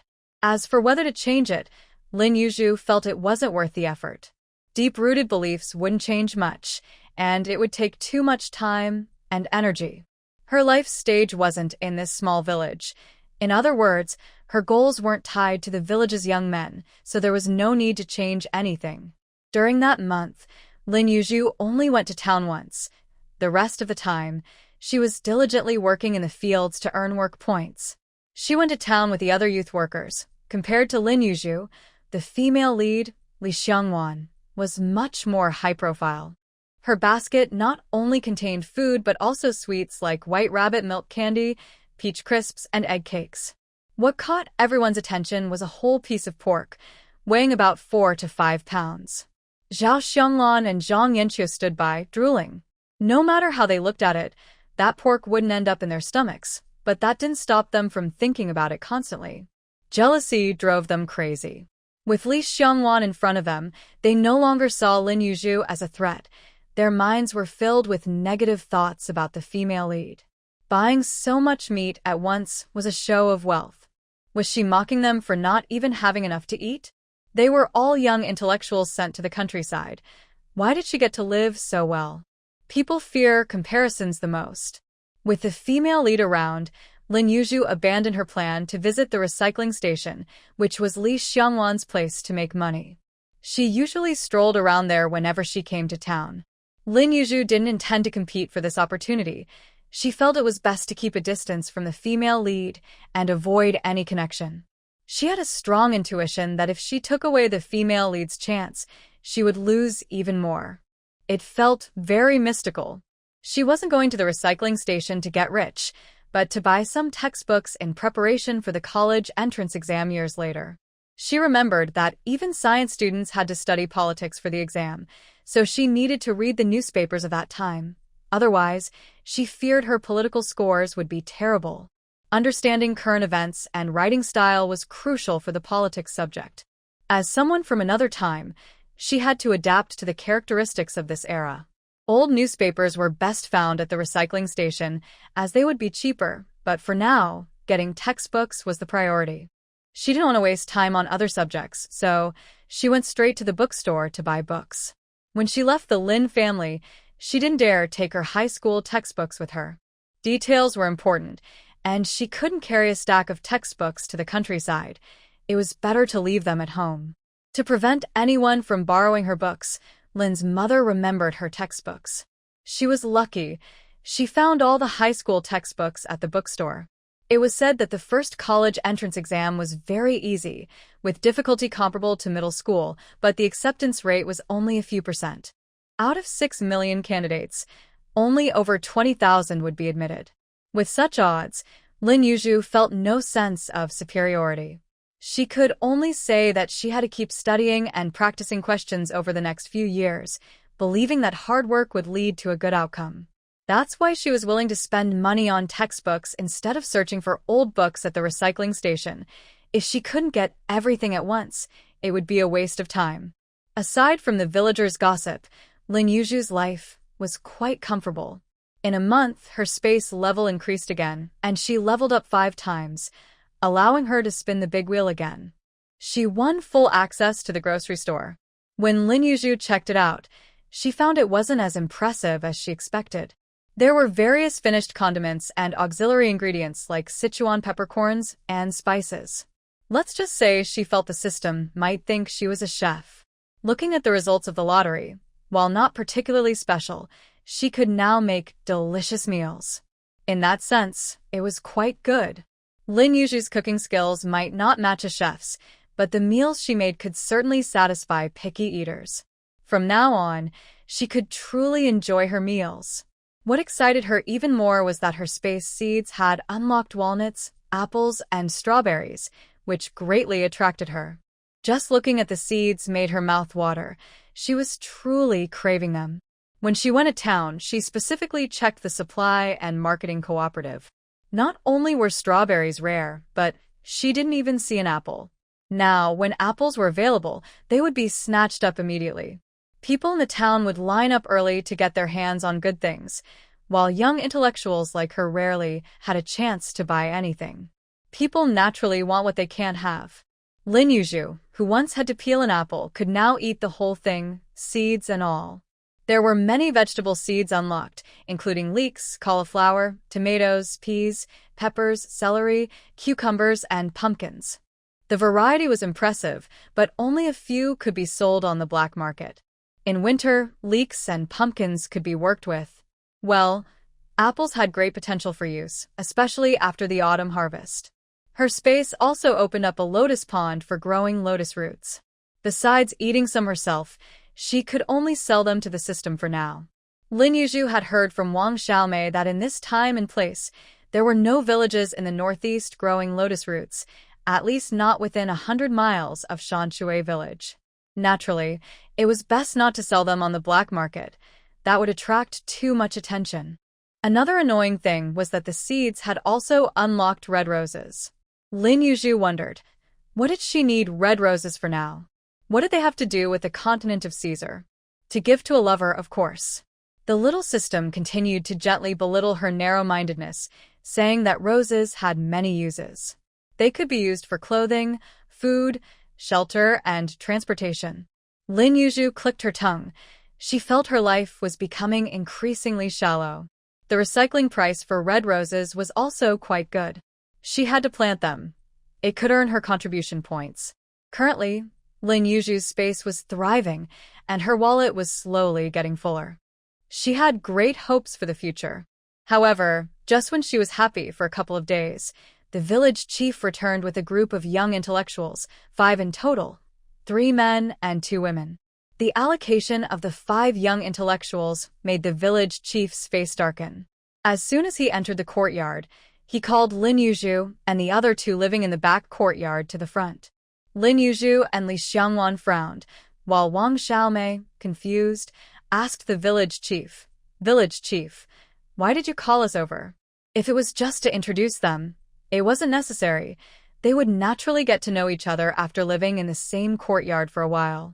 As Lin Yuzhu and Li Xiangwan suspected, things were not that simple. The village chief, with a serious expression, said, "A few more young intellectuals have come to our village. You old young intellectuals need to help each other out. Being too selfish is not good. You should learn from the example and always have a spirit of dedication, doing good deeds whenever possible." Hearing this, Wang Xiaomei immediately exploded with anger, saying, "Village chief, it's almost autumn harvest time. The grain distributed last year is only enough for us to eat. How can we share it? If we can't eat enough during the autumn harvest, how can we have the energy to work?" Without energy, they wouldn't earn work points, and without work points, they wouldn't have money or food. No money or food meant starving. The village chief pressed his lips together, the veins on his forehead bulging. He realized that these young intellectuals truly couldn't spare any grain, but the village's grain storage was also low. He wanted to reserve it for the villagers. With the autumn harvest approaching, families without grain would come to borrow some, and with more work to do, they needed to eat well. Without labor, there would be no productivity. Having the village chief rely on the new young intellectuals for grain didn't make sense. They might eat a lot but not necessarily work hard. Thinking this, the village chief couldn't help but scold the young intellectual's office in town again. We have 3 new male young intellectuals this time, and the front yard is already full. How about you give up a room in the backyard? The village chief finally said what he had been thinking all along. His face was dark and thick, showing no signs of red. Lin Yuzhu let out a cold laugh. The veins on the village chief's forehead twitched. Wang Xiaomei's fiery temper flared up again. What? Give up? How can we just give up? I spent a lot of money building this house. You can't just say give. Are you trying to force me to death? Wang Xiaomei's words left the village chief embarrassed and made him more aware of the situation, softening his earlier thoughts. Lin Yuzhu noticed that the village chief had some ulterior motives regarding their house. If they gave up 1 room today, they might have to give up 2 tomorrow, and eventually they could lose all their rooms. She looked down on the village chief a bit, but they were on his territory. They absolutely couldn't let him lead them around by the nose. It seems the village chief doesn't really want to take over a house. After all, even landlords wouldn't dare to do that. Lin Yuzhu comforted Wang Xiaomei and then turned to the village chief. Perhaps we misunderstood. Are you suggesting we give up a room so that the new young intellectuals can compensate us for the money we've spent on building the house? What about the things in our room? Will they need well? We can't leave the new comrades without a place to sleep. Zhang Yinqiu muttered quietly, but everyone in the yard heard her. Lin Yuzhu shot her a cold glance and said, why not just have the male and female youth swap rooms? The village chief's eyes lit up at this suggestion. Yes, the girls' room is big enough. If they add a Kong, 2 more male youths could fit in there. Ugh, but let's not have more come. Zhao Xionglan's expression changed, and she said fearfully, how can we swap rooms? That room has someone who died. Zhao, you shouldn't be superstitious, the village chief snapped, clearly annoyed. He quickly made a decision. You male and female youths will swap rooms. You can manage it in 1 afternoon. If needed, start work a bit later. Just squeeze in, and we'll set up a Kong for you in the evening. That's it. With that, he hurried off, afraid someone would chase after him. Lin Yuzhu sighed in relief. She had probably offended the village chief today, but she guessed he wouldn't hold a grudge. After all, people in the village often brought trivial matters to him. He was an old man with a bit of a macho attitude and had been confronted by the village women many times, so he might have gotten used to it. The village chief's situation was a bit pitiful. He was worse off than the team leader and the accountant, who had more respect in the village. As for whether he would make things difficult later, nothing can't be solved with a gift. If 1 bag of brown sugar isn't enough, then 2 bags will do. She absolutely couldn't let the house go. In fact, the village chief later realized that these girls were from the city and had seen more of the world. They weren't like the villagers, whom he could easily intimidate with a few words. There was no way those girls would give up their room without compensation. And who could afford to pay 70 or 80? After hearing about this, the village chief's wife looked at him in shock and asked, what were you thinking? Have you lost your mind? At that moment, the village chief's eyelids were twitching. The new male youths really couldn't come up with any money. They barely had enough to buy food. So, the room swap led to another argument at noon. Coincidentally, the 2 new female youths were also from the capital. As for why so many youths from the capital came to such a small village, it was all thanks to the male lead. In the past 2 months, things seemed to have calmed down a lot. Although the Li family was affected, they weren't fundamentally harmed. As a result, the handsome and well-off Li Xiangbei became quite popular. Sure enough, the 2 young ladies from the capital came over to him. The sisters heard that an old person had died in the male youth's room and refused to move in. Zhao Xionglan stood nearby with a look of despair, like a flower that had been trampled. Zhang Yinqiu, trying to be clever, suggested, why not just add another Kong in the male youth's room? Wang Yang couldn't help but roll his eyes and asked, we can barely fit a table in our room. How can we add a Kong? It was clear that a swap was necessary. The 2 new female youths were sisters. The older one was named Dong Tian Tian, and the younger one was Dong Mimi. They looked somewhat alike and appeared as sweet as their names.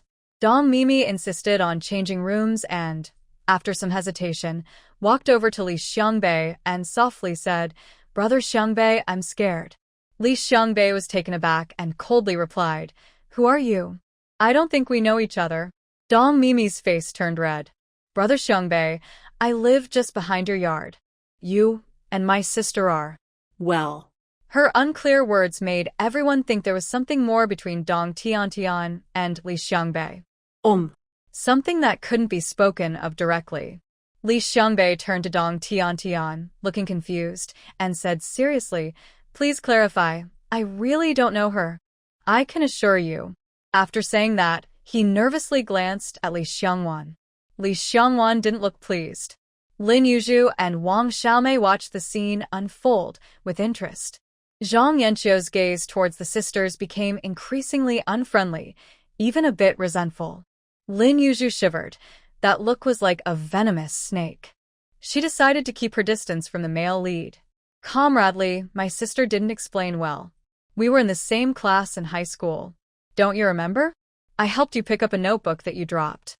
Maybe my sister saw your notebook at home and misunderstood. You really should have asked me instead of jumping to conclusions."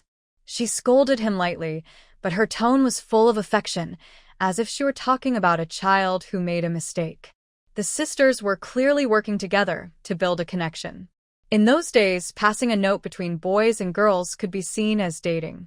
It was normal for Li Xiangbei not to recognize a few girls from his class. "I'm sorry, but I really don't remember you." After saying that, Li Xiangbei seemed unwilling to continue the conversation, making the sisters tense. How could they get closer now? Their faces turned awkward. They had come to see him, but they never expected it would turn out like this. Back in the alley, if they smiled at someone, that person would practically rush over. Li Xiangbei's reaction was quite unexpected. Zhang Yanqiu couldn't help but laugh, her sarcasm almost overflowing.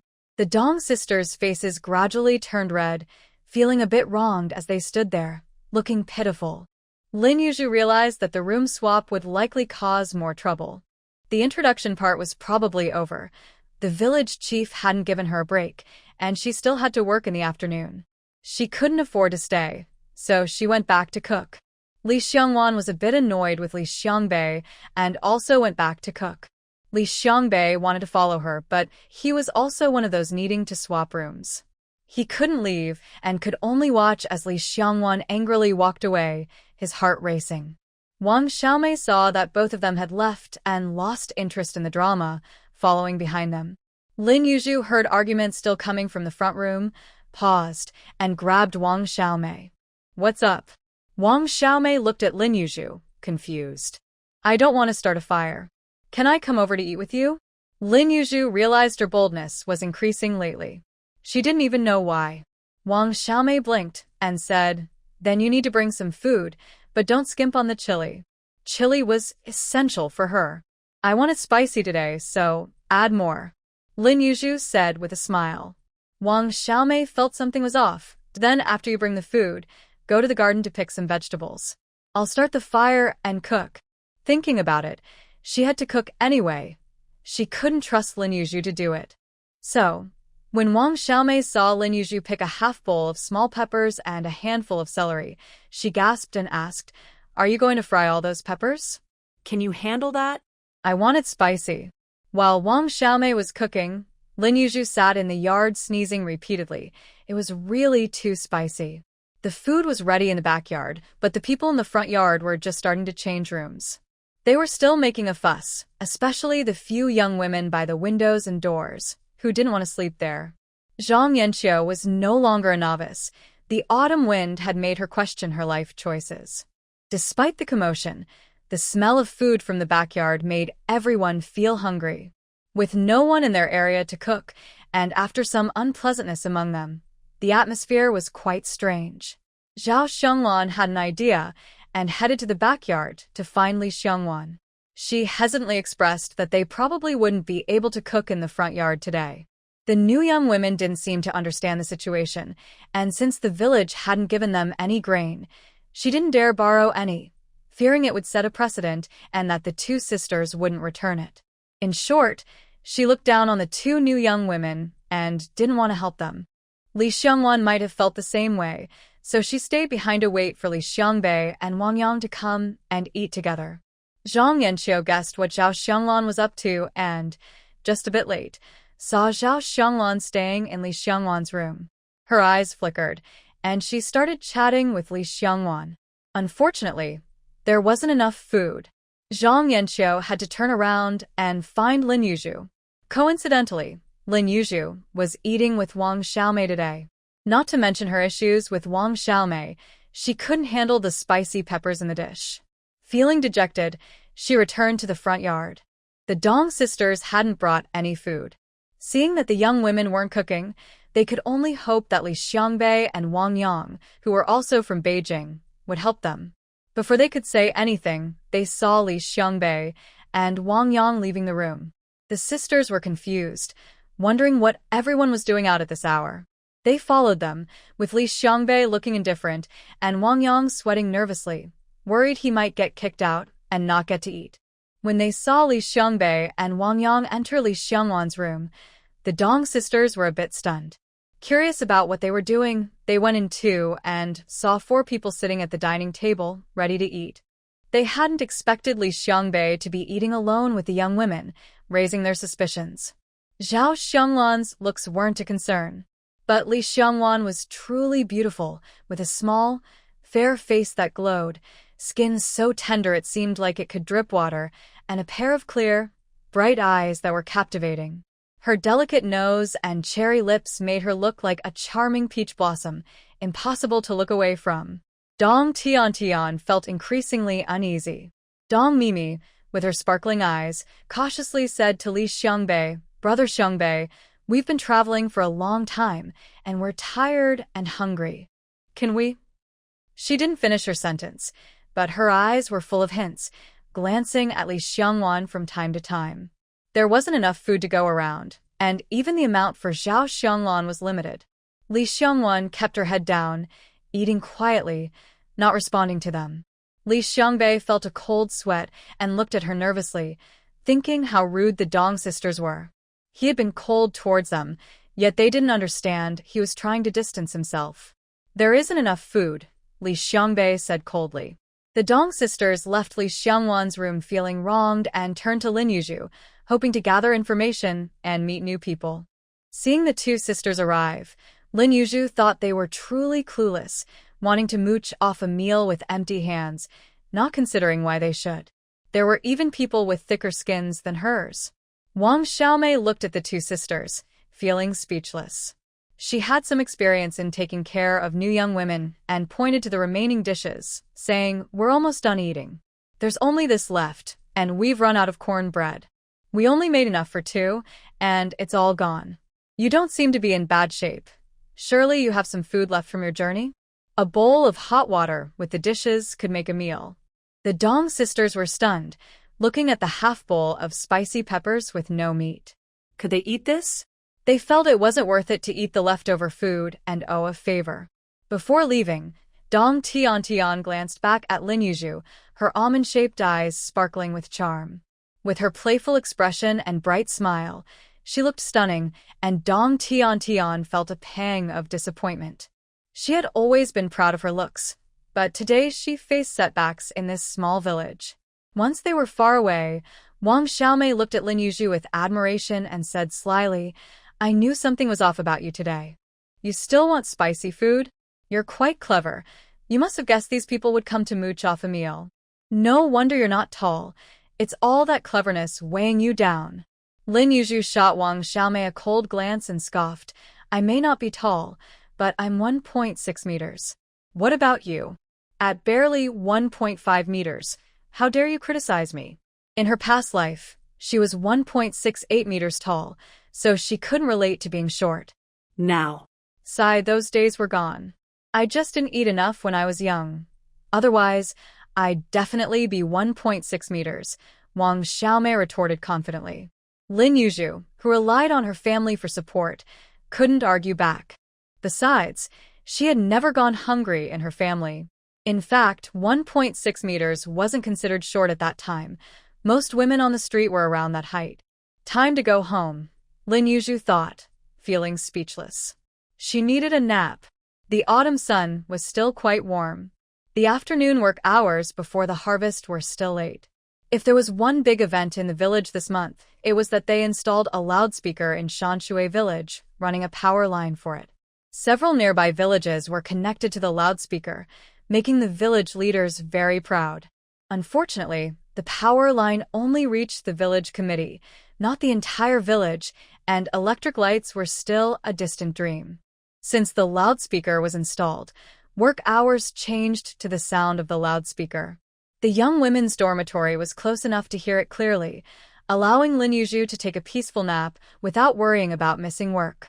When she lay down in her room, she habitually checked her space and found that her ranch had been expanded and she had added 2 sheep and 2 pigs. After finishing that, she realized her remaining balance in the system wasn't much. Lin Yuzhu sighed. It was unreasonable. Expanding the fields and ranches required a lot of contribution points. The system explained, the energy blocks that accelerate the growth of plants and animals cost money. It even provided her with a list. Lin Yuzhu. She closed her eyes to rest, thinking it was fine. In just over 20 days, she would be able to eat pork or lamb, which lifted her spirits. Pigs needed low-grade feed, made from corn and wheat bran, which Lin Yuzhu could afford. She decided to use low-grade feed for the hens as well. The system said that livestock fed with low-grade feed would have tastier meat, and Lin Yuzhu decided to believe it for now. After a spicy lunch, she bought a bottle of yogurt from a store, still in a glass bottle. It had a delicate texture and a balanced sweet and sour taste. It was good, but she couldn't sell it. Thinking about this, she fell asleep. Meanwhile, the Dong sisters were just having lunch, with Zhang Yanqiu cooking and He Yuanfang lending them food. The sisters had snacks, like peach crisps and egg cakes, which they had eaten on the way and were now tired of. They didn't mind the simple meal anymore, and since He Yuanfang was willing to lend them food, they praised him endlessly. He Yuanfang scratched his head, saying it was fine, and they didn't need to rush to return it. The Dong sisters exchanged smiles, thinking He Yuanfang was as naive as a silly boy from the alley, easily fooled by a few flattering words. Seeing his foolish demeanor, they felt a wave of disdain. The sisters often received things from boys, so they didn't take this meal too seriously. Since he said it wasn't urgent, they decided not to worry about it. When they were eating, the sisters noticed Zhou Nan and were instantly captivated. Zhang Yanqiu looked at the sisters, feeling a cold smile form inside. She planned to tell Zhao Xianglan about this. Just thinking about how Zhao Xianglan left her for Li Xiangwan made her furious.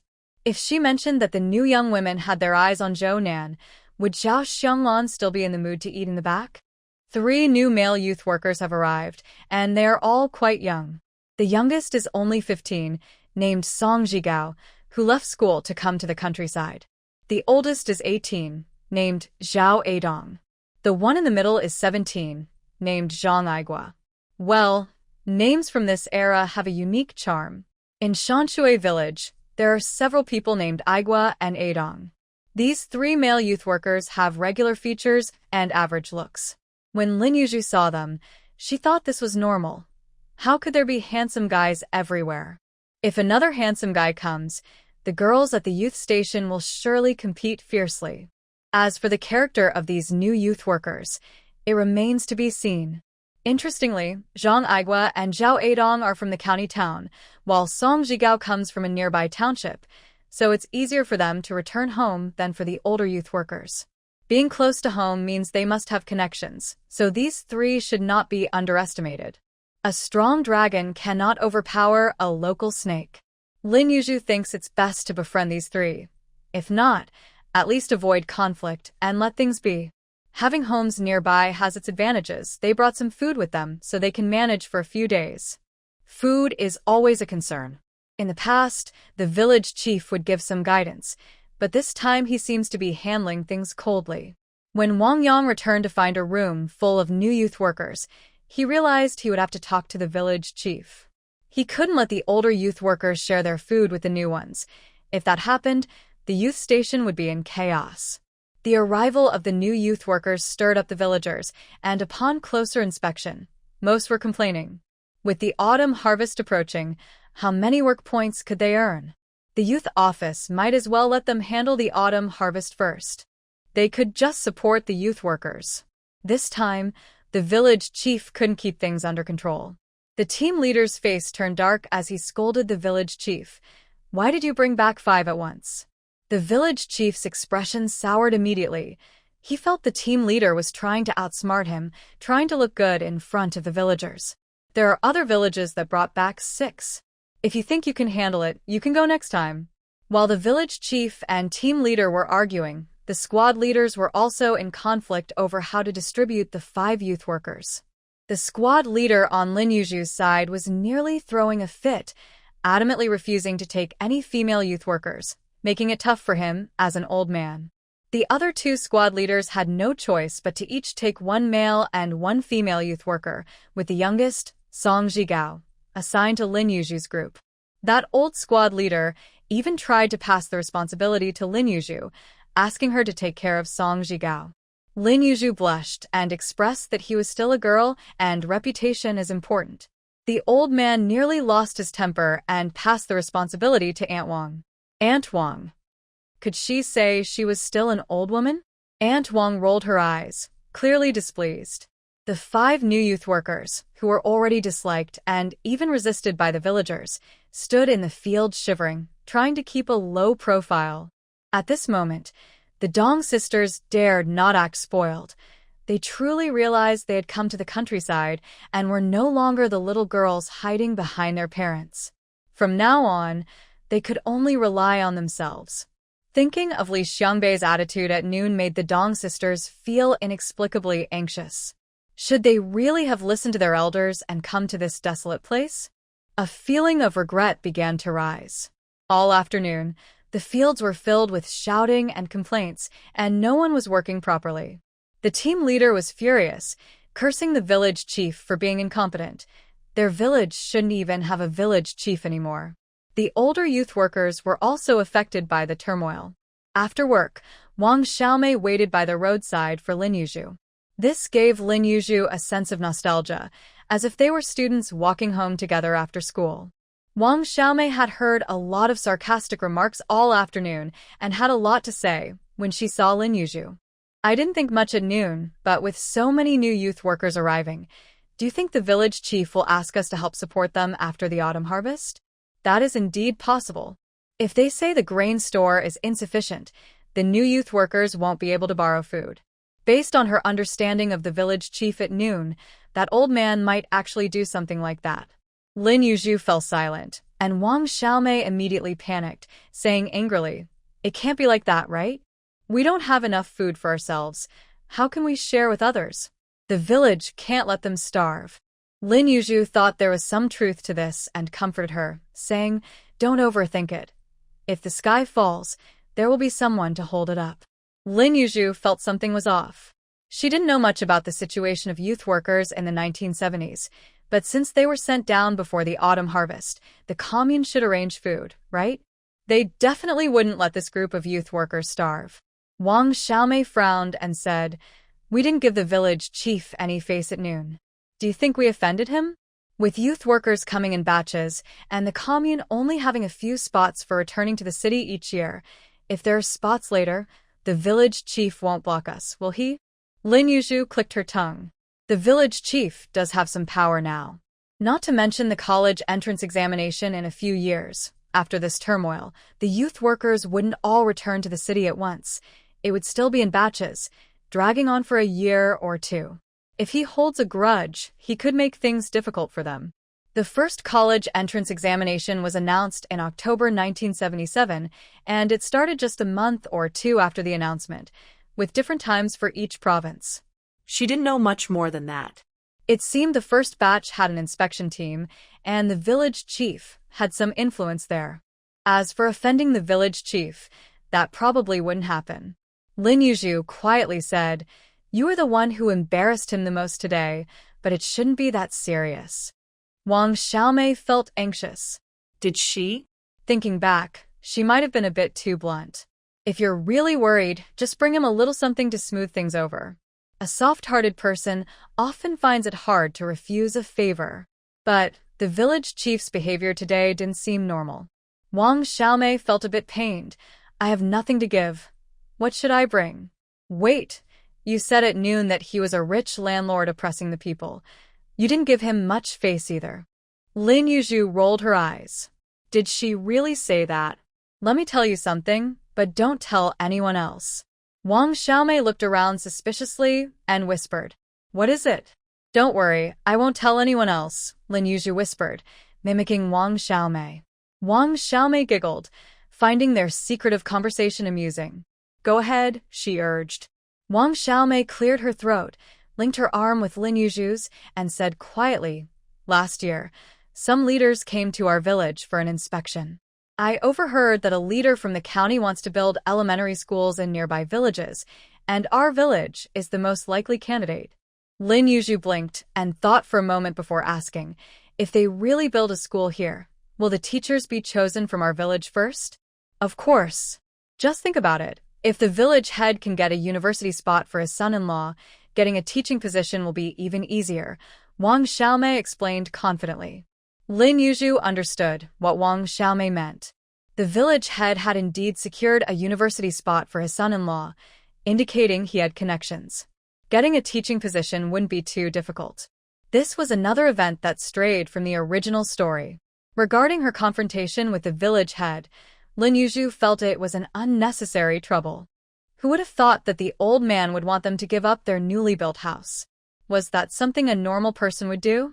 Thinking this way, Lin Yuzhu considered the village head to be an odd character, though not the worst kind. Still, he was a useful oddball.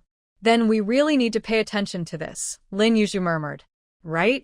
I've already checked. The teachers hired in the village earn work points, calculated monthly, and it's 300 work points a month, Wang Xiaomei said. Lin Yuzhu's eyes lit up. Do you know which other villages might get a school? Wang Xiaomei shook her head and whispered, I only heard this by chance. Lin Yuzhu clicked her tongue. First, they needed to deal with the village head. Today's incident wasn't a big deal. At most, it was just a verbal spat. Considering how she got only 2 eggs as compensation after being injured by Aunt Li, she thought giving a few eggs would suffice. They shouldn't give too much at once, or they'd be seen as easy targets. I think if we each bring 5 eggs, that should be enough. Wang Xiaomei pondered for a moment, nodded, and said, Sounds good. Should we go next door to Aunt Chen's to trade for some eggs? Lin Yuzhu initially thought about using her own supply, but realized that in the village, only families with chickens had eggs. Eggs were scarce, and if she suddenly produced some, it would raise suspicion. She couldn't explain where they came from, and she definitely couldn't say they were bought on the black market. Buying from there was risky. The two agreed to change their clothes and freshen up at the youth station before heading to Aunt Chen's. As autumn approached, the days grew shorter. Since they planned to deliver gifts, they wanted to go before it got completely dark. Walking at night wasn't safe for 2 young women. Fortunately, when they arrived at the village head's house, dinner hadn't started yet. The village head's wife was outside calling for her daughter-in-law to prepare the meal. When the village head's wife saw the 2 girls enter, she tensed up, wondering what they wanted. They were no pushovers. Were they here to cause trouble? Thinking this made her uneasy, and she looked at them sternly. Lin Yuzhu was puzzled. Had she really fallen so low that the village head's wife was wary of her? It seemed the same happened at Aunt Chen's, but the village head's wife shouldn't be like that. After all, she had received brown sugar from her before. Feeling confused, Lin Yuzhu smiled and asked, Aunt, is the village head home? Not wanting to be rude, the village head's wife, seeing Lin Yuzhu's friendly demeanor, guessed they weren't there to argue. Remembering her husband's foolish actions earlier, she felt a wave of frustration. Yes, he's here. Please have a seat, she replied, then called out, Old man, we have guests. She didn't say it outright, fearing the neighbors would hear that young people were visiting. Today, the villagers were particularly sensitive about the youth, and she scolded her husband in her mind for bringing in so many. Lin Yuzhu and Wang Xiaomei couldn't tell what the village head was doing inside, creating an awkward atmosphere. Wang Xiaomei only spoke up when she was confronting someone. Now, she shrank back behind Lin Yuzhu like a timid quail. What brings you two here? the village had asked, feeling he was too old to argue with young girls. Besides, he felt a bit guilty. He knew he had bullied them. Lin Yuzhu placed the 10 eggs on the table and said softly, "This afternoon, I spoke a bit harshly to you, Comrade Wang. But I realize you were just worried about the new youth. You meant well, and we shouldn't have embarrassed you in front of others. Please don't take it to heart. Also, you should understand that we haven't even settled into this house yet. It's not fair to expect us to give it up so soon.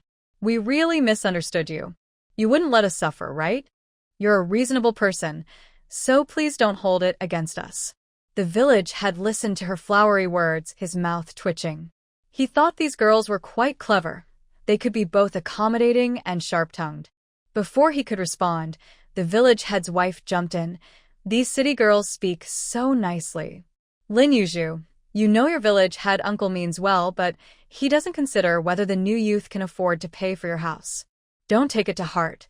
The house belongs to you too, and this time, your village head uncle just got a bit confused. With so many youth being sent here, he's really worried." Lin Yuzhu admired the village head's wife. Her words were flawless, almost clearing the village head's name entirely. She conveyed that the village head had no intention of taking their house. Regardless of his intentions, as long as Lin Yuzhu lived there, it would always be hers. Seeing the couple looking worried, Lin Yuzhu sighed. "This is quite troubling. Wang Xiaomei."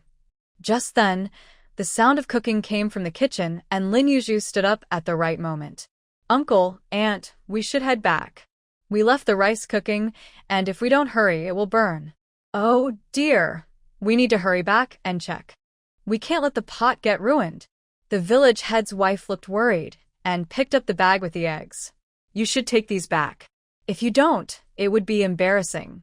Lin Yuzhu quickly refused. "Aunt, this is just our little gesture. Keep it for the kids at home." "That won't do. You must take it back." After several rounds of refusal, the village head coughed and interjected, "Just take it back. What would I look like if I accepted it?" The village head's wife's grip on the bag tightened noticeably. When the village chief spoke up, it meant that the unpleasantness of the day was over, and everyone could go back to how things were. Lin Yuzhu couldn't really take all the eggs back. After some pushing and shoving, they left 4 eggs behind and went home. Once they left, the village chief's wife said, "I think only these 2 girls know how to handle things here." The village chief stayed silent, hearing her but not responding. At that moment, the crescent moon hung high in the sky, surrounded by countless stars. Such a night sky is truly beautiful, but unfortunately, children in the city will hardly see such sights decades later. At this point, Wang Xiaomei had come back to life and immediately asked, "Why didn't you bring a flashlight?" Lin Yuzhu rolled her eyes. "You think going to Aunt Chen's for a flashlight wouldn't make her suspicious about us swapping eggs? Is she that clever?" Wang Xiaomei scoffed, believing it was impossible. "Better to be cautious. Your words are sharp today. Did we manage to get through with the village chief?" "Yeah, it should be fine as long as he doesn't act up." "Ugh. 2 eggs. I shouldn't have said anything." "Look at Li Xiangwan. She's smart and never challenged the village chief." Lin Yuzhu felt a pang of regret. She had acted impulsively. Maybe she should have let Wang Xiaomei handle it alone. She might have been just as fierce. Wang Xiaomei kept talking, and as the autumn wind blew, Lin Yuzhu shivered and murmured, "Why does it feel a bit chilly? It's windy now, let's hurry." "This wind feels eerie." They quickened their pace, and as they passed a cornfield, they heard some noises, causing them to instinctively tiptoe. Some indescribable sounds became clearer, and Wang Xiaomei jumped, nearly slipping, but Lin Yuzhu caught her. It seemed like they were the ones being sneaky, as they hunched over and quietly walked past, not daring to linger. 2 girls without any support. If something happened, could they expect their families to seek justice? With the distance from the village, who would even know if they were in trouble? Once they returned to the youth station, they finally relaxed. Wang Xiaomei whispered, "Was someone out there just now?" Lin Yuzhu paused, suddenly wanting to laugh. She remembered how innocent girls were about such things and pretended not to understand, saying, "What do you mean?" "Oh, just wait if you don't know. Why are you being so quiet? Lin Yuzhu giggled. I'm just following your lead. Wang Xiaomei huffed. Don't pretend to be innocent. How could someone be so bold? If caught, they'd end up in a labor camp. Lin Yuzhu shrugged. After a long day of work, who would wander around? The village kids wouldn't dare go out in the pitch-black fields at night. Even if a couple of people noticed, they might not care. However, Lin Yuzhu never expected that someone would indeed take notice. And that someone was an old acquaintance, Aunt Li Si. Coincidentally, at this time, everyone in the village was either cooking or eating, so no one was wandering around like Aunt Li Si. She glanced around and spotted Lin Yuzhu and Wang Xiaomei with their bags. A dark thought crossed her mind as she remembered how she had been embarrassed by Lin Yuzhu before. Such humiliation couldn't go unpunished. Seeing the girls carrying things, she figured they must be delivering gifts to the village chief. Otherwise, why would they be taking something from his house? Aunt Li Si gritted her teeth, thinking, so that's why the village chief defended that girl so much. There's something fishy going on. Instead of speaking up for her own villagers, he was helping outsiders. Clearly, he was being bribed. That old man was up to no good. With a dark expression, Aunt Li Si followed Lin Yuzhu and Wang Xiaomei, planning to catch them at the youth station and expose them for giving gifts to the village chief. She knew the youth at the station well. Although they seemed friendly, they were actually scheming against each other.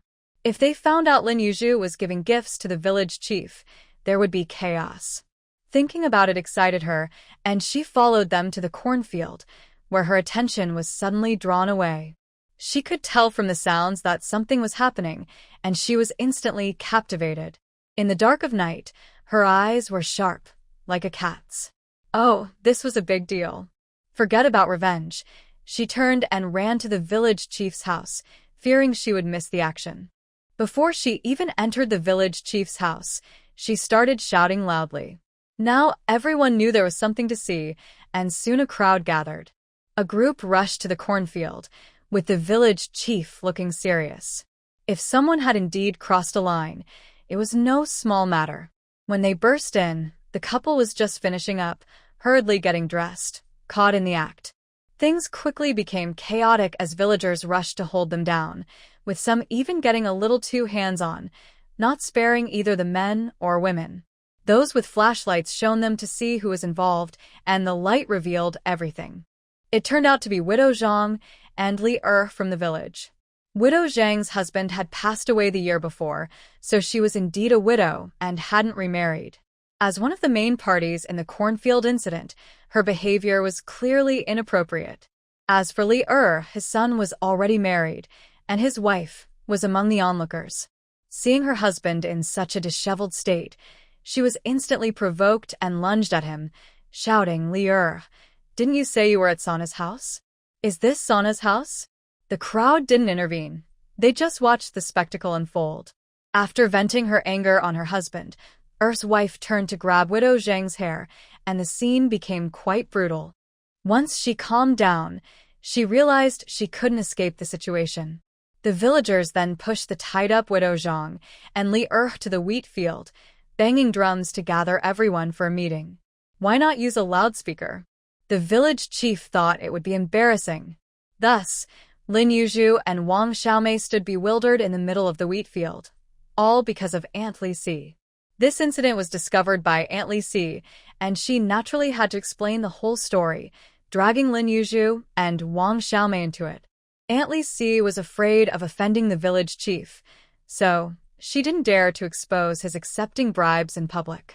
She could only say that she saw Lin and Wang walking home at night and worried they might be in danger, so she kindly followed them. Since the three of them had some previous disagreements, she felt awkward approaching them. The villagers naturally didn't believe her story, thinking she was just trying to get back at the two girls for some reason. What mattered now was the cornfield. The villagers, in rare agreement, let her continue, and Aunt Li Si felt she had done something great. With her head held high, she passionately recounted, "As I followed them to the cornfield, I noticed something was off.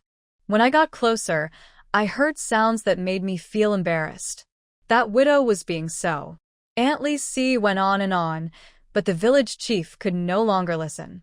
He interrupted her and asked Lin Yuzhu and Wang Xiaomei, "Did you two hear anything?" Lin Yuzhu was confused. Why did they need to confirm with them when they had already tied up two disheveled people?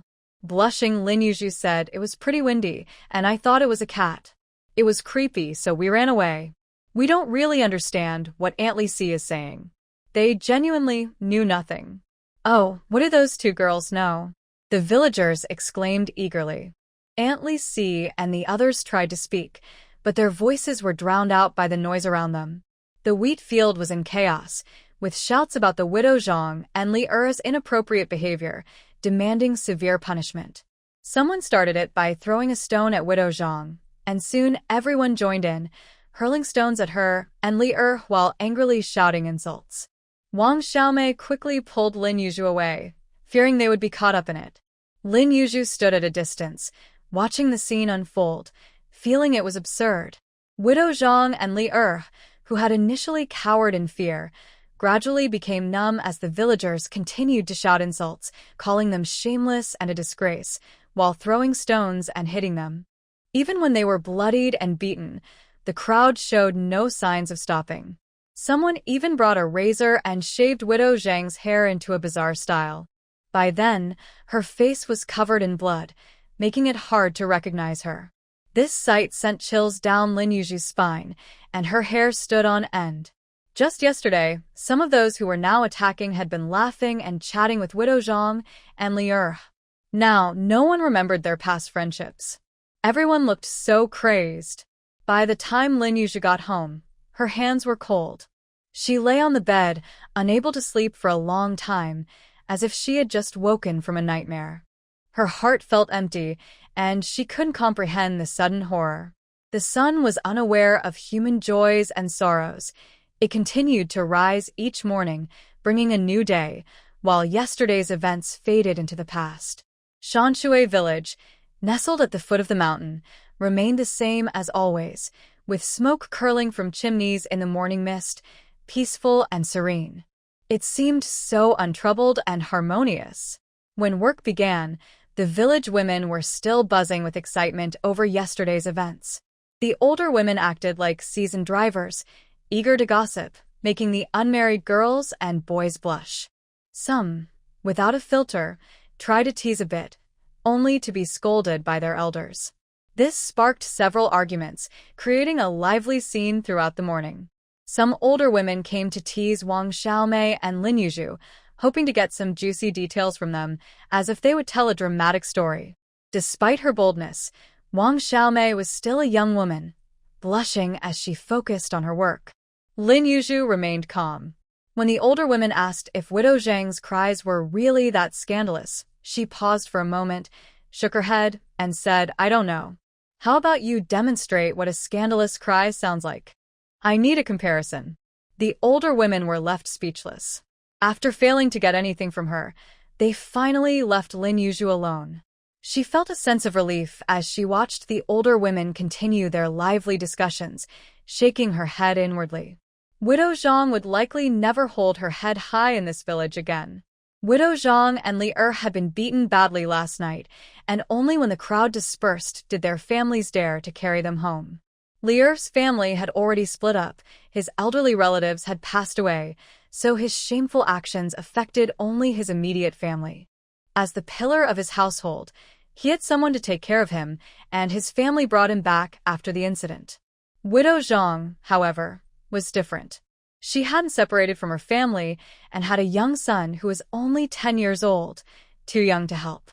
She was dragged back home by her two sisters-in-law, and once there, she was left in the yard to fend for herself. Would the Zhang family hire a doctor for her? Absolutely not. The elder Zhangs would prefer if she died quickly to spare them further embarrassment. Lin Yuzhu felt neither mockery nor sympathy for widow Zhang and Li Er. She merely pitied their future lives. In such times, a beating from family might have been the end of it, but now they faced the wrath of the entire village. Did they think this was the end? No. As long as the village sought to punish wrongdoing, they would be dragged out for all to see. For the next few years, their lives would be devoid of dignity. It might sound tragic or pitiful, but one could only keep walking the path they chose, even if it meant doing so on their knees. Lin Yuzhu never expected Aunt Li Si to be so petty. She hadn't even asked for 2 eggs, yet still held a grudge. Lin Yuzhu took note of Aunt Li Si's family members, wanting to stay alert and not be caught off guard. Upon inquiring, she discovered Aunt Li Si's family was quite the bunch. From the old man to his daughter and son, none were good people. The only promising one seemed to be their youngest son, who had gone into the military. She had no idea what his character was like. Perhaps a bad bamboo could still produce good shoots. Time passed quickly, and the villagers seemed to forget about Widow Zhang and Li busily rushing to harvest crops because an impending storm was forecasted. There would also be a rainy season lasting at least 4 to 5 days, and if luck ran out, it could stretch to half a month. If they didn't hurry to harvest the grain, it could rot in the fields. Thus, Lin Yuzhu was about to face a true nightmare. Since the harvest began, Lin Yuzhu felt like her waist and mind were no longer her own. All she knew was to swing the sickle, cutting the wheat one stroke at a time, moving forward while sweat dripped into her eyes, which she could only wipe away with her sleeve. Her neck was itchy and painful from the wheat chaff, but there was no time to care. If she slowed down, the people behind her picking up the wheat ears would urge her on. Several times, she nearly cut her leg with the sickle, despite being extra careful. In the distance, she heard shouting and later learned that someone had cut their leg with a sickle, bleeding everywhere. The village chief sent someone to apply prepared ash to stop the bleeding. Hearing this made Lin Yuzhu's hands tremble as she cut the wheat even more cautiously. When the work bell rang, Lin Yuzhu slowly stood up, grimacing from the soreness in her waist. On her way back, she saw fields of wheat swaying, and she felt exhausted from the morning's labor. When she returned to the youth station, she learned that the person who had been cut was Zhang Yanqiu. Wang Xiaomei was making faces at her, clearly enjoying the misfortune. Lin Yuzhu didn't know what to say. Was this the tragic fate of Zhang Yanqiu, the supporting character? Honestly, she felt that Zhang Yanqiu had not had a single good day since coming to the countryside. Everyone was tired, and no one came forward to check on her. Lin Yuzhu had a casual relationship with her, so she had no intention of visiting her. With Zhao Xianglan nearby, any kindness could be twisted into something bad, so she decided not to bother. This made Wang Xiaomei imagine that Lin Yuzhu was being loyal, thinking she didn't visit Zhang Yanqiu because they were close. Watching the 3 return to the backyard, Zhao Xianglan went inside and started gossiping about Zhang Yanqiu. I heard you got hurt, and those in the backyard didn't even react. Not to mention Wang Xiaomei, but those 2 came here with you. They should look out for each other. Look at them. They don't even care about appearances anymore, sigh. She shook her head, looking disappointed for Zhang Yanqiu. Zhang Yanqiu lay on the bed, pale and weak, her eyes red with resentment, and said sharply, "They're all living well. Why would they care about me? They're afraid I'll get too close." It was true.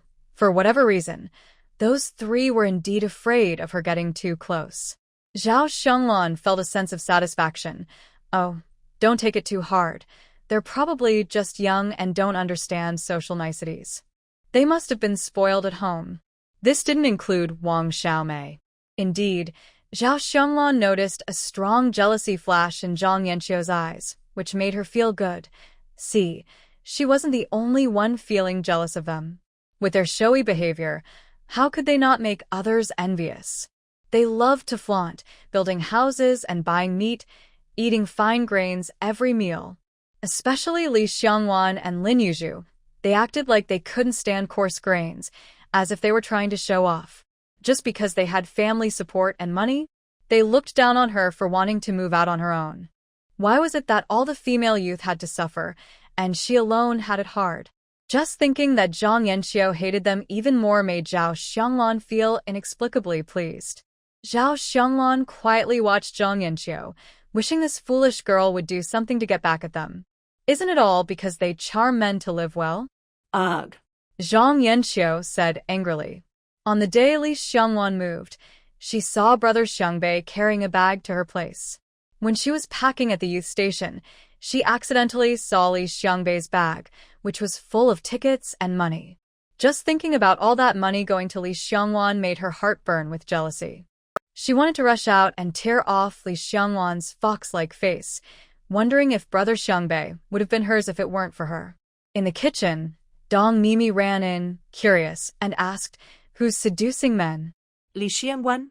Or Lin Yuzhu. It can't be Wang Xiaomei, right? Zhao Xianglan awkwardly smiled and explained, "It's not definite." Who else could it be? It's obviously the prettiest one among them. Wang Xiaomei is too short to even think about it. Zhang Yanqiu said mockingly, her eyes filled with resentment and a hint of madness. Dong Mimi didn't know about the feud between Zhang Yanqiu and Wang Xiaomei and didn't care to understand their relationship. She only knew that the fox-like charmer Zhang Yanqiu was talking about was undoubtedly Li Xiangwan, and her thoughts heated up. If Brother Xiangbei found out Li Xiangwan was promiscuous, wouldn't her sister have a chance? Who did she charm? Dong Mimi asked casually, seeming curious. Zhang Yanqiu fell silent. Dong Mimi, feeling anxious, pressed, "Speak up. You can't just leave it hanging like that." Zhao Xianglan watched the two with a knowing smile, enjoying their little drama. Brother Xiangbei was quite the catch. Everyone wanted to get close to him. What was so special about him? In her eyes, someone else was even better. Thinking of the person in her heart, Zhao Xianglan's gaze drifted outside, just in time to see Zhou Nan sitting in the yard reading a newspaper. She felt a bit infatuated, thinking, he looks so good, even sitting quietly with a newspaper is attractive. He must love reading and be quite talented. It's a pity he doesn't talk much. Since he arrived, they've hardly exchanged words. She smiled at this thought, knowing she had a better chance of connecting with him than the other female youth. While Zhao Xianglan was lost in thought, she heard Zhang Yanqiu casually say, "Wang Yang's family seems quite wealthy. I saw them privately." Sigh, never mind. Maybe I just misjudged. Dong Mimi knew well about Wang Yang's family. They lived in the big courtyard in front of their alley, so she was well informed. Originally, her sister thought if Li Xiangbei didn't work out, she could settle for Wang Yang. Hearing this, Dong Mimi squinted. Li Xiangwan really knew how to play her cards right, not even considering if she had the ability. Does Brother Xiangbei not know? Sigh, what a pity. All that sincerity wasted. I didn't expect Sister Xiangwan to be that kind of person, Dong Mimi said, shaking her head, looking regretful for Li Xiangbei. Zhang Yanqiu lowered her eyes, her eyelashes trembling, and said sadly, "Brother Xiangbei. Ultimately, he chose the wrong person." Zhao Xianglan laughed freely, watching the two in front of her.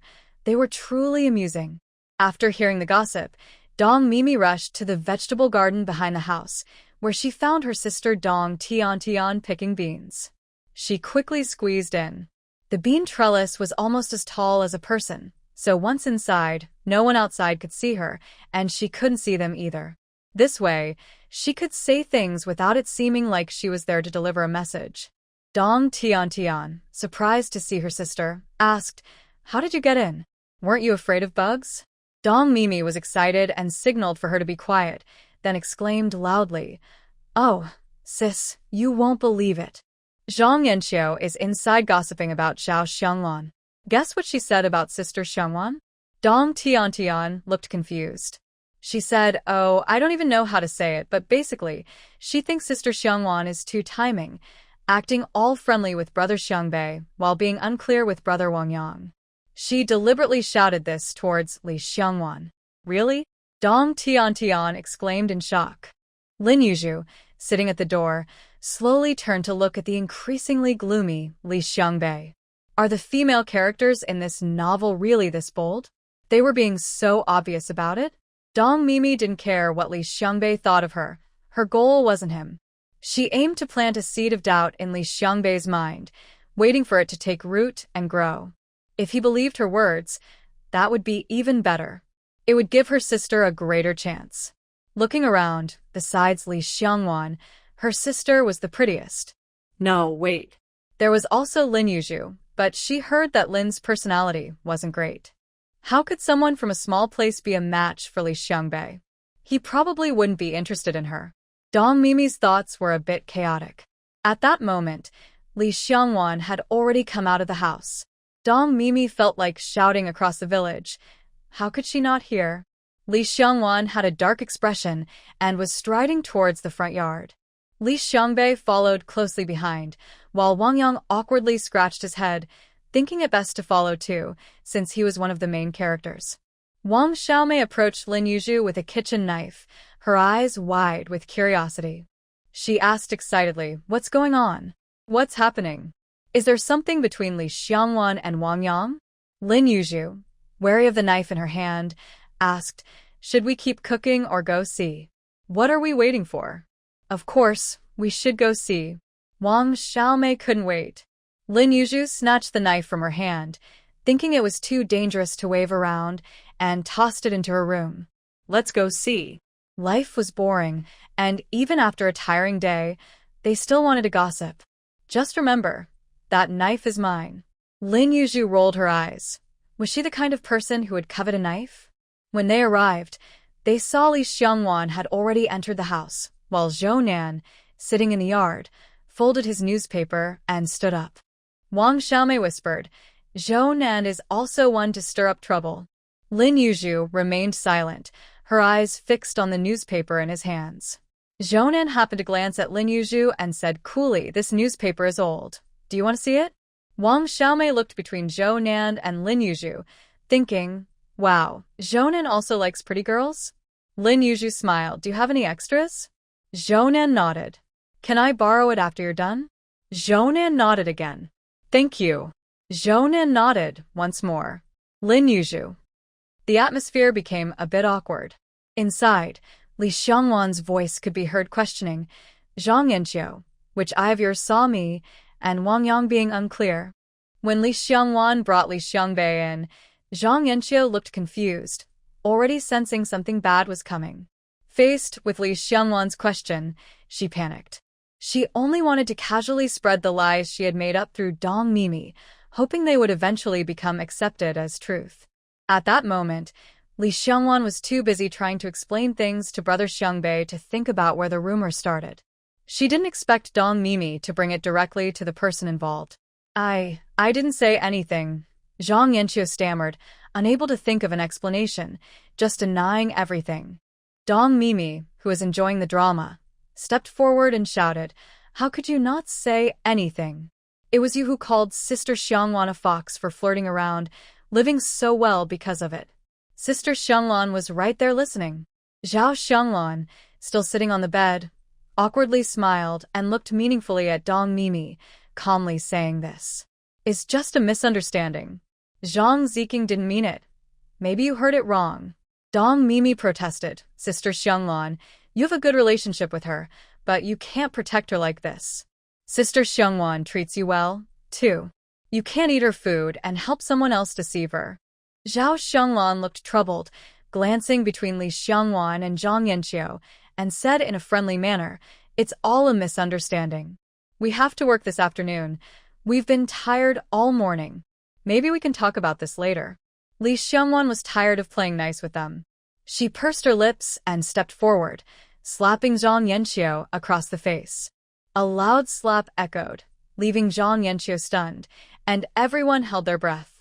The room fell silent. "This slap is to tell you that I'm not someone to mess with. You can't slander me behind my back. You know how important a girl's reputation is, right? If there's a next time, it won't just be a slap," Li Xiangwan said coldly, her face like ice. "And if you want to end it all, find another way. After all, if you hurt your leg, who knows if you'll be saved if you jump into the river again. Don't accidentally lose your life," Li Xiangwan added, looking at Zhang Yanqiu with scorn. "Even if you die, I won't care." Zhang Yanqiu stared at Li Xiangwan, trembling, and after a long pause, angrily said, "What gives you the right to hit me? What do you mean?" Was she pretending to jump into the river to commit suicide? Before Zhang Yanqiu could finish, Wang Xiaomei exploded again, glaring at her with gritted teeth. Li Xiangwan's expression darkened, thinking that Wang Xiaomei wasn't that foolish. She slowly said, "On the train here, Zhang Ziqing bragged about her heroic act of saving someone from drowning." Then she looked at Wang Xiaomei and added, "The street even gave her a red flower for it." Wang Xiaomei's anger seemed to rise even higher. You shameless woman, you've made everyone in the village scold me. I'm going to tear your skin off today and see who still believes your lies. After saying this, she rolled up her sleeves and was ready to pounce. Lin Yuzhu rolled her eyes and stepped forward to hug her. Wang Xiaomei was so furious that she struggled to break free, shouting curses like, "Let go of me. I'm going to beat her so badly that even her mother won't recognize her." Lin Yuzhu almost got dragged out by Wang Xiaomei. She couldn't believe how strong this little shorty was. It felt like she was using all her strength and still couldn't hold on. She reluctantly let go, thinking, what a useless teammate. I can't handle this anymore. I've done my best. The moment she released Wang Xiaomei, she felt a wave of relief wash over her. The world felt peaceful again. That's when Lin Yuzhu noticed Li Xiangwan's gaze on her. For some reason, a thought popped into her head. You're staring into the abyss, and the abyss is staring back at you. The two locked eyes, and the calmness in their expressions felt oddly eerie. Lin Yuzhu was confused by Li Xiangwan's gaze. She could only think, you look at me, and I'll look at you. Is that a problem? After a moment, Li Xiangwan looked away. She always thought she could see through Lin Yuzhu. Cold, not one to be taken advantage of, very guarded, not someone who easily opens up. Such a person isn't a good friend, but it turned out she misjudged. If she could be somewhat sincere with someone like Wang Xiaomei, was she blind? But that didn't seem right. Lin Yuzhu's inherent coldness was unmistakable. Otherwise, she wouldn't have let go so quickly. The reason she stared at Lin Yuzhu was simply to see whose side she would take. Clearly, she overestimated herself, She didn't like Wang Xiaomei and wouldn't hesitate to use her. After all, they were just two dogs fighting over a bone, and she was quite pleased to see this scene. There were plenty of smart people in the room. Just look, as soon as she finished speaking, many had already reacted. She didn't actually dislike Lin Yuzhu. She even wanted to befriend her. But seeing her getting closer to Wang Xiaomei made that thought fade. Now that she chose to side with Wang Xiaomei, friendship was out of the question. Everyone thought that once Wang Xiaomei broke free, she would rush forward and beat Zhang Yanqiu. But that didn't happen.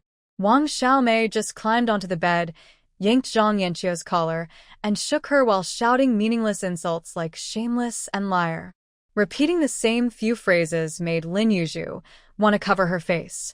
Zhang Yanqiu struggled weakly, her pale face devoid of color, as if she might faint at any moment. Lin Yuzhu was afraid she would actually faint, and then Wang Xiaomei would think she was just pretending and slap her. That would be so unfair. Everyone's attention was on Wang Xiaomei, and even Li Xiangbei did notice that Zhou Nan was coldly staring at Li Xiangwan, as if looking through her. After all this commotion, Lin Yuzhu's stomach growled. She decided to stop watching the drama, turned, and headed back to her room. After working all morning, she was exhausted. For lunch, she simply steamed some rice and bought a bottle of beef sauce from her space to mix with it. She really didn't have the energy to cook. After taking the first bite of the beef sauce mixed with rice, Lin Yuzhu felt rejuvenated. The beef sauce from her space was incredible, fragrant and crispy, with large chunks of beef, just the right amount of spice and rich flavor. It was perfect with rice. She quickly finished a huge bowl of mixed rice, let out a satisfied burp, and leaned back in her chair to digest. At that moment, Wang Xiaomei strutted in like a victorious rooster. After causing such a scene on an empty stomach, Lin Yuzhu couldn't help but admire Wang Xiaomei's vitality. As soon as she entered, she asked Lin Yuzhu, "You came on the same train as Zhang Yanqiu, right? Did you know she could swim beforehand?" Her eyes were filled with hope. Lin Yuzhu calmly replied, "I really didn't know. I got on the train later. But even if I had known, I wouldn't have exposed her in public." Wang Xiaomei. Just like Li Xiangwan and Li Xiangbei, she wouldn't play the good person that day. Seeing Wang Xiaomei's downcast eyes, Lin Yuzhu felt a twinge of sympathy. After all, when we arrived, you didn't show much kindness. Helping you might not be the best choice compared to Zhang Yanqiu. Lin Yuzhu thought this was a fair explanation. Well, it didn't seem to have much effect. The other person appeared even more discouraged. Oh. Wang Xiaomei turned to the kitchen to grab a knife, her back looking a bit lonely. Lin Yuzhu stared at Wang Xiaomei's retreating figure, lost in thought. To be honest, she could use the most extravagant and flowery words to convince her and make her believe it completely. But she didn't want to. After being hypocritical for so many years, she was tired. In her past life, she had dealt with too many insincere people. This time, she wanted to live freely and authentically. Or perhaps, when she wanted to be straightforward, she wouldn't say anything insincere. Maybe this was a sign that she had gained confidence since coming back. She thought Wang Xiaomei would ignore her for a few days, but unexpectedly, just after one afternoon break, Wang Xiaomei acted as if nothing had happened. When the work bell rang, she pulled Lin Yuzhu along, cheerfully saying, "I thought about it, and since you're willing to tell me the truth, it means you don't see me as a fool. You consider me a friend." Lin Yuzhu was speechless and a bit confused. Friend? Looking at Wang Xiaomei's confident face, she didn't have the heart to argue with her. "Aren't you going to ask what happened after lunch?" "No need to ask, I can imagine." Just shaking Zhang Yanqiu around, coward. Wang Xiaomei had a lot to say, but couldn't help but boast. "You don't know how cowardly Zhang Yanqiu is. When I grabbed her collar, she didn't dare say a word. I gave her a good lesson until Zhao Xianglan came over and pulled me away to save her. Look at her smugness.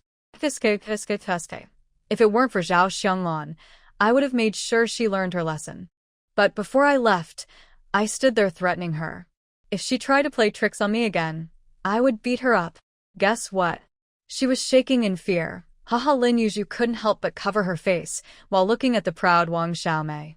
"Silly girl, are you sure she wasn't shaking with anger, hating you so much? Just you?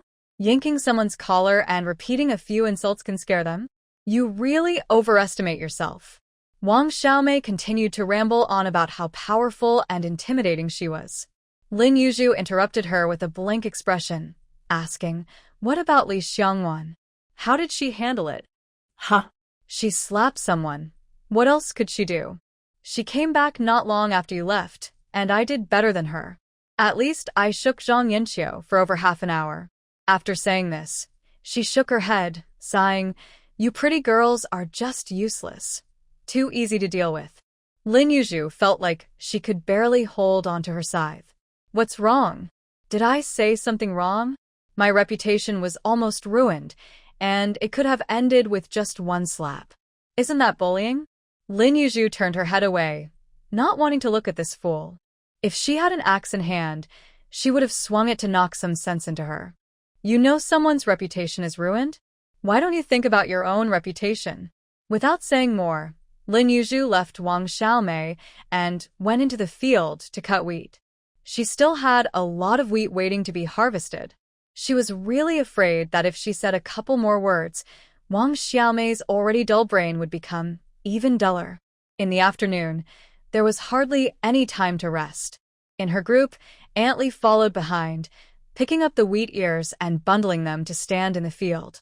Aunt Li had been urging her to hurry since the morning, and in the afternoon, she was still pushing her to go faster, making Lin Yuzhu's head feel like it was going to explode. When her anger flared up, she lost her grip, and the sickle flew out in a strange arc, spinning as it went from her right side.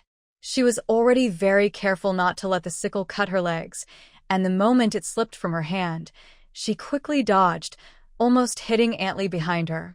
Seeing that Aunt Li was okay, Lin Yuzhu felt relieved and said politely, "Aunt, why are you still standing on my right? If the sickle had hit you, wouldn't that be so unlucky? Don't worry, I won't be slow. Just don't stand here urging me. There's still so much wheat left to bundle. Why are you so anxious? If you're tired and want to rest, just stand on my left." Aunt Li looked at Lin Yuzhu, as if she had opened her eyes. Was it her fault that she almost got hit by the sickle? If she really got cut, would it just be bad luck? This girl was young, but her face was so thick, it was simply shameless. Lin Yuzhu stood there without blushing or skipping a beat. This was just her usual way of handling things at work. Once upon a time, she was bullied, but now she had become the one doing the bullying.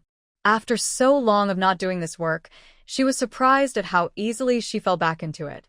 As for shifting blame, she had become quite skilled at it. Lin Yuzhu thought that if she ever went back, she could continue to manage in the workplace. Aunt Lee was both angry and wondering if this girl was doing it on purpose. Trembling, she picked up the sickle for her and said in a softer tone, "Lin Jiqing, slow down with the cutting. There's no rush. How about taking a break?" Her mouth twitched as she spoke. Lin Yuzhu thought she must be angry.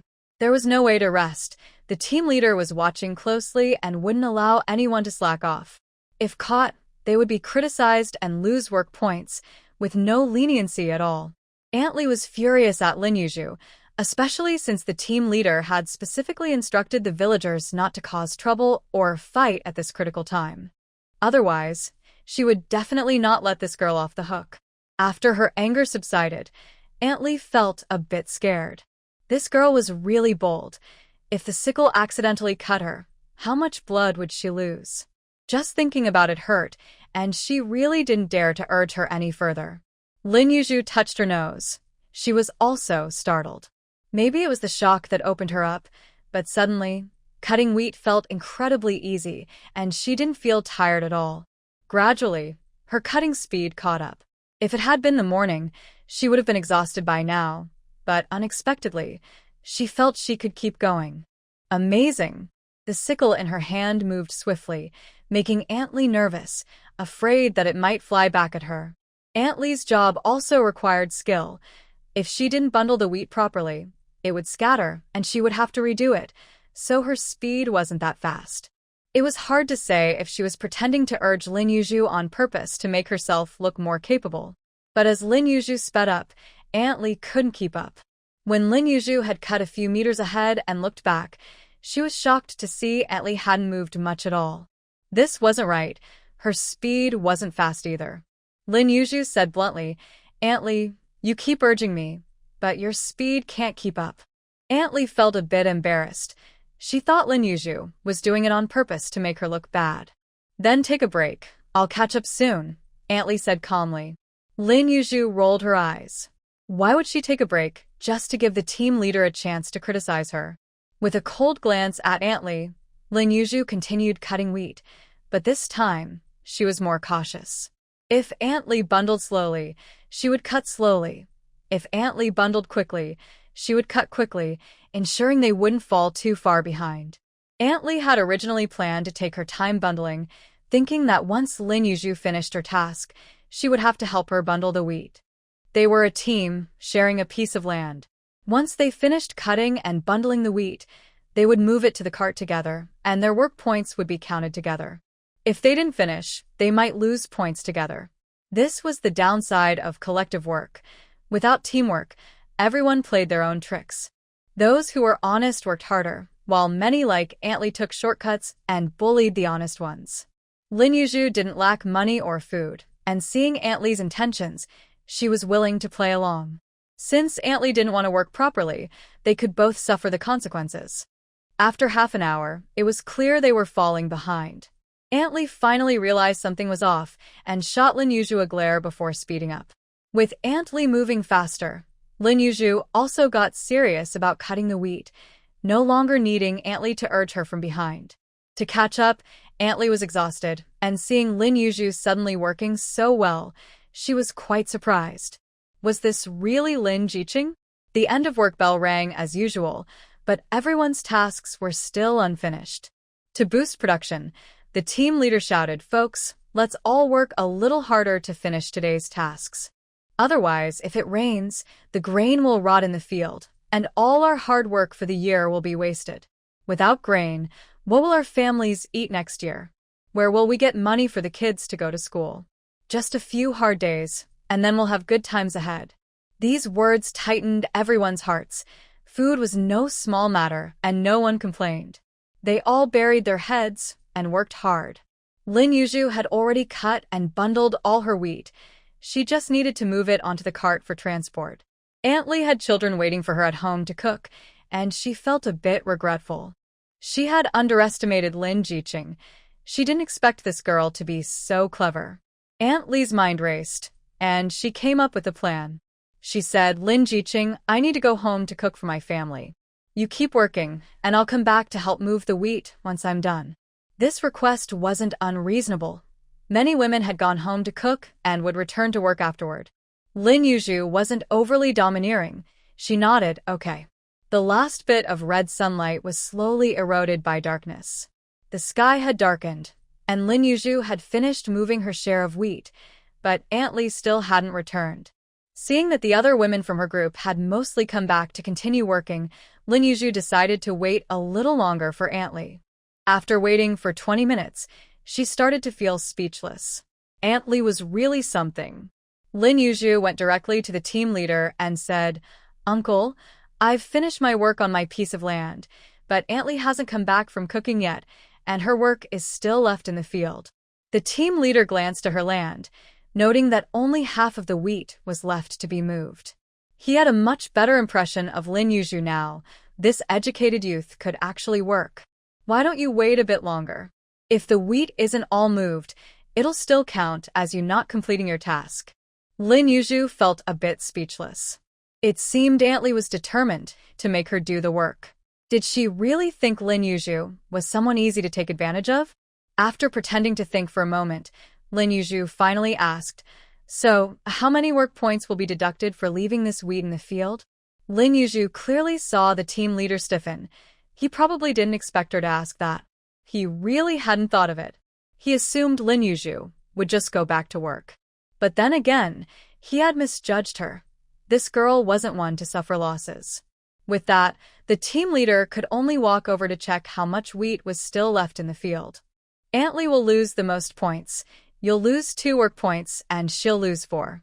After assessing the situation, the team leader told Lin Yuzhu, then added, If the wheat is left in the field and gets damp and moldy at night, you both will have to compensate. Hearing the team leader's serious words, she felt relieved instead. To someone who threatened you with a few work points, those points must be very important to them. Lin Yuzhu was willing to bet that Aunt Li wouldn't want to lose those 4 points. She was even more afraid of something happening to the wheat. Let's not even talk about whether the wheat would spoil overnight. This year's harvest was good, and 1 work point was worth at most 15 cents. Was she really someone who couldn't part with 30 cents? Aunt Li underestimated her. Looking at the weather, it was a clear autumn day, and it hadn't rained for almost half a month. The ground was so dry it was almost cracking, so she wasn't too worried. Today, she absolutely couldn't let anyone take advantage of her. Lin Yuzhu pretended to be in pain and said, So, if we calculate it this way, Aunt Li and I will lose a total of 6 work points. That's too much. How about I go back to get something to eat first, and then come back to continue working? The team leader nodded. The rules were strict, but since they wanted to encourage villagers to work hard, there were some special considerations. If you come back to continue working, we'll count Aunt Li's deducted points as yours. Lin Yuzhu nodded, her face showing excitement as she quickly thanked the team leader. The team leader actually believed Lin Yuzhu would come back to continue working, thinking these young educated youths had it tough, leaving home at such a young age. He had no idea Lin Yuzhu had no intention of returning. In Lin Yuzhu's eyes, Aunt Li wasn't a good person. Since she dared to run off, she must have some tricks up her sleeve. Although the team leader agreed to count Aunt Li's points against her, Lin Yuzhu felt it wouldn't be that simple. Some older folks had their own tricks, crying, making a fuss, and even threatening to harm themselves. Taking away work points was like taking food from a tiger's mouth. If Aunt Li was that kind of shrew, the team leader might not be able to handle her. In the end, she might end up doing the work for nothing and still get into trouble. She was most afraid of those who were brainless, believing whatever others said. If they accused her of seducing the team leader or claimed he was taking advantage of her, they might actually believe it and spread it around. That would make her furious. So, since Aunt Li was betting that she would obediently continue to do her work, let her take that gamble. In simple terms, this was a gamble over few work points, plus the risk of the wheat spoiling in the field. She used to think Aunt Li wasn't too bad, just a bit talkative, but now it seemed she was also someone who bullied honest people. TSK, TSK, TSK, you can know a person's face but not their heart. When she returned to the educated youth dormitory, Wang Xiaomei was sitting at the door washing vegetables. After working in the fields for a few years, autumn harvests were nothing new to her. She finished early and came back. Seeing Lin Yuzhu return, she approached with a basin of washed vegetables and asked, "Why are you back so late? Did you finish your task today?" "I'm telling you, the autumn harvest team leader is really strict. He looks down on us educated youths. If you lag behind now, you'll definitely be at the back of the line when it comes to grain distribution. Don't get caught in this trap. If there's a chance to return to the city, he definitely won't say anything nice to you. Thanks for the warning." Lin Yuzhu listened to her ramble, her ears almost getting calloused. This girl always talked about the chance to return to the city. Wang Xiaomei noticed Lin Yuzhu's indifferent attitude and wondered if she was tired or just didn't want to hear her talk. Remembering their conversation before they parted at noon, she hesitated for a moment and quietly asked, "What did you mean by that statement at noon?" Lin Yuzhu stumbled slightly. She really hadn't expected Wang Xiaomei to still not get it at this point. "It really is hopeless," Lin Yuzhu said flatly. Huh? "What do you mean?" Wang Xiaomei looked confused, wondering how it had gotten so serious. Lin Yuzhu shook her head. If she were Wang Xiaomei at noon, when Li Xiangwan said that last sentence, she wouldn't have gone to find Zhang Yanqiu for trouble, but would have gone straight to the village head to report. Reporting Zhang Yanqiu for playing with the people, using fake suicide to manipulate their sympathy against her. With the village head's character, he would probably try to smooth things over, but how could her grievances just be brushed aside? The stain of having forced someone to commit suicide had to be cleared today. If that old man asked her what she wanted to do, great. She wanted Zhang Yanqiu to confront her in front of the villagers and demand an explanation, and she'd also drag Zhao Xianglan in as a witness. Why should she be the one who borrowed grain and served others only to end up with a reputation for being overbearing and bullying the weak? With these village aunties, you wouldn't even need to say much. They could come up with dozens of versions. And Li Xiangwan couldn't escape either. What did it mean to expose her now after not doing so before? If she wanted her to charge into battle, she had to be prepared to be dragged down too. In any case, no one should think they could run away. This would completely tear her relationship with Li Xiangwan apart. Lin Yuzhu wouldn't back down, but this was Wang Xiaomei's issue, not hers. Thinking about the scene where the little pawn upgraded to a big pawn and got wiped out, she closed her eyes in disgust, not wanting to see it. Forget it, forget it. With Wang Xiaomei's intelligence, after offending the female lead, she might be worse off than now. It would be better to leave things as they were. Not knowing anything was also quite good. She also suspected that after she pointed the way, arranging everything for her, in front of all the villagers, she might still let Zhang Yanqiu turn the tables on her. Forget it, don't think about it. Foolish people have their own blessings. Just stay away from Zhang Yanqiu in the future.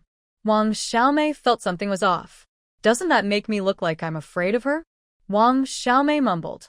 Lin Yuzhu clicked her tongue and shook her head. Suit yourself, suit yourself.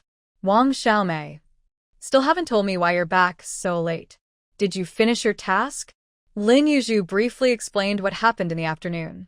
Unexpectedly, Wang Xiaomei was even angrier than her.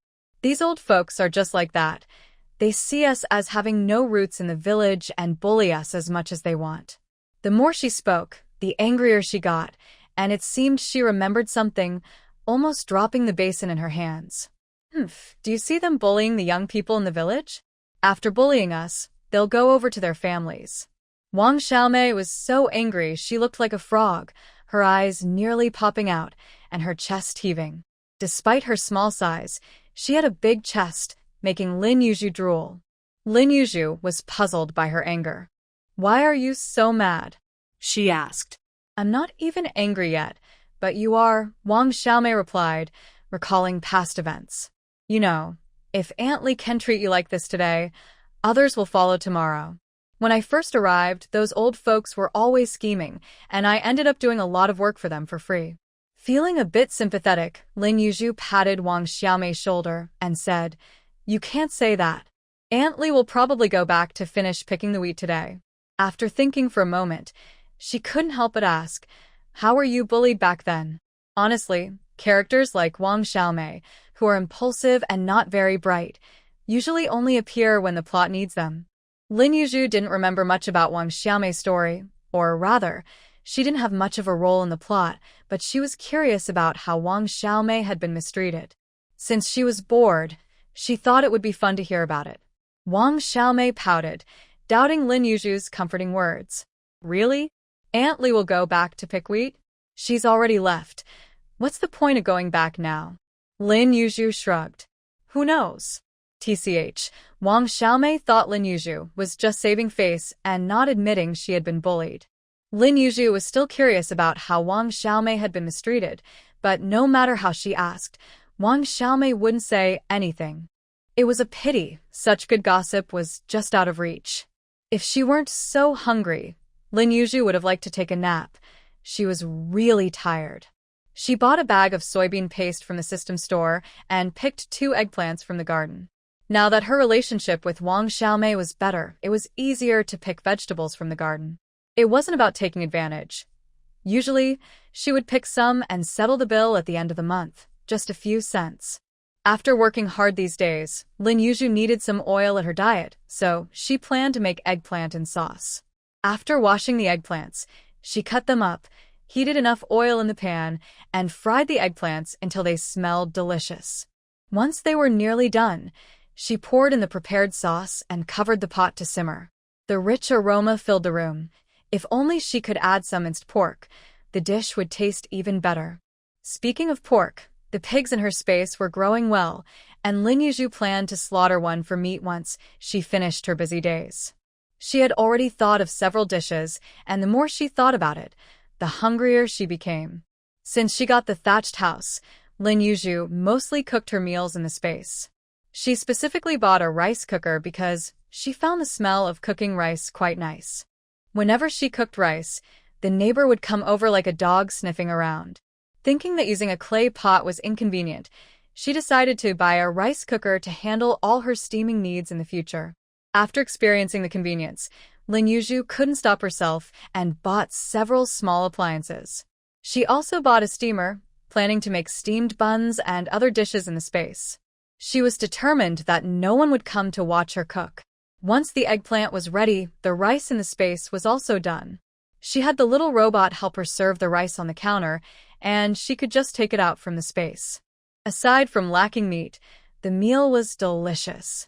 After a long day of work, everything tasted good. After finishing her meal and washing the dishes, Wang Xiaomei came over at the right time. Lin Yuzhu admired how Wang Xiaomei always timed her visits perfectly. What did you cook tonight? I could smell it all the way from my place. You must have used a lot of oil. Lin Yuzhu wanted to applaud her. Oh, nothing much, just made some eggplant and sauce. That uses a lot of oil, Wang Xiaomei said with a look of disdain. The eggplants in the garden are getting old. Once the autumn harvest is done, I'll pick them. Oh. Wait, I didn't come here to talk about eggplants. Should we go check the field? If Aunt Li hasn't left yet, I'm thinking we should confront her and make her finish her work. Lin Yuzhu, just having eaten, didn't want to move. How bored are you? Just to watch her finish 2 work points? Not to mention what people would say about us later. With this strong wind blowing all night, can you handle it? Do you have money for cold medicine? Wang Xiaomei immediately deflated. 2 work points are still money. Well, getting sick over this didn't seem worth it. Lin Yuzhu patted her. I didn't expect you to be so enthusiastic. Wang Xiaomei felt a bit guilty, her eyes darting around as she quietly asked about what happened at noon. I feel like something's off. Can you tell me about it? Lin Yuzhu. Then tell me how you were bullied by the villagers back then?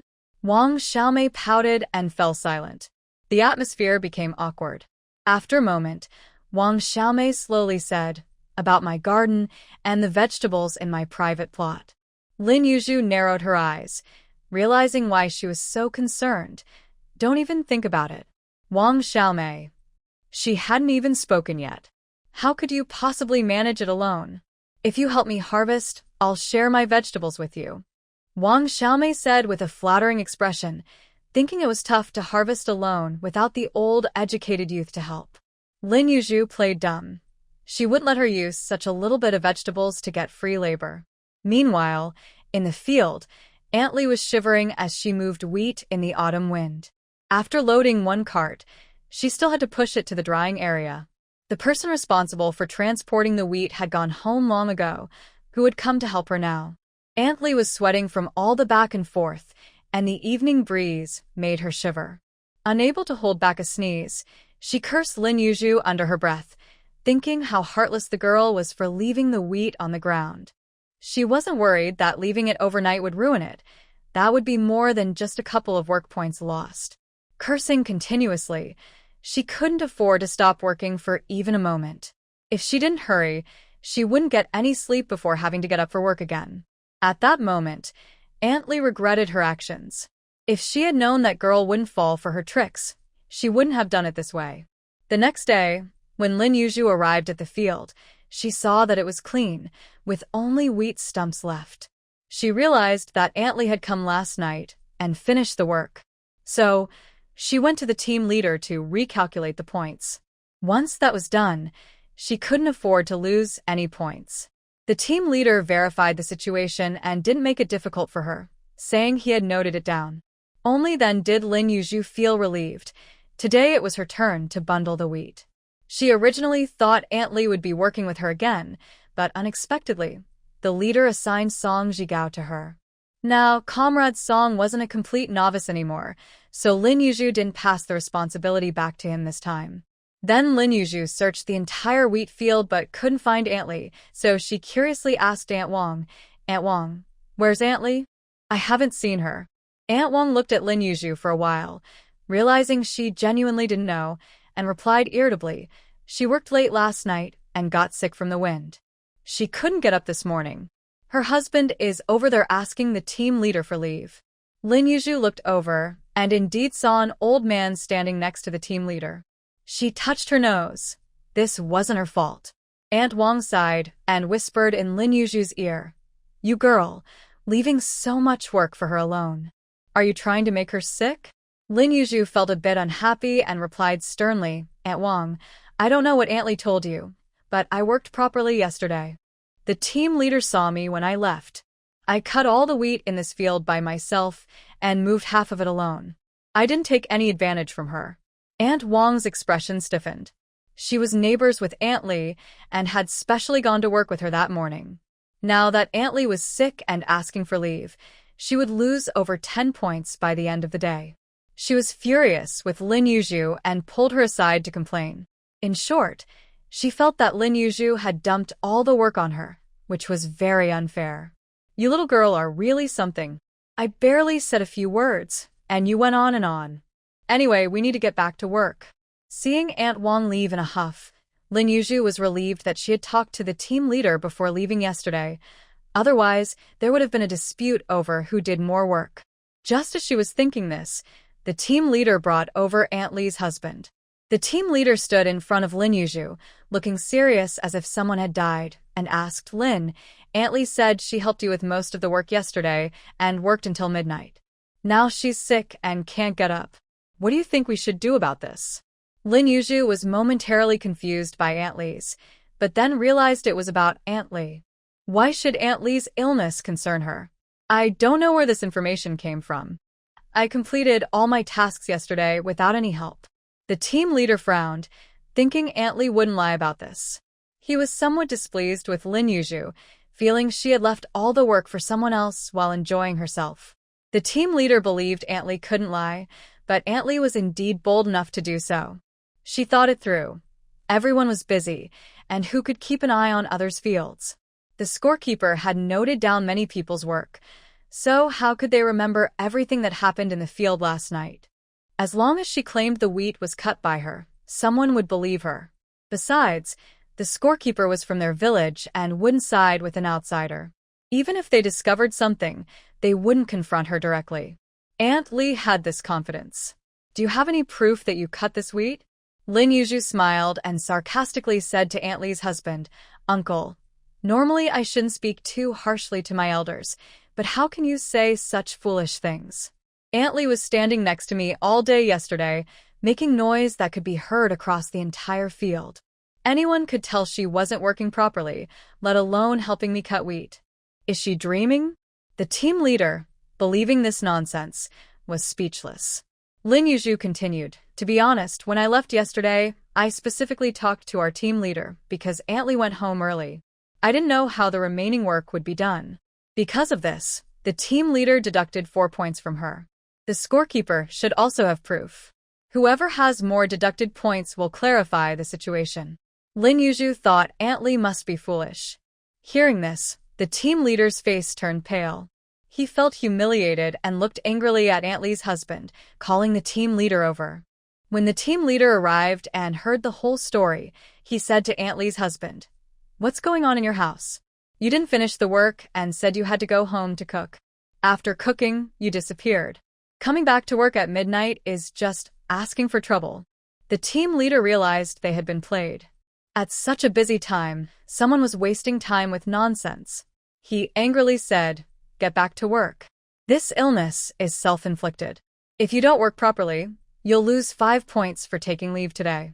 When Aunt Lee's husband heard this, he realized that losing those points meant half a day's work was wasted. He wanted to say something, but after being suppressed by Aunt Lee for 20 or 30 years, he had become a mute and couldn't say anything. At this moment, everyone in the field was watching. The team leader, feeling embarrassed, said, "All right, everyone get back to work. What are you staring at?" Go tell your wife that if she can't get up tomorrow, she'll lose another 5 points." Aunt Lee's husband frowned deeply. Lin Yuzhu shot him a dark look and went back to work. Lin Yuzhu didn't have high expectations for Song Jigao.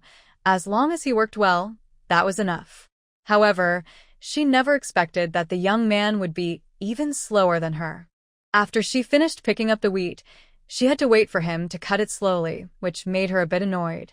The sun was getting hotter, and Lin Yuzhu wiped the sweat off her face, shaking her head at Song Jigao's back. Song Jigao probably felt embarrassed too. Turning back to apologize, "Sister Lin, don't worry. I'll get faster as I practice." Lin Yuzhu was overwhelmed by being called Sister Lin, feeling a bit sad. It was rare to be called sister at her age, as if she were 16 again. "Take your time, just don't cut your foot," Lin Yuzhu said wearily. This wasn't a joke. Yesterday, Zhang Yanqiu had cut her foot and didn't even get a tetanus shot. It was better not to rush. Safety was the most important thing. Hearing Lin Yuzhu's words, Song Jigao secretly breathed a sigh of relief. He had been very nervous earlier, but now that Lin Yuzhu didn't seem to hold a grudge, he thought, "Sister Lin isn't as bad as Sister Xiao said." Patience is important. After following the young man, Song, for an hour or two, Lin Yuzhu finally saw him getting into the rhythm of harvesting wheat. His speed improved. Lin Yuzhu followed behind, picking up the cut stalks, bundling them together. It required some skill. The wheat straw was not very flexible, and if she wasn't careful, it would fall apart, and she'd have to tie it again. After bundling a few, she finally got the hang of it. With all the back and forth, she was covered in wheat chaff, and her clothes were dirty with wheat dust. The sun was harsh, making her sweat, and the chaff stuck to her skin. Lin Yuzhu could only endure it, not daring to wipe it off, as the more she rubbed, the more dust she got. She really didn't want to go through this again. By the time they finished work in the morning, Lin Yuzhu was covered in wheat stalks and chaff. She even had a few stalks stuck in her hair. Lin Yuzhu thought her family had forgotten her. However, as she reached the entrance of the youth station, she heard someone calling her name. The voice sounded familiar, but she couldn't recall who it was. Looking in that direction, she saw a man on a bicycle approaching, carrying a large package. When he stopped at the youth station, Lin Yuzhu was surprised to see a familiar face. Was this guy who used to work at the grain station now a mailman? Had the old mailman retired? "Lin Yuzhu?" Shen Bojun asked when he noticed her staring. Lin Yuzhu nodded. Shen Bojun looked at her thoughtfully for a moment, but quickly returned to his usual demeanor, which Lin Yuzhu didn't notice. "This package is for you," he said, handing it to her. He then called out to the youth station, "Zhou Nan." Lin Yuzhu looked at the huge package, thinking, "Wow, did Mom send all her belongings?" Zhou Nan was washing up in the yard and came out when he heard someone calling. Seeing Zhou Nan, Even Shin Bojun was surprised. Zhounan? Zhounan nodded. After handing him an envelope, Shin Bojun watched as Lin Yuzhu picked up the package, almost disappearing behind it, and he nearly laughed. Zhounan looked at the envelope, which was from home, but didn't rush to open it. He turned to see Lin Yuzhu struggling to hold the package and said coolly, "Need help?" "Yes." She had no idea what Mom packed, but the package was heavy and hard to carry. Hearing the female youth's voice, Shin Bojun frowned. It sounded nice, but he couldn't remember where he had heard it before. So he stayed put, watching as the male youth helped carry the package, and they both brought it into the yard. The female youth's back also felt strangely familiar. The male youth said, "I've organized the newspapers. Come by to pick them up when you have time." Ah? I would have forgotten if you hadn't said anything. Thanks. That voice made Shin Bojun think hard. He was sure he had heard it before. Just then, Li Xiangbei, returning from work, was about to enter the yard when he caught a glimpse of the mailman. He stopped in his tracks, turned back to look closely at Shin Bojun, and asked, "What are you doing here?" Shin Bojun nodded slightly, not saying much. Li Xiangbei seemed to understand something and abruptly changed the subject. "Hey, do you have any letters for me? The youth station only has letters and packages for 2 people, and they've already been picked up." "Oh, okay. Take care." Shin Bojun nodded and rode away on his bicycle. Wang Yang, who had just returned, also saw the mailman and quickly turned back, only catching a glimpse of his back. He said to Li Xiangbei, "Why is Lao Shin a mailman now?" Li Xiangbei looked thoughtful. Wang Yang then realized something, glanced around to see no one was listening, and sighed in relief. He whispered, "Lao Shin has a good job now, getting 2 salaries. Wait, no, he can also make money on the black market." He said this while feeling envious. "Keep it down, don't let anything slip," Li Xiangbei warned. "Hey, I know that. It's not like there's anyone around to hear. But why did the Shin family send him to such a remote place? They had no choice but to be sent as youths, but the Shin family had arranged a path for their younger generation when they saw trouble coming. It was just unclear why they sent Lao Shin to this far-off place." Li Xiangbei was silent for a while, thinking that the Wang family was showing signs of decline. Many news stories were hard to come by, and Wang Yang wasn't very perceptive, not realizing that just a few 100 kilometers away was the border. Maybe they're like us, staying far away to avoid trouble. Wang Yang instantly looked dejected. They're much better off than us. Who knows when we can go back? Li Xiangbei stared at the now empty country road, feeling a sense of loss. Just 2 years younger, and his life had taken a different turn. After Zhou Nan helped Lin Yuzhu place the package at her door, he nodded at her and turned to leave. Lin Yuzhu quickly thanked him and noticed Zhao Xianglan coming from the backyard with a basin of vegetables, her eyes fixed on the side. She clicked her tongue, thinking about love troubles. Wang Xiaomei, unable to resist the large package, hurried over and excitedly asked, "What do you have in this package?"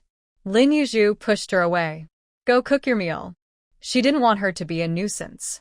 With such a big package, she could take out something later without it being unreasonable, even though she wasn't sure what to take out. After washing off the wheat chaff, she felt much cleaner. Before opening the package, she needed to start a fire to cook some porridge and heat up 2 buns. Once everything was ready, she went to open the package. As she opened it, a letter fell out. Lin Yuzhu unfolded it and saw it was from her older sister. It said that Mom had specially sent her a thicker quilt and made her a cotton jacket and pants. Since there was still some cotton left, she also made her a pair of cotton gloves. Mom couldn't manage to make cotton shoes, so she told her to buy a pair in town, not to be stingy, as a girl's feet shouldn't get cold. There were fabric coupons in the envelope, so be careful not to lose them. Her sister also bought some yarn and knitted her a pair of wool pants. There wasn't much yarn left, but when they got more at her workplace, she would grab some to knit her a sweater. Besides these, the package also contained some winter clothes she had used before, all sent at once. Mom specifically reminded her to check the package carefully to make sure nothing was lost. Lin Yuzhu wanted to say, "Even if something is lost, it can't be found." The letter also mentioned that Mom had saved up brown sugar coupons to buy her 2 bags of brown sugar. In the cold winter, she should drink ginger water with brown sugar to keep warm. Don't say you don't like it. Lin Yuzhu. It seemed the original owner didn't like brown sugar water either. Later, the letter talked about the family's situation. Everything was normal, except that her older brother had gone on another blind date that didn't work out. This time, it wasn't that he looked down on the girl, but the girl thought he was too old. She believed that a man his age who hadn't married must have some hidden secrets. Lin Yuzhu laughed, thinking how the tables had turned. But then again, if she disliked his age, why go on a date in the first place? She could have just refused from the start. The items in the package were basically the same as what was written in the letter. Besides the bedding and winter clothes, the old clothes for autumn and winter arrived just in time. If Lin Ma hadn't sent them, I would have planned to buy some in town. In the countryside, as long as you have clothes to wear, that's enough. It's not the time to dress up, and saving some money makes me feel good. After sorting out the things in the package, I bought a jar of pickled vegetables from the space and had it with porridge and steamed buns. Not bad at all. This lunch was just a simple meal. I was thinking of resting for a bit when Wang Xiaomei came over to see the excitement, just as I expected. Lin Yuzhu rubbed her forehead. Is the temptation of a package really that strong? Wang Xiaomei entered and saw the tidy room, pouting with excitement, and asked, "Did your family send you a package?" Lin Yuzhu nodded, yes, but didn't mention what was inside. Wang Xiaomei, still curious, asked, "Your family treats you really well. What did they send?" Lin Yuzhu took a breath, realizing her curiosity was overwhelming. She cheerfully asked, "Well, what do you think? I'm going to take a nap now." She turned and left, as if someone was chasing her. During the autumn harvest, we could only take a short break at noon, unlike before when we could have a proper lunch break. Lin Yuzhu planned to rest on the Kong, but before she could lie down, she heard someone calling her at the door. Confused, Lin Yuzhu recognized the voice as Wang Yang. When she stepped outside, it was indeed him. What did he want? Wang Yang saw her puzzled expression and quickly said, "Do you have enough food? Many people in the village are borrowing grain from the team. The new educated youth are planning to borrow some too. Do you want to go with them?" Seeing Li Xiangwan already with a cloth bag, Lin Yuzhu nodded and said, "I'll go get my bag. There's no way to save that money. Luckily, the grain I get can be sold to the system if I don't like it." When the new educated youth gathered to exchange grain, Lin Yuzhu noticed they were all newcomers. The older group still had enough grain and didn't need to borrow. Wang Yang was just being kind by bringing them. Zhang Yanchun looked gloomy as she walked among the crowd. Once everyone left the yard, she limped over to Lin Yuzhu and quietly asked, "Yuzhu, do you have any money left? Can you lend me some? I don't have money to buy grain." Lin Yuzhu blinked and carefully examined her. Zhang Yanchun's sunburned face was no longer as delicate as when they first met, and she looked like a mere skeleton, appearing much older. Seeing her limping, Lin Yuzhu thought there couldn't be anyone more unfortunate than her. Zhang Yanchun noticed Lin Yuzhu staring at her and assumed she was hesitating about lending her money. She quickly said, "Don't worry, after the autumn harvest, I'll pay you back with grain." In the village, people often repay borrowed money with grain. This made things awkward.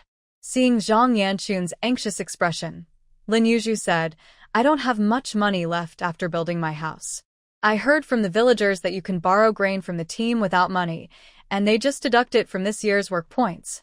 Don't worry, you will definitely be able to borrow grain." Maybe it was her cold personality, but Lin Yuzhu was unwilling to lend money since she didn't lack grain. The grain they were borrowing now was mostly coarse, which wouldn't sell for much on the black market and carried risks. Selling it to the system wasn't worth it either. If she lent money once, it would be hard to refuse the next time. If it became a habit, refusing later would make her seem like a bad person. So it was better to refuse from the start. Zhang Yanchun lowered her head, looking very disappointed, but her face showed resentment. She had money to buy food but couldn't lend her any. How could people be so selfish? Looking up at the people around her, she mentally noted each one, thinking none of them were good.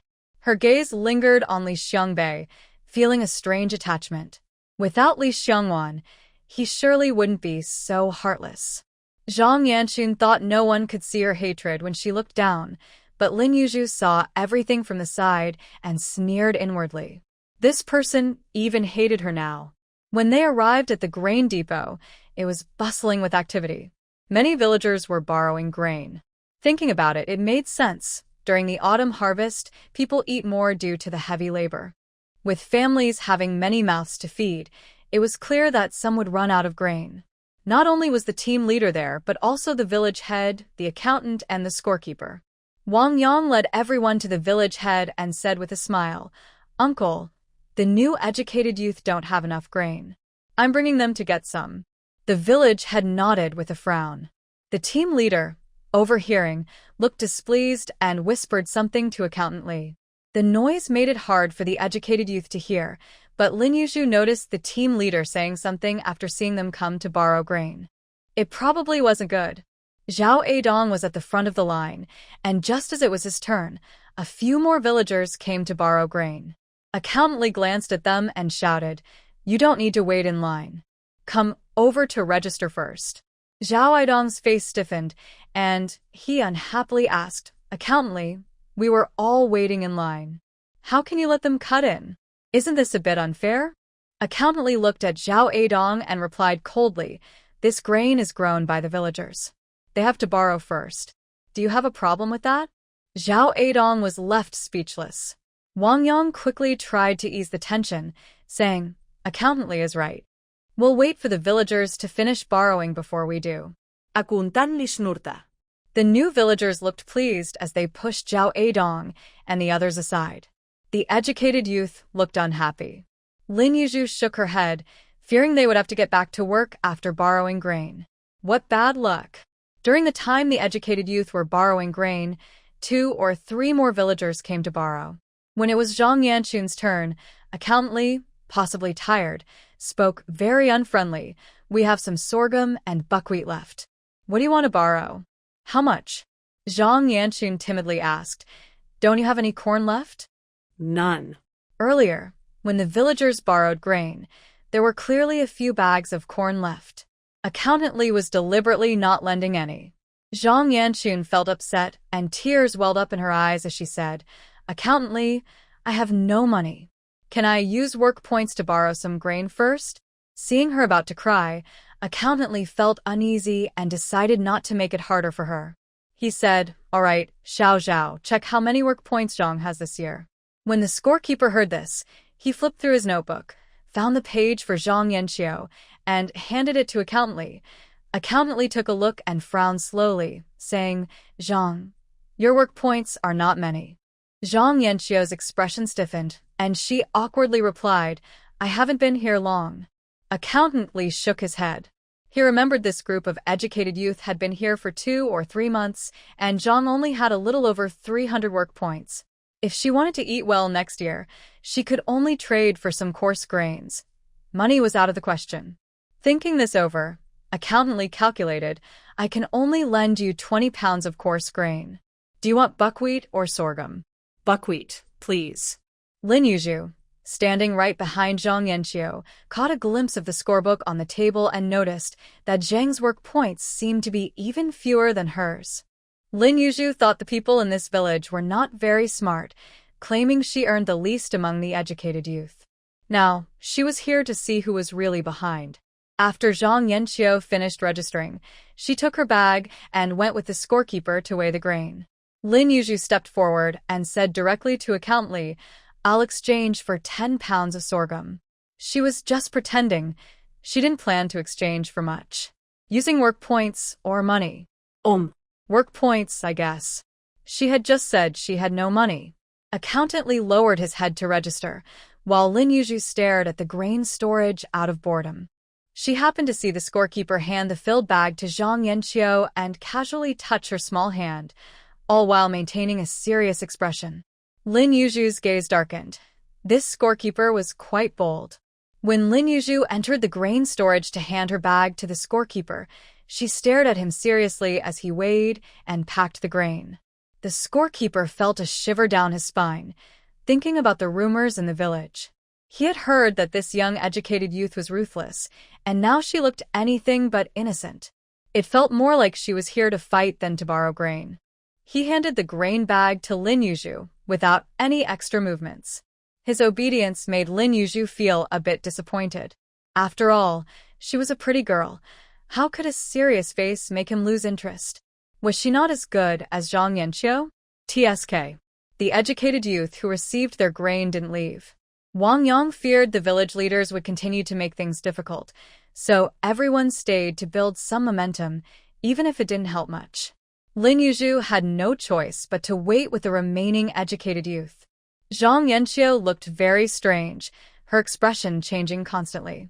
Lin Yuzhu thought it was better to keep her distance, so she stood next to Zhou Nan, who was taking out a newspaper to read, and glanced at it too. The newspaper mostly covered current events, and the page she glanced at didn't even have a joke. Boring, so boring. When it was Li Xiangwan's turn, she also exchanged work points for grain. When she went in to get her grain, she even smiled politely at the scorekeeper. The scorekeeper looked her up and down, thinking about the village rumors, and sarcastically thought, she really has a way of attracting attention everywhere she goes.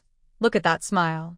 As the scorekeeper handed her the grain bag, he also casually touched Li Xiangwan's small hand, thinking how soft it was, wondering if it was soft everywhere. He stared at her lewdly. This action shocked Li Xiangwan, and she quickly pulled her hand back, spilling grain all over the ground.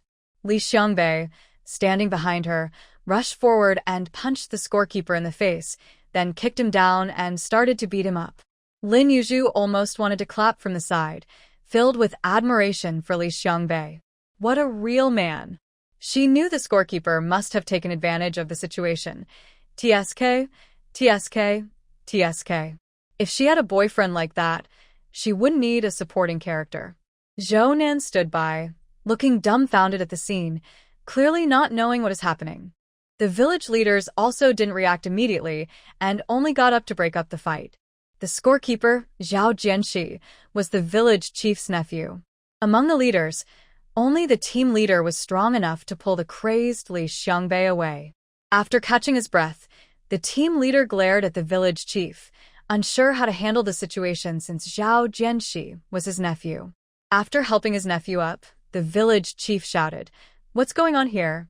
Why are you fighting?" As soon as he said this, it was clear he was siding with his own family. The other educated youth gathered around, all confused and unsure of what was happening. Li Xiangwan, both angry and embarrassed, pointed at Zhao Jianxi and said he was being a pervert. This made everyone's expression change.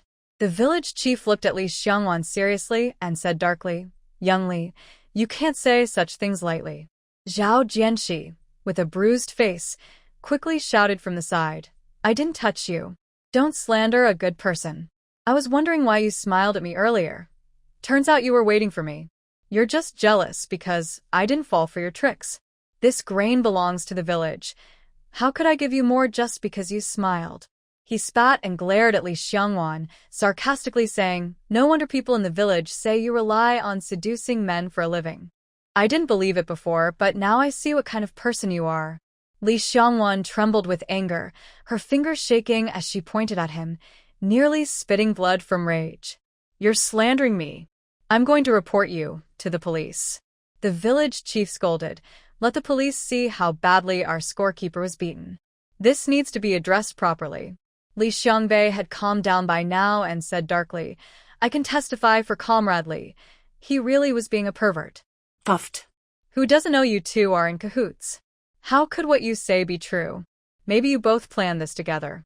The village chief looked coldly at the two, thinking for a moment before saying, "With so many women present, if Zhao Jianxi really is that kind of person, he wouldn't only target you, right? Have any other women been harassed?" The village chief looked at the female educated youth present. When he saw Lin Yuzhu, he visibly stiffened and quickly looked away.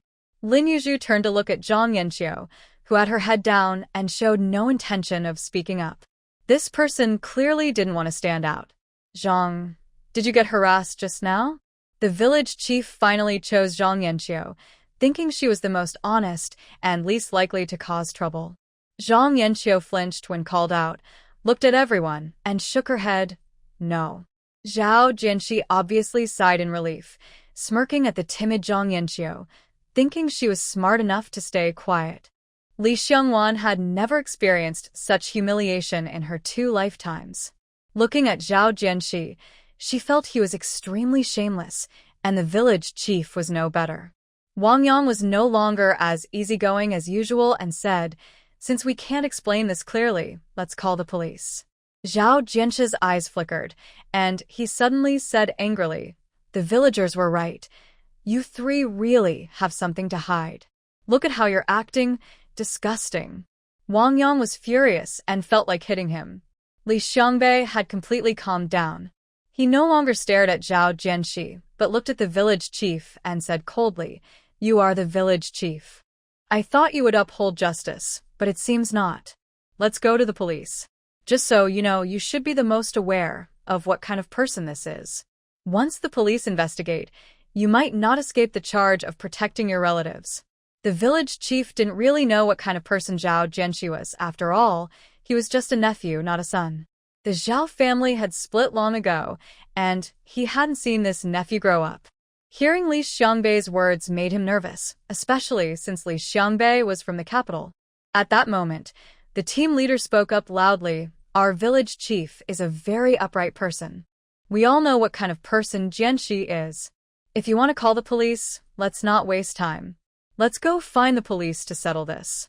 The village chief's face twitched, and he was furious, feeling that the team leader was just making trouble and wanting to see him embarrassed. Li Xiangbei ignored the petty squabbles between the two and coldly said to Zhao Jianxi, the police are not someone you can fool around with. Zhao Jianxi felt a bit guilty, thinking that calling the police was a bit scary. He anxiously said, I just touched her hand. How could that be? He realized he had said the wrong thing. If the village chief had a beard, it would probably be standing on end from anger. Lin Yuzhu clicked her tongue in surprise. These little cannon fodder always seemed to suddenly lose their wits at the right moment. The village chief thought, I really want to slap my nephew. He felt a bit embarrassed.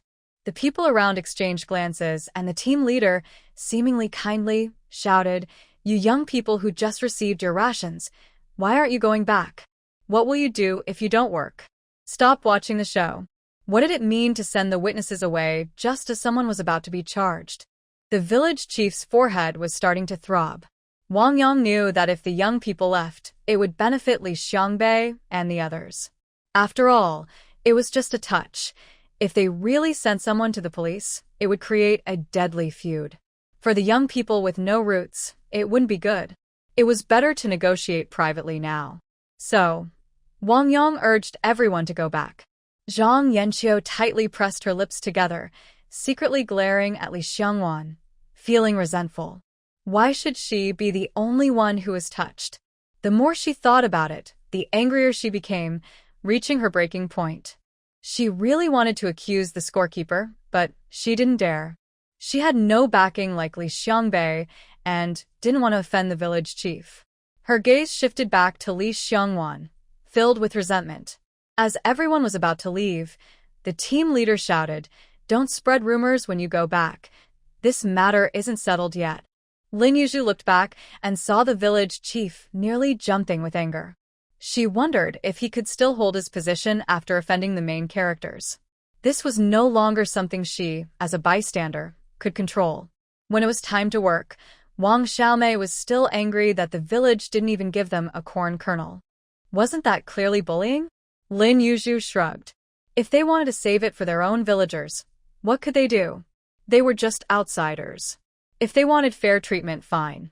They could marry local boys. Wang Xiaomei felt a bit disheartened. She had wanted to do well.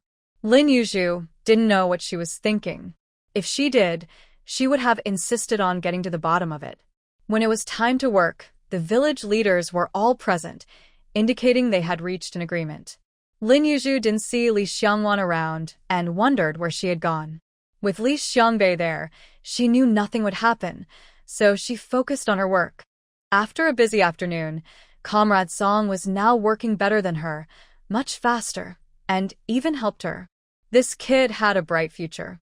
When they returned to the youth station, Wang Xiaomei rushed over excitedly and said, "Did Li Xiangwan secretly give the village chief a gift?"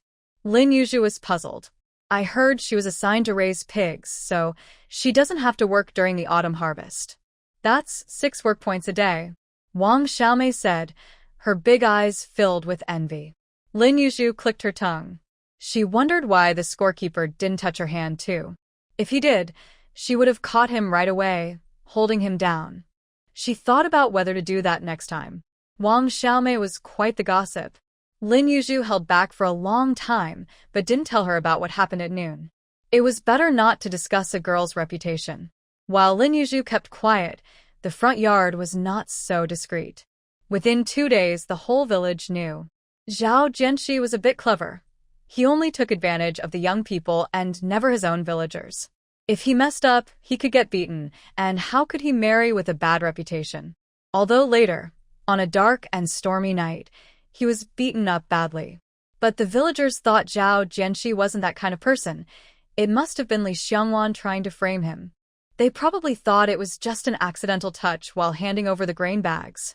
Some even spoke as if they had seen it all, saying Li Xiangwan smiled seductively at Zhao Jianxi while taking the grain, which made him lose his mind.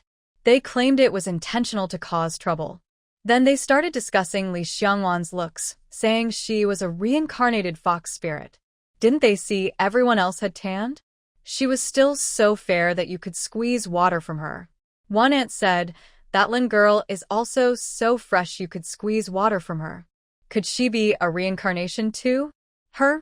I think she's a reincarnated calamity. With that, the aunts began to view the situation from another angle.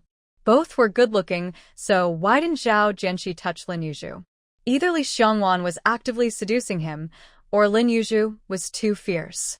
In any case, neither was a good person. Lin Yuzhu didn't hear about being called a calamity until much later. But that's another story. Returning to the topic, Aunt Li resumed work after a day of rest. Seeing the lively Lin Yuzhu made her angry, and she said sarcastically, "Pretty girls always get favored. Everyone in the village supports them." Lin Yuzhu didn't take such hurtful words to heart. She replied slowly, "Being old is good. They always want to take advantage of the younger ones. When they can't, they rely on their thick skin to get by." Aunt Li felt embarrassed and angry, wondering if the girl was calling her thick-skinned. Lin Yuzhu held a sickle, rolled up her sleeves, and coldly looked at Aunt Li, as if to say, "Go on." Aunt Li stared at the sharp sickle in her hand and backed down. Even Aunt Li couldn't get the upper hand against this girl, so she decided to let it go. This time, the old team leader was wise and locked down the pairing of Song Zhigao and Lin Yuzhu. He noticed that Lin Yuzhu often clashed with the village women, and even when she worked honestly, trouble would arise. It was better to group the educated youth together. At this point, Lin Yuzhu didn't mind Comrade Song anymore. After all, the kid had some sense. Although he wasn't great at work, he knew how to be grateful. Did they think finishing the wheat was the end? They still had to thresh and winnow the wheat. For 2 days, Lin Yuzhu was covered in wheat chaff, with it all over her face and hair, looking like a little wheat person. If she didn't have a thatched house, taking a bath would have been a huge challenge. After the wheat, there was still sorghum and millet to deal with, then peanuts, soybeans, corn, and so on. Shanshui village got cold early, and spring snow melted late. Unlike many southern crops that could be planted multiple times a year, the crops in Shanshui village could only be planted once a year. So during the autumn harvest, the crops lined up waiting to be harvested. After the autumn harvest, Lin Yuzhu felt like a dead dog. After the harvest, the village gave the team members 2 days off. Once the grain was dried, they would be busy bagging it again. Another busy time. Lin Yuzhu thought about sleeping for 2 days and 2 nights, but she was surprised that Wang Xiaomei, who loved to join in on the fun, didn't come to see her. She decided to check on the girl. What was wrong? They had agreed to be friends. When she knocked on the door, she heard Wang Xiaomei weakly call, "Come in." Lin Yuzhu raised an eyebrow, opened the door, and found her lying on the bed looking seriously ill, with a towel on her forehead. "Are you sick?" Lin Yuzhu blinked and asked. Wang Xiaomei replied irritably, I've been sick for a day, and you just come to see me now. Lin Yuzhu shook her head in disbelief and said slowly, I really didn't expect you to get sick. Why can't I be sick? I'm a person too, and a girl, she said, her voice trembling with tears. Perhaps being sick made her feel vulnerable, and suddenly, tears streamed down Wang Xiaomei's face. After all, she was only 20, still young and emotional. Lin Yuzhu pulled up a stool and sat by the bed. She picked up the towel, which was dry, and felt Wang Xiaomei's forehead. It was burning hot. Do you have a fever? Have you taken any medicine? Wang Xiaomei shook her head. She had started burning up at night, and in her daze, she put on a towel. During the day, she had no strength to get up. Lin Yuzhu. That meant she had been burning for half a day.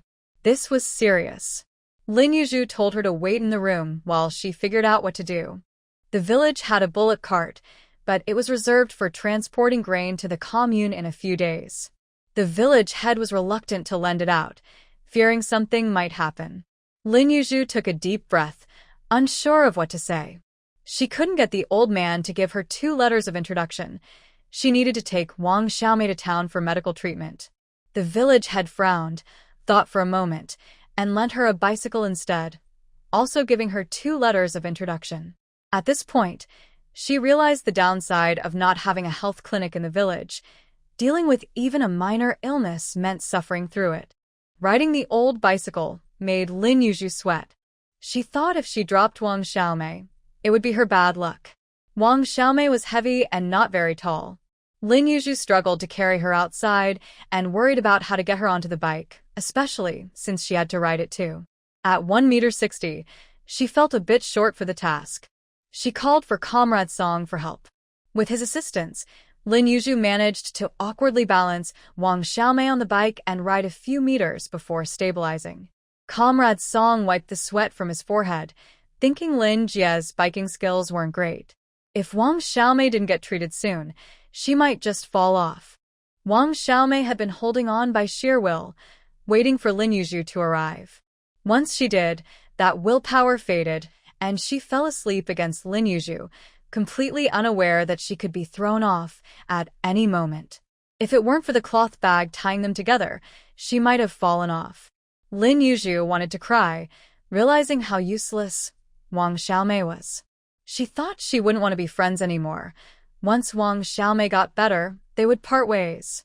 The bicycle was definitely faster than the bullock cart. Lin Yuzhu huffed and puffed, finally getting them to the town hospital in just half an hour. After the doctor examined Wang Xiaomei, he said it was good they came early, otherwise, she might have developed pneumonia. Lin Yuzhu resigned herself to paying the bill, running up and down the stairs. When Wang Xiaomei was lying on the hospital bed getting in for, she finally sighed in relief. Now that they were in town, Lin Yuzhu felt a bit restless, wondering if she should sell something. But seeing Wang Xiaomei sleeping so soundly, she decided against it. After all, she was a girl, and who knew what kind of people might be around? If someone with bad intentions saw her alone, who would protect her? Sigh, she was too kind-hearted. This time, she had to bring back some candy. Thanks to her good health, Wang Xiaomei's fever dropped after just 1.4. When she woke up, she looked at Lin Yuzhu with teary eyes, full of gratitude. Lin Yuzhu rolled her eyes. That four cost me quite a bit. Remember to pay me back. The nurse who came to remove the four chuckled and said, although the fever has gone down, it could come back. The doctor prescribed some fever-reducing medicine, but you'll need to pay for it first. She then turned to Wang Xiaomei and added, you two have a great friendship. Your friend has been running around for you, and she's really tired. Lin Yuzhu coughed, feeling something was off. After all, this was supposed to be a romance story, not a love story. Wang Xiaomei's tears flowed again as she looked at Lin Yuzhu with deep affection. Lin Yuzhu, I'll go pay the bill. You rest here for a bit. She said this while shivering from goosebumps. After paying the bill and getting the medicine, Lin Yuzhu turned to find a doctor. She wanted a note to buy some ribs and bones. The doctor understood her intention and smiled, saying, only an orthopedic doctor can issue that note. In other words, a feverish patient couldn't get one. Forget about bone soup and braised ribs. Lin Yuzhu shook her head in disappointment. In this day and age, you needed a broken bone to buy ribs? What if she broke Wang Xiaomei's bones? At least in the hospital, it would be easier to treat.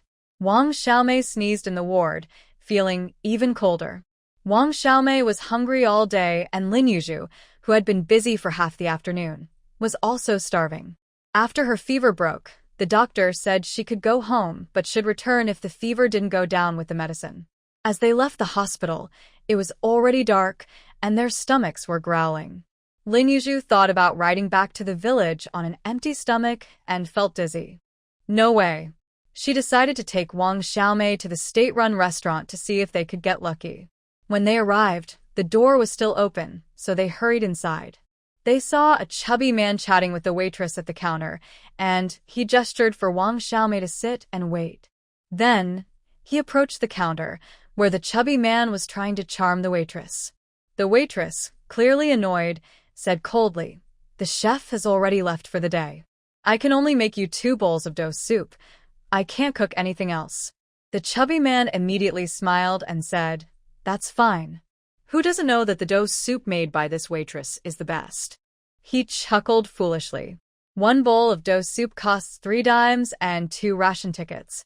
The chubby man quickly pulled out 60 cents and 2 2-dime ration tickets.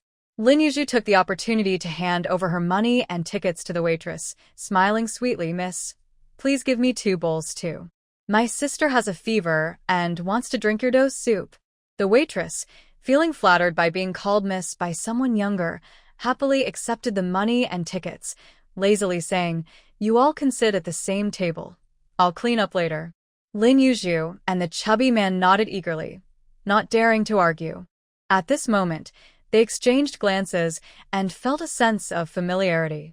"Ah, isn't this the girl from last time who had a plate of braised pork?" the chubby man thought. Lin Yuzhu also remembered the chubby man. She looked around the restaurant but didn't see anyone else. The mailman probably hadn't arrived. Before long, the mailman walked in, looking tired. He paused when he saw the chubby man sitting with 2 girls, but then continued to their table. The chubby man whispered a couple of words to him, and Shin Bojun finally understood the situation. He looked at Lin Yuzhu, thinking it was quite a coincidence. "Just so happens I have a letter for you. I was planning to deliver it tomorrow." The chubby man was surprised and laughed. "Hey, do you 2 know each other?" His eyes sparkled with mischief. "I delivered a package to her a while ago," Shin Bojun explained flatly, not wanting to cause any misunderstandings about the girl's reputation. The chubby man teasingly said to Lin Yuzhu, "Looks like you know my brother too?" He figured she must remember him after just 1 meeting. Lin Yuzhu smiled and replied, "He's just a mailman." How could she not know him? The chubby man felt embarrassed. It seemed this girl was tough. She looked sweet today, but last time she was quite fierce. Then he suddenly shouted, "Wait a minute. Brother, how many letters do you deliver every day that you remember this girl's name?" Who would believe that there was nothing going on? Shin Bojun shot the chubby man a cold stare, thinking he had never met someone so foolish. "There aren't many people with the surname Lin," he said, then looked down to find the letter. Lin Yuzhu took a deep breath. These people never gave her any confidence about her looks. It couldn't just be because she was pretty that he remembered her. Wang Xiaomei looked around, then said pitifully, "I'm thirsty." Lin Yuzhu rubbed her temples and resignedly went to get her a glass of water. When she took the letter from Shin Bojun, Wang Xiaomei curiously leaned over to peek, asking, "Who is it from?" Lin Yuzhu was also puzzled. The letter was sent from a county in the south, signed by Qiuming. She wanted to ask who Qiuming was, but the original owner wouldn't answer her. She tucked the letter away, planning to read it later.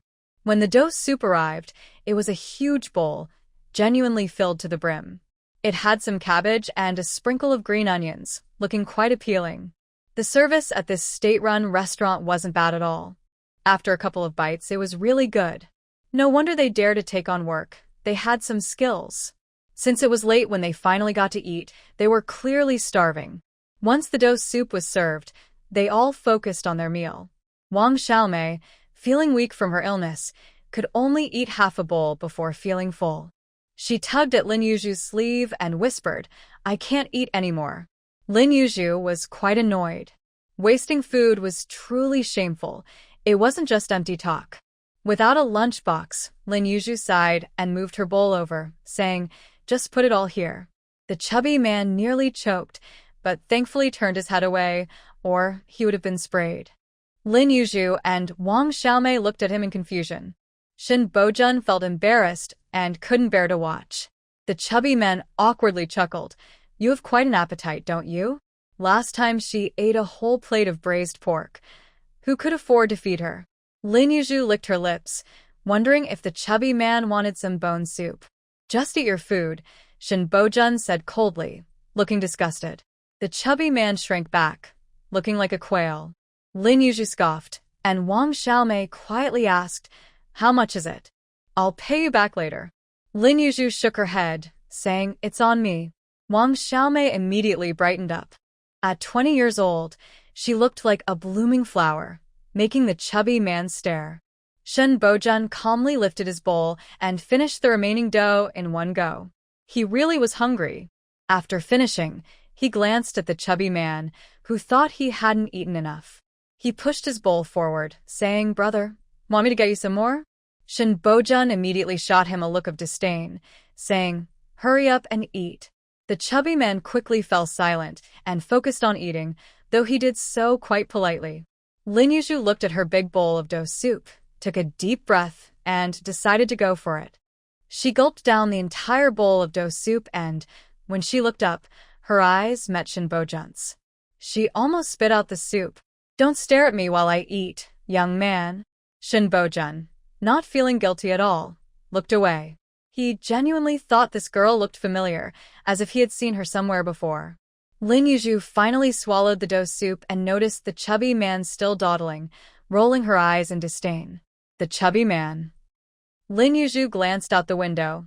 It was already dark, and she didn't want to linger any longer. She stood up, pulled Wang Xiaomei along, and left without saying goodbye since they weren't close. Shin Bojun watched them leave, looking at the darkening sky, and told the chubby man, "Hurry up and eat." As soon as the chubby guy was urged, he quickly rolled up his sleeves and finished the remaining dumplings. He had been holding back because there were girls around. The autumn wind was chilly, and Lin Yuzhu was glad she brought a scarf. She didn't really like wearing it because it seemed old-fashioned, but it was perfect for Wang Xiaomei to wear now, so she wouldn't catch a cold in the wind. When Wang Xiaomei put on the scarf with a touched expression, Lin Yuzhu shook her head in her mind, thinking it really looked outdated. Riding the bike made her feel warmer, but the dark road gave her an eerie feeling as they passed the fields. Suddenly, various horror movie scenes flashed in her mind, especially the one about the village teacher, which was a childhood nightmare.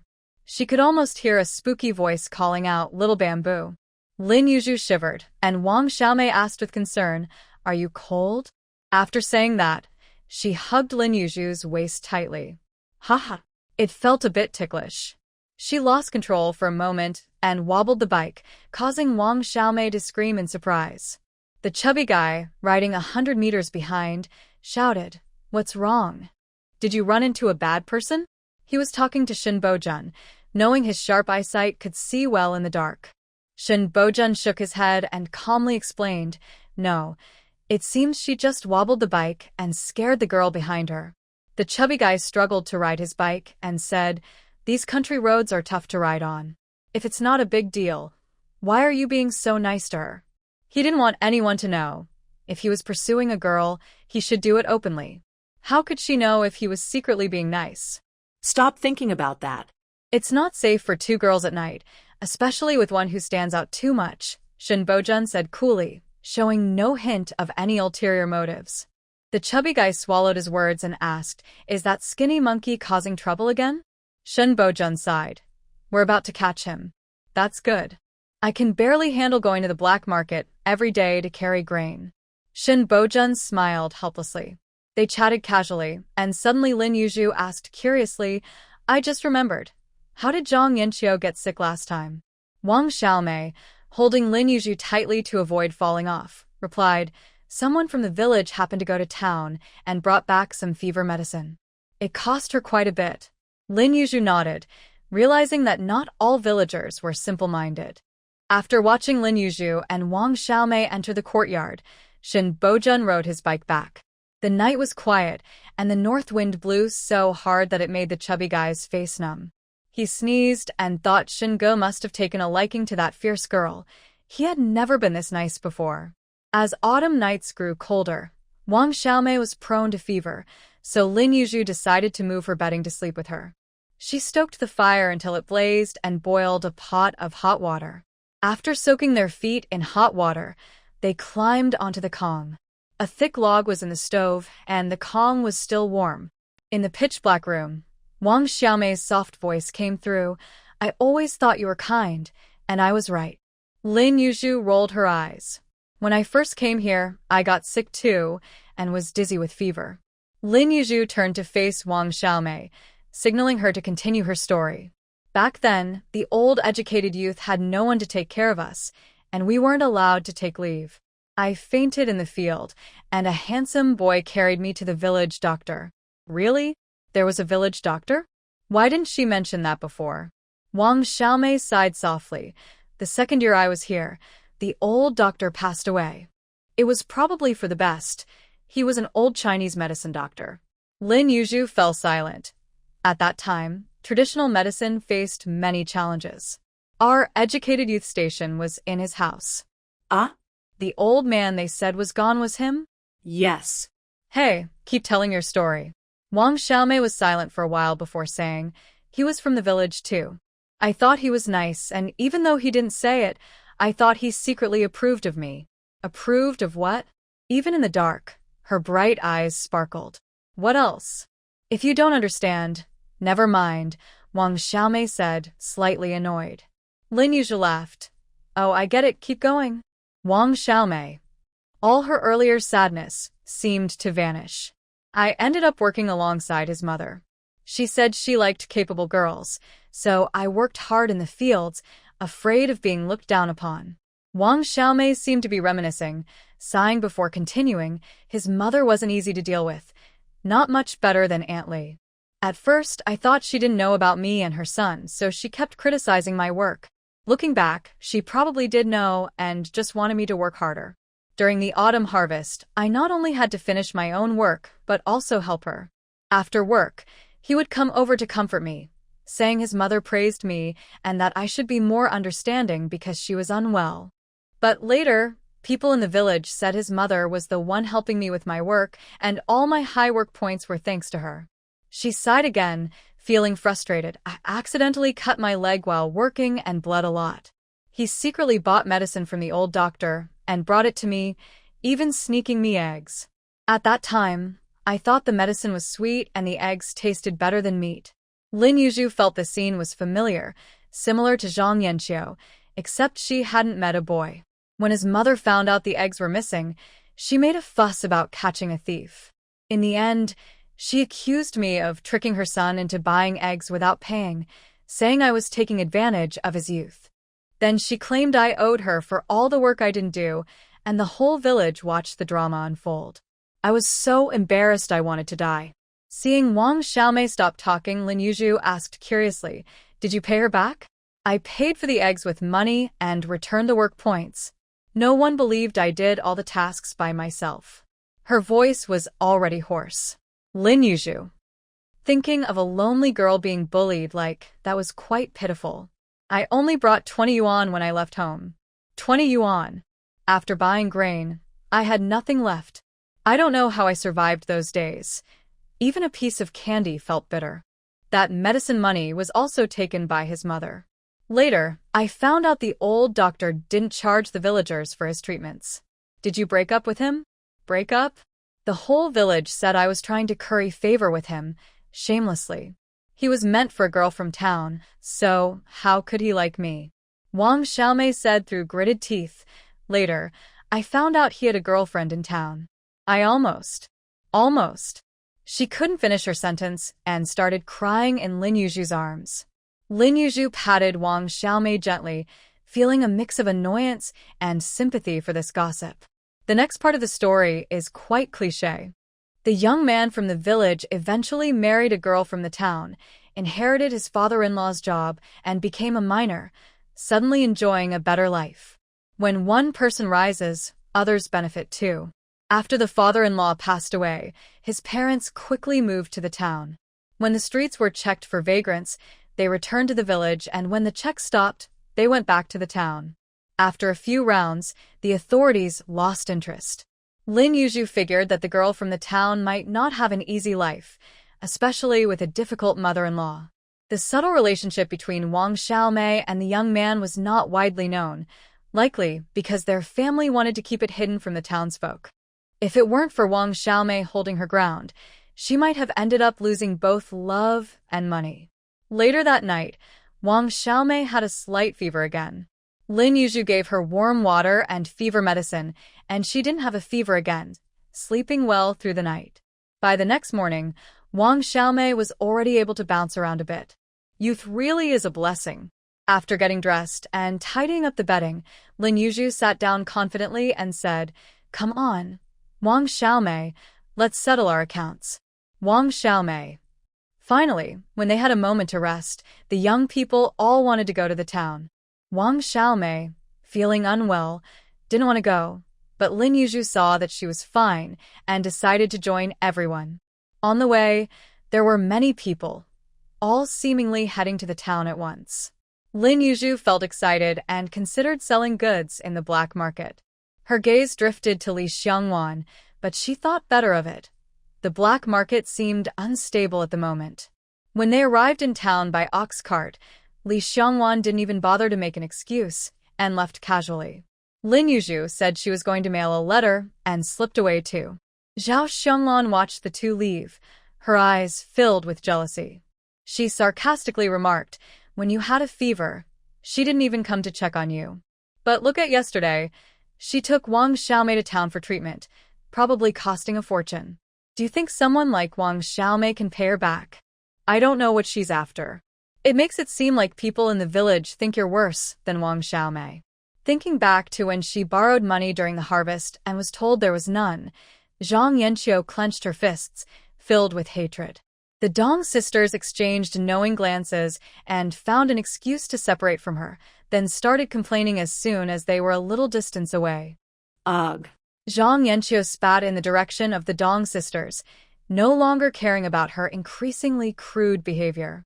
She was consumed with thoughts of how there wasn't a decent person among the educated youth. Zhao Xianglan coldly watched Zhang Yanqiu, thinking that the more she hated, the better. It would be satisfying if those she despised went mad. Lin Yuzhu wasn't in a hurry to sell goods. She first went to the post office to send the letter she had written to her family. She originally planned to send back some walnuts, hazelnuts, red dates, or pine nuts later, but then thought it best to send a letter first. Knowing her mother, she would be eagerly waiting for a reply. If she didn't respond soon, her mother might worry that the package got lost. At the post office, while buying stamps, Lin Yuzhu regretted not knowing more about them, as she could have made a lot of money. So, she decided to buy more stamps each time she came to town, regardless of their future value. Little did she know, she would continue buying them for many years, and long after her time, her descendants would pass down her stamp collection.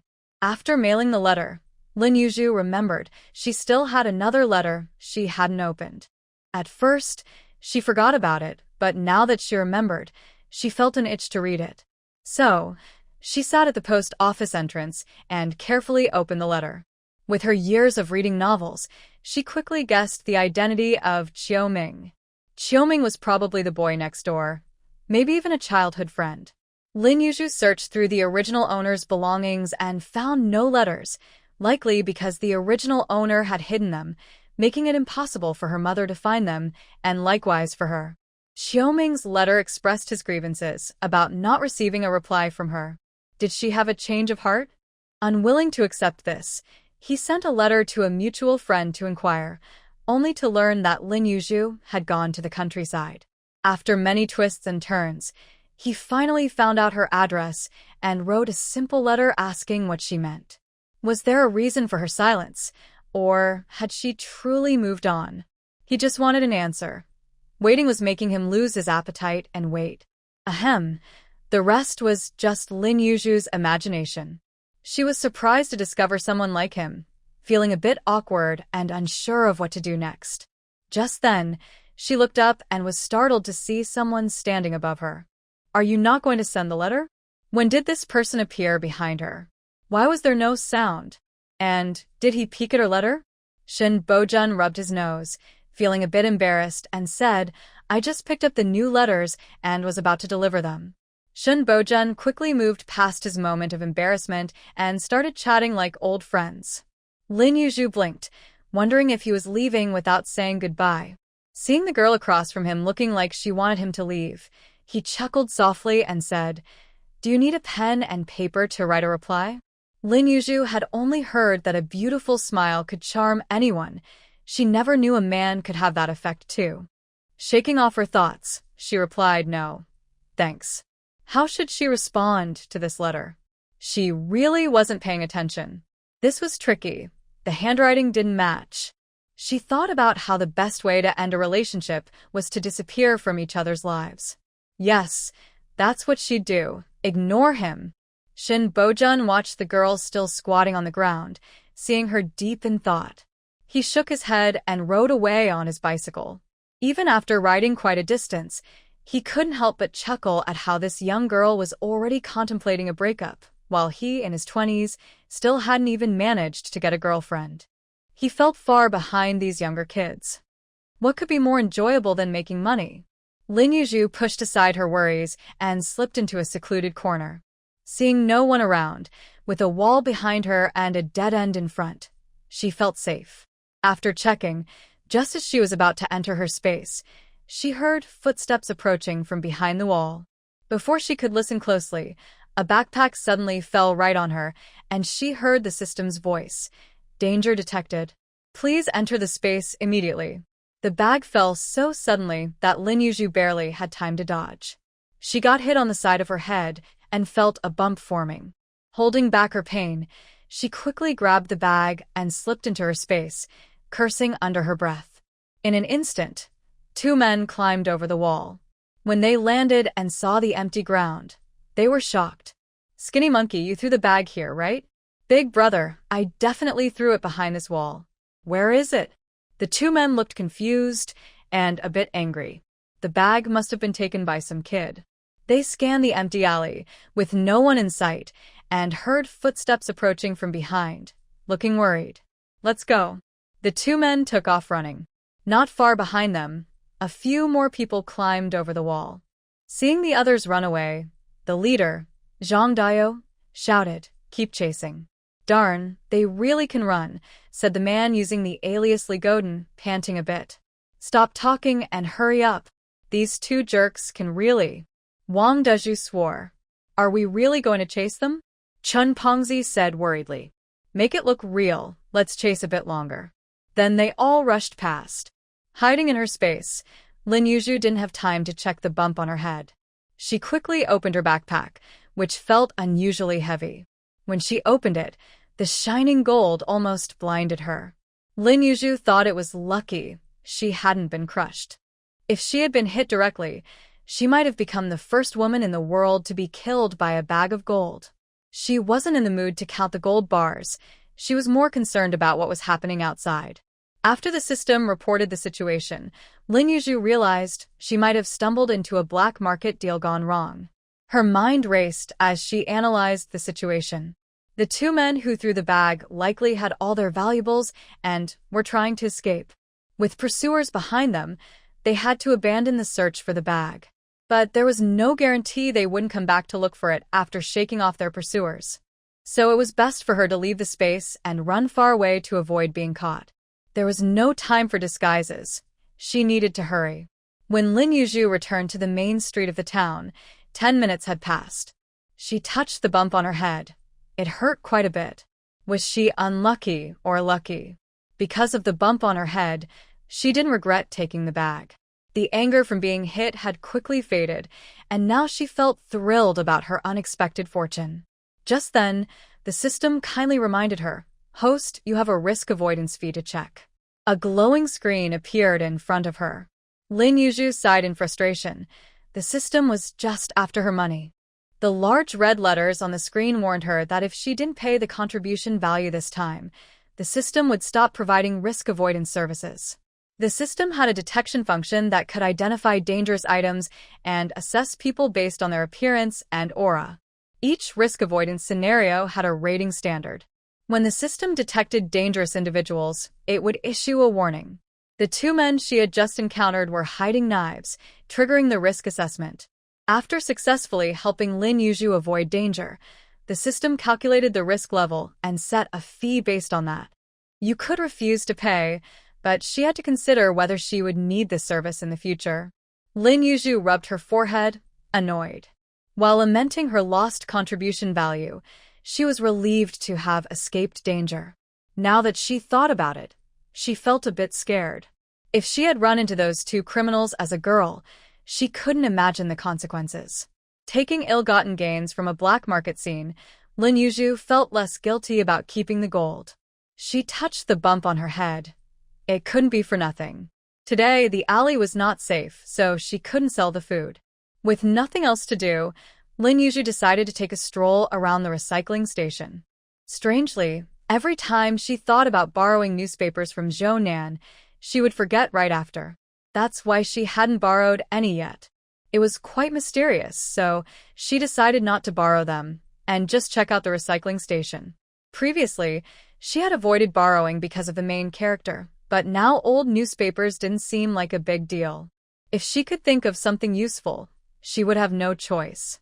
Nowadays, every household collects old newspapers, either for wall decoration, roofs, or even for the bathroom. Old newspapers that can't be sold by the newspaper office are usually sent to recycling stations. Smart families buy them for a little money, while others collect them themselves. When Lin Yuzhu arrived at the recycling station, she didn't see the main characters, but did spot Zhou Nan. The old man in charge of the recycling was lazily napping in a rocking chair, while Zhou Nan was sorting through a pile of books in the yard.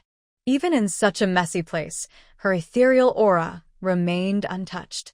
Lin Yuzhu was truly impressed. If she had that kind of aura, she could easily become a goddess. She walked over to the old man and sweetly asked, "Sir, I'd like to buy some old newspapers." The old man lazily opened his eyes, glanced at her, and pointed to a small room nearby. "They're in there. You can take them yourself. 2 dimes for a stack." Then he went back to napping, looking quite content.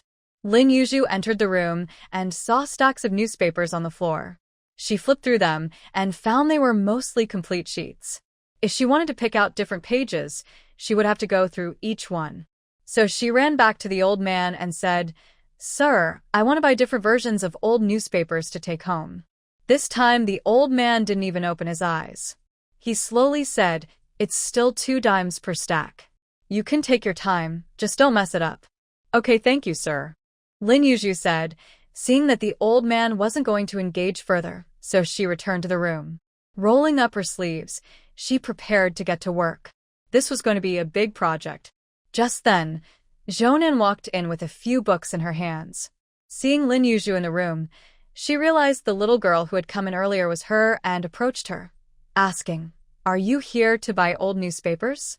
All the young people in the courtyard knew that Zhou Nan loved to read books and newspapers, so every time she came to town, she had to visit the recycling station. Lin Yuzhu was curious about the situation between the female lead and the male supporting character. They both had similar goals, so they helped each other pick out newspapers, each choosing 2 from every page. It took a long time to finish, and together, their newspapers barely made a stack. Looking at the small height of the pile, Lin Yuzhu blinked and asked Zhou Nan, "Do you want to take some more old newspapers?" She felt that paying for so few would be a bit unfair. Zhou Nan wondered what she would do with the extra old newspapers. Suddenly, she remembered that most of the young people at the work site used waste paper for toilet issues, and her face gradually turned red. She shook her head. Lin Yuzhu was just casually asking and didn't understand why Zhou Nan was blushing. Sometimes it was hard to guess what boys were thinking. Paying for just a small stack of newspapers seemed obviously unwise.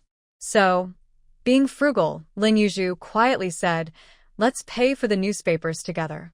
I'll see if I can negotiate a better price with that old man. Zhou Nan nodded. Lin Yuzhu thought to herself that there was a reason why Li Xiangwan didn't choose Zhou Nan. No matter how good-looking or pleasant his voice was, it was useless if he didn't talk. He was a bit dull. Without further ado, she took the newspapers to the old man at the entrance and cheerfully said, "Sir, I picked out some newspapers. Look, this is barely half a stack. Can you give me a discount?" The old man opened his eyes to look and said slowly, "Girl, this small stack is still a stack. It's 20 cents, no bargaining. If you go to the newspaper office, it would cost you more than 20 cents. Lin Yuzhu smiled sweetly and said softly, "Sir, you can tell from my accent that we aren't locals. To be honest, we are young people sent to the countryside, far from home without any family around. Our lives have come down to just reading books and newspapers as a hobby, but we don't have money to buy them properly, so we can only look for some old ones. We've spent all our money on food. Please have some pity on us and charge us less, okay?" The old man seemed to soften, looked at the two kids in front of him, and nodded, saying, "All right, I'll charge you 10 cents for these newspapers." Lin Yuzhu quickly thanked him, and the old man felt pleased. Seeing him happy, she took the few books Zhou Nan was holding and negotiated again. The old man couldn't resist and gave a few cents off. Zhou Nan stood by, wide-eyed, feeling a bit amazed. After they paid, Lin Yuzhu sorted the newspapers and handed Zhou Nan her share, saying, 5 cents. Just because he was handsome didn't mean he shouldn't pay. Zhou Nan quickly took out 5 cents from his pocket and handed it to her. As soon as Lin Yuzhu took the money, she noticed someone approaching. Turning her head, she saw familiar faces, Zhao Xianglan and Zhang Yanqiu. Lin Yuzhu felt it was getting lively. Although she hadn't seen the main characters at the recycling station, the two supporting characters had arrived. Zhang Yanqiu's gaze wandered between the two, her lips curling into a strange smile. When Zhao Xianglan saw Lin Yuzhu, her expression stiffened for a moment, but quickly returned to normal. She smiled and asked Lin, "Do you also like reading newspapers?" The smile on her face didn't reach her eyes, and Lin Yuzhu quickly realized this was a test. Look at these supporting characters, nearly going mad over a man. Time to slip away. Yes, there's not much to read around here, so I thought I'd get some old newspapers to look at. Lin Yuzhu replied cheerfully. Zhao Xianglan forced a smile, feeling skeptical about her words, thinking it was just an excuse. She hadn't seen Lin Yuzhu interested in newspapers before. Could it be that she had feelings for Zhou Nan? Thinking this, Zhao Xianglan felt uneasy looking at the delicate Lin Yuzhu. That really shows you have leisure time, unlike us. After a whole day of work, we're exhausted and have no mood to read newspapers. Zhou Nan, who seemed to have plenty of leisure time, felt confused by her words. Was she talking about him? Was she mocking her for earning fewer work points? Or was she calling her lazy? Lin Yuzhu raised an eyebrow, not wanting to engage with these love-struck girls. Cheerfully, she asked, "What are you two doing here?" Zhao Xianglan. She had come to find an opportunity to get closer to Zhou Nan. She knew Zhou Nan always visited the recycling station when he came to town, and she had planned to get some old newspapers to make an impression. Now that she had said that, she realized how inappropriate her words were, and her expression stiffened even more. Lin Yuzhu thought women's thoughts were hard to read. She casually asked why they seemed a bit unnatural. With so many people around, there are never enough tables and chairs. I thought I'd come to the recycling station to see if there's anything I can take back to use. Zhao Xianglan said awkwardly for a moment, then quickly added in a gentle manner. Lin Yuzhu admired her ability to come up with such a reason to approach someone. It was risky to get involved with money, girl. Zhou, can you stay and help us carry things back later? Zhao Xianglan thought her reason was excellent, appearing generous and also trapping Zhou Nan. Lin Yuzhu smiled at them and said, "You all carry on, I'll be leaving now." Watching Lin Yuzhu dash away, Zhao Xianglan's eyes flickered, and she coldly thought, "Good for you," recognizing the situation. Once out of the awkward place, Lin Yuzhu looked at her shadow on the ground. The state-run restaurant should be open by now. Arriving at the state-run restaurant, She saw a crowd standing by the steamer in line. Lin Yuzhu thought they were queuing for steamed buns. As she got closer, the strong smell of meat almost made her drool. Without hesitation, she joined the line. Halfway through, a chubby hand blocked her way. Looking up, she recognized the familiar face from yesterday at the restaurant. Lin Yuzhu wondered what kind of life this chubby guy had, living at the restaurant. "Hey, little sister, why are you just arriving? Come stand in front of me." The chubby guy winked at her. Lin Yuzhu was taken aback as he squeezed back to make room for her. Although cutting in line was shameful, Lin Yuzhu shamelessly stepped forward. Then she heard the chubby guy whisper, "Sister, I'll tell you, they only steamed 2 baskets of pork buns. If you stand behind, you won't get any." Lin Yuzhu nodded as if she understood, and whispered back, "Thanks, chubby brother." "Hey, am I really that fat? I've lost quite a bit of weight recently." Looking at his round, jiggly face, Lin Yuzhu smiled and said, "I can't say you're just a bit fat. I can only say you're really fat." She remembered how he had called her short, and it was time for some mutual teasing. The chubby guy was hurt by her words, and Lin Yuzhu quickly laughed and said, "Haha, I'm just joking, chubby brother. You're not fat at all, not at all." Lee the chubby guy. Did he really believe that? I heard that as long as a person has firm belief, they can succeed at anything. There's a chubby girl on my street who, after hearing this, kneels by her bed every morning, saying she will lose weight. Guess what happened? Lee the chubby guy listened intently and asked what happened. Well, She really did lose weight, and now she's about as thin as me. Really? Lee the chubby guy's eyes widened in disbelief. Lin Yuzhu didn't expect people in this era to be so easy to fool. She remembered how hard it was to bargain with that fat guy in the black market. Today, he seemed a bit less smart. Clearing her throat, Lin Yuzhu sincerely said, "I don't know if it's true, but that fat girl said so. I think it's worth a try. It won't hurt to lose a little. What if it actually works, right?" Then she seriously added, "The key is to have strong faith and believe in yourself." Fat Lee blinked, pondering, and asked doubtfully, "Did that girl really lose weight?" "Yeah, she looks great now," Lin Yuzhu replied with a smile. Then she asked, "Brother Fat, you have a good life. I see you eat out every day. What job do you have that pays so well?" After some small talk, Lin Yuzhu finally got to the point. Fat Lee casually replied, "I'm just a salesperson at the grain station. My monthly salary is just enough for food. Since no one at home takes care of me, I have to eat out and bring some for Junge. Ever since he became a postman, he hardly has time for meals, and he doesn't have family here." He stopped mid-sentence, seemingly cautious about something. Lin Yuzhu pretended not to notice and continued chatting cheerfully. "So, your family doesn't take care of you?" Feeling a sense of sympathy, Fat Lee sighed and said, "Sigh, my mom passed away early, and my dad remarried a stepmother who doesn't care for me. As soon as I got a job, she kicked me out." Lin Yuzhu was taken aback. Wasn't that stepmother foolish? He could earn money now, yet she still kicked him out? that's pretty unfair, she said. It seemed like the stepmother was just taking advantage of him. Being a salesperson at the grain station was better than at the supply and marketing cooperative. The pay wasn't much, but he could buy grain without tickets, which made Fat Lee's black market dealings a bit more understandable. Lin Yuzhu was still curious about the postman and Fat Lee's true intentions for following her.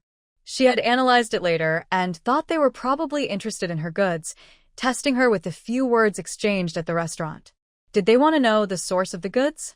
If they were after the source, it meant they preferred the quality of her products, but their words at the restaurant didn't seem to show much interest. Lin Yuzhu boldly guessed that they might have their eyes on the goods she had. Following her was just a side note. At that time, she had suspected the two were spies sent by the grain station. But suddenly one became a postman. She was confused about how a good salesperson turned into a postman. Now she thought maybe he was just covering for Fat Lee that day. But what would a postman and a grain station salesperson want with tracking the source of her grain? Did they want to monopolize the supply for resale? That wasn't impossible. Lin Yuzhu was puzzled. Before she could sort things out, Fat Lee said, "Sister, I know you're asking so many questions to find out about Junge, but I can't say much. When you two are really together, let him tell you himself. Lin Yuzhu was confused, looking at Fat Li's sly expression. What did he mean? Fat Li, seeing her act clueless, said knowingly, you both clearly like each other, so why not just say it? My brother feels the same way. If you like someone, just be open about it. Don't hide it, or you'll both end up clueless. Lin Yuzhu was a bit dazed. What was Fat Li imagining? She asked, does your brother like me? Fat Li looked around and whispered, yesterday when you and your sister went back, my Junge specifically followed behind to keep you safe. We left only after you entered the yard. Lin Yuzhu widened her eyes. She hadn't noticed anyone following her. Thinking back to the chaotic wind and dark night, she had ridden home purely by instinct and hadn't paid attention to what was behind her. Your brother is really kind, Lin Yuzhu said with a smile. Wait, why did it feel like the other person's reaction was unexpected? Fat Li wondered. After chatting for a while, the server by the steamer finally opened the lid to sell, as it was time. Lin Yuzhu was really impressed.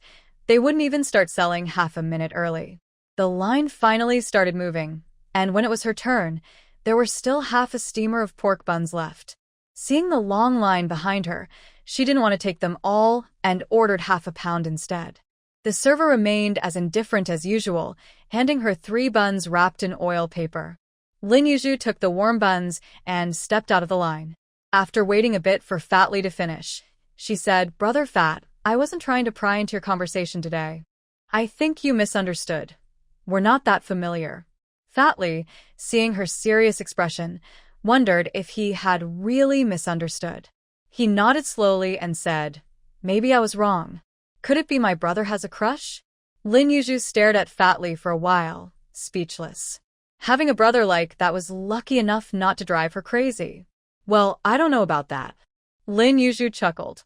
After their strange conversation ended, Lin Yuzhu shook her head, eating her bun while thinking that it might just be kindness. How could someone fall for someone after just one meeting? Even though she was pretty, she still needed some self-awareness. Lin Yuzhu decided not to take Fat Li's words to heart. How normal could the people she fooled be? When the educated youth gathered again, Lin Yuzhu still had half a basket of grain. Zhang Yanqiu stared at the half basket for a while and sighed. When you borrowed money before, you said you had none. I worried for you, but it seems you just didn't want to lend me any.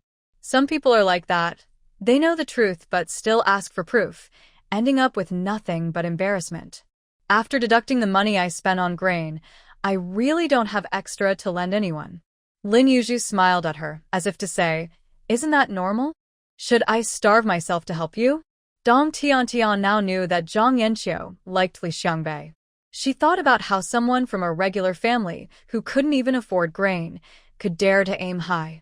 Dreaming of turning into a phoenix? Good luck with that. What she disliked the most were those who overestimated themselves and didn't know their place. She directly mocked Sister Qiu, that's not right.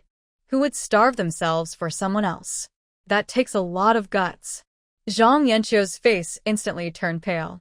Was she calling her shameless? Dong Mimi laughed, covering her mouth. Lin Yuzhu kept her head down, not wanting to get involved. Zhao Xianglan quickly played the peacemaker, smiling as she said, all right, everyone's here, let's go. This pile of broken furniture is meant to be taken back for us to fix.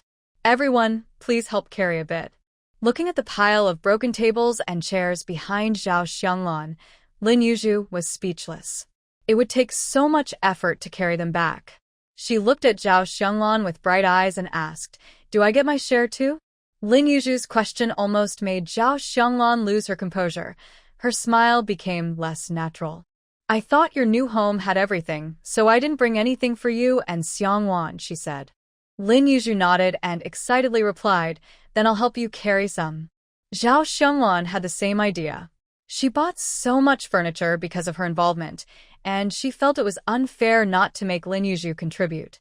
But seeing Lin Yuzhu so eager made her hesitate. She thought about Wang Xiaomei's character and wondered if the people around her were good. The words almost came out, but she swallowed them back. No need, it's not much.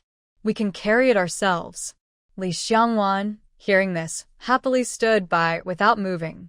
The Dong sisters looked at the pile of dirty, broken wood with displeasure. Dong Mimi pouted and said, "I won't carry that." Zhao Xionglan's expression became even less natural. She felt angry, thinking that she had paid for all this, and if they didn't take it back, how could she ask for money? "This is all stuff we need to take back," Zhao Xionglan said, trying to be accommodating. It felt like her good intentions were being wasted.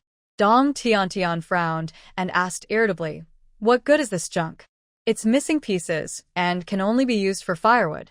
If we take it back to the village, we can have a carpenter fix it," Zhao Xionglan said earnestly.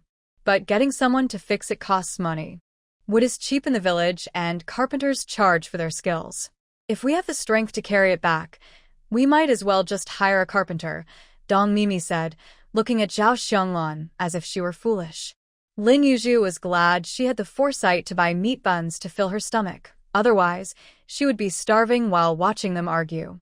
Thinking of the pork buns she just had, Lin Yuzhu swallowed. The meat buns from the state-run restaurant were really good, thin skin, lots of meat, juicy and flavorful. After eating 3, she still wanted more. Next time she saw someone selling buns, she would buy some again. Meanwhile, Zhao Xionglan was feeling very frustrated and looked disappointed as she said, "Forget it. I guess I worried for nothing. I paid for this pile of stuff from the junkyard." This hinted that she wanted to talk about money. Dong Mimi snorted. She wasn't short on money, but didn't want to spend it like this. She coldly replied, "That's your own doing."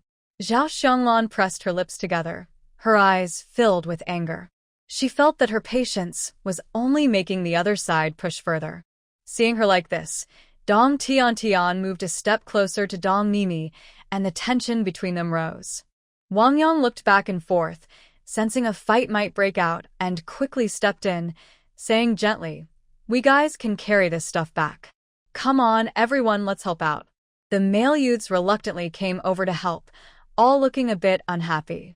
They were still tired from the autumn harvest and didn't want to exert themselves. Zhao Xionglan had gathered some heavy wooden furniture.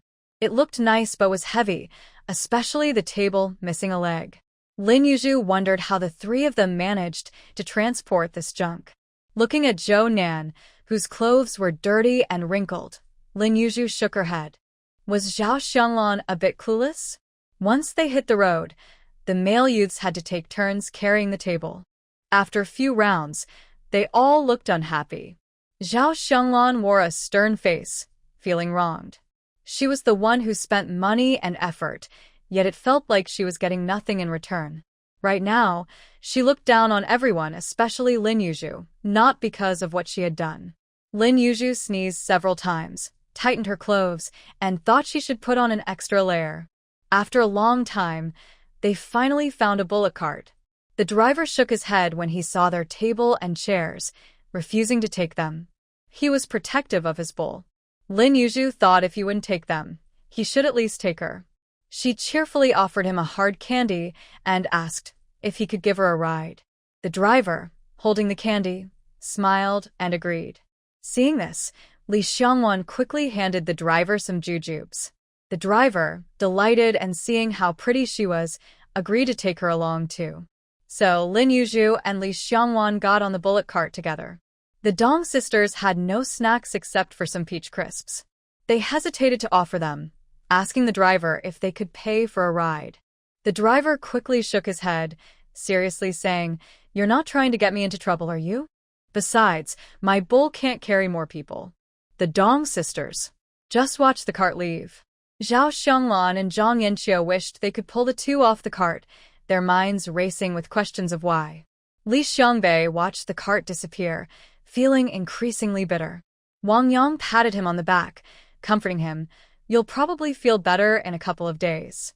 Ever since the incident with the little hand, Li Xiongwan had intentionally distanced herself from Li Xiangbei and Wang Yang. Now the 3 of them no longer ate together. Zhang Yanqiu and the Dong sisters happily welcomed the 2 back for dinner. The 2 men, however, couldn't even cook, so they had to join the front yard for a meal. Li Xiongwan felt even more awkward about this, and was not really talking to Li Xiangbei. Lin Yuzhu saw Li Xiangbei looking dejected and thought, Zhou Nan, if you were smart, you'd take this chance to step in. A dramatic scene played out in her mind. They returned to the youth station easily. As soon as Lin Yuzhu entered the room, Wang Xiaomei rushed over to ask, have you eaten? Do you want me to heat something up for you? Lin Yuzhu shook her head, tossed the basket aside, and lay down on the kong, exhausted, saying, no, I've eaten. Wang Xiaomei chatted with her for a bit, but when she saw Lin Yuzhu had already fallen asleep, she felt a bit guilty. She must have been tired from yesterday's activities, so she quietly left, closing the door behind her. Once the door was closed, Lin Yuzhu slowly opened her eyes and eagerly slipped into her space. She had been thinking about that bag for almost the whole morning, and now she finally had time to check it out. She emptied the entire bag, including the compartments, and when she saw a small pile of yellow fish and a stack of brand-new black $10 bills on the floor, her eyes lit up. Setting aside the yellow fish, the stack of pristine black $10 bills was quite rare. Lin Yuzhu specifically checked the year, 1953. There were even a few consecutive numbers. Her heart raced, and she touched the big bag on the side of her head. This deal was definitely worth it. Lin Yuzhu didn't know much about coin collecting. She only learned a bit from some executives chatting over drinks. The big black 10 has great collectible value, with older ones being worth more. The condition of paper money also greatly affects its value. A brand new big black 10 can be sold for between 100,000 to 200,000. Lin Yuzhu carefully counted her big black 10s, totaling 40. She smiled widely, thinking she would keep these for when she became an ancestor. When her descendants came to celebrate the new year, she could give each of them a few. How impressive! Just thinking about it made her happy. She wondered if the two people who tossed the bag had traveled from another time. How did they get so many brand new big black 10s?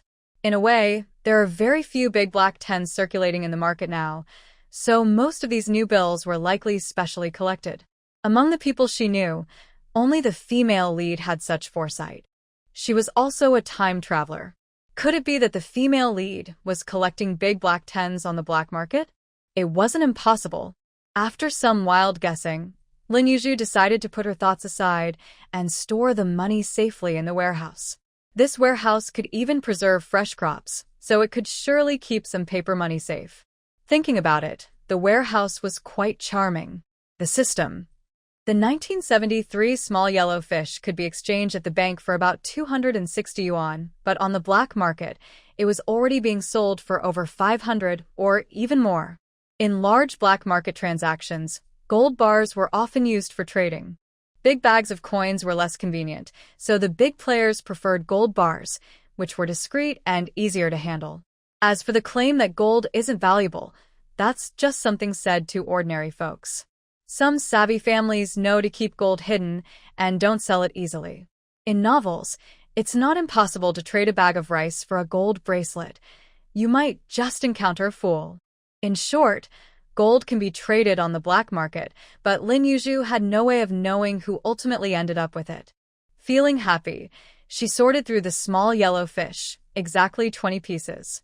Lin Yuzhu touched the bump on her head, which still throbbed, as if a brick weighing over a pound had hit her. She was lucky to have dodged it. After happily leaving the space, she fell asleep, enjoying a sweet and deep slumber. When she woke up, she heard a commotion outside and quickly got up to see what was happening. Lin Yuzhu arrived a bit late. Zhao Xianglan and the Dong sisters had already had a heated argument. At this point, Zhao Xianglan couldn't maintain her usual big sister demeanor and said fiercely, "In our youth point, we have this rule. Everyone must chip in for the furniture. Just ask these old youth." I don't care about your old rules. You bought this junk without asking anyone, so why should we accept it willingly? I won't pay for it. After saying that, she disdainfully kicked a broken stool leg and added, "How petty. Treating such junk as treasure." Zhao Xianglan felt humiliated by her words. She was often provoked by Li Xiangwan and Lin Yuzhu, and being called petty made her explode with anger. She shouted, "You think you're so noble, coming here as a youth? You came all this way for the men. You're just here to show off, and yet you're counting every penny for a broken stool and table. Have you even returned the grain borrowed from Huanfeng? You act all coy, thinking others are fools. I see it's clear your family is struggling, and you're just putting on a show. Li Xiangbei and Wang Yang's family backgrounds were basically known to everyone. As soon as Zhao Xianglan finished, the Dong sisters erupted in anger. Her words were like knives, stabbing at their hearts, exposing their shame. Dong Mimi immediately picked up a broken stool and threw it at Zhao Xianglan. Zhao Xianglan dodged but quickly grabbed a nearby shovel to retaliate. Dong Tiantian rushed in to grab the shovel, trying to restrain her, while Dong Mimi kicked Zhao Xianglan's knee, causing her to collapse to the ground with a loud thud. Dong Tiantian swiftly held her arms behind her, preventing her from moving. With a fierce look in her eyes, Dong Mimi picked up a broken stool and smashed it down. Dong Tiantian, realizing the danger, loosened her grip, but it was too late for Zhao Xianglan to react. She was hit in the face, with splinters flying, and blood began to flow. This all happened in less than a minute. Lin Yuzhu and Wang Xiaomei were stunned. These sisters were not to be trifled with. No wonder families in the countryside kept having children. With more siblings, they had to think twice before bullying others. Wang Xiaomei grabbed Lin Yuzhu's hand and said anxiously, "We need to stick together from now on. This is too scary." At that moment, Wang Yang and several male youths were panicking, rushing to break up the fight. Villagers had also entered the yard, creating a chaotic scene. Zhao Xianglan was bleeding heavily, her face turning pale. Aunt Chen, no longer watching the commotion, turned to the youngest, Song Zhigao, and said, "What are you waiting for? Go get some wood ash from the stove to put on her wound. If she keeps bleeding like this, she could die." Lin Yuzhu watched as Song Zhigao hurriedly ran back inside, then rushed back with a bowl of wood ash, looking confused as he approached Aunt Chen. Aunt Chen took a deep breath, grabbed a handful of wood ash, and applied it to Zhao Xianglan's wound. The bleeding didn't stop, so she applied more until it finally did. Lin Yuzhu was visually shocked and squeezed Wang Xiaomei's hand, firmly saying, "Did you see how quickly they fought? We should learn from that." "We'd rather fight back than get beaten." Wang Xiaomei nodded seriously. Once the bleeding stopped, the Dong sisters calmed down and stood there with composed expressions. Someone had quietly gone to find the village chief, while Zhao Xianglan lay on the ground, unable to get up. Aunt Chen helped her and asked how she was, but she weakly shook her head, unable to speak. More and more people gathered in the yard, and a villager shouted, "Did someone really get their head broken? Where? Oh no, there's blood everywhere." Finally, just as the yard was filling up, the village chief arrived, shocked at the scene. He wondered how these young girls had become so fierce. His wife had been right. Among the youths, only Lin Yuzhu and Wang Xiaomei seemed capable of handling things. Seeing the two girls quietly hiding in the corner, the village chief felt relieved. At least they hadn't gotten involved. Otherwise, those 4 eggs would have to be returned. Lin Yuzhu and Wang Xiaomei were confused about what the village chief's glance meant. Were they really like thorns? Li Xiangwan had come over after hearing the noise, unsure of what had happened. Upon seeing the chaos, she was equally stunned. Zhang Yanqiu strolled over from behind the house, surprised to see Zhao Xianglan on the ground. She rushed forward, saying, "I just went to the bathroom." "How did this happen?" "The village chief." He sighed deeply and asked, "Wang Yang, can you explain what happened?" Wang Yang had no choice but to recount the events. The village chief frowned, feeling a headache coming on, and scolded, "You girls fought over such a small matter?" Dong Mimi protested. "She bought a broken table without asking us. Our money doesn't come from thin air. We won't let her waste it." The village chief considered this and said to Zhao Xianglan, "You are wrong too. Why didn't you ask before buying?" Zhao Xianglan, feeling weak and wronged, replied, "I thought I could just grab some things from the junkyard for everyone to use. I didn't have time to ask, and I didn't expect them to bully me like this." She began to cry. The village chief turned to the Dong sisters and scolded, "How can you bully others like this?" Dong Tian immediately replied, "She was going to hit me with a shovel. I couldn't just stand there and let her. Clearly, your sister started it. Well, you dodged, didn't you? You could have dodged too. The village chief looked back and forth, waiting for them to finish arguing. Once they stopped, she finally spoke. All right, this time you all need to share the cost of what Zhao bought. She's an experienced youth and cares about you. Don't let her down. Zhao, do you want to see a doctor? Yes, Zhao Xianglan replied firmly. Then you sisters take her to town. Since you hurt her, you'll cover the medical expenses. Village chief, how can we get to town? Zhao Xianglan quickly caught on to the main point. The village cart can't be borrowed by you. You'll have to figure it out yourselves. You're not children anymore. Do I have to manage everything? They hadn't even delivered the eggs, so why should he help them with a ride? Zhao Xianglan's face turned even pale seeing Zhao Xianglan faint. The village had quickly asked Anshin to pinch her to wake her up. Once she slowly regained consciousness, he sighed in relief and said, You all discuss how to go to town for medical treatment. The Dong sisters were in a dilemma. Dong Mimi stared at Zhang Yanqiu for a moment and suddenly said, Village head, didn't Zhang Jie just stop the bleeding when she cut her leg? Zhao Jie's bleeding has stopped too, so she shouldn't need to go to town for treatment, right? Zhao Xianglan protested weakly. She hurt herself, but I was injured by you all. It's not the same. Dong Mimi pouted and bluntly said, If you insist on going to the hospital, then we'll walk with you. You can decide what to do. We'll stick with you. Zhao Xianglan, feeling dizzy, clearly couldn't walk to town. She looked to the village head for help. The village head frowned and gently asked, Do you want to go to the hospital? If you do, let them accompany you. If not, let them buy a chicken from the village to make soup for you. Zhao Xianglan thought, given her condition, shouldn't they at least offer some compensation? She kept silent, lowering her head and crying. What's with all this crying? Just say what you want, the village head urged. I don't know if my head is damaged. What if I end up with a headache?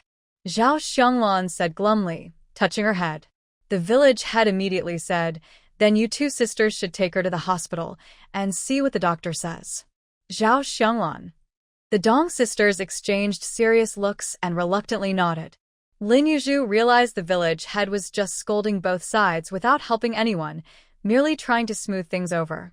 This was not how he usually defended his villagers. He wouldn't act so indecisively. The Dong sisters helped Zhao Xianglan up, but she felt dizzy and said, Village head, I can't walk. Let's not go to the hospital for now. If you don't go now, we won't be responsible for any issues that arise later, Dong Tian said coldly. The village head. He realized Zhao Xianglan didn't want to go to the hospital. She was just looking for money. Why are city kids so cunning? If she wanted compensation, she should just say it instead of making others speak for her. Just say what kind of compensation you want, the village head said, a bit impatient. He had work to do tomorrow and wanted to rest.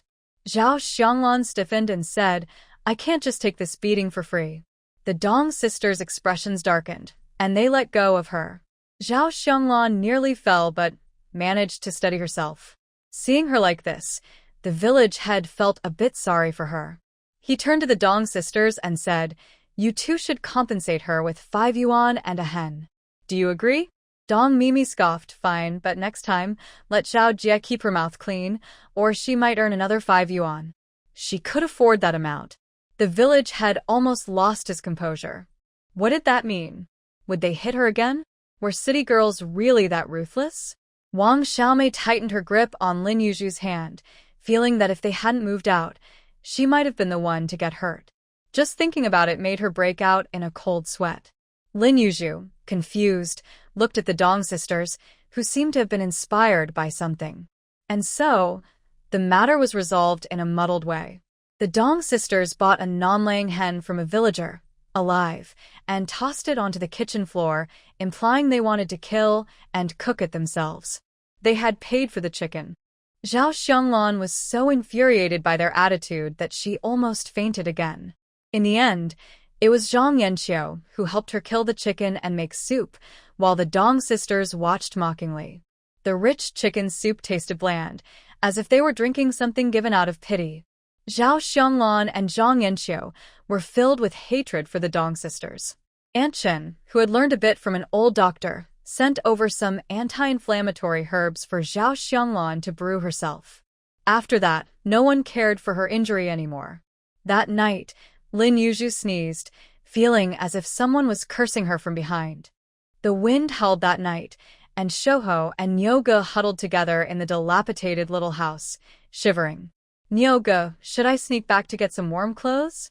Forget it. Those people will definitely be watching. Just hold on. It's only one night. Tomorrow, I'll take you to find someone. As long as that person is willing to help, we'll be safe.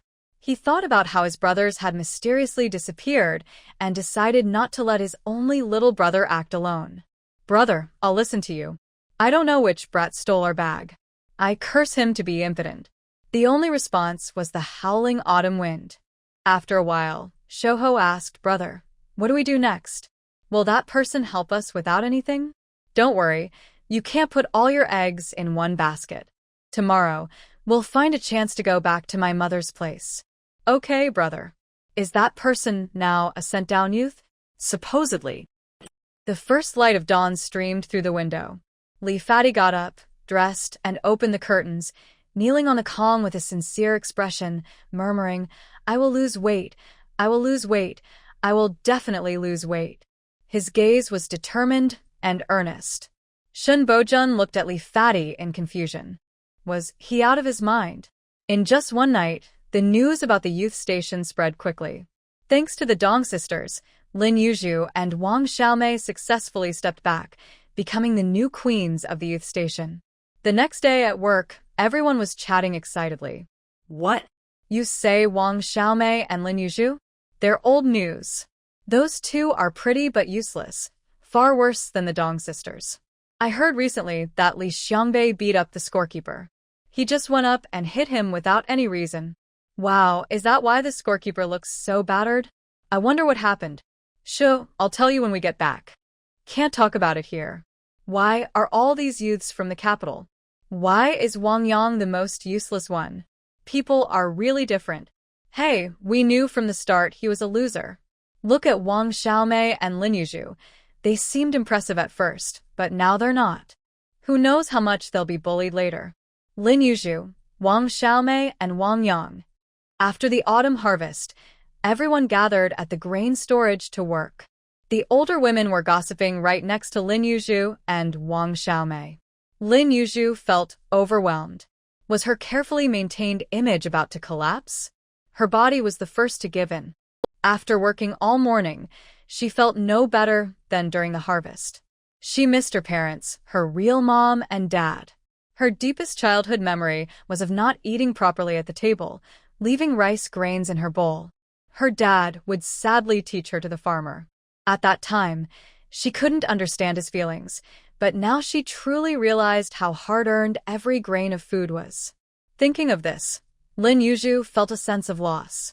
After coming here, she wondered who would take care of her father and beautiful mother's graves. On the other side of the parallel universe, a girl with a slightly heroic look and a slim figure seemed to be searching for something in a cemetery. When she stopped at a tombstone and saw the photo on it, she paused and placed the bouquet she was holding beside the stone. In a soft voice, she said, I'm sorry for coming to see you so late. I couldn't keep your daughter's job, so I didn't have much time. I've been busy looking for work, but I found a job now. Don't worry, I'll come back to check on her. After lunch, Grandpa Liu at the recycling station relaxed in his rocking chair. A big, burly man walked in and politely said, Sir, my mother sold some old furniture here a while ago. There's a table that can be fixed, and I'd like to buy it back. Grandpa Liu lazily opened his eyes and then closed them again, waving his hand to let the man find it himself. The man went into the yard to search for the old furniture. When he reached the furniture area and didn't see the familiar table, he panicked and searched wildly, but couldn't find the table he wanted. The thin guy waiting outside couldn't help but come in. Seeing his boss's grim expression, he felt uneasy and asked, Brother, did you find it? The man squatted in silence for a while before standing up and walking back to Grandpa Liu, asking a bit flatteringly, Sir, has anyone come to collect furniture these days? Grandpa Liu snorted and replied, This recycling station has been busy lately. A lot of people have come. At my age, I can't remember who took those old tables and chairs. The thin guy thought Grandpa Lu was being dismissive and wanted to confront him, but was stopped by the man beside him. Confused, the thin guy stood quietly aside, noticing his boss's displeasure. The man took out a bill and handed it to Grandpa Lu, asking gently, "Sir, do you know who collected them?" It was a young woman from the countryside. "I happen to know the village of the young man with her," Grandpa Lu said, taking the money and rocking in his chair again. After a moment of silence, the man took out another bill and asked, "Sir, could you share more details?" Grandpa Lu took the bill and replied calmly, "From Shanshui village, a plain-looking girl with 2 big braids. I think her last name is Zhao, that's all I know." Thank you, sir. The man turned and left. The thin guy following behind asked, "Brother, why were you so polite to that old man?" "Sure, I heard Su Dehao say he's not simple. Don't provoke him." "Brother, if the stuff in that table is gone, do we have to run?" The thin guy said anxiously. The man's expression darkened as he replied coldly, "A clever rabbit has 3 burrows. Don't worry, stop being so negative." "Brother, should we look for the next one?" The man shook his head before the thin guy could finish. "That old table has the most hidden stuff." The thin guy fell silent, glancing around and whispering, "I wonder if they'll find out." "We're going to Shanshui village now." Hidden in the alley, Zhang Dao and his friends quietly followed them. At this moment, Lin Yuzhu envied the main character, Li Xiangwan, who had a steady job and worked easily, while she wondered where the elementary school was being built. She realized she lacked connections. After feeding the pigs, Li Xiangwan returned to the youth station, where she was alone. Passing through the front yard, she casually glanced at the old furniture and exclaimed, walking over to knock on the bottom of a table. Sure enough, there was a hidden compartment. She knew a bit about such mechanisms. Her father had been obsessed with them for a time, and she had picked up some knowledge. When she opened the compartment, a smile appeared on her face. She had to thank Zhao Xianglan because inside the small compartment was a pile of small yellow fish. Li Xiangwan quickly stored them away and restored the compartment before leaving. It seemed fate had a hand in this. If Lin Yuzhu hadn't interfered, Zhao Xianglan would have bought old newspapers that day, and that old table would have remained at the recycling station, gathering dust until Li Xiangwan discovered it. The man's grandmother lived not far from Shanshui village. When he was younger, he and other kids would go to the mountains near Shanshui village to pick wild fruits, so he was very familiar with the area. Arriving at Shanshui village with the thin guy, he approached a group of children and casually asked where the youth station was. The child, frightened by his fierce appearance, tearfully revealed the location. They didn't waste any time and quickly headed to the youth station. At that moment, the adults were busy at the wheat field, and the children rushed there to report the bad guys in the village. The man and the thin guy quickly reached the youth station. As soon as they entered the yard, they spotted the pile of old furniture, with the table missing a leg being the most noticeable. The man excitedly approached and opened the compartment under the table, reaching in but finding it empty. Doubting his luck, he reached again, but it was still empty. His face darkened with anger as he thought, who took his gold? The thin guy stood by, stunned, wanting to ask if his boss lost gold again, but he didn't dare to speak up seeing the dark expression. Feeling the urge to use the restroom, the thin guy timidly said to the man, "Brother, I need to go to the bathroom." "Go ahead." The man, having faced many challenges, exhaled deeply. It was fine. He still had some gold bars hidden in the mountains that he could get later. The thin guy hurried to the backyard and happened to see Li Xiangwan washing clothes at the door. His eyes widened in surprise, thinking, "So she's here." He shouted, "Boss, the woman we're looking for is here." Hearing this, the man rushed over, and upon seeing Li Xiangwan's face, he was instantly captivated. He felt an intense desire to have her. He wanted her and the source of that grain to be his. His gaze turned greedy and sinister as he focused on Li Xiangwan. Li Xiangwan recognized the thin guy and was shocked to see him at the youth station. Noticing he had accomplices, she felt a moment of panic but quickly composed herself, thinking of how to respond. As the thin guy lunged toward her, Li Xiangwan stepped forward and aimed a kick at him. A man shouldn't be kicked there, and the thin guy instinctively dodged. In that moment of distraction, Li Xiangwan sprayed her self-defense spray at him. The thin guy screamed as the spray hit his face, instantly feeling blinded.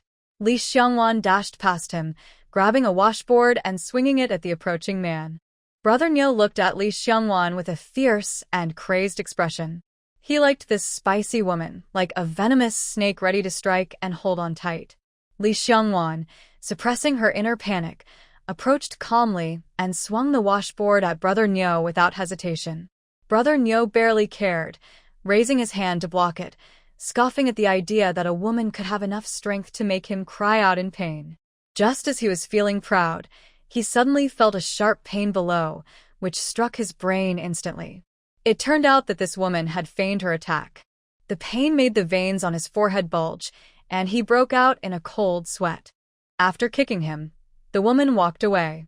Brother Niu, enduring the pain, tried to grab her, but before he could reach her, she turned around and raised her hand, spraying something at his face.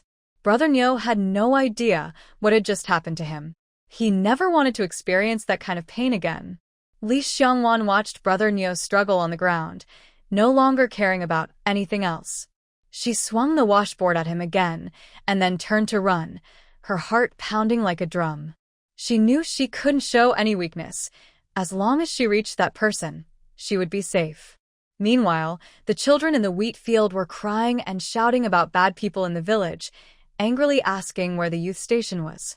Li Xiangbei's expression changed when he heard this. He shot out like a flying sword. The villagers, seeing the commotion, didn't care if the captain was there and all ran after him, shouting, "Let's catch the bad guys. We can't let outsiders bully our village." The captain and the village head were speechless. By the time Li Xiangwan reached the front yard, Li Xiangbei had already charged in like a cheetah. She saw him appear like a deity, tears welling in her eyes, and the walls in her heart crumbled instantly. Li Xiangbei rushed forward to support Li Xiangwan, who was about to fall, his eyes filled with concern. He hoarsely asked, "Are you okay?" Just as Li Xiangwan shook her head, Brother Niu and the skinny monkey chased after them. Li Xiangbei glared at them with fierce eyes, wishing he could tear them apart, and without hesitation, he charged forward. The skinny monkey and Brother Niu couldn't last 10 minutes before they both fell to the ground, feeling hopeless. The youth and villagers finally arrived, only to feel disappointed at the scene in the yard. Was that it? Fortunately, they managed to catch the tail end of it. Everyone rushed into the small yard to capture the two, not allowing the bad guys to escape. Lin Yuzhu realized she had underestimated the situation. She admitted her mistake. How could she have thought the male lead was unnecessary? He was actually very reassuring. Meanwhile, four men hiding in a corner looked at the scene in confusion, wondering what had happened in such a short time. "Boss, did we fail the mission?" Wang Dazhu asked in disbelief. "Let's go back and report," Zhang Dayo said decisively, thinking about how this mission had gone so wrong. They just wanted to track down the mysterious person in the black market. He couldn't understand why Brother Niu was wandering around instead of seeking help. What was the point of all this? When the village had arrived and saw Brother Niu and the skinny monkey tightly bound, he asked Li Xiangbei, "What do you plan to do with them?" "Let's hand them over to the police." The village had nodded. That was the only option. Fortunately, these bad guys weren't from their village. Having caught the bad guys, sending them to the town might even earn them praise. Their village could be recognized for their efforts. The village head, feeling hopeful, called 6 strong men to guard the skinny monkey and Brother Niu. Since Li Xiangwan was the victim, she naturally had to go to the town, and Li Xiangbei went along too.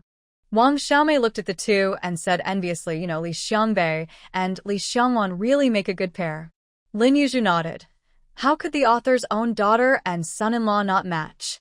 Zhang Yanqiu's face darkened at Wang Xiaomei's words. The Dong sisters were speechless. It was impressive that Li Xiangwan could escape from 2 villains. Zhao Xianglan held her head, feeling dizzy and about to faint. At that moment, Zhou Nan and Song Zhigao strolled back slowly. Song Zhigao saw everyone dispersing and returning to the wheat field. He walked over to Lin Yuzhu and asked, "Sister, is that it?" Lin Yuzhu shrugged, feeling a bit regretful. "Looks like it." Song Zhigao muttered, "Then it would have been better not to come back." Lin Yuzhu realized that the skinny monkey and Brother Nyo were likely part of a small gang from the black market in the novel. In the original story, they were caught by the male and female leads in town. How did they end up doing something so reckless? She was puzzled. The plot seemed to drift again. What Lin Yuzhu didn't know was that if he hadn't taken the bag that fell that day, the skinny monkey and Brother Nyo would have stayed hidden in a dilapidated house, waiting all night. The next day, instead of returning to Brother Nyo's mother's house to find the hidden gold bars, they planned to find the mysterious person Brother Nyo mentioned. On the way, they happened to encounter Li Xiangwan, and with ill intent, they were beaten by Li Xiangbei, ending up crying for help and ultimately being sent to the police station. The items in the bag were secretly swapped by Li Xiangwan for a pile of worthless stones. Once Li Xiangwan finished her statement, her side was done, and they could leave. After a long day, everyone was still hungry. To thank the villagers for their help, Li Xiangwan suggested they go to the state-run restaurant for a bowl of noodles before returning to the village. The villagers felt a bit shy, but after some persuasion, they followed Li Xiangwan and Li Xiangbei to the restaurant. As everyone busily ate when the noodles arrived, Shen Bojun walked over and patted Li Xiangbei, saying, "Comrade, you're Li Xiangbei from Shanshui village, right?" Li Xiangbei was taken aback for a moment, then quickly nodded, pretending to be confused. "I am." "You have a letter. Please come out to get it." Li Xiangwan watched the two leave with a puzzled expression. Once outside, Li Xiangbei asked, "What's going on?" The skinny monkey revealed that Li Xiangwan was selling grain in the black market. He said he came to the village to catch her and find out the source. She "Is your girlfriend?" Li Xiangbei knew that Li Xiangwan often went to the black market. He sensed she had secrets, lowered his eyes in thought for a moment, and said, "I will have my family handle it." Shen Bojun nodded. Their target was not this batch of grain but someone else, which was why he came to warn Li Xiangbei. After discussing business, they parted ways. Li Pengzi walked over to Shen Bojun and said, "Brother, this lead has gone cold again. The higher-ups want us to send them to the farm for labor and see if they will try to contact that mysterious person again." Li Pengzi nodded. That was all they could do. Looking through the window at Li Xiangwan eating at the table, he said, "This female youth is even prettier than Lin Yuzhu." Shen Bojun was surprised and seriously said to Li Pengzi, "The man beside her is not easy to deal with. It's best not to have any thoughts about her." Li Pengzi just said it casually and shrugged, not saying more. Shen Bojun furrowed his brows, his mind filled with thoughts on how to break through this mission. There is only one ox cart in the village, so relying on it to transport grain is clearly impossible. The grain collection point is very busy right now. They need to finish collecting all the grain from the production teams in 3 days. The grain pulled by the ox cart is only a small part, so the villagers are taking out their wooden carts to transport the grain. Lin Yuzhu and Song Zhigao got one cart, and after loading 5 large bags of grain, there was no more space left. 5 bags of grain are not light. They weigh about 700 or 800 pounds. One person needs to pull the cart from the front, while another pushes from the back. Comrade Xiao Song is a promising kid. After loading the grain, he patted his chest and said, "Sister, I'll pull, and you push." Lin Yuzhu smiled and nodded. With that small frame, let's trust him for now. The grain transport team has already lined up. Without hesitation, Lin Yuzhu told Song Zhigao to pull the cart and hurry to the line. The longer they wait, the more they will have to endure the sun and wind. She has been getting sunburned lately. The sunscreen and skincare products in her system are almost used up. Lin Yuzhu thinks this way, and so do the other villagers. After loading their carts, everyone rushed to the front. When Lin Yuzhu finally got in line, Aunt Wang and her husband were also pushing their cart over. Aunt Wang saw Lin Yuzhu urging Song Zhigao to speed up and shouted, "Lin, can you stay at the front? If you can't keep up, you'll get scolded. Those at the back who can't keep up will also get scolded. As long as there are people behind, someone will be blamed." In the end, Lin Yuzhu and Song Zhigao managed to get ahead of Aunt Wang by 2 steps. After stopping the cart, Lin Yuzhu looked around the grain yard. Aunt Wang was puzzled about what she was looking at until she asked, "Aunt, where's Hua Hua?" Aunt Wang felt a pang of worry. Hua Hua, being spoiled, couldn't endure this hardship, so she ignored Lin Yuzhu. Lin Yuzhu smiled at Aunt Wang, realizing that whenever she mentioned Wang Hua Hua, Aunt Wang would surrender. This tactic always worked for Lin Yuzhu, and she couldn't help but use it again. She really cherished that child, Wang Hua Hua. After all the grain was loaded and the line was formed, it took a while. After the record keeper and accountant registered the grain, the team leader and village head led the group forward. The grain transport team moved slowly. The ox cart wasn't very fast, and at first, everyone didn't feel tired, but after a while, it was different. Lin Yuzhu felt fine. Recently, her strength seemed to have increased, maybe because she was eating more? As she gathered her thoughts, she saw the line ahead stop. Everyone looked over and saw the small road ahead intersecting with another village's grain transport team. At this moment, everyone wanted to rush ahead, and the leaders of the two villages began to argue. The village head, who has recently become a bit more assertive, sat down in the middle of the road and shouted, "Come on, let your ox cart run over me. If you can get through, it'll be easier for you to deliver the grain." The team leader secretly wiped the sweat from his forehead, thinking he really couldn't handle this. The villagers felt that the village head was working hard for everyone, even sacrificing his dignity. The leaders from the opposite village were speechless. Thus, the grain team from Shanshui village managed to get ahead, and the line began to move slowly again. Lin Yuzhu pushed hard from the back, while Song Jigao was struggling to pull. The strap on his shoulder was getting tighter, and his steps were becoming heavier. He was clearly feeling the strain. Lin Yuzhu noticed Aunt Wang wanting to switch her husband out for a replacement, so she took the opportunity to say, "How about you push for a while, and I'll pull?" Song Jigao was really struggling a bit and nodded, saying, "Sister, I'll take a short break, and then we can switch back." Lin Yuzhu nodded. This is one good thing about Comrade Xiao Song. He is like a boy, responsible. Aunt Wang's friend, who was behind them, teased Lin Yuzhu and Song Jigao, saying, "Oh, this Lin is worried about little Song. I think this mix of boys and girls is great. Working together doesn't feel tiring at all." Song Jigao's face turned red, and he became flustered and embarrassed. "Team leader, someone is slandering me." The third team leader and the team leader. That Anne immediately backed down and quietly whispered to Lin Yuzhu, "Shoo, girl, I was just joking." "Team leader, someone is joking with me," Lin Yuzhu shouted again. The third team leader had no choice but to shout at their group, "Aren't you all tired? Get back to work. Anyone who talks nonsense will lose work points." As soon as she heard work points, that ant became quiet. The ant behind her whispered, "You shouldn't provoke that little troublemaker." That ant stopped talking, thinking she was just joking around. With the noise quieted, Lin Yuzhu felt relaxed. She realized that sometimes these ants acted like elementary school students, not behaving unless they were told, making her feel childish. It was like going backward in life. Even while pulling the cart, she noticed that Comrade Xiao Song was pushing hard from behind, making it easier for her to pull. He truly was an honest kid. The dirt road was bumpy and uneven with stones, so they had to be very careful pushing the grain. Otherwise, the cart might tip over.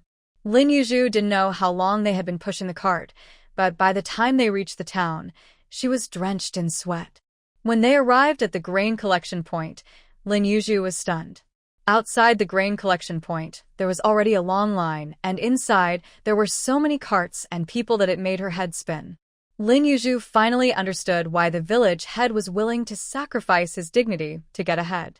There were just too many people. As soon as they got in line, more villages arrived to deliver grain, making the line even longer. Standing under the hot sun, all they could do was wait. As Lin Yuzhu waited, she felt like she was about to be baked dry. The line had only moved a few meters. Being in the midst of it made her realize the hardship, and she felt deep respect for the educated youth of this era and the rural folks. These days are truly tough. Li Fati was like a brick, moving wherever needed. When it was Shanshui village's turn, he happened to come over to inspect the grain. He held a hollow iron tube and inserted it into each bag of grain. When he pulled it out, the tube was filled with grain. Li Fati poured the grain into his hand, observing and tasting it, then told the clerk behind him the grade. When Li Fati saw Wang Xiaomei, he exclaimed, "Hey, sister, are you feeling better?" Wang Xiaomei nodded, thinking that this Fatty was quite kind, and replied, "Fatty, you work at the grain station? That's a good job. Look at how well fed he is." Li Fatty felt a bit uncomfortable. Why did everyone call him Fatty? These young girls really knew how to stab him in the heart with sweet voices. Having acquaintances made things easier. Li Fatty casually checked and allowed them to move the grain inside, thinking that since the girl was better, they should finish quickly and return to the village. When Li Fatty got to Lin Yuzhu, he also exclaimed, "Sister, we meet again." Lin Yuzhu smiled and said, "Fatty, you seem to have lost some weight." "Really?" Li Fatty was very happy to hear that he had lost weight and didn't make things difficult for Lin Yuzhu. After checking, he let her in. Lin Yuzhu cheerfully helped Song Zigao carry the grain to the warehouse, which was already half full. When they pushed the cart to the door, they saw an unfamiliar woman chatting with Wang Xiaomei in a corner. Lin Yuzhu told Song Zigao to push the cart first, and she would catch up later. As she walked over, she noticed the woman mumbling about something. When the woman saw Lin Yuzhu approaching, her eyes lit up, and she grabbed Lin Yuzhu, saying, "Oh, I wanted to talk to you." Lin Yuzhu tilted her head in confusion. Why did she want to talk to her? They didn't know each other. Wang Xiaomei looked uneasy and said to the woman, "Auntie, we're together, so you don't need to repeat it. We're leaving now." After saying that, she quickly pulled Lin Yuzhu away. The woman continued mumbling behind them, leaving Lin Yuzhu puzzled. Once they were a good distance away from the woman, Wang Xiaomei said, "That Annie is something else. As soon as she saw me, she rushed over to talk." "What did she say?" "Oh, she mentioned that fat guy we met at the state-run restaurant. He was the one checking the grain in our village today. After we talked for a bit, she pulled me aside and warned me to stay away from him, saying he's not a good person." Lin Yuzhu was taken aback. Where did that come from? She curiously asked, "What exactly did she say?" Wang Xiaomei paused to organize her thoughts and then briefly explained. She said his mother died giving birth to him, and his father couldn't handle it, so he neglected him, leaving him to cry alone. Later, a widow next door couldn't bear to see it and took him in like her own son. The Annie said back then, the widow went around asking for milk for the baby, really putting herself out there. People in the town said she was cursed, and some even kicked her out when she came to visit. Wang Xiaomei shook her head, unsure if the rumors were true. After living in the countryside for so many years, she knew not to take one side's word for it. She continued, "Eventually, the widow didn't want to part with the child and married the fat guy's father. But as time went on, the father became more like an outsider, while the mother and son were very close. Then, when the fat guy found a job, he suddenly fell out with his stepmother. Everyone thought the fat guy was in the wrong, saying he wasn't a good person. The Annie was worried we might be misled and came to gossip." Lin Yuzhu frowned, deep in thought. Wang Xiaomei asked, "What are you thinking about?" "I chatted with him last time I was in town. He mentioned that his stepmother didn't like him and kicked him out as soon as he got a job." "Really? They kicked him out after he found a job?" "Exactly. It seems strange to kick him out when he could contribute," Lin Yuzhu thought back, feeling suspicious about the stepmother's actions. "Unless she was afraid he would bring trouble," Wang Xiaomei suggested. Lin Yuzhu pondered this, wondering if the stepmother had discovered something about him and was angry enough to kick him out. But why would he say she didn't care for him? It sounded like he had been neglected since childhood, and Lin Yuzhu was sure she hadn't misunderstood his words. Suddenly, Lin Yuzhu had a thought. Maybe he was trying to protect his stepmother. She boldly speculated and asked Wang Xiaomei, "Let's say you have a mother who loves you dearly, but you have a dangerous job. How would you protect your family?" "Of course, I'd move out and cut ties, making it seem like we were enemies," Wang Xiaomei replied. Lin Yuzhu shook her head. "Forget it. It doesn't concern us. We should just keep our distance." She remembered suspecting that the mailman and the fat guy might be spies, and now that thought seemed even stronger. She felt wary of both of them and decided to be more careful in their interactions. Wang Xiaomei was puzzled and then thought, why should she care if the fat guy was good or bad? It didn't matter since she rarely saw him. After the autumn harvest was completely over, the commune issued an order for each village to send people to repair the roads. The village head wanted all the men to go, while children and women could volunteer. The next day, when they gathered, Lin Yuzhu noticed that apart from the capable women from her family, there were hardly any young girls from the village. She felt relieved and turned to head back to the youth station. Wang Xiaomei turned around just in time to see her leaving and ran over to ask, "Why are you leaving? Aren't you going to work?" "I'm not going," Lin Yuzhu replied firmly. "Aren't you afraid the team leader will come looking for you? If he comes for me, I'll just take all the village girls with me." Wang Xiaomei was intrigued. "You can do that? Then I won't go either." "I'll go back with you," Wang Xiaomei said happily. "Aren't you worried about losing work points?" "I'm not going. I have a big plan to work on," Wang Xiaomei said mysteriously. Lin Yuzhu was curious and asked, "Come on, Xiaomei, tell me your plan." Wang Xiaomei walked ahead with a mysterious look, her head held high. Lin Yuzhu shook her head, thinking she was acting like she had something special. When Wang Xiaomei didn't say anything, Lin Yuzhu didn't press her. Finally, Wang Xiaomei couldn't help but say, "Aren't you going to ask me? What's this big plan? What can you do in a village like this? Did you secretly start a farm?" Wang Xiaomei's eyes widened in surprise. Seeing her reaction, Lin Yuzhu asked in disbelief, "Did you really start a farm secretly?" Wang Xiaomei hesitated, nodded, and whispered, "Don't tell anyone. You're the only one I told." Lin Yuzhu was amazed and patted Wang Xiaomei's shoulder, impressed. This girl was really something. Having shared her secret, Wang Xiaomei eagerly said, "I wasn't planning to keep it all to myself. Do you want some of the vegetables from my little plot?" Lin Yuzhu shook her head. "You should keep them for yourself. If I want some, I'll buy them from you. Do you know what I planted in that piece of barren land?" Lin Yuzhu thought for a moment and replied, "How would I know?" Wang Xiaomei leaned in and whispered, "Beets. Where did you get the seeds?" Lin Yuzhu was genuinely surprised. Seeds were not easy to come by at this time. They were usually distributed by the commune, and you had to plant what they told you to. He, Wang Xiaomei grinned proudly. Lin Yuzhu was speechless. Wang Xiaomei never revealed where she got her seeds from, showing she wasn't completely foolish and knew to keep some secrets. Lin Yuzhu felt relieved. She hoped Wang Xiaomei wouldn't be too naive. Her kind heart wouldn't harm her, but others might. So Lin Yuzhu earnestly advised, "Don't tell anyone about this. You're old enough to be more careful." Wang Xiaomei nodded vigorously, saying, "I only told you, not anyone else." Lin Yuzhu wondered how this girl caught her attention. "Are you planning to boil sugar from beets? But you haven't separated them yet. How will you do it later?" "I have a place in the mountains," Wang Xiaomei whispered. Lin Yuzhu looked Wang Xiaomei up and down, impressed. She hadn't realized this little side character was so clever. Where else in a novel could you find a quiet character making a fortune? She was sure she had never seen such a capable supporting character before.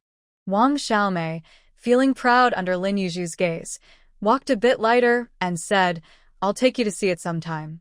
"Let's go now," Lin Yuzhu insisted. "Then you have to help me harvest the vegetables." "That's easy. Let's go see your house in the mountains." The two changed their route from returning to the youth station to heading up the mountain. When Lin Yuzhu saw the dilapidated house in front of her, she laughed. Was this really a house? The structure looked like a joke, with mud bricks forming for walls and a simple wooden roof. Recently, the wind might have blown away most of the dry grass on the roof, making it hard for the house to stand. Wang Xiaomei grinned and said, "I spent a whole year just making these mud bricks. It wasn't easy to build this little house all by myself." Lin Yuzhu nodded, acknowledging the effort, but skeptically asked, "It won't collapse, will it?" Wang Xiaomei hesitated. "I don't think so." Lin Yuzhu. Should she go in or not? She hoped it wouldn't collapse as soon as she stepped inside. By the time Lin Yuzhu entered, she had little hope for the house. In the center was a mud stove and nothing else. Sunlight streamed in through the cracks in the wood. Surprisingly, the room was quite bright. If she had to say, boiling sugar here could work. How will you sell the sugar once it's done? She couldn't hide it anymore. She couldn't just say she would eat it. Wang Xiaomei whispered mysteriously, I have a way. Lin Yuzhu nodded. Okay. Wang Xiaomei was indeed impressive. In autumn, villagers mostly wandered around the outskirts of the mountains, gathering firewood or foraging. Wang Xiaomei was smart. She chose a spot deeper in to build her house. This area had no fruit trees, and the villagers were very familiar with it, avoiding it because it felt far for gathering firewood. To put it bluntly, no villager would care about this shabby house. They might even laugh at whoever built such a shack. Since they were there, Wang Xiaomei decided to show her the beets she had planted. After some winding paths, they finally reached a sunny slope with sparse beets growing. Lin Yuzhu realized the gap between dreams and reality. The beets looked quite withered, almost pitiful. They were a disgrace to the beet community. Wang Xiaomei quickly explained, don't underestimate this small patch. I've planted several plots. This is just one of them. Lin Yuzhu nodded, losing interest in the other plots but still admired Wang Xiaomei. Even if most of her sugar was just light brown sugar, selling it wouldn't be a problem now since people weren't picky. Several plots could yield dozens or even hundreds. She truly admired Wang Xiaomei. Although she wasn't very shrewd and often got used by others, she was always working hard to live for herself. Watching the proud Wang Xiaomei, Lin Yuzhu felt a pang of sadness for her. If she had been born 20 years later, life might have been easier for her. The beet planting season coincided with spring, showing how hard Wang Xiaomei had worked. Wang Xiaomei generously offered, "Want to help me? We can harvest the vegetables and make brown sugar together. I'll give you 20% of the money." Lin Yuzhu laughed, thinking this girl must have some money. "How much have you earned these past few years?" Wang Xiaomei shook her head, saying, "Not much. If I make 10 or 20 yuan a year, that's good." Lin Yuzhu chuckled. If she multiplied Wang Xiaomei's words by 2 or 3, it would make sense. She sighed, realizing this girl might even have more money than her. She needed to step up her game. Since her space leveled up to 10, upgrading had become harder. Now it had risen 2 more levels, unlocking only watermelon, soybeans, bananas, and bamboo shoots. Initially, she couldn't clear land due to a lack of contribution points, but now that she had them, she eagerly rented small robots to clear land in her space. Most of what she planted were high-yield crops, but the growth speed of the crops after clearing land was the same as outside. Lin Yuzhu still didn't know how much experience they would provide since the first batch hadn't matured yet. She only needed a few more experience points to level up, and the next seeds would be peaches and sugarcane. Peaches could be made into dried fruit, and sugarcane could be used for brown sugar. The brown sugar in her space would be processed more finely than what was currently available, and Lin Yuzhu didn't plan to sell it. She thought about selling in the streets, knowing that over time, people would get familiar with her. She had considered this carefully. She couldn't just sell grain. It would be best to offer a variety of products, not too much of any one thing, so people would think she had some small connections. If word got out that a young person was only selling grain, she feared it could be dangerous. Since the autumn harvest had just finished, many things needed time before selling. Although she wanted to make money, she had to take it step by step. She thought it wouldn't hurt to earn some money from Wang Xiaomei. After all, it was just selling a bit of labor. Having traveled back to this era, she might as well work hard.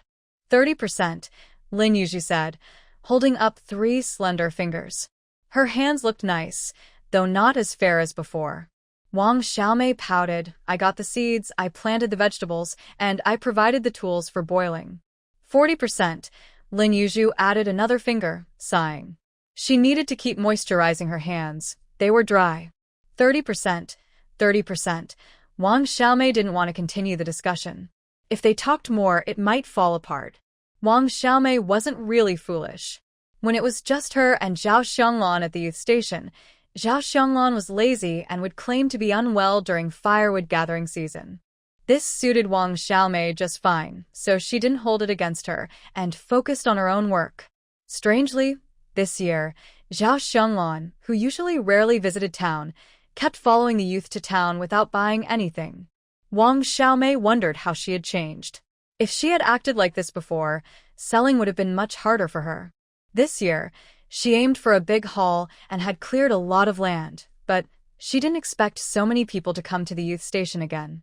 Now, she felt a bit anxious, fearing someone might discover her secret. With Lin Yuzhu around, she felt a bit more secure, though she didn't know why. Regarding Lin Yuzhu not going to work, the village had thought it wasn't his responsibility. The team leader felt that even if she came, she couldn't do much work, and the squad leader believed he couldn't manage her. So, no one cared about Lin Yuzhu. Aunt Li noticed Lin Yuzhu's absence and whispered to Aunt Wang, "Look, she's the only one among the educated youth not coming to work. Isn't that just being lazy?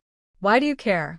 If you want her to come, she might just make all the village girls follow suit, and then you'll see how others complain about you. Just stop focusing on that girl," Aunt Wang replied, thinking about how her own daughter, Hua, wouldn't come out to work no matter what. Aunt Li thought that girl really could do that and vaguely said, "I was just saying a few words, not focusing on her." Aunt Wang nodded, casually saying, "Just try to focus less on that girl." The beets could wait a bit longer to be harvested, but Wang Xiaomei brought Lin Yuzhu to check on the crops. In contrast, many vegetables in the field were ripening one after another, and some needed to be picked and processed quickly. Lin Yuzhu, worn down by her, had no choice but to follow Wang Xiaomei's lead. Wang Xiaomei planned to pick all the vegetables from the garden, drying some and pickling others. Just as they entered the educated youth point, the sky suddenly turned dark, clouds gathered, the wind picked up, and thunder rumbled, soon followed by a heavy downpour. "Well, let's go back inside and rest." Outside, it was dark and stormy, while inside it was pitch black. Lin Yuzhu read a newspaper for a while but found it too straining on her eyes. Thinking Wang Xiaomei probably wouldn't come, she slipped into her space. Once inside, her thoughts ran wild. She set aside the newspaper and went to check on her newly planted apple trees, which were now flowering and bearing fruit. She was excited. Soon, she would be able to eat apples. She had saved plenty of red dates in the storage, and the bananas in the field were almost ripe. Lin Yuzhu thought she could save a lot of money just on fruit for her lifetime. She even had a small robot pick some strawberries from the field, which she washed and brought to her bedroom. The bedroom was no longer empty. She had bought a small European-style bed to place against the wall. It was soft and comfortable, but she hardly lay on it. Besides the bed, she also bought a desk and chair to put by the window, where she usually sat to read textbooks and newspapers. It was spacious, bright, and energy-efficient. After placing the strawberries on the table, Lin Yuzhu seriously read the newspaper, occasionally eating a strawberry, enjoying her simple life. Meanwhile, Li Xiongwan was boiling ginger water with brown sugar, preparing it for Li Xiangbei and Wang Yang when they returned from work. Since the incident with the thin monkey and Nyogo, she and Li Xiangbei had established a friendship and were now sharing meals again. When the men returned and quickly changed clothes, Li Xiongwan noticed Li Xiangbei's hair was still dripping wet and playfully complained, "Why didn't you dry your hair before coming?" Her caring tone warmed Li Xiangbei's heart, and he looked at her intensely, saying, "I wanted to see you quickly." Li Xiongwan blushed, her eyes filled with sweetness, and handed him a towel, softly saying, "Hurry and dry off. I'll get you a bowl of ginger soup to warm you up." Just as she was about to serve the soup, the door burst open, and they thought it was Wang Yang, but a hurried female voice called out, "Xiangbei Ge, my sister has a fever and is talking nonsense. I don't know what to do. Can you come and take a look?" Li Xiangbei frowned, wanting to refuse. Dong Mimi immediately started crying, pleading, "Xiangbei Ge, we come from the same place. Please help, you can't just stand by and do nothing, considering our family's friendship." Her words had a hint of pressure. Dong Mimi's meaning was clear. If Li Xiangbei ignored them, she would complain to their elders. The Dong family and the Li family had recently connected, and the relationship was quite intriguing. When the Li family wrote to him, they specifically asked him to look after the Dong sisters. Li Xiangbei pressed his lips together, seemingly torn. Li Xiangwan watched the two with a cold gaze, her heart sinking. Dong Mimi kept crying, determined to make Li Xiangbei help. Li Xiangbei, feeling impatient, finally said to Li Xiangwan, "I'll go take a look." Li Xiangwan nodded, her expression cold. Li Xiangbei noticed her reaction but could only say, "Trust me." Li Xiangwan smiled, but her eyes were icy. You. Li Xiangbei felt conflicted, suddenly not wanting to deal with the Dong sisters. Why should he care about others' lives? But morally, he felt it was wrong, caught in a dilemma. "Xiangbei, let's go check on my sister." Li Xiangbei didn't know what to say, and could only lower his head and follow Dong Mimi back to the front yard. Dong Tian was indeed running a high fever, her face and neck flushed like a ripe apple, lying on the bed and mumbling incoherently. Li Xiangbei said to Dong Mimi, "I'll go borrow 2 bicycles from the village head. Can you ride one with your sister?" Dong Mimi shook her head, crying, "I've never ridden a bicycle. I lived so close to school in high school, I never needed one." Li Xiangbei was speechless and turned to Wang Yang, saying, "Let's go borrow bikes together." Wang Yang nodded. In the whole village, only 2 families had bicycles, Accountant Li's and the team leaders. When the village head saw them coming to borrow bikes, he said directly, "Go ask Accountant Li and the team leader, they have bicycles." Bicycles were precious, and borrowing one was a favor. The village head wasn't about to waste that favor now. The village head was still upset over losing face because of his nephew, so he took it out on them a bit. As the two left the yard, the village head's wife wondered, "Isn't Li Xiangbei dating Li Xiangwan? Why is he taking Dong Tian to the doctor?" The village head wiped his forehead with a towel and sighed. "Do you think dating means getting married?" The Dong sisters are practically hanging their hopes on Li, the educated youth. The village head's wife shook her head, saying, "This could get interesting. Quick, make some ginger water for the family to drink. We don't want anyone else getting sick." The village head's wife agreed. Getting sick wasn't worth it. She opened the cupboard and scooped some brown sugar, smiling at it. "I think Lin and Wang are better together. Look how happy those 2 girls are working together." The village head snorted. "Sure, they're happy, but neither of them went to work today." The village head's wife laughed. They probably saw the village girls not working and decided not to go either. The village head sat down with a basin of hot water to soak his feet and said, "I guess so." No one dares to manage them. Sigh. Their reputation is becoming quite notorious. I think it's better this way. It's also pitiful that at such a young age, they have to go out to earn a living. The village head fell silent. The team leader hesitated but still lent bicycles to Li Xiangbei and Wang Yang. After the 2 rode off to find Accountant Li, the team leader's wife expressed her displeasure, saying, "It's slippery on rainy days. What if the bikes get damaged? These are kids from the big city. They can afford to replace a bike. If we can build some goodwill, we should. You never know when it might come in handy." The team leader's wife scoffed, wondering which of the returning educated youth would still keep in touch with the village. Last time, the village chief helped Lin Yuzhu borrow a bike from Accountant Li, and this time, Accountant Li readily lent them one without any fuss. Li Xiangbei and Wang Yang rode back to the educated youth point on their bikes. They had brought raincoats, but the Dong sisters hadn't, and Dong Mimi was now standing there crying. Li Xiangbei had to ask Zhang Yanqiu and Zhao Xianglan if they had raincoats. The 2, being poor, couldn't afford to buy one, and usually just used a torn sack when it rained, so they both shook their heads. Dong Mimi hesitantly suggested, "Why don't we ask Sister Xiangwan?" Li Xiangbei nodded, and went to ask Li Xiangwan.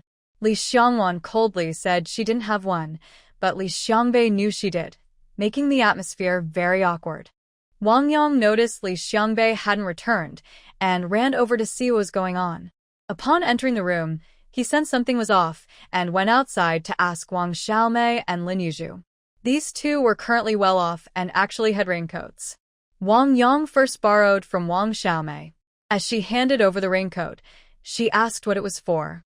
Wang Yang briefly explained the situation, and they both went to find Lin Yuzhu. After Lin Yuzhu handed the raincoat to Wang Yang, he hurriedly opened the door to Li Xiangwan's room and called out for Li Xiangbei. The 2 rushed to the front yard in less than half a minute. Lin Yuzhu asked, puzzled, What's going on? Oh, Dong Tian has a high fever. Dong Mimi is asking them to help take her and her sister to town for a checkup, Wang Xiaomei explained. Lin Yuzhu then remembered there was indeed such a plot in the story, and the comment section had exploded, criticizing the male lead as a scumbag. The previously gained goodwill had vanished. Thinking about how the Li and Dong families would grow closer later in the story, Lin Yuzhu understood that Li Xiangbei was likely worried. He feared that the Dong sisters might spread unfavorable rumors about Li Xiangwan to the Li family. On one hand, he wanted to protect her. On the other, he couldn't completely ignore the situation, as they were from the same place, and he felt some sympathy. Lin Yuzhu shook her head, realizing that since coming to this era, she wanted to avoid men even more. If you blame him, he might think you're cold-hearted. To her, differing values were an unbridgeable gap. At that moment, Li Xiangwan stepped out, looking coldly at the yard. Just then, Li Xiangbei rode out with Dong Tian. The educated youth point was surrounded by wooden poles, so anyone passing by could see what was happening. To prevent anyone from falling, they had tied a rope between them. Wang Yang followed behind with Dong Mimi. Lin Yuzhu clicked her tongue, impressed. Li Xiangbei was really stubborn. Why didn't he let Wang Yang carry Dong Tian instead? Wait, that didn't make sense. There were plenty of people in the village. Anyone could help. Just offer a couple of yuan and many village aunties would be willing to assist. They would even be happy to carry her. Wang Xiaomei stood under the eaves, sniffing the air, and said in confusion, "Why do I smell something fruity, like wild strawberries?" Lin Yuzhu. You really have a dog's nose. Still watching? Wanna come in? Your clothes are all wet. No, I need to go home and cook. After Wang Xiaomei left, Lin Yuzhu saw Li Xiangwan still standing under the eaves, lost in thought. She shook her head, thinking love truly is a tormenting little goblin. Li Xiangbei thought this was just a matter of her being a bit upset for 2 days. He was already thinking about how to make it up to her after taking them to the hospital. Dong Tian had a fever this time, but didn't receive any fluids, just an injection. Seeing her sister still having a fever, Dong Mimi asked them to help watch over her while she went to buy some canned peaches, which her sister loved when she was sick. Li Xiangbei couldn't say much, but Wang Yang enthusiastically offered to go buy them, saying it wasn't safe for a girl to go out in the rain. Dong Mimi shook her head, saying it was already a hassle for them, and she didn't want to trouble them further. After they bought the canned peaches at the supply and marketing cooperative, they turned to go to the post office, just in time for closing. Dong Mimi had to sweet-talk the staff to make a phone call. When the call connected, it was Dong Mimi's mother on the line. Hearing her mother's familiar and warm voice, Dong Mimi burst into tears. Dong Mimi's mother immediately felt concerned and gently asked her what had happened. Through her sobs, Dong Mimi said, "My sister got soaked in the rain and has a high fever." Dong Mimi's mother urgently asked, "How is she now? Have you seen a doctor?" Yes, the doctor gave her an injection and said the fever should go down soon. Oh, that's good. Is it raining? How did you get to town? Li Xiangbei and Wang Yang brought us to town. Oh. How did they bring you? What else could they do? They brought us on bicycles. Dong Mimi thought her mother's question was silly. All right, be careful on your way back. Take care of yourself too. I'll send you money tomorrow. Make sure to check for the transfer receipt. Okay, the post office is closing, Mom. I'll hang up now. All right, be safe on your way back.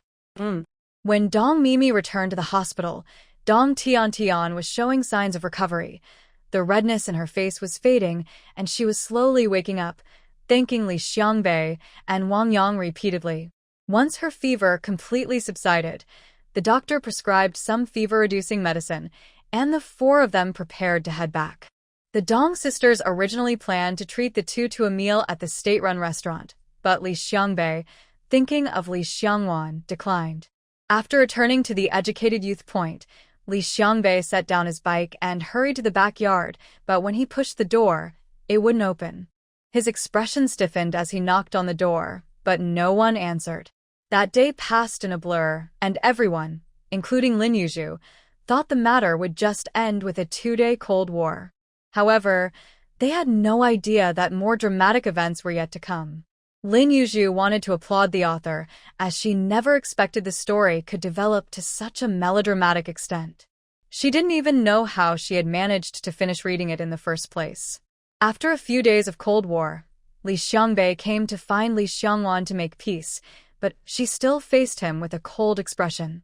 Li Xiangbei didn't understand why sending someone to the hospital made her so unhappy. Did she not believe that he cared only for her?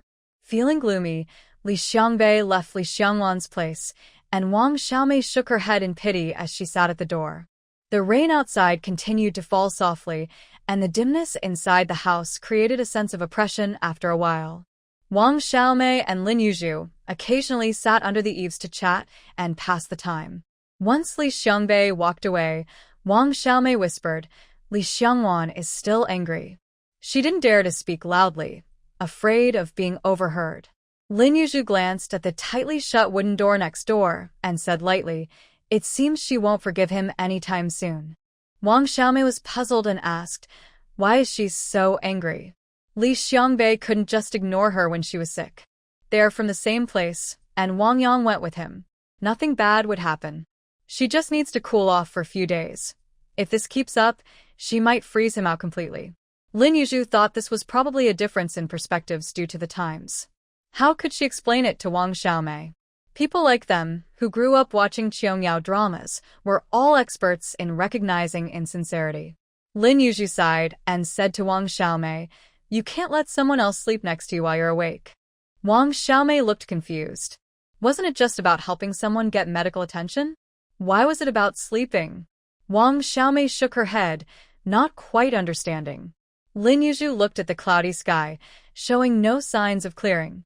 Calmly, she said, in simple terms, a man shouldn't let another woman sit behind him on a bicycle. That was a big taboo. Wang Xiaomei thought for a moment and nodded. That does seem a bit off, Wang Xiaomei agreed, realizing Li Xiangbei was in the wrong. While they were chatting, they saw Zhao Xianglan running into the backyard with a torn sack over her head to shield herself from the rain.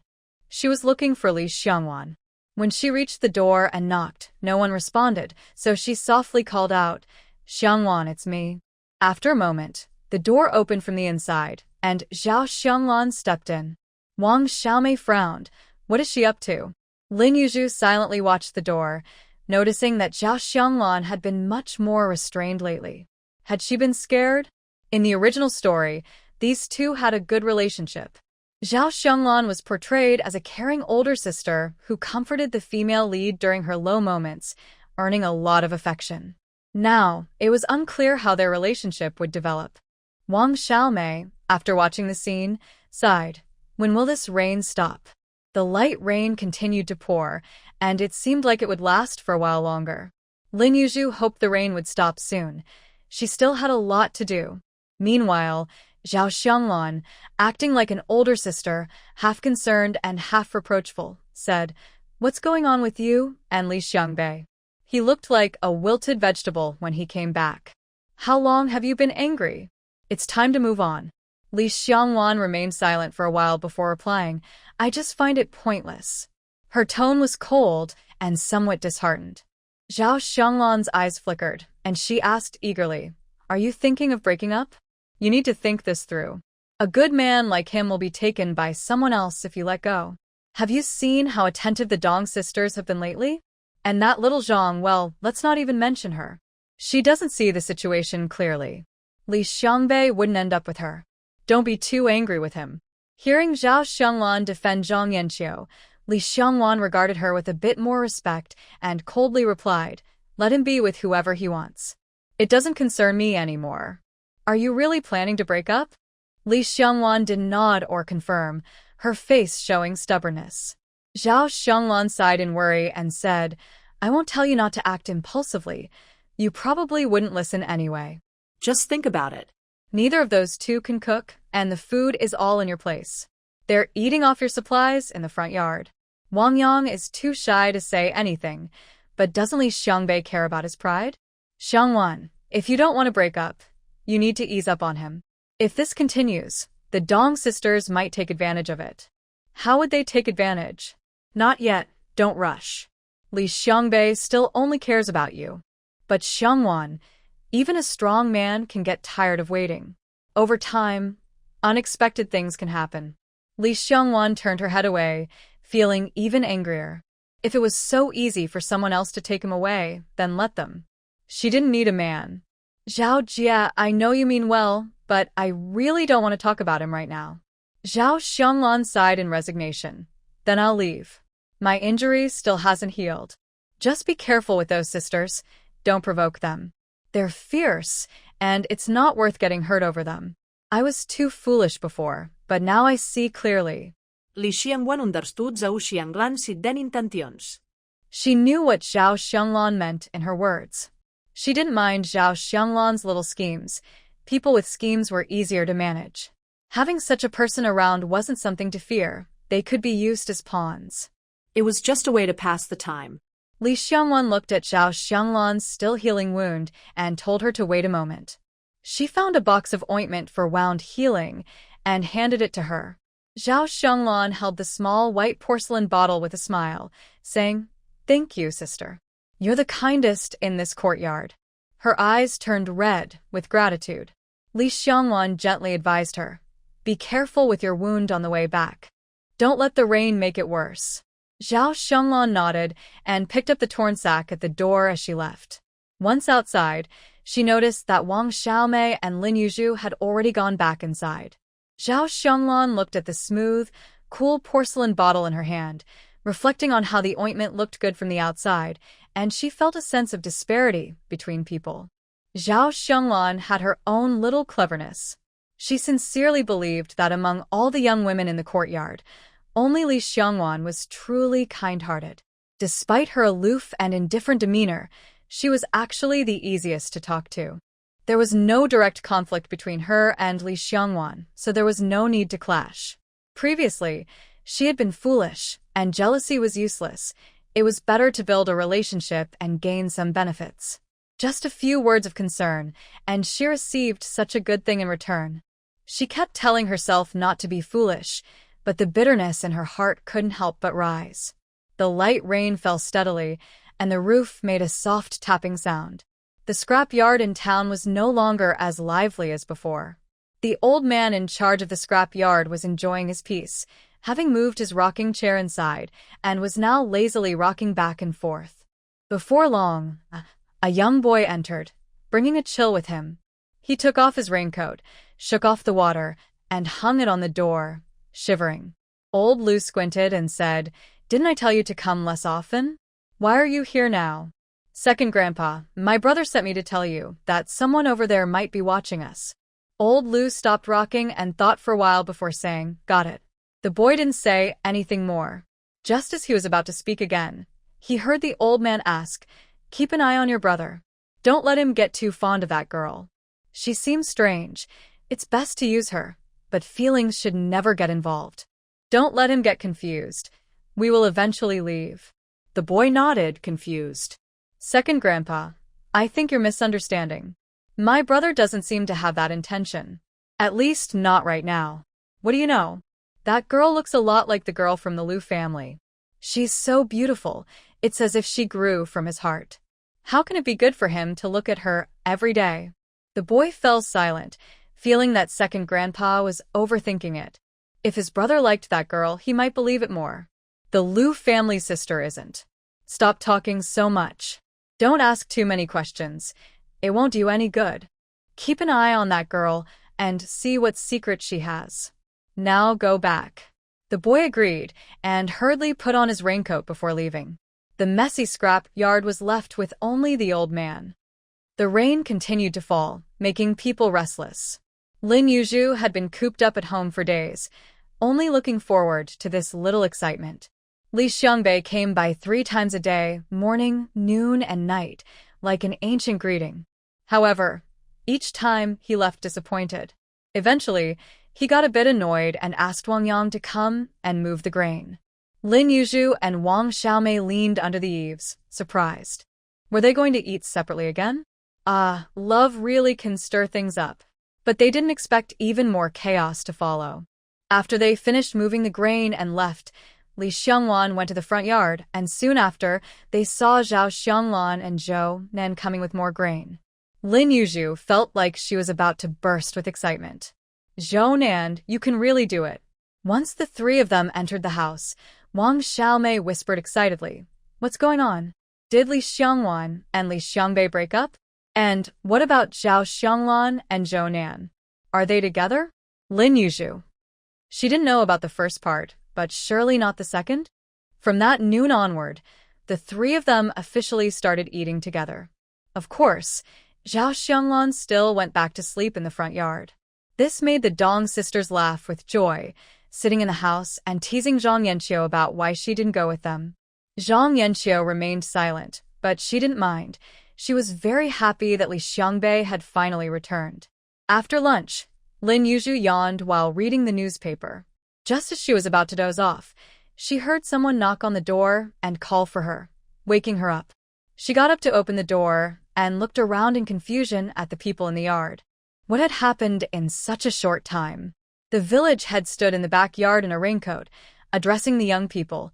Li Xiangbei and comrade Wang Yang want to build another room at the youth station. The place is small, and building in the backyard will take up garden space. If anyone has objections, speak up now. Wang Xiaomei immediately protested. Village head, that can't work. We rely on this garden for vegetables all year round. The self-cultivated land had corn, potatoes, and winter vegetables. The garden was what they ate daily. If the garden shrank, there would be no vegetables next year. What would they eat in winter? The village head nodded and looked at Wang Yang and Li Xiangbei. What do you think? Li Xiangbei was upset and said to Wang Xiaomei, "If you run out of vegetables later, just buy some from the villagers." I'll pay. Wang Xiaomei. Why did that feel like being hit with money? The village head cleared his throat and said, "You can't buy or sell in the village. Borrowing is enough for you to eat. Is there anyone else who disagrees?" I disagree. Even borrowing requires a favor. Why should we ask for help when we could be fine? Li Xiangwan said coldly. The village head was taken aback. What was going on? He remembered when these two had teamed up to scold his nephew, and now they were turning against him? Wang Yang looked back and forth, feeling a bit resentful towards Li Xiangwan. He had been putting up with it for Li Xiangbei's sake, but now he couldn't hide his displeasure. We don't necessarily have to build in the backyard. We could build in the front yard instead. It might be a bit cramped, but everyone's garden can still be preserved. Li Xiangbei took a deep breath and nodded. Li Xiangwan's expression tightened. Everyone moved toward the front yard. Lin Yuzhu walked over to comrade Xiaosong and asked what had happened in the front yard at noon. Why did it seem like Li Xiangwan and Li Xiangbei were more at odds now? Comrade Xiaosong scratched his head and said quietly, "I'm not sure what happened, but when I went out and came back in, I saw Li Jie already inside." At that time, Zhao Jie was saying that it wasn't convenient for just the two of them to work together, and it was better to have a male comrade for chopping wood and fetching water. Lin Yuzhu. Wasn't that reasoning a bit weak? Then Zhao Jie looked at Li Ge, and Li Jie immediately said she could work with anyone except Li Ge and Wang Ge. Lin Yuzhu. Was she that direct? Li Ji's face darkened immediately. It seemed he was really angry. Later, Zhao Jie asked Zhou Ge if he wanted to join them, and Zhou Ge looked at her and Li Xiangwan and surprisingly nodded in agreement. Lin Yuzhu gasped. Was Zhou Nan already deeply in love with Li Xiangwan? This was an awkward situation. You should have seen Li Ji's face. It was as dark as ink, Xiao Song said, exaggerating his expression. Lin Yuzhu looked at Li Xiangwan nearby. She had practically ruined everything. The front yard is small, and to build a house, we need to tear down the storage shed. No one has much to keep there anyway, just some firewood, so no one disagrees. The village chief starts discussing with Li Xiangbei about how big the house should be and measures the site. Once they finish, Li Xiangwan says, "Village chief, I want to make a door in the backyard." This really sets a clear boundary. The village chief is confused about what this girl is up to. Is money too hot to handle? He looks at Lin Yuzhu and Wang Xiaomei with a troubled expression and asks, "Do you two have any objections?" Wang Xiaomei glances at Lin Yuzhu. There's nothing inconvenient about making a door, and Lin Yuzhu nods and says, "It's fine, but I won't pay." That's ridiculous.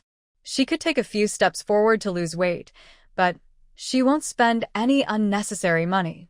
She makes it clear from the start. Wang Xiaomei immediately agrees, no spending. The village chief looks at Li Xiangwan again. Li Xiangwan didn't expect these two to contribute anyway and coldly says, I'll pay for it myself, but I don't know who to ask. Just find a carpenter. He can make the wooden door and help install it too. Alright, do you have anything else? The group of bystanders shakes their heads while the main parties remain silent. The village chief feels the atmosphere among the youth is off and wants to leave quickly. He hurriedly says, let's wait until the rain stops and everyone is free to discuss the house and door. We'll finalize things later. I'm leaving now. Watching the village chief struggle through the mud, Lin Yuzhu feels concerned. He really has to deal with all the big and small matters in the village. Once the village chief leaves, everyone disperses. Li Xiangbei, holding in his frustration, stares at Li Xiangwan. She glances past him without stopping, quickly turning to leave. Wang Yang, feeling a bit angry, says in a less friendly tone, You've done so much for her, and this is all you get? It's just taking a girl to town for a doctor's visit. Is it really that serious? Recently, after a few words from Lin Yuzhu, Wang Xiaomei starts to understand why Li Xiangwan is upset. As she and Lin Yuzhu walk away, they clearly hear Wang Yang's words. Wang Xiaomei scoffs, that's just too foolish. Wang Yang. Did I say something wrong? Lin Yuzhu. These two just don't get the point. Thinking about it, Lin Yuzhu realizes that men in this era have their good sides too, like sometimes knowing why you're upset. Whether they comfort you depends on how they feel about you. But look at Li Xiangbei and Wang Yang, how foolish they are. Lin Yuzhu pats her chest, thinking it doesn't concern her. If we talk about Li Xiangwan, she's quite tough. TSK. Did you think that was the end? Not at all. After 2 days of rain, it finally clears up. The Dong sisters receive not only a remittance slip, but also a telegram. The Wang and Dong families have arranged a marriage for Wang Yang and Dong Mimi, and the Dong family is interested in becoming in-laws with the Li family. The Li family wants to ask Li Xiangbei for his opinion first. The telegram from the Dong family encourages the sisters to work harder to win over their partners. Li Xiangbei also receives a telegram asking if he has feelings for Dong Tiantian. Meanwhile, rumors spread in the village that Li Xiangbei took Dong Tiantian to town for a doctor's visit. Who would believe that? They were practically tied together at the time. Look, Wang Yang and Dong Mimi are engaged now. Those two are probably not far behind. Some villagers wonder what will happen to Li Xiangwan. Villagers sigh, and an older woman says, Why would a pretty girl worry about getting married? Everyone thinks that makes sense. So Li Xiangwan and Li Xiangbei are rumored to have broken up, and Dong Tiantian is taking her place. Wang Yang is confused. He suddenly has a new wife. Remembering the fierce attitude of the Dong sisters, he feels a bit depressed. The youth center has bad luck. Classmate Xiao Song suddenly has a high fever in the middle of the night. Li Xiangbei and Wang Yang. They're tired of worrying about others. However, the usually quiet Zhou Nan borrows a bicycle from Accountant Li to take Xiao Song to town for treatment. When the village chief learns that someone else is sick at the youth center, he frowns. Shouldn't they really set up a health clinic in the village? Li Xiangwan complains coldly to Zhao Xianglan. Why don't they care when someone has a fever? It seems they only pay attention to the girls. After Xiao Song recovers, he treats Zhou Nan like a big brother, calling him Zhou Go everywhere, while Lin Yuzhu's status as Lin Jie is no longer secure. Later, Xiao Song also joins Li Xiangwan in the backyard for meals. Li Xiangbei's expression could dye cloth. This drama temporarily comes to an end. Watching Zhao Xianglan come and go every day, Lin Yuzhu thinks this girl must be under some spell. Their relationship is improving at a visible speed. Zhang Yanxiu feels isolated, completely alone now. If anyone in the yard enjoys seeing her misfortune, it must be Wang Xiaomei. She's practically jumping in front of her to mock her, laughing heartily whenever she stands behind her. Sometimes, Lin Yuzhu really wants to slap her to the ground. This little pawn just loves to jump around. The rain continues for 7 or 8 days, and Lin Yuzhu stays inside for that long, but her space upgrades. The seeds have sprouted peaches and sugarcane, and Lin Yuzhu quickly sets things up. Her brown sugar is coming. Originally, she would only get a prize package every 5 levels, but this time the system surprisingly adds a music effect, joyfully announcing, in light of the host's hard work and positive upgrades, the system rewards the host with a big gift package. Would you like to open it? Lin Yuzhu thought it might be something good and asked the system to open it. You have received a tutorial video on how to use disguise techniques without being discovered. Please check it out. Lin Yuzhu. This feels a bit off. Sure enough, when she opens it, the system cheekily adds, "Congratulations, host. You have activated the disguise item shop. All products in this shop are now available for purchase. Welcome." Lin Yuzhu is left speechless. This video tutorial is like a large sales pitch. There are all sorts of items like breathable and anti-hair loss face masks, natural aging spot patches, and a complete set of eyebrow stickers. Lin Yuzhu is dazzled by the rotating screen, and while it looks useful, the sales method is really annoying. It's tough for the system too. System. Host, there's something you'll definitely like. See this voice-changing candy? Eating it can temporarily change your voice. It's reasonably priced, tasty, and very practical. Isn't it tempting? Lin Yuzhu looks at the various candies on the screen, like Uncle Voice Apple Candy, Loli Voice Strawberry Candy, Boy Voice Lemon Candy, and Mature Woman Voice Orange Candy, and can't help but ask, isn't this something you scientists just developed? We always update based on the needs of our hosts. Lin Yuzhu wants to applaud the scientists on Caesar's side. They've really worked hard. The pigs and sheep on the ranch were already in a state of waiting for slaughter.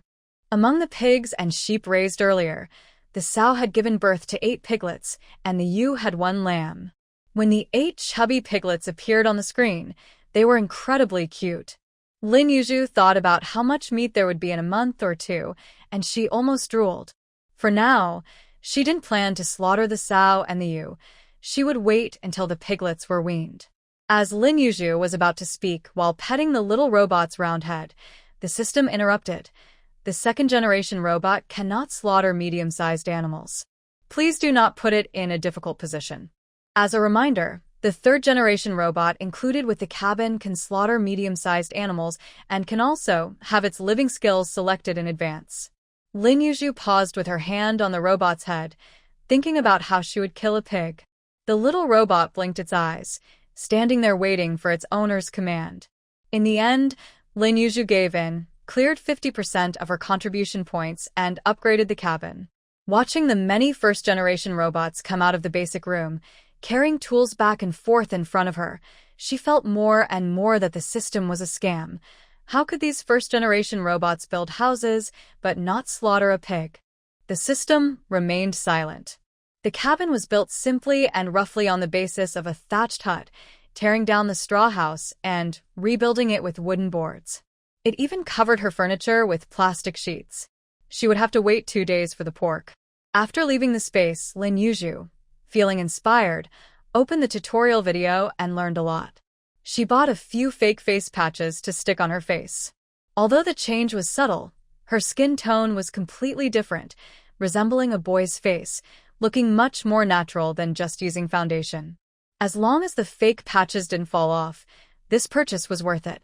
The system assured her that its products would never have such a low-level error, promising 10 times the compensation if they did. Lin Yuzhu thought that was clever of it. With the system's guarantee, she bought a pair of fake eyebrows. After applying them, the person in the mirror looked less like a girl, but her almond-shaped eyes were still a bit off. Lin Yuzhu then went to the store and bought a bottle of eyelid glue. After applying it casually, her eye shape changed slightly. After some careful adjustments, she finally created a boyish look with big eyes. Looking in the mirror, she thought she resembled a boy from this era. She wondered if she would charm the girls when she went out, feeling quite pleased with herself. She tried a piece of Youth Voice lemon candy, and it was really sour. After finishing the candy, her throat felt like something was stuck in it. Not uncomfortable, but different from usual. After trying to speak, she was pleasantly surprised. Her voice had truly changed to that of a boy. It was perfect. Half an hour later, She no longer felt the odd sensation in her throat, and her voice returned to normal. That was fine. When the candy wore off, she would notice. Excited, Lin Yuzhu couldn't wait to go to town the next day, and indeed, she and Wang Xiaomei went to town the next day. As Lin Yuzhu and Wang Xiaomei stepped out of the house, they ran into Li Xiangwan, who had just finished feeding the pigs. The three of them maintained a facade of friendliness, though their hearts were not in sync. Lin Yuzhu smiled and asked, "Want to go to town with us?" Li Xiangwan hesitated, thinking about the aunt who had been watching her closely while raising pigs. She knew that going to town would cause trouble. She shook her head and said, "No, you go ahead." "Okay, do you need us to bring anything back?" "No, I'll go to town when I have time." "All right, we're off then." "Okay." After the rain stopped, the village chief organized everyone to continue repairing the road. Seeing that Lin Yuzhu and the Dong sisters weren't going, Zhao Xianglan and Zhang Yanqiu lacked the confidence to go alone and had to follow the male youth to work. When they passed the front yard and didn't see the Dong sisters, Wang Xiaomei felt uneasy about their tendency to fight.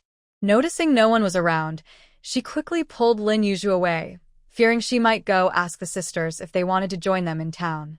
Lin Yuzhu understood Wang Xiaomei well and found her timid demeanor amusing. The sisters weren't tigers. They wouldn't bite anyone. She wouldn't deliberately go into the house to ask the Dong sisters if they wanted to go to town. That would seem a bit too eager. Besides, the Dong sisters were currently competing with Li Xiangwan for Li Xiangbei's attention. Li Xiangwan appeared indifferent, but her eyes betrayed her. Lin Yuzhu felt it was necessary to support her fellow villager in this matter. While she didn't want to help directly, she also didn't want to make things worse. She knew rumors would spread in the village, and she didn't want to be involved. After leaving the youth point, Wang Xiaomei let out a long sigh of relief. Lin Yuzhu laughed and asked, "Are you really that scared?" It's not just fear. I just feel the atmosphere is a bit off." Lin Yuzhu. She realized that while Wang Xiaomei wasn't very smart, she seemed to have developed a skill for avoiding danger. Lin Yuzhu nodded. Not getting involved is good too. Right? Wang Xiaomei felt she was getting better at reading the situation. As they walked, they didn't see a single ox cart, so they chatted casually.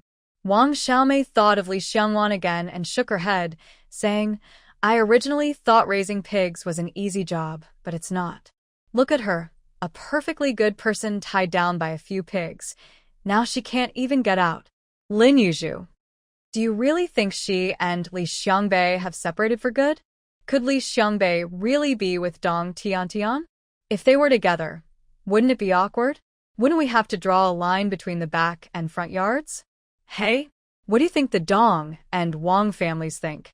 They decided on the engagement without asking the kids' opinions. TSK. Do you think Dong Mimi would agree to the engagement? She doesn't seem to like Wang Yang. Do you think Wang Yang likes Dong Mimi? He seems pretty cheerful lately. Ugh. What if Li Xiangwan and Li Xiangbei get back together? Wang Yang and Dong Mimi are engaged, and then they reconcile. Wouldn't it be awkward with all four of them staring at each other? Just thinking about that situation is awkward. Do you think Li Xiangbei would cut ties with Wang Yang because of Li Xiangwan? Thinking about it, Wang Yang seems a bit pitiful. Later, Wang Xiaomei thought about what would happen if Dong Mimi insisted on breaking off the engagement. What would Wang Yang do? She shook her head sympathetically and said, "That's too pitiful." Lin Yuzhu opened her mouth but couldn't get a word in, shaking her head with a smile and murmuring, "Your imagination can really soar."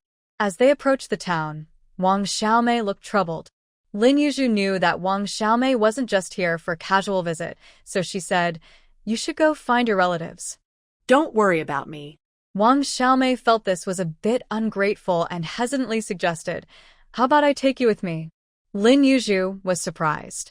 She didn't expect Wang Xiaomei to be so sincere towards her. She appreciated the kindness, but thought it was best not to get too involved with money matters. Though she was curious about Wang Xiaomei's connections, she held back. She shook her head and said, "No, just be careful. Let's meet at the Supply and Marketing Cooperative in the afternoon." Lin Yuzhu found a secluded spot to change her appearance. The honest-looking young man was back again. This time, she didn't rush to sell anything but headed straight to the cooperative. Previously, she felt her disguise skills were too rough and avoided the cooperative, fearing recognition by the educated youth. Now, she felt confident. Even if she stood in front of Wang Xiaomei, she might not be recognized.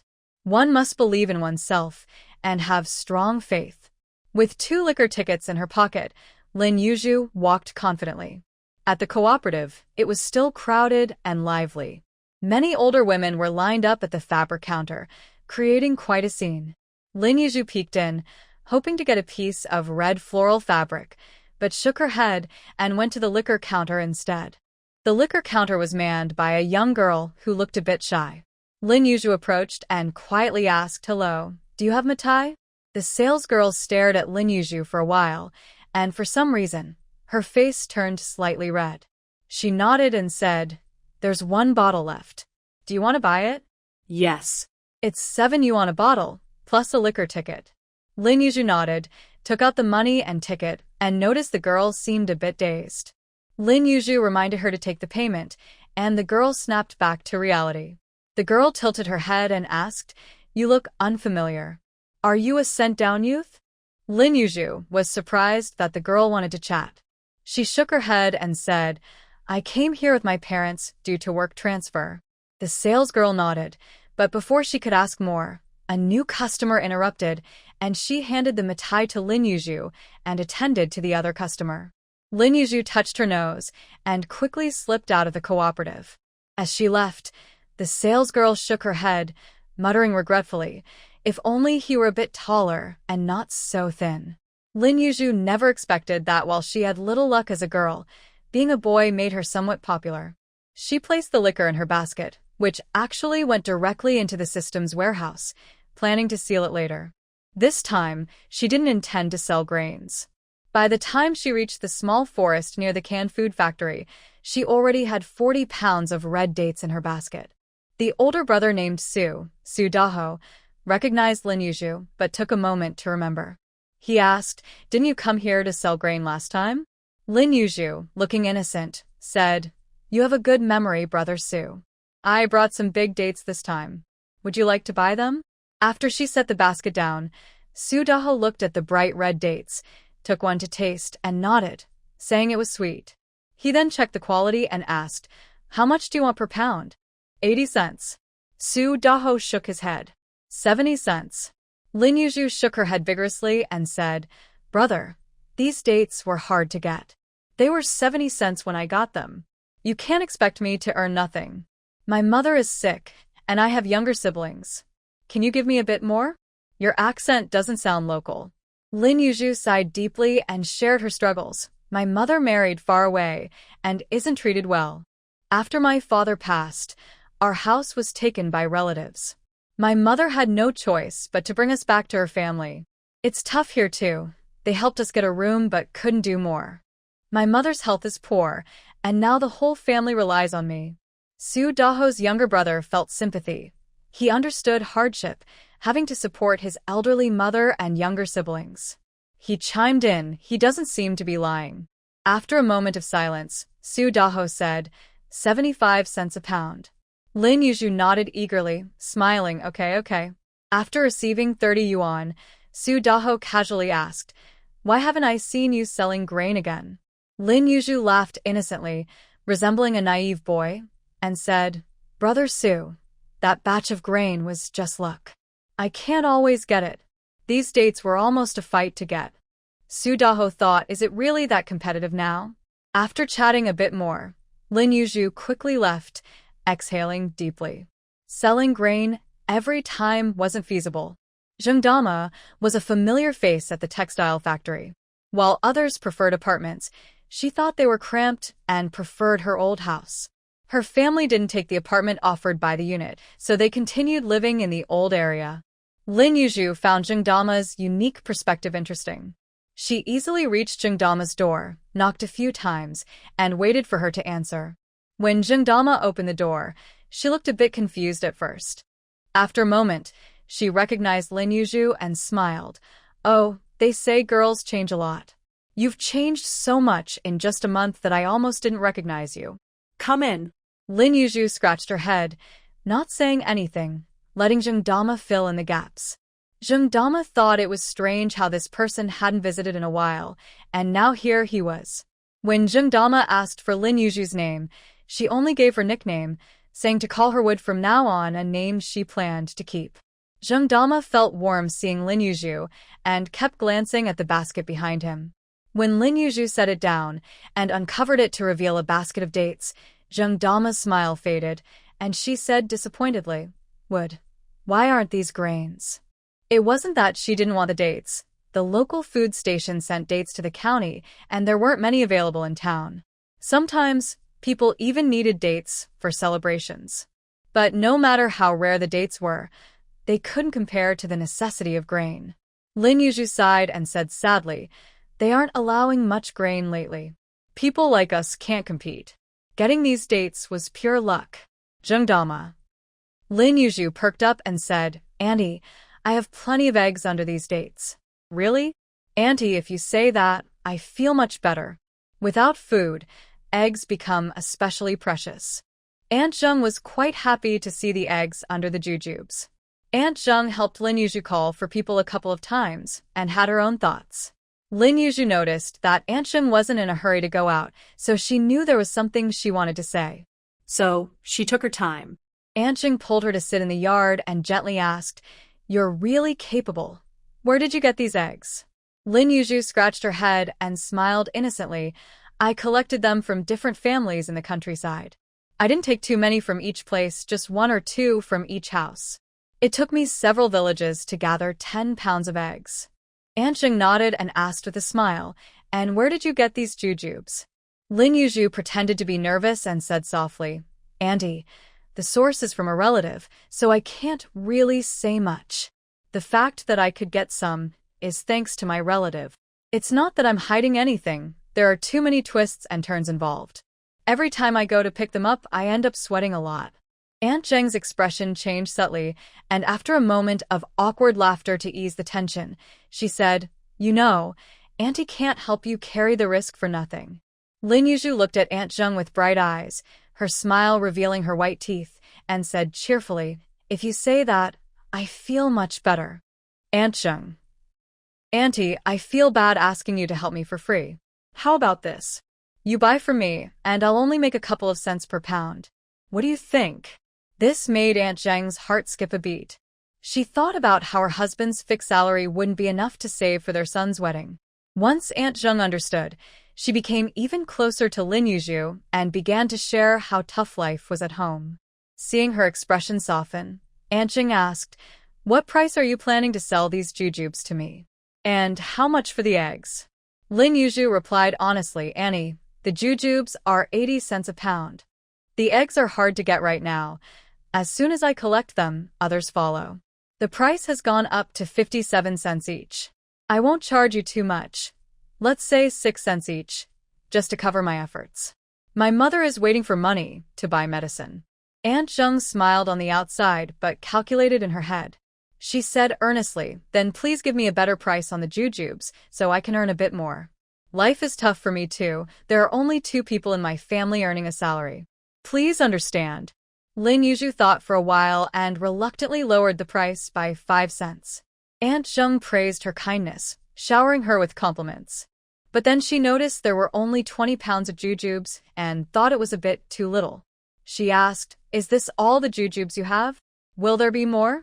Lin Yuju scratched her head and said uncertainly, "Auntie, it depends.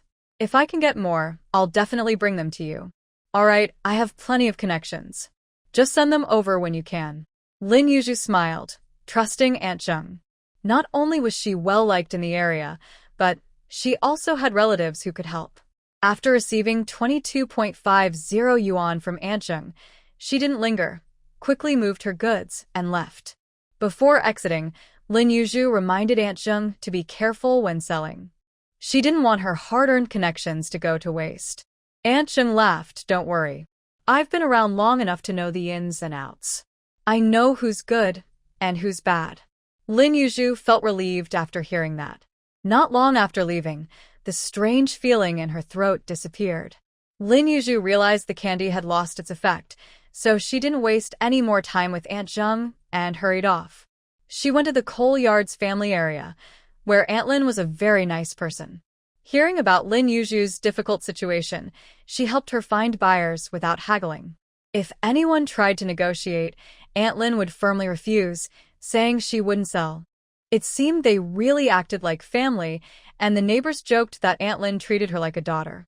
Aunt Lin happily said, "Of course I treat you like my own child." Lin Yuju felt like wiping the sweat off her forehead.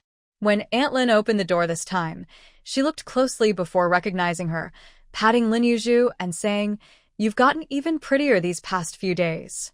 I wonder which lucky girl will catch your eye. I might just laugh myself to sleep tonight." Lin Yuju pretended to be shy and didn't speak, while Aunt Lin warmly pulled her into the yard. Once Aunt Lin closed the door, Lin Yuju lifted the cloth covering her basket. This time, her basket contained jujubes and 2 live chickens. As for the chickens messing up the jujubes, no one cared about such details these days. Lin Yuju made sure to cover the chickens' heads so they wouldn't peck at the jujubes. Seeing only jujubes in the basket, Aunt Lin asked with concern, "Didn't you get any grain? Were you bullied?" Lin Yuju scratched her head sheepishly and said, "No, Annie, to be honest, they don't want to release grain right now. Winter is coming soon, and they're waiting for prices to rise. They're releasing very little, and I can't grab any." Aunt Lin understood immediately and comforted her. "If you can't get it, don't worry. Don't put yourself at risk for a little money. I'll go call someone for you." Lin Yuju quickly stopped Aunt Lin from leaving the yard and said, "Annie, wait. I want to talk to you about something." All right, what is it?" "Auntie, how about you buy from me? I can give you a better price each time, so you can earn a little for household expenses. I feel bad always troubling you. In this era, even husks could be sold." Lin Yuju wasn't just being kind. She knew relying on others to help her wasn't a long-term solution. It was better to develop her own network. Once she made some money, she would be motivated to sell even more. Selling £10 today could turn into £20 tomorrow. Success comes one step at a time.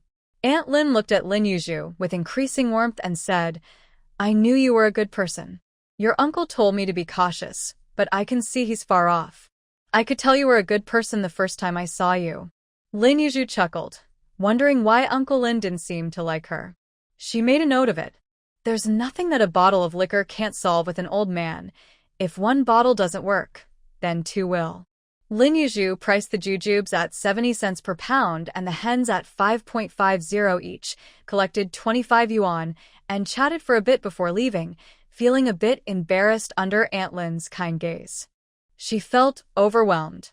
Later, she visited a few families she had good relations with before. Only Aunt Feng from the apartment building and Aunt Xia from the alley to the west were willing to cooperate with her. Those with courage were still in the minority. Lin Yuju didn't push it. Having 4 aunties help her sell was already saving her a lot of time, allowing her to visit more places.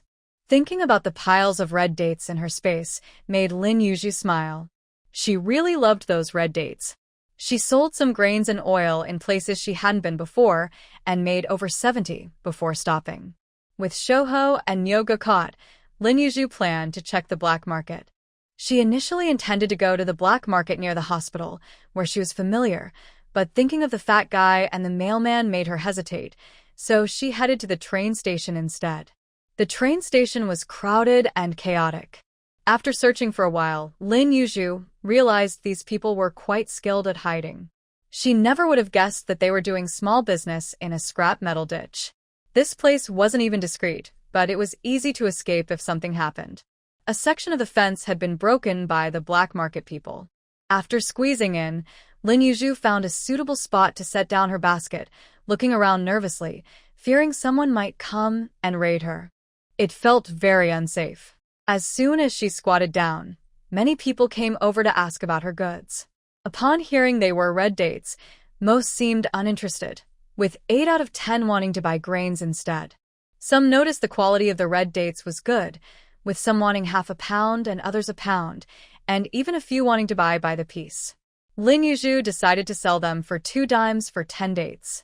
When the buyer took out 2 dimes and carefully picked 10 dates to put in their pocket, others watching felt a pang of sadness. Life was really tough for everyone. Before she could feel too sentimental, she heard a familiar voice and almost burst out laughing. In front of her, comrade Wang Xiaomei had her two braids tied up, wearing an old-fashioned headscarf and bright red lipstick, probably made from red paper, and her face was covered in freckles. She looked quite unattractive, resembling a married woman, barely disguised. Wang Xiaomei squatted down and pretended to ask, "Young man, how much are these dates?" Lin Yuzhu suppressed her laughter, realizing the other person probably didn't recognize her, so she relaxed and replied seriously, 80 cents a pound. It was hard not to laugh. Wang Xiaomei frowned, knowing she looked a bit ugly, but thought, what's so funny about that? She looked closely at the young man, thinking he was quite handsome. Lin Yuzhu noticed her staring and pretended to be annoyed, saying, hey, are you buying or not? At your age, why are you staring at a young man? What if she recognized her? Wang Xiaomei's face turned red, and she pouted, thinking it was just a glance. She reached out, picked a date, and tasted it without asking. Lin Yuzhu noticed her technique was quite skilled. She must have taken things often, right? Not very sweet. Wang Xiaomei complained, picking up another date to try. Lin Yuzhu, haven't you ever been scolded for this? Well, it's passable. I'll take them all, but give me a better price. As soon as she finished speaking, another familiar face appeared. Li Fati, seeing the basket of red dates, squatted down and asked, how much for these red dates? Wang Xiaomei, not having time to see who it was, shouted, first come, first served, you know. Li Fati and Wang Xiaomei stared at each other for a while. Suddenly, Li Fati burst out laughing, nearly in tears. Everyone in the black market looked over, confused. Lin Yuzhu and Wang Xiaomei. They were both speechless. Wang Xiaomei, a bit embarrassed and angry, twitched her eyebrows and finally couldn't hold back, gritting her teeth and saying, enough already, stop laughing. Haha, sister, no. Big sister, your drawing is really beautiful. Li Fati continued to laugh. I said if you're not buying dates, go chat somewhere else. Lin Yuzhu said, feeling annoyed that they were wasting her time. Li Fati quickly told Wang Xiaomei, sister, I'll just buy 2 pounds of dates, not more. You see, if you sell them all to me, give me a discount. Wang Xiaomei's expression improved a bit as she rolled up her sleeves to bargain. 80 cents, not a cent less. Buy it or not. Lin Yuzhu said calmly. Look at your dates, they're not sweet, and they're small. The pits take up a lot of weight. There's hardly any meat in one date. 50 cents, that's my final offer. Lin Yuzhu looked indifferent and pushed them away. Go away, I'm not selling. Hey, little brother, what's with that attitude? Li Fati chimed in, supporting Wang Xiaomei.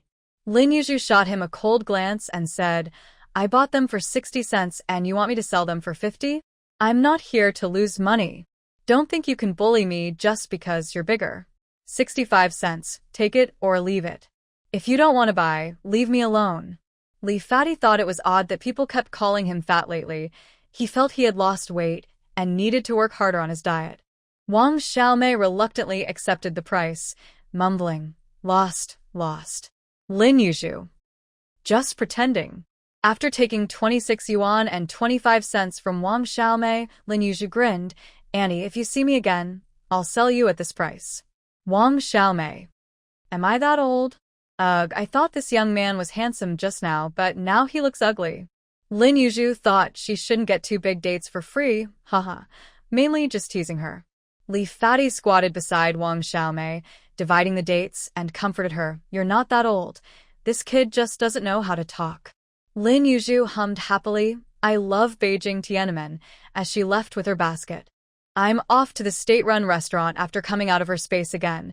Lin Yuzhu transformed into a fresh and delicate young girl, stepping into the state-run restaurant with a cheerful stride. She didn't expect there to be a line at the state-run restaurant so close to closing time. It was quite crowded today. Not long after waiting, she heard Li Fati's voice nearby. He apologized, sister, I'm late. Don't be upset. You go sit down, I'll wait in line. Just tell me what you want to eat. Lin Yuzhu thought this little fatty was clever and lazily said, half a pound of pork dumplings. Okay, sister, is half a pound enough? Lin Yuzhu. She gritted her teeth and said, It's enough. Fatty nodded, taking her place in line. That's good, that's good. You go sit down, I'll take care of this. Lin Yuzhu thought that was fine. She could pay when the dumplings arrived, so she stepped back to find an empty table to sit down. Whenever Lin Yuzhu saw the fat man at the state-run restaurant, she could also expect to see the mailman, but today she looked around and didn't see him. Li Fatty had finished ordering food and was walking over.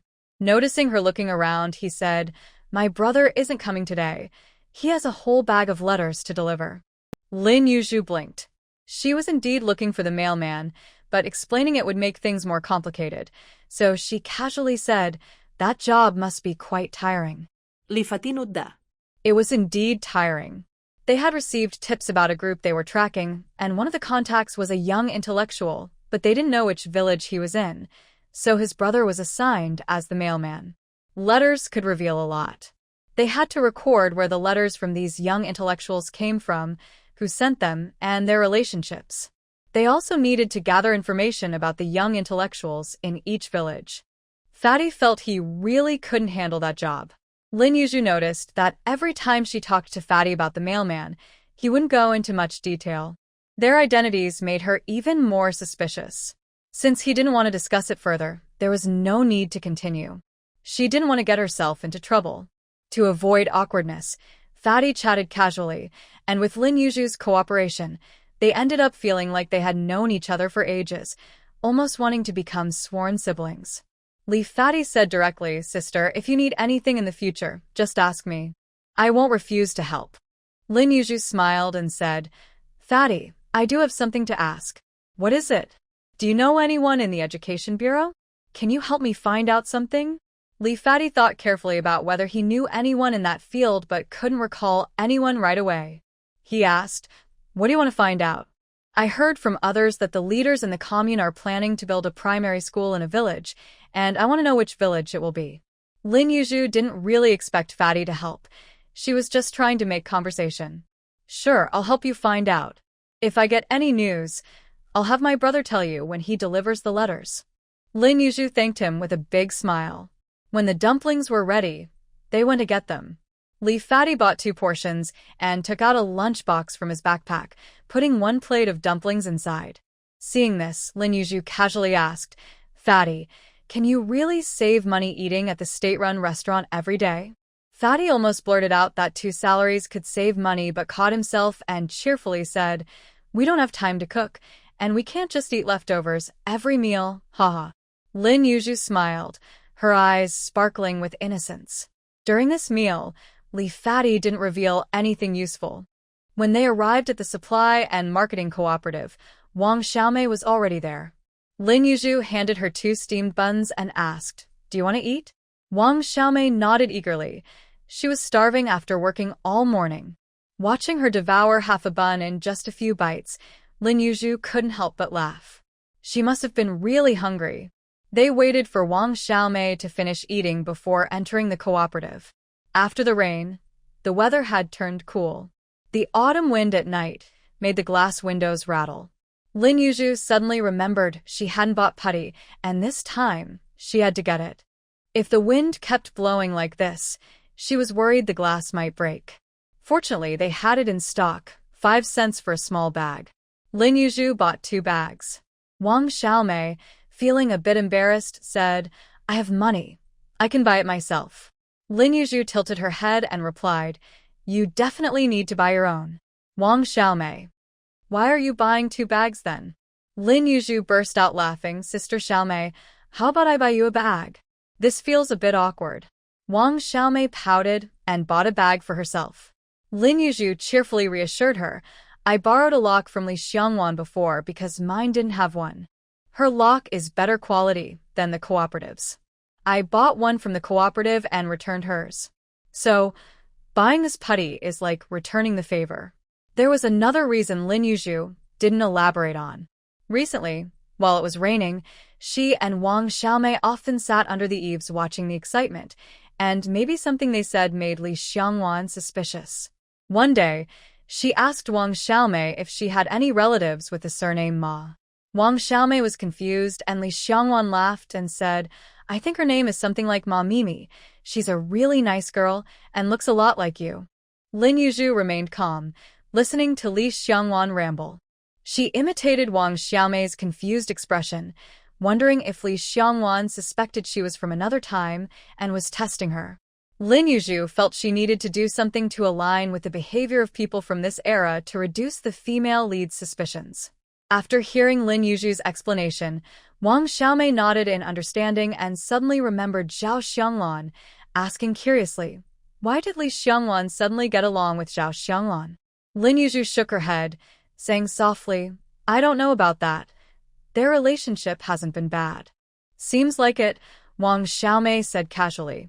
Thinking back to her time with Zhao Xianglan, she recalled that Zhao had a gentle personality, so it wasn't surprising she got closer to Li Xiangwan. Wang Xiaomei suddenly smiled and said, I feel so happy seeing Zhang Yanqiu looking so pitiful. Lin Yuzhu. She glanced over and noticed the cooperative was selling transparent plastic sheets. She asked the price and bought a piece that was 1.5 meters long. Wang Xiaomei, thinking about needing it for winter, decided to buy one too. In the northeast, winter is cold. Families with fewer resources use paper strips to cover their windows, while those with better conditions nail plastic sheets over them to keep their homes warmer in winter. After buying some daily necessities, they were ready to head back. The return trip was much easier than the last time. As they entered the village, they ran into an old acquaintance, Aunt Li Si. If anyone in the village was the most idle, it was Aunt Li Si, who had held that title for over 20 years. When Aunt Li Si saw Lin Yuzhu and Wang Xiaomei, she remembered her grudge and thought, if not now, then when? So Lin Yuzhu and Wang Xiaomei watched as Aunt Li Si rushed towards them like a whirlwind. The two tilted their heads in confusion, wondering what she was up to. At that moment, besides the three of them at the village entrance, there was no one else around. Wang Xiaomei stared at Aunt Li Si warily, unable to guess her intentions, and warned, What do you want? We're two people. Aunt Li Si smirked and then quickly lay down on the ground. Wang Xiaomei and Lin Yuzhu stared at her as she lay there perfectly still. Then Aunt Li Si began to wail, Oh no, this is terrible. Someone come quick. The young intellectuals are attacking. Help, they're killing me. Wang Xiaomei was dumbfounded and then angrily shouted, You old woman, stop lying. We didn't even touch you. You fell down on your own. Lin Yuzhu couldn't help but laugh at Aunt Li Si's antics. When would this cycle of revenge end? She thought about lying down and joining in the wailing, but then remembered she was a delicate young lady and decided against it, wanting to save some face. In less than 2 minutes, quite a few people came over to see what was happening. When they saw the three of them, everyone exchanged glances, wondering if Aunt Li Si had come to stir up trouble today. And so, everyone gathered around to watch the commotion. Wang Xiaomei was furious, while Lin Yuzhu calmly patted her arm. With her sleeves rolled up, she smiled at Aunt Li Si and asked, Aunt Si, since you've made such a big deal out of this, let's settle it. How many eggs do you want as compensation? Aunt Li Si didn't quite understand what Lin Yuzhu meant, but when she heard that only eggs would be compensated, she stubbornly said, You have to pay me money. I can't even get up after you hit me. Just eggs won't do. Lin Yuzhu rolled up her sleeves and cheerfully said, Sure. It's just money, after all. Wang Xiaomei, go grab her feet and follow my instructions.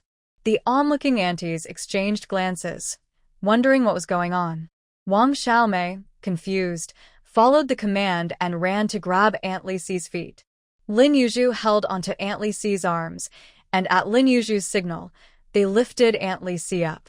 Aunt Li Si looked uneasy and shouted in fear, What are you doing?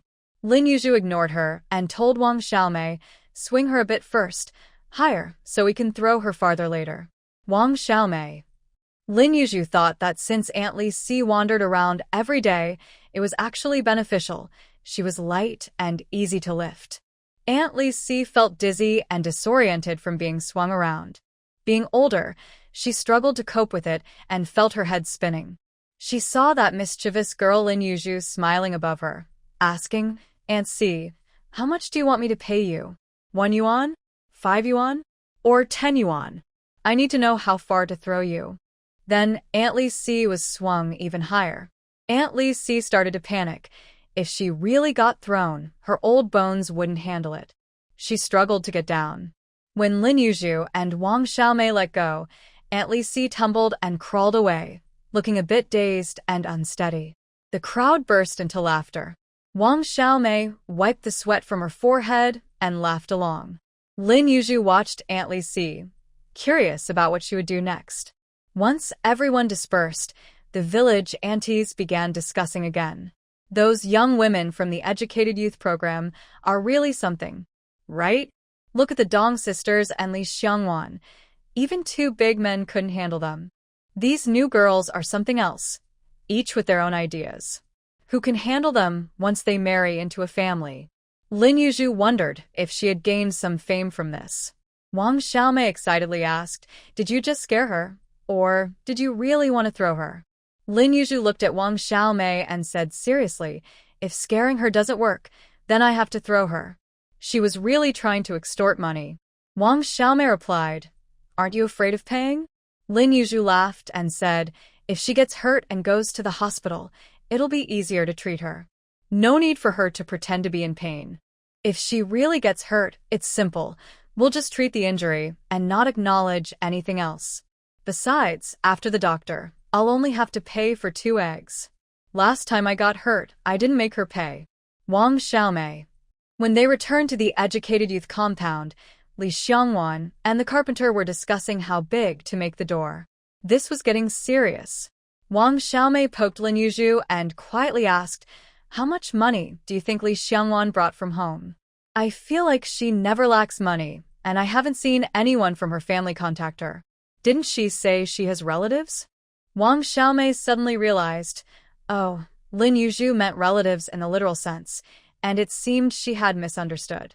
Who knows, maybe those 2 will run into each other on the black market someday. After buying some putty, Lin Yuzhu hurried home to use it and also gave a portion to Li Xiangwan.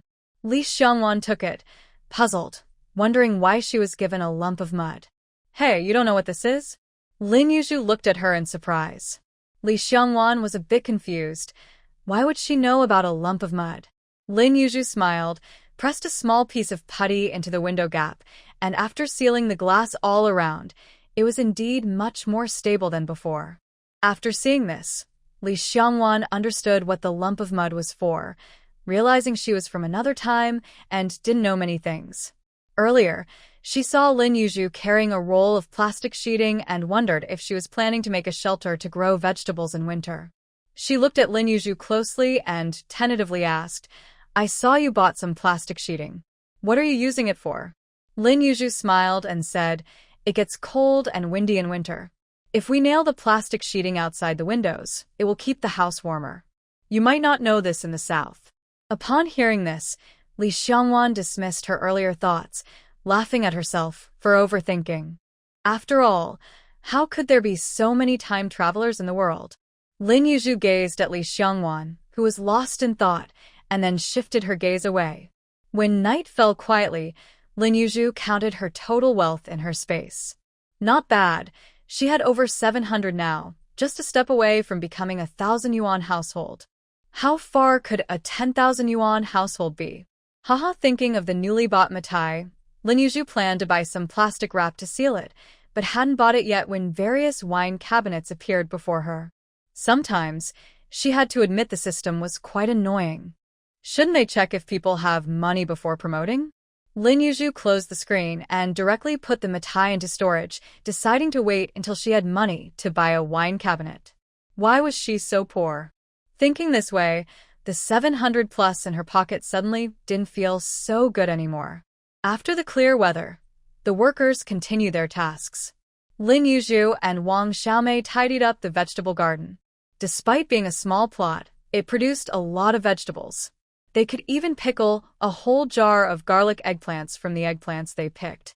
Wang Xiaomei was a master at making pickles. Since coming to the northeast, she had learned a lot and began boasting to Lin Yuzhu. Hearing her made Lin Yuzhu's mouth water, and she willingly helped her gather vegetables, especially since Wang Xiaomei had a row of jars of pickled vegetables outside her door, big and small, enough to last through the winter. Lin Yuzhu flattered her, calling her sister Xiaomei. Northeast green beans were quite different from those in the south, lacking the variety found in the south. While picking green beans, Wang Xiaomei sighed, "Oh, you haven't tried sour green beans. The sour green beans from my hometown are the best. You chop them up, mix in a bit of minced pork and chili, and after frying, you scoop some into soup noodles or rice. Oh, it's so fragrant." Lin Yuzhu swallowed hard, picking several handfuls of green beans, and asked Wang Xiaomei, "Sister Xiaomei, can you make rice noodles?" Wang Xiaomei proudly replied, "I can, but it's not that complicated. I have a way to get them.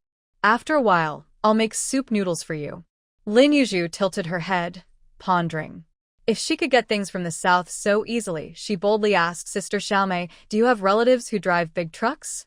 Wang Xiaomei's eyes widened in surprise. "How did you guess again?" Lin Yuzhu smiled, saying it was just a lucky guess. Wang Xiaomei had previously divided the vegetable garden with the older generation of educated youth, taking about 70%. The two of them finished picking all the green beans that were ready and then cut them into strips to dry on newspapers laid out on the ground. They worked quickly, fearing another rain would ruin their vegetables. Dried green beans would be one of the few vegetables available in winter. Fortunately, the garden was right outside their door. Lin Yuzhu followed Wang Xiaomei, busily picking all the vegetables in the garden, and the day passed just like that. As the sky began to glow with colorful clouds, Lin Yuzhu heard someone calling her from the front yard. When she ran over, she saw the mailman, with his long legs crossed over his bicycle, waiting for her. He looked quite handsome from this angle. Seeing her come out, the mailman looked at her like an old friend and said, "Here." Lin Yuzhu initially thought it was a letter from the eldest sister of the Lin family. But when she took it and saw it was from Qiu Ming, her smile froze. This boy seemed a bit stubborn. Shen Bojun noticed her strange expression and casually asked, "Is it from a revolutionary partner?" Lin Yuzhu was a bit confused and didn't immediately understand what he meant. Once she realized, she felt conflicted about whether to confirm or deny it, as if something had happened. It was truly complicated. Shen Bojun chuckled lightly and changed the subject, casually asking, "I see there are quite a few people living in your courtyard. Are there many male educated youth?" Lin Yuzhu nodded and replied, 7 of them. "Do any live nearby? I haven't seen them all after so long." Lin Yuzhu smiled and casually said, 3 of them live not too far from here." Shen Bojun nodded and continued chatting as if it were small talk. "Then it's easy for them to go home. No wonder they don't need to communicate much." Lin Yuzhu wasn't sure what Shen Bojun was trying to find out. She replied honestly, "I haven't seen them take leave to go home.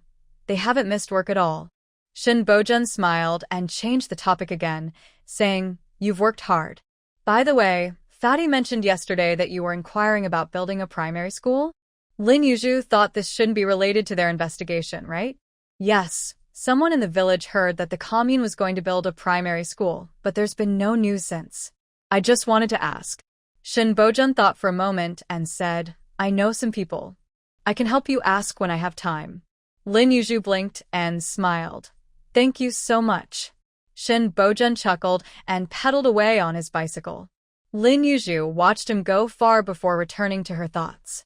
Shen Bojun was probably an undercover agent. She guessed he had intentionally tried to gather information about the male educated youth. As Lin Yuzhu turned to walk back, she wondered if there was a problem with the educated youth. Suddenly, her steps halted. Surely, the educated youth in their courtyard wouldn't have any issues, right? At the same time, Lin Yuzhu vaguely remembered that the undercover agent known to the male lead, Li Xiangbei, had been seriously injured and hospitalized during an investigation. Later, he seemed to have been transferred back to Beijing, but what happened afterward was unknown. During that time, Li Xiangbei had gone to the hospital to take care of him, and the female lead had also helped out a lot. Their bond had grown stronger.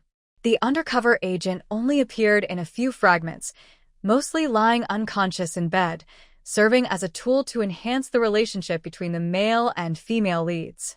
Who could even remember his name? Lin Yuzhu thought back and realized she truly couldn't recall the undercover agent's name. Looking in the direction Shin Bojan had left, she wondered if Li Xiangbei knew him and if he was the injured undercover agent. Wang Xiaomei saw Lin Yuzhu come in with a serious expression and asked, "What's wrong? Who called you?" This distraction brought Lin Yuzhu back to reality. Li Xiangwan and Li Xiangbei seemed to be fine, so they should be safe. She decided to be more cautious and attentive in the future. It was the mailman. Did you get a letter from home? Is something wrong? Wang Xiaomei asked with concern, noticing Lin Yuzhu's serious expression. Lin Yuzhu shook her head and said lightly, "No, I'm going back to my room first." Wang Xiaomei blinked, sensing something was off, and didn't press further. At this moment, Lin Yuzhu genuinely felt troubled. She flipped through the female lead's textbook, trying to imitate the original owner's handwriting.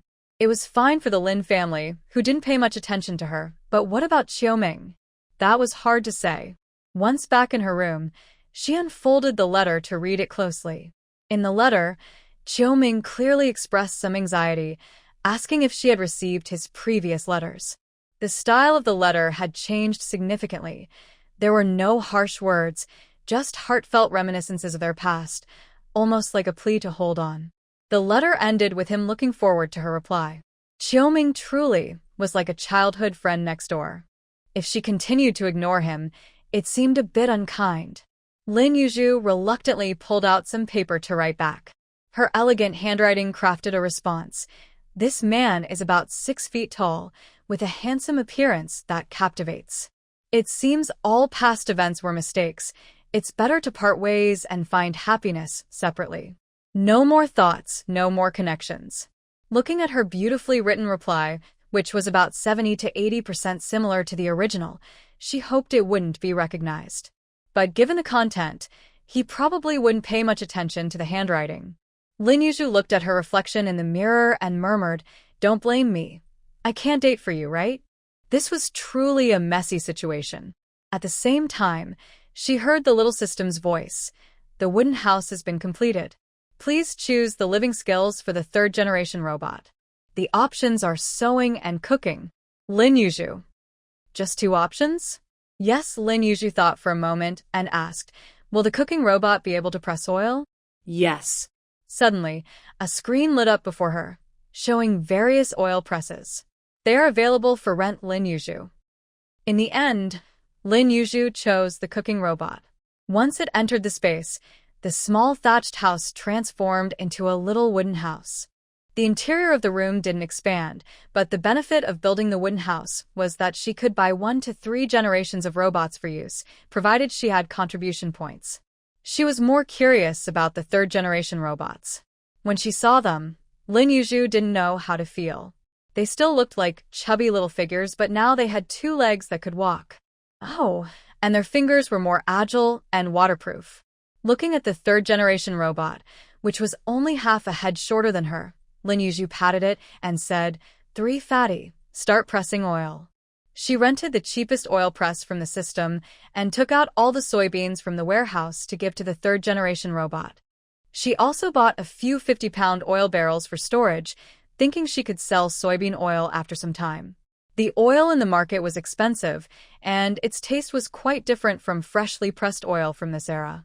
It was best to do it herself if she could. It would take some time to extract the soybean oil. The next day, Lin Yuzhu got up early and asked Wang Xiaomei if she wanted to go to town with her. Wang Xiaomei shook her head. When luck was on her side in the black market, she could earn a few cents per pound of goods. When luck was bad, she hardly found anything good to sell. Only yesterday's batch of red dates was lucky enough to earn her over $1, which was far less important than her sugar. She planned to go up the mountain to collect firewood to save enough for making sugar. Lin Yuzhu had to go to town alone. Since she was already there, she might as well sell some goods. Not long after leaving the village, she found a hidden spot to enter her space, and when she came out, she transformed into wood. She first carried 30 pounds of red dates to the canning factory. Su Deheo was surprised to see her back, so soon to sell goods. When the basket was set down, and he saw it was still red dates, he lost interest and offered the same price as last time. After the transaction, Lin Yuzhu turned and left. On her way back to Aunt Zheng's, she carried 50 pounds of large dates. In the past 6 months of farm work, she hadn't made much progress in other areas, but her strength had really increased, and carrying 50 pounds no longer felt heavy. Aunt Zheng was a bit disappointed to see only large dates. Lin Yuzhu, being honest and kind, comforted her, saying that next time, she might be able to get some grain. After receiving 37.5 yuan from Aunt Zheng at the same price as before, she went to Aunt Feng and Aunt Xia, selling 50 pounds of large dates to each of them at the same price. When she arrived at Aunt Lin's, Aunt Lin warmly pulled her inside, looking her up and down, making Lin Yuzhu feel uneasy, hoping she would notice anything unusual. To her surprise, Aunt Lin kindly asked, "Wood, how old are you this year?" Lin Yuzhu felt something was off and replied, 17. Aunt Lin nodded and said gently, "You're a bit young. I happen to know a nice girl who's 3 years older than you. Would you mind? I think it's good for a woman to be 3 years older. After a year or two of dating, you could plan for marriage." Lin Yuzhu scratched her head and pretended to be shy, saying, "Aunt, I'm not in a hurry. I'm still young, and besides, who would want to marry me with older relatives and younger ones to take care of?" Aunt Lin's eyes turned red with sympathy as she looked at Lin Yuzhu. "Don't say such discouraging things. Arwood is doing well. Life will definitely get better." Lin Yuzhu smiled foolishly and didn't dwell on the topic. Sometimes, Aunt Lin really treated her like a nephew. After selling 50 pounds of large dates to Aunt Lin, Lin Yuzhu decided to stop for now. This batch of red dates would probably last a while. After counting, she had 170 yuan, so she temporarily set aside her plans to go to the black market. Li Fatty was still wandering around there, and the delivery guy seemed to be investigating something. She didn't know what big case they were looking into, so it was better to avoid the black market for now. Even though the female lead was always safe, she worried about any unexpected events. She decided to earn money by walking through the streets instead. A few days ago, she had sold a batch of dates, and she didn't know when they would sell out. This time, she wasn't in a hurry to sell, so she found a secluded spot to return to her space, change her outfit, and then went to the post office to send a letter. After sending the letter, Lin Yuzhu felt a moment of blankness in her mind, unsure if her response was appropriate. Her thoughts were chaotic for a while. Life was too complicated. After feeling lost for some time, she turned and went to the state-run restaurant. Just in time, Lin Yuzhu ordered a plate of braised pork and a bowl of rice. While she was eating, she unexpectedly ran into Fatty. What a coincidence. Li Fatty smiled when he saw Lin Yuzhu and cheerfully asked, "Sister, your life seems good. You come to the restaurant every few days." Lin Yuzhu smiled and casually replied, "I finally made it to town, so I have to enjoy a good meal." "It's not like you, Fatty, who eats here every day." Fatty shook his head and sighed. "Well, I can only eat a decent meal at noon." He recalled chatting with Brothershin a few days ago about running into Little Lin at noon and talking for a bit. Suddenly, his brother mentioned making dinner at home, which felt a bit out of the blue. Lin Yuzhu tilted her head in confusion, wondering what he meant. "My brother said he would make dinner himself." Lin Yuzhu cheerfully said, "That's great. You can save some money." "You don't know, sister. He thinks my cooking is too salty, and I think his is too bland. We can't eat together." "Wow, you both can cook? That's great. Just take your time to adjust. You don't even know what the delivery guy's name is." Speaking of that, I forgot. My name is Li Hongjun and my brother's name is Shin Bojun." "Hey, sister, you really don't know my brother?" Lin Yuzhu shrugged, thinking if she knew him, why would she ask for his name? Li Fatty took a deep breath, realizing there was a big misunderstanding. His brother probably didn't know about the silly things he had done before. Lin Yuzhu enjoyed her braised pork and rice, savoring every bite, which made Li Fatty even hungrier. Lin Yuzhu cheerfully asked, "Fatty, are you and the delivery guy relatives? You call him brothers so affectionately." We've known each other since childhood." Lin Yuzhu thought that since they had known each other since they were young, they must have always lived here, so they probably didn't know Li Xiangbei. The two chatted casually. By the time she finished her meal, the dishes Fatty ordered were just ready. Shun Bojun walked in at the right moment, smiled when he saw Lin Yuzhu, and said, "Lin, your life is really good. There are very few young people like you who live so leisurely." He had heard from the villagers in Shanshui village that besides Li Xiangwan, Lin Yuzhu was the one who had the best life among the young people. Lin Yuzhu thought this guy was much sneakier than Li Fatty. Not wanting to say much, she decided to leave quickly, smiling and saying, "I've only been here for a few months and have been to the restaurant a few times. I can't compare to you. I'm done eating, so you all take your time. I'm leaving." Shun Bojun watched the girl leave before turning back to Li Fatty and asked, "What did you two talk about?" Li Fatty was taken aback and replied seriously, "Not much. This girl has run into us a few times and still doesn't know our names. We just chatted a bit."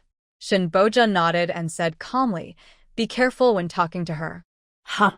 "Brother, did you notice something?"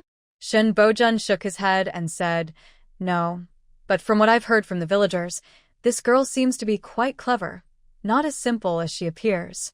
Be cautious with your words. Don't let her catch on to anything. Knowing too much isn't always a good thing." Fatty nodded, thinking that he hadn't talked much with this girl, and his nervousness eased a bit. On the way back to the village, Lin Yuzhu complained to herself that being in the 1970s felt like a reality makeover show. Now she could walk and carry things on her shoulders, climb mountains, and didn't mind the tiredness anymore. She was no longer the same person she used to be.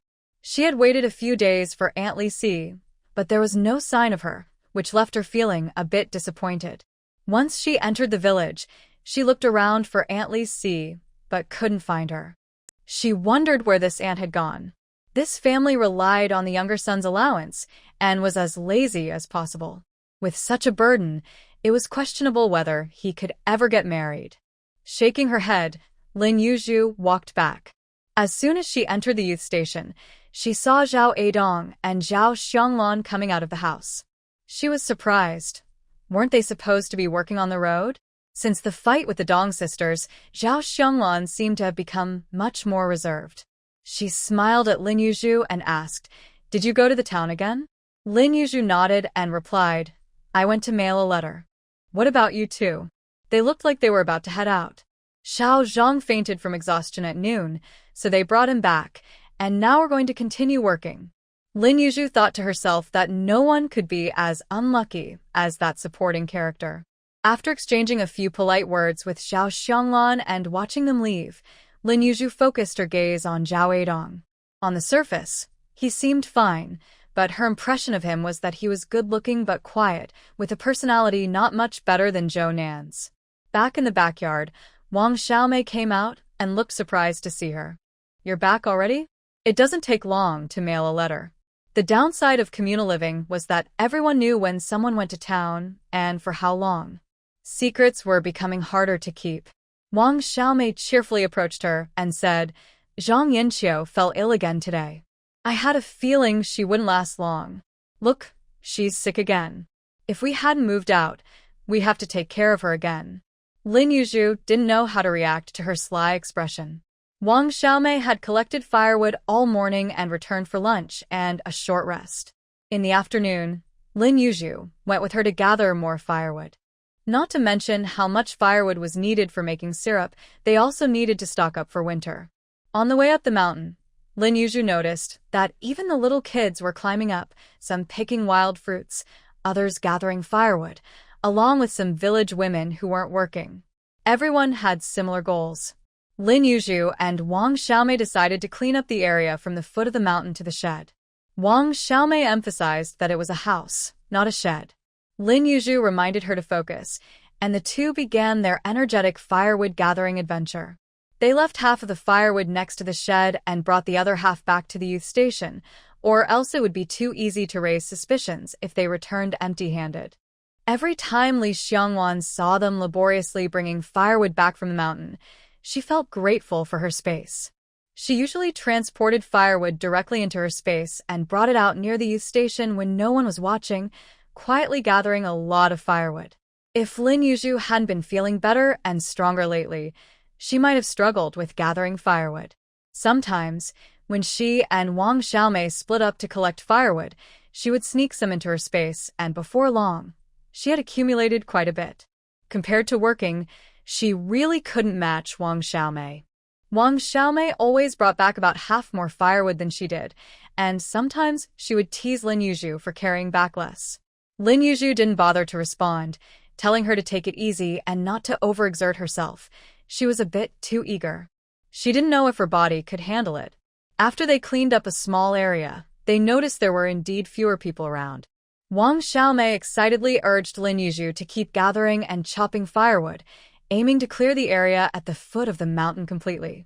After a large-scale cleanup, they focused on the firewood at the foot of the mountain, trying to leave no trace.